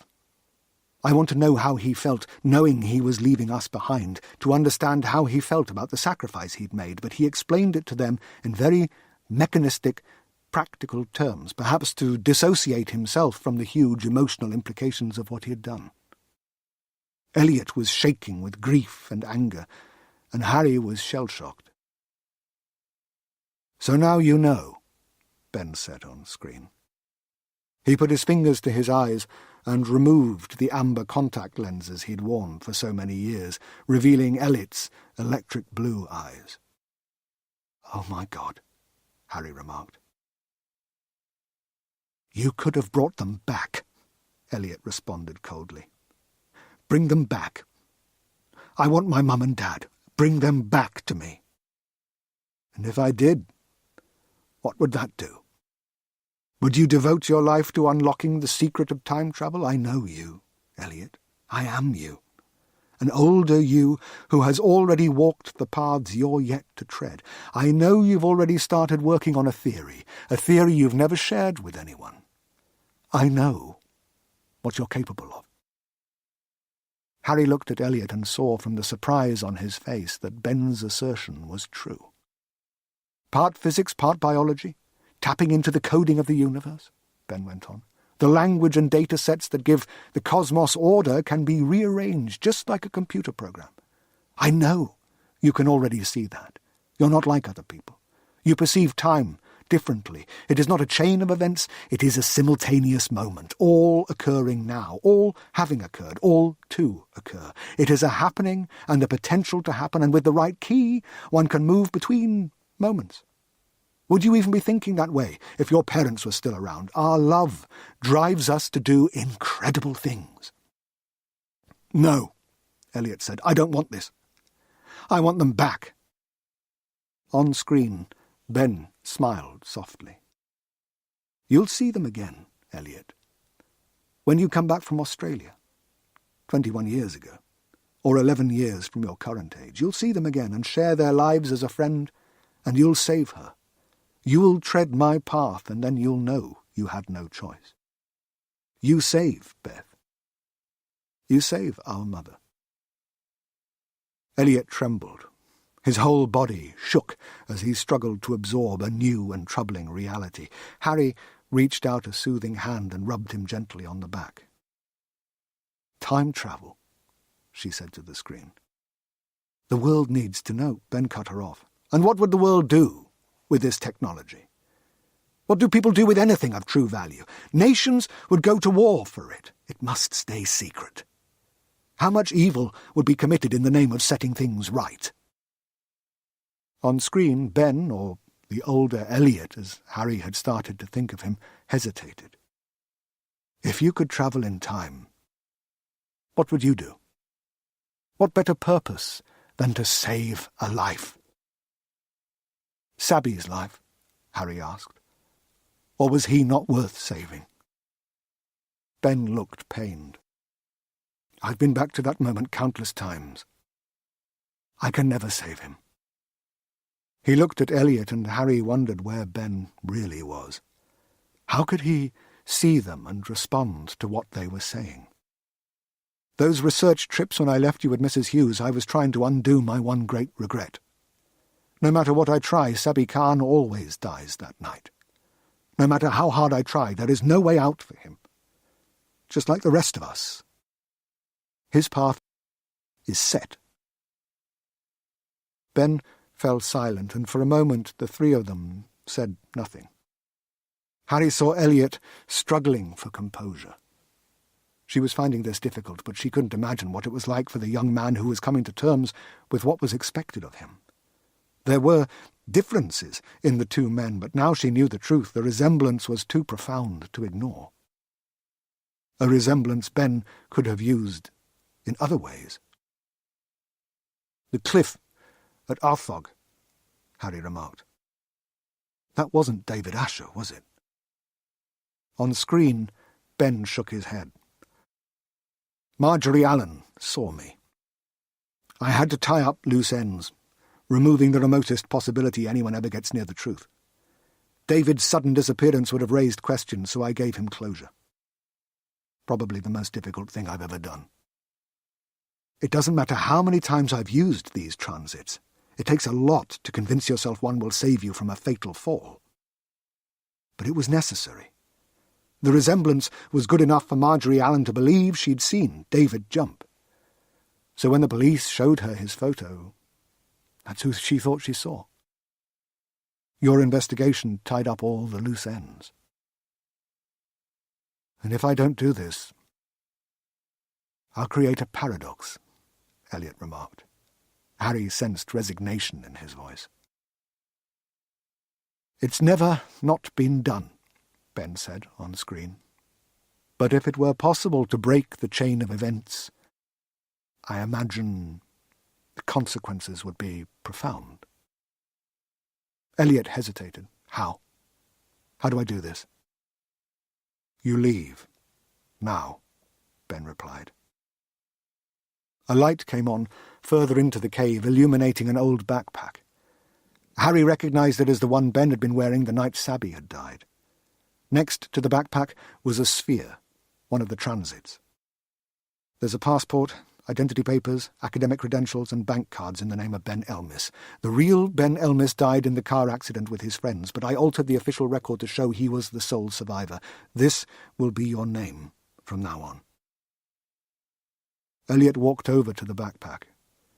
He picked it up and pulled out something about the size of a shoebox. It was made of metal and covered in digital input panels, some of which were cracked. "This is how you make them, isn't it?" Elliot asked. Ben nodded. "Yes. It's called a forge. It creates the spheres. I call them transits. It was broken during my fight with Sabi. You can reverse engineer the technology to help you build a new one." "The missing cobalt?" Harry asked, gesturing at the device. "Yes," Ben replied on screen. "I took it from the university and used it to power the forge." Elliot picked up the transit that was next to the backpack. "And this?" "One of only 3 transits that now exist. The last 3 I created before the machine was broken. It will take you to Sydney, 31 years ago. Inside the bag you'll also find all the letters I wrote to you from prison, the ones you destroyed. I wrote 2 copies of all of them because I knew you would never read the ones I sent you. They will tell you everything you need to know about your path." "What about me?" Harry asked. "You'll be given a choice, but not until Elliot leaves. He can't know what you're going to do. The temptation to look for a shortcut or an easier path would be too great. Moving in 4 dimensions requires paranoia about security and timeline constancy." "Do we meet again?" Elliot asked. Ben shook his head. "You won't see me. But you will meet your childhood self. Be kind to him." Elliot studied the sphere. "I just crush it." Ben nodded. "The nanoparticles create an energy field. It will recode your genetic information to manifest you in Sydney 31 years ago. One last thing. There is a letter with instructions about the minor plastic surgery you need to have and the contact lenses, so our resemblance isn't absolute." Elliot took a deep breath. "Are you sure you want to do this?" Harry asked. She was in awe of the bravery and sacrifice of this young man. "What would you do?" he asked. "If you had the power to save the life of someone you loved, how far would you go? What would you sacrifice?" "I miss my parents every single day. All I have is memories. If I get to see them again and save them." Elliot slid the backpack over his shoulder and crushed the sphere. The stars rushed up his arm, expanding to become the geodesic mesh that flared brightly. "Goodbye, Detective. I'll see you again. In another time," he said, before he vanished. Chapter 59. Harry looked at the space Elliot had occupied and marvelled at what she'd just witnessed. Part of her refused to believe any of this was real, but the larger part of her couldn't refute what she'd seen and heard. Her assessment of Ben had changed through the telling of his story. A boy who had suffered terrible loss, a man cast as a villain who endured prison rather than break his fate, a soul alone, raising himself, trapped in a loop in time to save the life of his mother and free his father from grief. No wonder he'd seemed unhinged. No wonder he couldn't tell her the truth.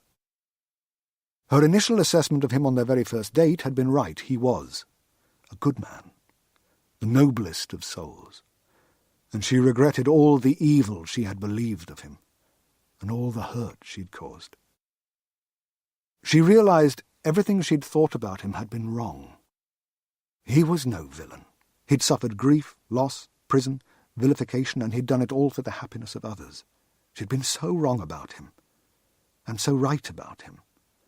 Her initial impression had been true. He was greater than good. He was heroic beyond any normal measure. He was the man she'd first fallen in love with, and he was so much more. "You'll have to accept my apologies," Ben said on screen. "Now Elliot is no longer here, I have no memory of what happens, so my timing will be off and I can no longer answer any questions. What choice do I— Harry began, but the video cut her off. There are 2 transits left, Ben said, and a light illuminated 2 stone plinths. There was a sphere on each. The one on your left will bring you to me. The other will send the boulder that blocks the cave 10 seconds into the future, long enough for you to escape. Know that if you come to me, you'll be leaving your life behind forever. We'll be together in another place, another time. Harry approached the 2 plinths. They were about 6 feet apart, and she stood between them. Do you know what happens? Do you know which one I choose? She asked. There was no answer. And when she looked at the screen, she saw Ben was stuck in a loop repeating his last movement, a slight turn of the head. It was the end of the recording. Harry walked to the right plinth and pocketed the sphere, and then grabbed the other one. She hurried through the cavern into the rough stone tunnel to the giant boulder. She pulled the sphere from her right pocket and threw it at the giant rock. She watched it dematerialize and quickly ran through the tunnel mouth into the well. Seconds later, the boulder thudded back into place with a thunderous crack. She looked up at the sky. Patches of blue broke through the cotton-wad clouds. She reflected on the times she'd been with Ben and considered all the unkind thoughts she'd had about him. If she'd known. If only she'd known. She thought of all the years wasted, time they could have spent together. She looked at the crawl space that led to the tiny tunnel that would take her home and questioned what waited for her. An empty flat? A job? What mystery would ever compare to this? No crime could measure up to the adventure that lay before her. The moment Ben had presented her with the choice, she'd known what her answer would be. She'd taken the other sphere to use on the rock because she didn't want to leave any trace of his technology to be found by others, people who might come looking for him and the wonder he'd invented. There was never any doubt in her mind. She wanted to be with him. She removed the last transit from her pocket and squeezed until it shattered in her hand. Whatever encased the stars looked like glass, but it broke harmlessly. The energy spread over her skin, electrifying every inch of her body. And a moment later, she was gone.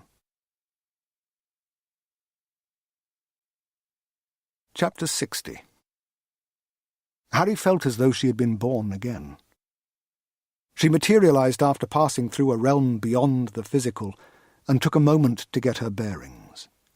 She was in an alleyway behind some grey stone buildings.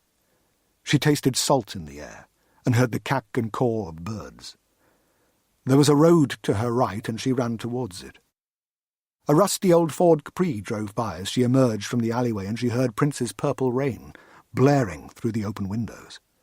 She was on a provincial high street and saw an estate agency, ice cream shop, and a pub called the Eagle and Child. A couple of puffy-faced men in shabby suits were heading for the pub, and she hurried to intercept them. "Excuse me," she said. "Where am I?"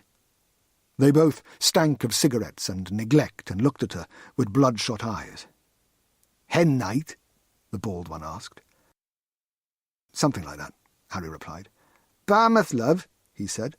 "You're in Barmouth." Harry's heart soared. She knew exactly where Ben would be. "When?" she asked. "What year is this?" "Blimey," the grey-haired man remarked. "Must have been quite a party. It's 1989, doll." "Thank you," Harry said, and she ran south along the high street, leaving the 2 bemused men in her wake. She sprinted by shops, pubs and restaurants, dodging tourists with lollies and cones. A boy with a Walkman almost collided with her, but she danced around him and ran on, passing a newsagent with a poster of Charles and Diana in the window. She rushed along memory lane, and the past that was now her present flew by in a blur. She raced by Marjorie Allen's block and down the steps to the wooden railway bridge that crossed the estuary. She whirled through the turnstile and darted across the bridge without pause. She slowed when she climbed the grassy slope that led to the cliff tops on the other side. The sea wind whipped her face and the sun beat down, but nothing could temper the thrill that electrified her. She was breathless and tired, but still she pressed on. And when she rounded the curve of the cliffs, she saw the Elsewhere house, where she knew he'd be watching and waiting for her. Elsewhere, just like he'd said in the poem. Elsewhere. She accelerated, and as she neared the building, the front door opened, and Ben Elmis stepped out to greet her. The sight of him stopped her in her tracks. She couldn't believe he was real, that this was actually happening. He came to meet her, his relief visible. "I'm sorry," he said. "I'm sorry I didn't tell you the truth. I couldn't tell anyone. It's been so difficult." Harry took his hands. "You don't need to apologize. Do you remember what I told you that day we walked up Mayor Hills? You're not alone anymore. Neither of us are." Harry pulled him towards her, and they kissed. When their lips touched, she felt complete, and all the love she'd ever had for him came flooding back. They were bound by an experience so unique and profound she was hardly able to fathom it. All she knew was that it had provoked a storm of swirling emotions that fell calm when she looked into his crystal blue eyes. "I'm the one who should apologize." "I'm sorry," she whispered. "I'm so sorry." "You have nothing to be sorry for. I lied," Harry confessed. "I lied, and I sent you to prison." For years she had tried to convince herself she'd seen Ben kick Sabby off the top of the ravine, but deep down she'd known it wasn't true. She'd lied to herself and committed perjury in court and sent an innocent man to prison because she wanted someone to suffer for her friend's death, and she couldn't blame herself.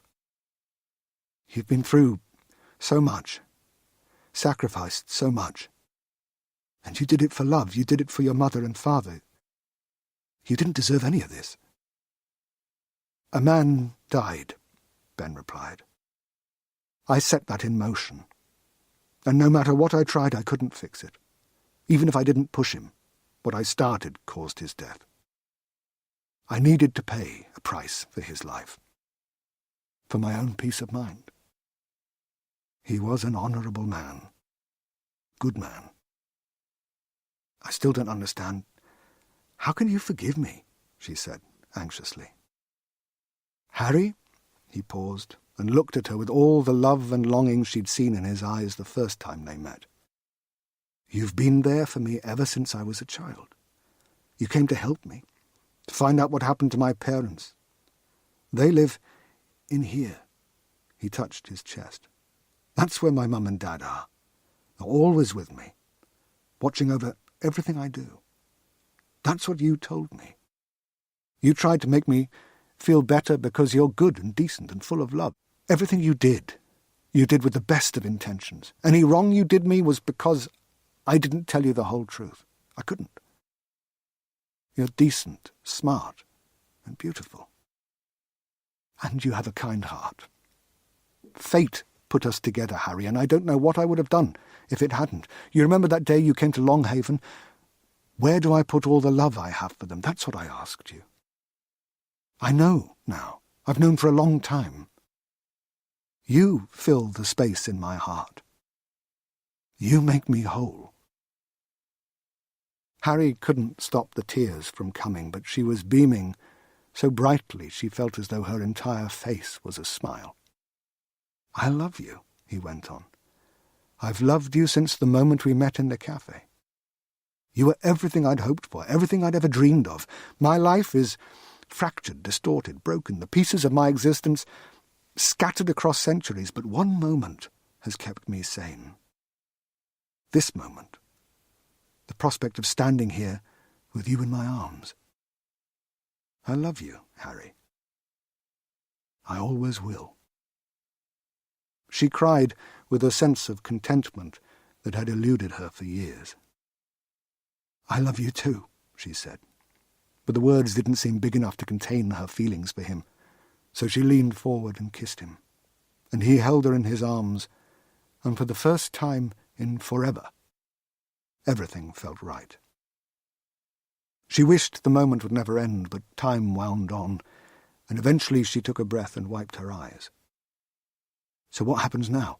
Harry asked. Ben put his arms around her waist. "I don't know. My younger self never sees what happens once he leaves the cave and goes back in time. This is the first time I haven't known what's going to happen since I was 21. I'm blind to the future. I suppose we figure it out together." He gestured at the cliff and the wide-open sea and big sky. "This is ours." He turned to the Elsewhere house. "And if you like it, this is our home, where we can really get to know each other.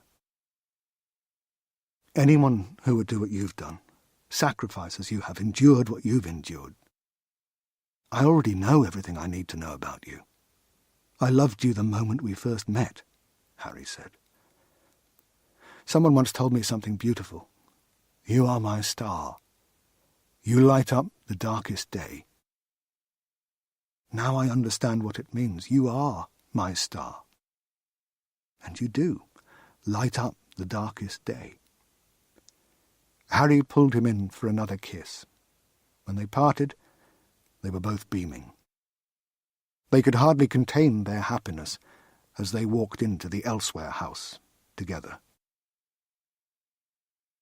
Dear Dad, I sit here writing this letter with so much behind me and very little in front.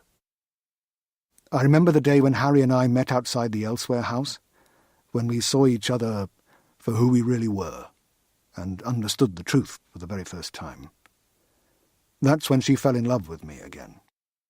We spent that night in the bed we would share for many years, and for the first time since the time in Oxford when Jessica Seeley invited me to her room, I felt wanted. I was loved. I woke the next morning. We'd forgotten to close the shutters, so the sunlight roused me soon after dawn. She was already awake and had been watching me and playing with my hair. "You know the most infuriating thing about this?" she said. "We've wasted so much time. I wanted you from the moment I met you." She kissed me, and it felt as good as it had the previous night. "Why did you ask me out?" she said. "I had to," I replied. "I knew it had to happen because Ben, the older me, always talked about it when I was a child. And I knew from when I was older and we watched the video together in the cave. I knew it had to happen. And part of me was intrigued. I wanted to see what you were really like." "So why did you break up with me?" She was unable to hide her hurt. "I couldn't face it," I responded, knowing what was to come. I was falling for you, and the pain of what was to happen, Sabby's death, prison, losing Elliot, it would have all cut that much deeper if I'd loved you and lost you too. We always only ever had 3 dates. We always only ever had 3 dates. If we'd had more, or I'd explained why it was over, would you have pursued the investigation so tenaciously? Your investigation tied up all the loose ends. It was necessary to protect the secret. I'm not sure she ever fully understood how to think in 4 dimensions. The idea that what happens had to have happened. But she smiled sympathetically and kissed me again. "The video of the arrest," Harry asked. "The one that got me reinstated. Was that you?" "No," I replied. "I don't know who that was." "And this book?" She leaned over the edge of the bed and reached for her coat, which had been discarded on the floor. She pulled a copy of Happiness, A New Way of Life out of her pocket. "The thing that got me started." I shook my head. "Nothing to do with me." She put it on my bedside table. "Why this place?" she asked. "Why this time?" "I had to take myself out of the equation," I replied. "The temptation to intervene in a timeline is intense. So I brought myself to a time when I couldn't meddle. You used the last transit getting here, and the technology hasn't been developed yet that would enable me to build more. This time is sufficiently familiar so as not to be completely alien to us, and as for this place, well, it's beautiful." "That's true," she said. She kissed me again and got out of bed. "I'm going to take a shower." She went into the ensuite bathroom, and I turned to gaze at the breakers cresting beyond the edge of the cliff. As I watched the sea rolling and swelling, I noticed the book she'd brought with her, Happiness, A New Way of Life. She'd left it on a notepad I kept by the bed to capture any poetry that strikes me in the lucid dreams I have between sleep and waking. I smiled, wondering what a book could teach me about happiness. I had everything I'd ever dreamed of. I might not be with them, but my parents were safe, and I was with the woman I loved. I picked it up and flicked through it absently. I saw something that set my heart racing and immediately went back to the offending page. "Where did you get this book?" I called to her. "It was in the used section of Nantwich bookshop," she replied. "Did you see anyone else there when you bought it?" I asked. I found the page I'd been looking for and saw the words. "I want to live. Help. He's trying to kill me." I picked up my pen and wrote on my pad. "Yes," Harry replied through the door. "There was an old man there." I looked down at my words. The handwriting was a perfect match for what had been written in the book. The handwriting in the book was mine. I'd written the message in the book that had started Harry's investigation. "We spoke," Harry said. I had a terrible feeling of dread and had to resist the urge to cry out. It was very sad. He'd lost his wife. She'd died suddenly, she added. I was consumed by fury at the fates. I was trapped in this time without the tools or technology to build another device. I knew the old man was me. And the wife he'd spoken of was Harry. I looked at the book, at the breaking waves, at the closed bathroom door, and felt nothing but despair. And then a sudden acceptance washed over me. Every story has an end. I've been through many transits, and there is a calm one feels at the heart of time. Beyond the noise of the real, in the moment between worlds, there is peace. I held on to that. The stillness beyond suffering and desire.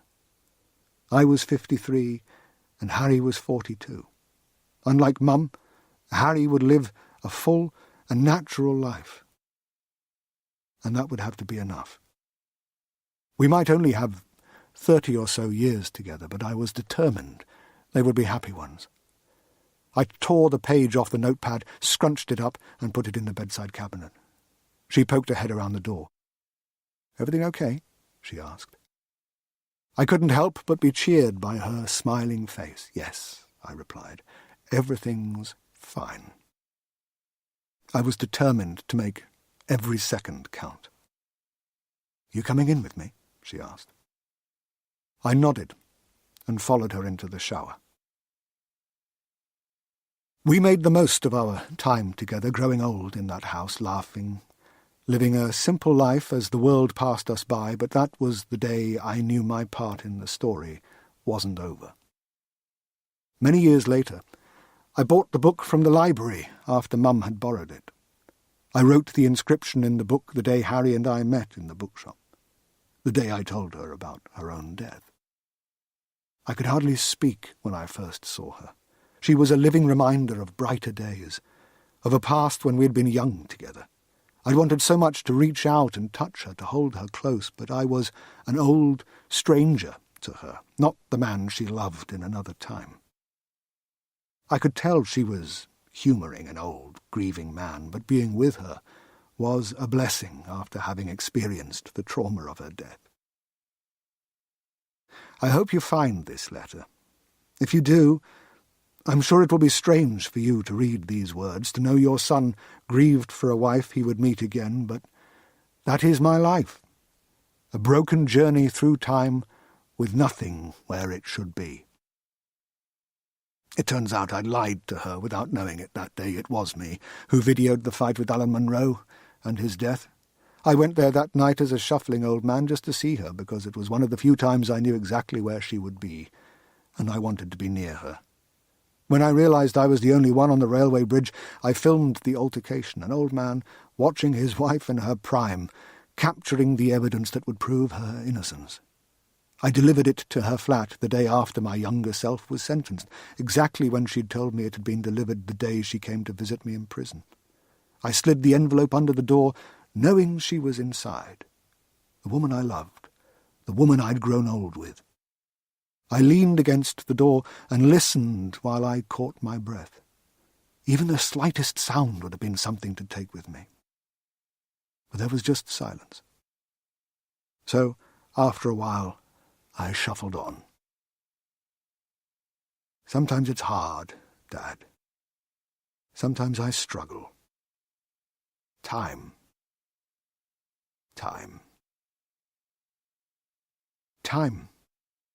My friend and foe. A friend who let me save Mum. A foe who tied me to a fate unable to deviate from my path without destroying the intricate structure I'd created. I'm not sure I could even if I wanted to. But you mustn't worry about me. Harry and I had many good years together in the Elsewhere house, and for a long while I was as happy as any person has any right to be. I want you and Mum to know that. I don't want you worrying your son was miserable. It was difficult for a while, but I found comfort in the end. I only hope you and Mum live many happy years together and have the joy I had with Harry. If you go to the well we found that day we went exploring Ludd's Church when I was about 7 or 8, there's a boulder, the Rock of Despair. Find a way to move it and you'll discover the rest of my story in there. Might bring you both some comfort. I am an old man now, Dad, and I write this alone as I near the end of my journey.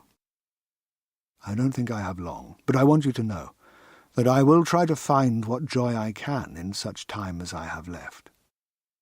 After all these years, I still have Mum's necklace. I'm looking at it now. I think when the time comes, I'll take it with me. So when I sleep the long sleep, we'll always be connected. I am with you, and you are with me, always. Throughout this, my poetry has helped me comprehend what I have faced. I think this poem might be my last. And the end nears. The sun, a heavy fruit, ripe with stories, seeds unspoken, time unseen, unknown. The darkening forest reaches up, crooked fingers, long-buried dead, claw the heavens, demanding more, time unearned, unspent.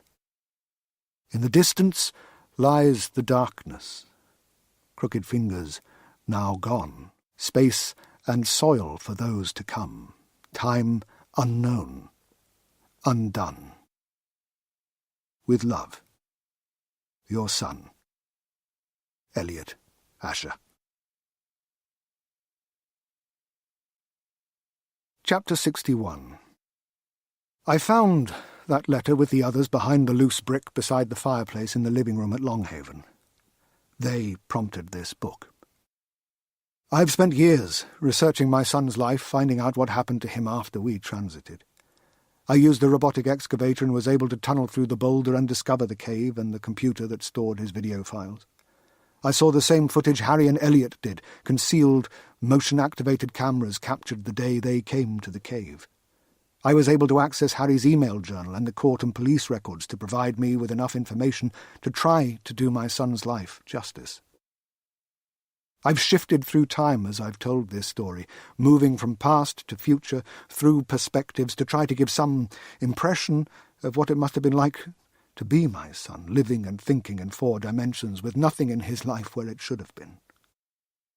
Beth and I were marooned 200 years in the future. Temporal refugees without a thing to our name, or so I thought. Elliot left some money and the cottage in trust to an Elizabeth and David Asher, but we could never bring ourselves to live in it. So I maintain it as a museum of our lives and visit once a year to be reminded of his sacrifice. Beth comes with me to the Peak District, but she has never once accompanied me to Longhaven. Too painful, I suppose. When Harry didn't come back, her colleagues thought she and Elliot had been murdered by Ben Elmis, a man recently released from prison and set on revenge. The police searched for him, but of course he was never found. None of them were. And rumours swirled about their disappearances, but everyone assumed Elliot and Harry were dead, case closed. No loose ends for anyone to pull on. The secret safe. The secret of time. I often think about the implications of what Elliot did, and have spent many years researching time. Is he a paradox? Some might say so, but they'd be wrong. We perceive time as a continuum, but block theory dictates it must be extant. All moments must exist and always have existed for other physical properties such as gravity or atomic bonds to be true. The block theory of time, that all moments exist at once, changes how we consider paradox. If moments are as real as rooms in a house, we can move between them, be active in them, and affect physical reality without what we would typically consider to be causation. Cause and effect cease to matter if all we're doing is travelling between spaces. Our minds are bound by their limitations. Eliot's wasn't. He saw the universe differently. We imagine ourselves travelling from one moment to the next, but are we? Where is the past? Point to it. Where does it exist other than in our minds, or the collective memory, or some artificial record of history? And where is the future other than in our anticipation? And the now? The now we experience is the new past. And as it drifts away, it becomes the distant past. Time is an illusion our minds create to give us a sense of direction. Eliot knew that, and invented a way to break free of our bonds. I've tried to tell his story before to close friends. Given my profession, it's dismissed as fiction. But even those who give it a degree of credence struggle to conceptualize time in this way, and when they find it difficult, I talk about stories and storytelling. A tale can be told from beginning to end, going neatly through the middle, or the author can chop and change, taking the reader through time as best suits the purpose of the story. In the real world, most of us are like characters destined to play out our lives in the chronology we're given, but Eliot found a way to become something akin to an author, to rearrange events to suit him. I'm not sure my explanation helps, but it gives people a new way to think about time, and ultimately it doesn't matter what others think. What's important is that Beth and I know the truth about our son. And now you do too. Beth and I had 3 more children. We named them Ellie, Ben, and Harry, after the people who made their lives possible. We have never told them about their older brother and all he did for us. They don't know about the sacrifice that made their lives possible. I suppose they will learn the truth when they read this book. Honour your brother in your acts and deeds, children. Hold him dear in your memories.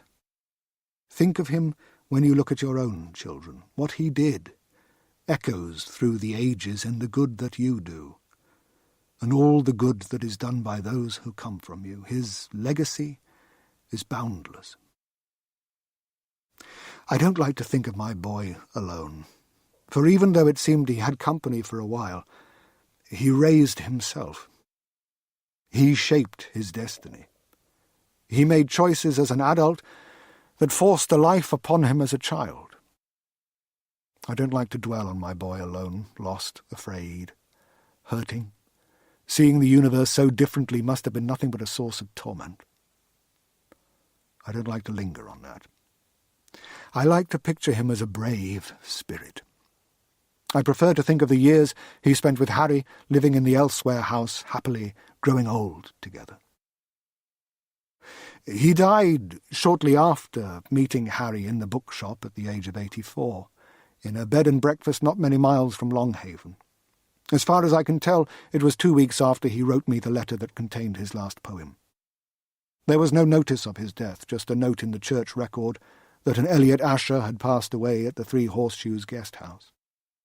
He was buried in the churchyard at St. Leonard in Ipstones, next to the grave of Anna Cecilia, mentioned by Harry in her journal.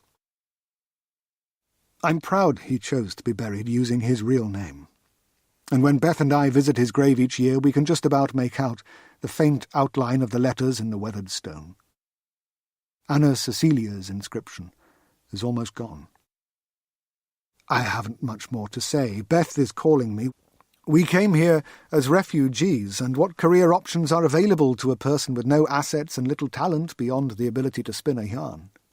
Our skills as physicists were useless in our new time. We were like Victorian railway engineers dropped in the world of silicon chips. So she retrained as a historian and I became a writer. There is a steady demand for historical fiction, and as a refugee of the time of war, espionage, sickness and poverty, I can draw on a lot of personal experience that is alien to my contemporaries. So I've written my stories and Beth has taught, and together we have built a life here.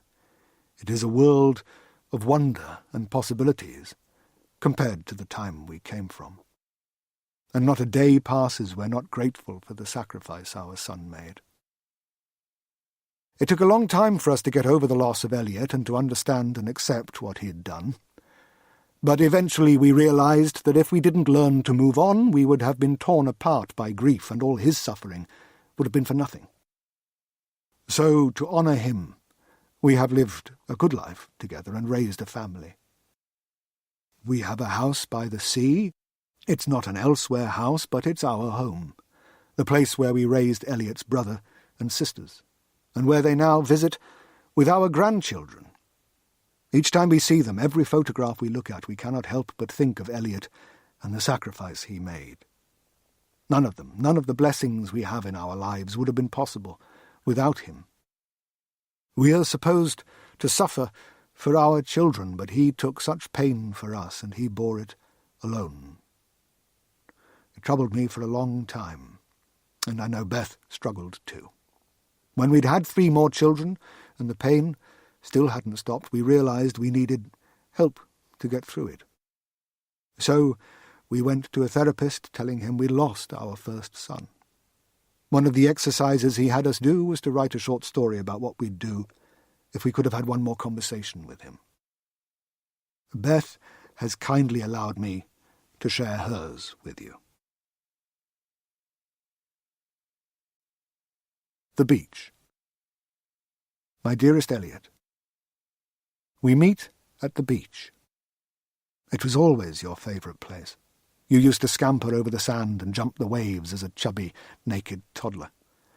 Later, when you were a little older, you'd spend hours digging the most intricate tunnel networks while your father and I sat in the half-tent and watched sun-kissed families walk by with their matted hair, picnic hampers and excitable dogs. It's the hottest day of the year, but the sun is low now, and soon it will be night. Your father and I are the only ones with the energy to venture out of Abu Dhabi. We meet you on the long, empty, unbroken stretch of golden sand where you played as a child, but you're a young man now, so bright and full of promise. I want to lose myself in your embrace. I long for time to stop and for us to hold each other forever, but we part. And by the glorious sunset that makes everything so perfect, I tell you not to do it. Please, Elliot, don't do this. Let me go. I look at your father and see the stored years of anguish. I was gone. He'd grieved for me, and one day he might have moved on, but you? He never expected to lose you. And I can't be a substitute for his son. The hole in his heart is vast, and I just don't fit. Live your life, I say. Let me go. Stay with him. But then I think about our other children and how they wouldn't exist but for the choice you made. I think about their every smile, and am pained by the idea of a world without them. As I search for the right advice to give you, the waves roll in, stroking the sand as they have for eons, and I ponder the choice you faced. The sun falls further, consumed by the distant sea, and darkness begins to creep in. I died. I was nowhere, with no one, feeling nothing. If there is an afterlife, I wasn't gone long enough to get there. You gave me a second choice and created a new beginning for me, your father and your brother and sisters. Makes me so sad you'll never meet them, nor they you. You'd have loved each other so much. I thought I knew what I'd say to you, but I don't anymore. I don't even have the frame of reference to think the way you do. You've made a choice that would have broken me, and you've done it with calm resolve. I think of all the time we spent with Ben, and never once did you give away your secret. I can't begin to understand what goes through your mind each day, how you've suffered. How did you find the strength? What you've done, the places you must have been, who you are, these are all beyond me. I won't presume to tell you what to do, because I can hardly understand how you've done it. Instead, I take your hand. Thank you, I say. Thank you for everything you gave us. I love you, Elliot. I love you too, Mum, you reply. And you hug me and your father. I love you both.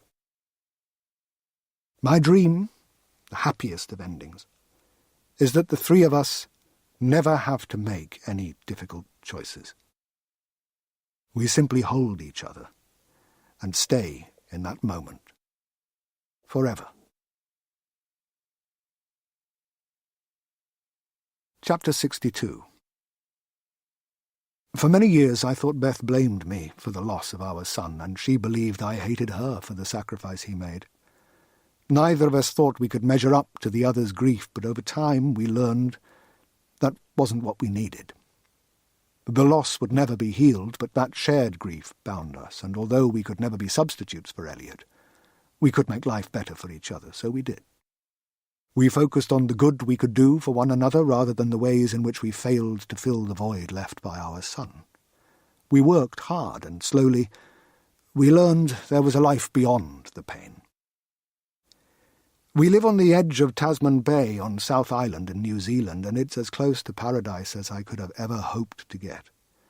We watch the sun go down over the hills each evening and think of our son out there somewhere. Even as a physicist with decades of scientific training, I used to think of Elliot stuck in a never-ending loop, a cycle of suffering. It wasn't until I found the letters that I knew about his life with Harry. Now I understand more about the true nature of time. I feel a greater sense of peace with the sacrifice he made. I embrace the block theory of the universe because if time doesn't pass, if all moments exist simultaneously, my son and his love are out there right now, somewhere in the gathered multitude of moments, watching the sun go down from their own house. Each evening, Beth and I like to raise a glass to the horizon and think of our child doing the same, still alive, still happy, living with Harry in the Elsewhere house. She's calling me again, and I can see the sky turning pink, so I really must go. Before I do, I hope you'll indulge me and allow me to go back to the beginning. I want to show the courage that still makes me so proud. Think of Elliot when your life is hard. I find it helps. Perhaps you will, too. Chapter 63. It was a balmy August day, and Ben Elmis shifted uncomfortably.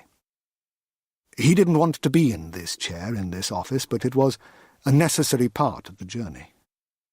Elaine Hardcastle, the ceaselessly cheerful care home manager, sat behind her desk and studied the paperwork that would make him legal guardian of the child.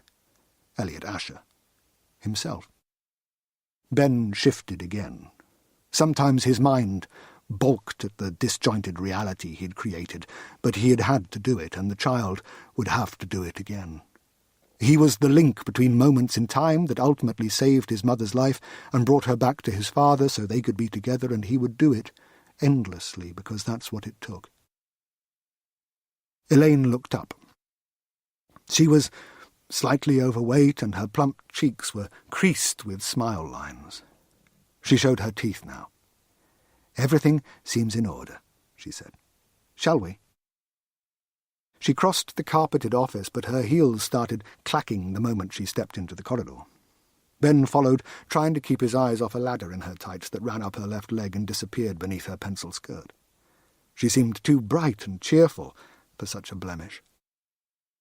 She took Ben to a reception area where the walls were the colours of sweet wrappers. Smiling faces and cuddly toys crowded posters that covered the gaudy walls, but despite all the cheer, the room seemed permeated with sadness. There was a corner unit of fabric-tiled chairs of the kind found in job centres and doctors' surgeries, and in front of them lay a graveyard of toys, battered and broken, fallen warriors maimed in battle by tiny hands. "If you wait here," Elaine said with a smile, before stepping through another door. Ben heard her clack away. He tried to prepare. This was another crucial moment, and he scoured his memory. This one was old, from childhood. How did it go? Did it matter if he remembered? Wasn't he fated to get it right? Was he an actor in a play trapped by lines written by his future self, or did he have agency? Are our paths set, or our futures undecided? Ben never could make up his mind.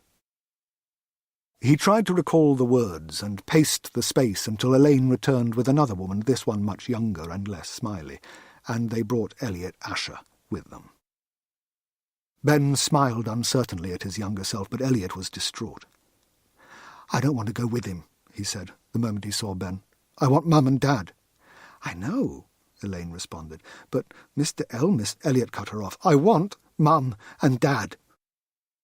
Grief glistened in the 10-year-old's eyes. He pulled away from Elaine and ran into the corner where he slumped down with the broken toys. "Elliot, your Mummy and Daddy wouldn't want you to be sad. They'd want you to live a good life. They'd want you to smile and laugh and be happy," Elaine said as she approached him. "They wouldn't have left you with Mr. Elmis if they didn't think he was a good man." She reached for his arm, but he lashed out with a petulant cry. He turned and started trying to hit her. She held him at bay, and the younger woman rushed over to help restrain him. "Gently, Steph," Elaine cautioned, and the two women spoke soothing words and tried to calm the distraught boy. Ben watched, anguished at the pain, tormented by his own memories of the moment. He knew exactly what the boy was going through, and that the two women couldn't say anything to ease his suffering. "I'm sorry," Elaine said. "If we can't calm him down, we'll have to do this another day." Ben stepped forward. "Would you mind if I tried?" "He knows me, don't you, Elliot? Maybe if I could speak to him alone?" Elaine looked at Steph, who was stroking the shuddering boy's hair. She shrugged. "Okay." Elaine relented, and she and Steph stepped away to the opposite side of the room. Ben crouched down and tried to catch Elliot's eye, but the boy was staring at the floor. "I know how much you miss them, Elliot. I really do. I know how hard this is, little man. I know what you're going through. But I'll make a deal with you. It's the same deal someone once made with me." Elliot lifted his eyes from the floor. Ben remembered this. His interest had been piqued. The words had cut through the pain. "Come with me, and I promise you will see your Mum and Dad again," Ben said. "You can't ever tell anyone, because if people learn about this secret, they will do anything and everything they can to take it away from you.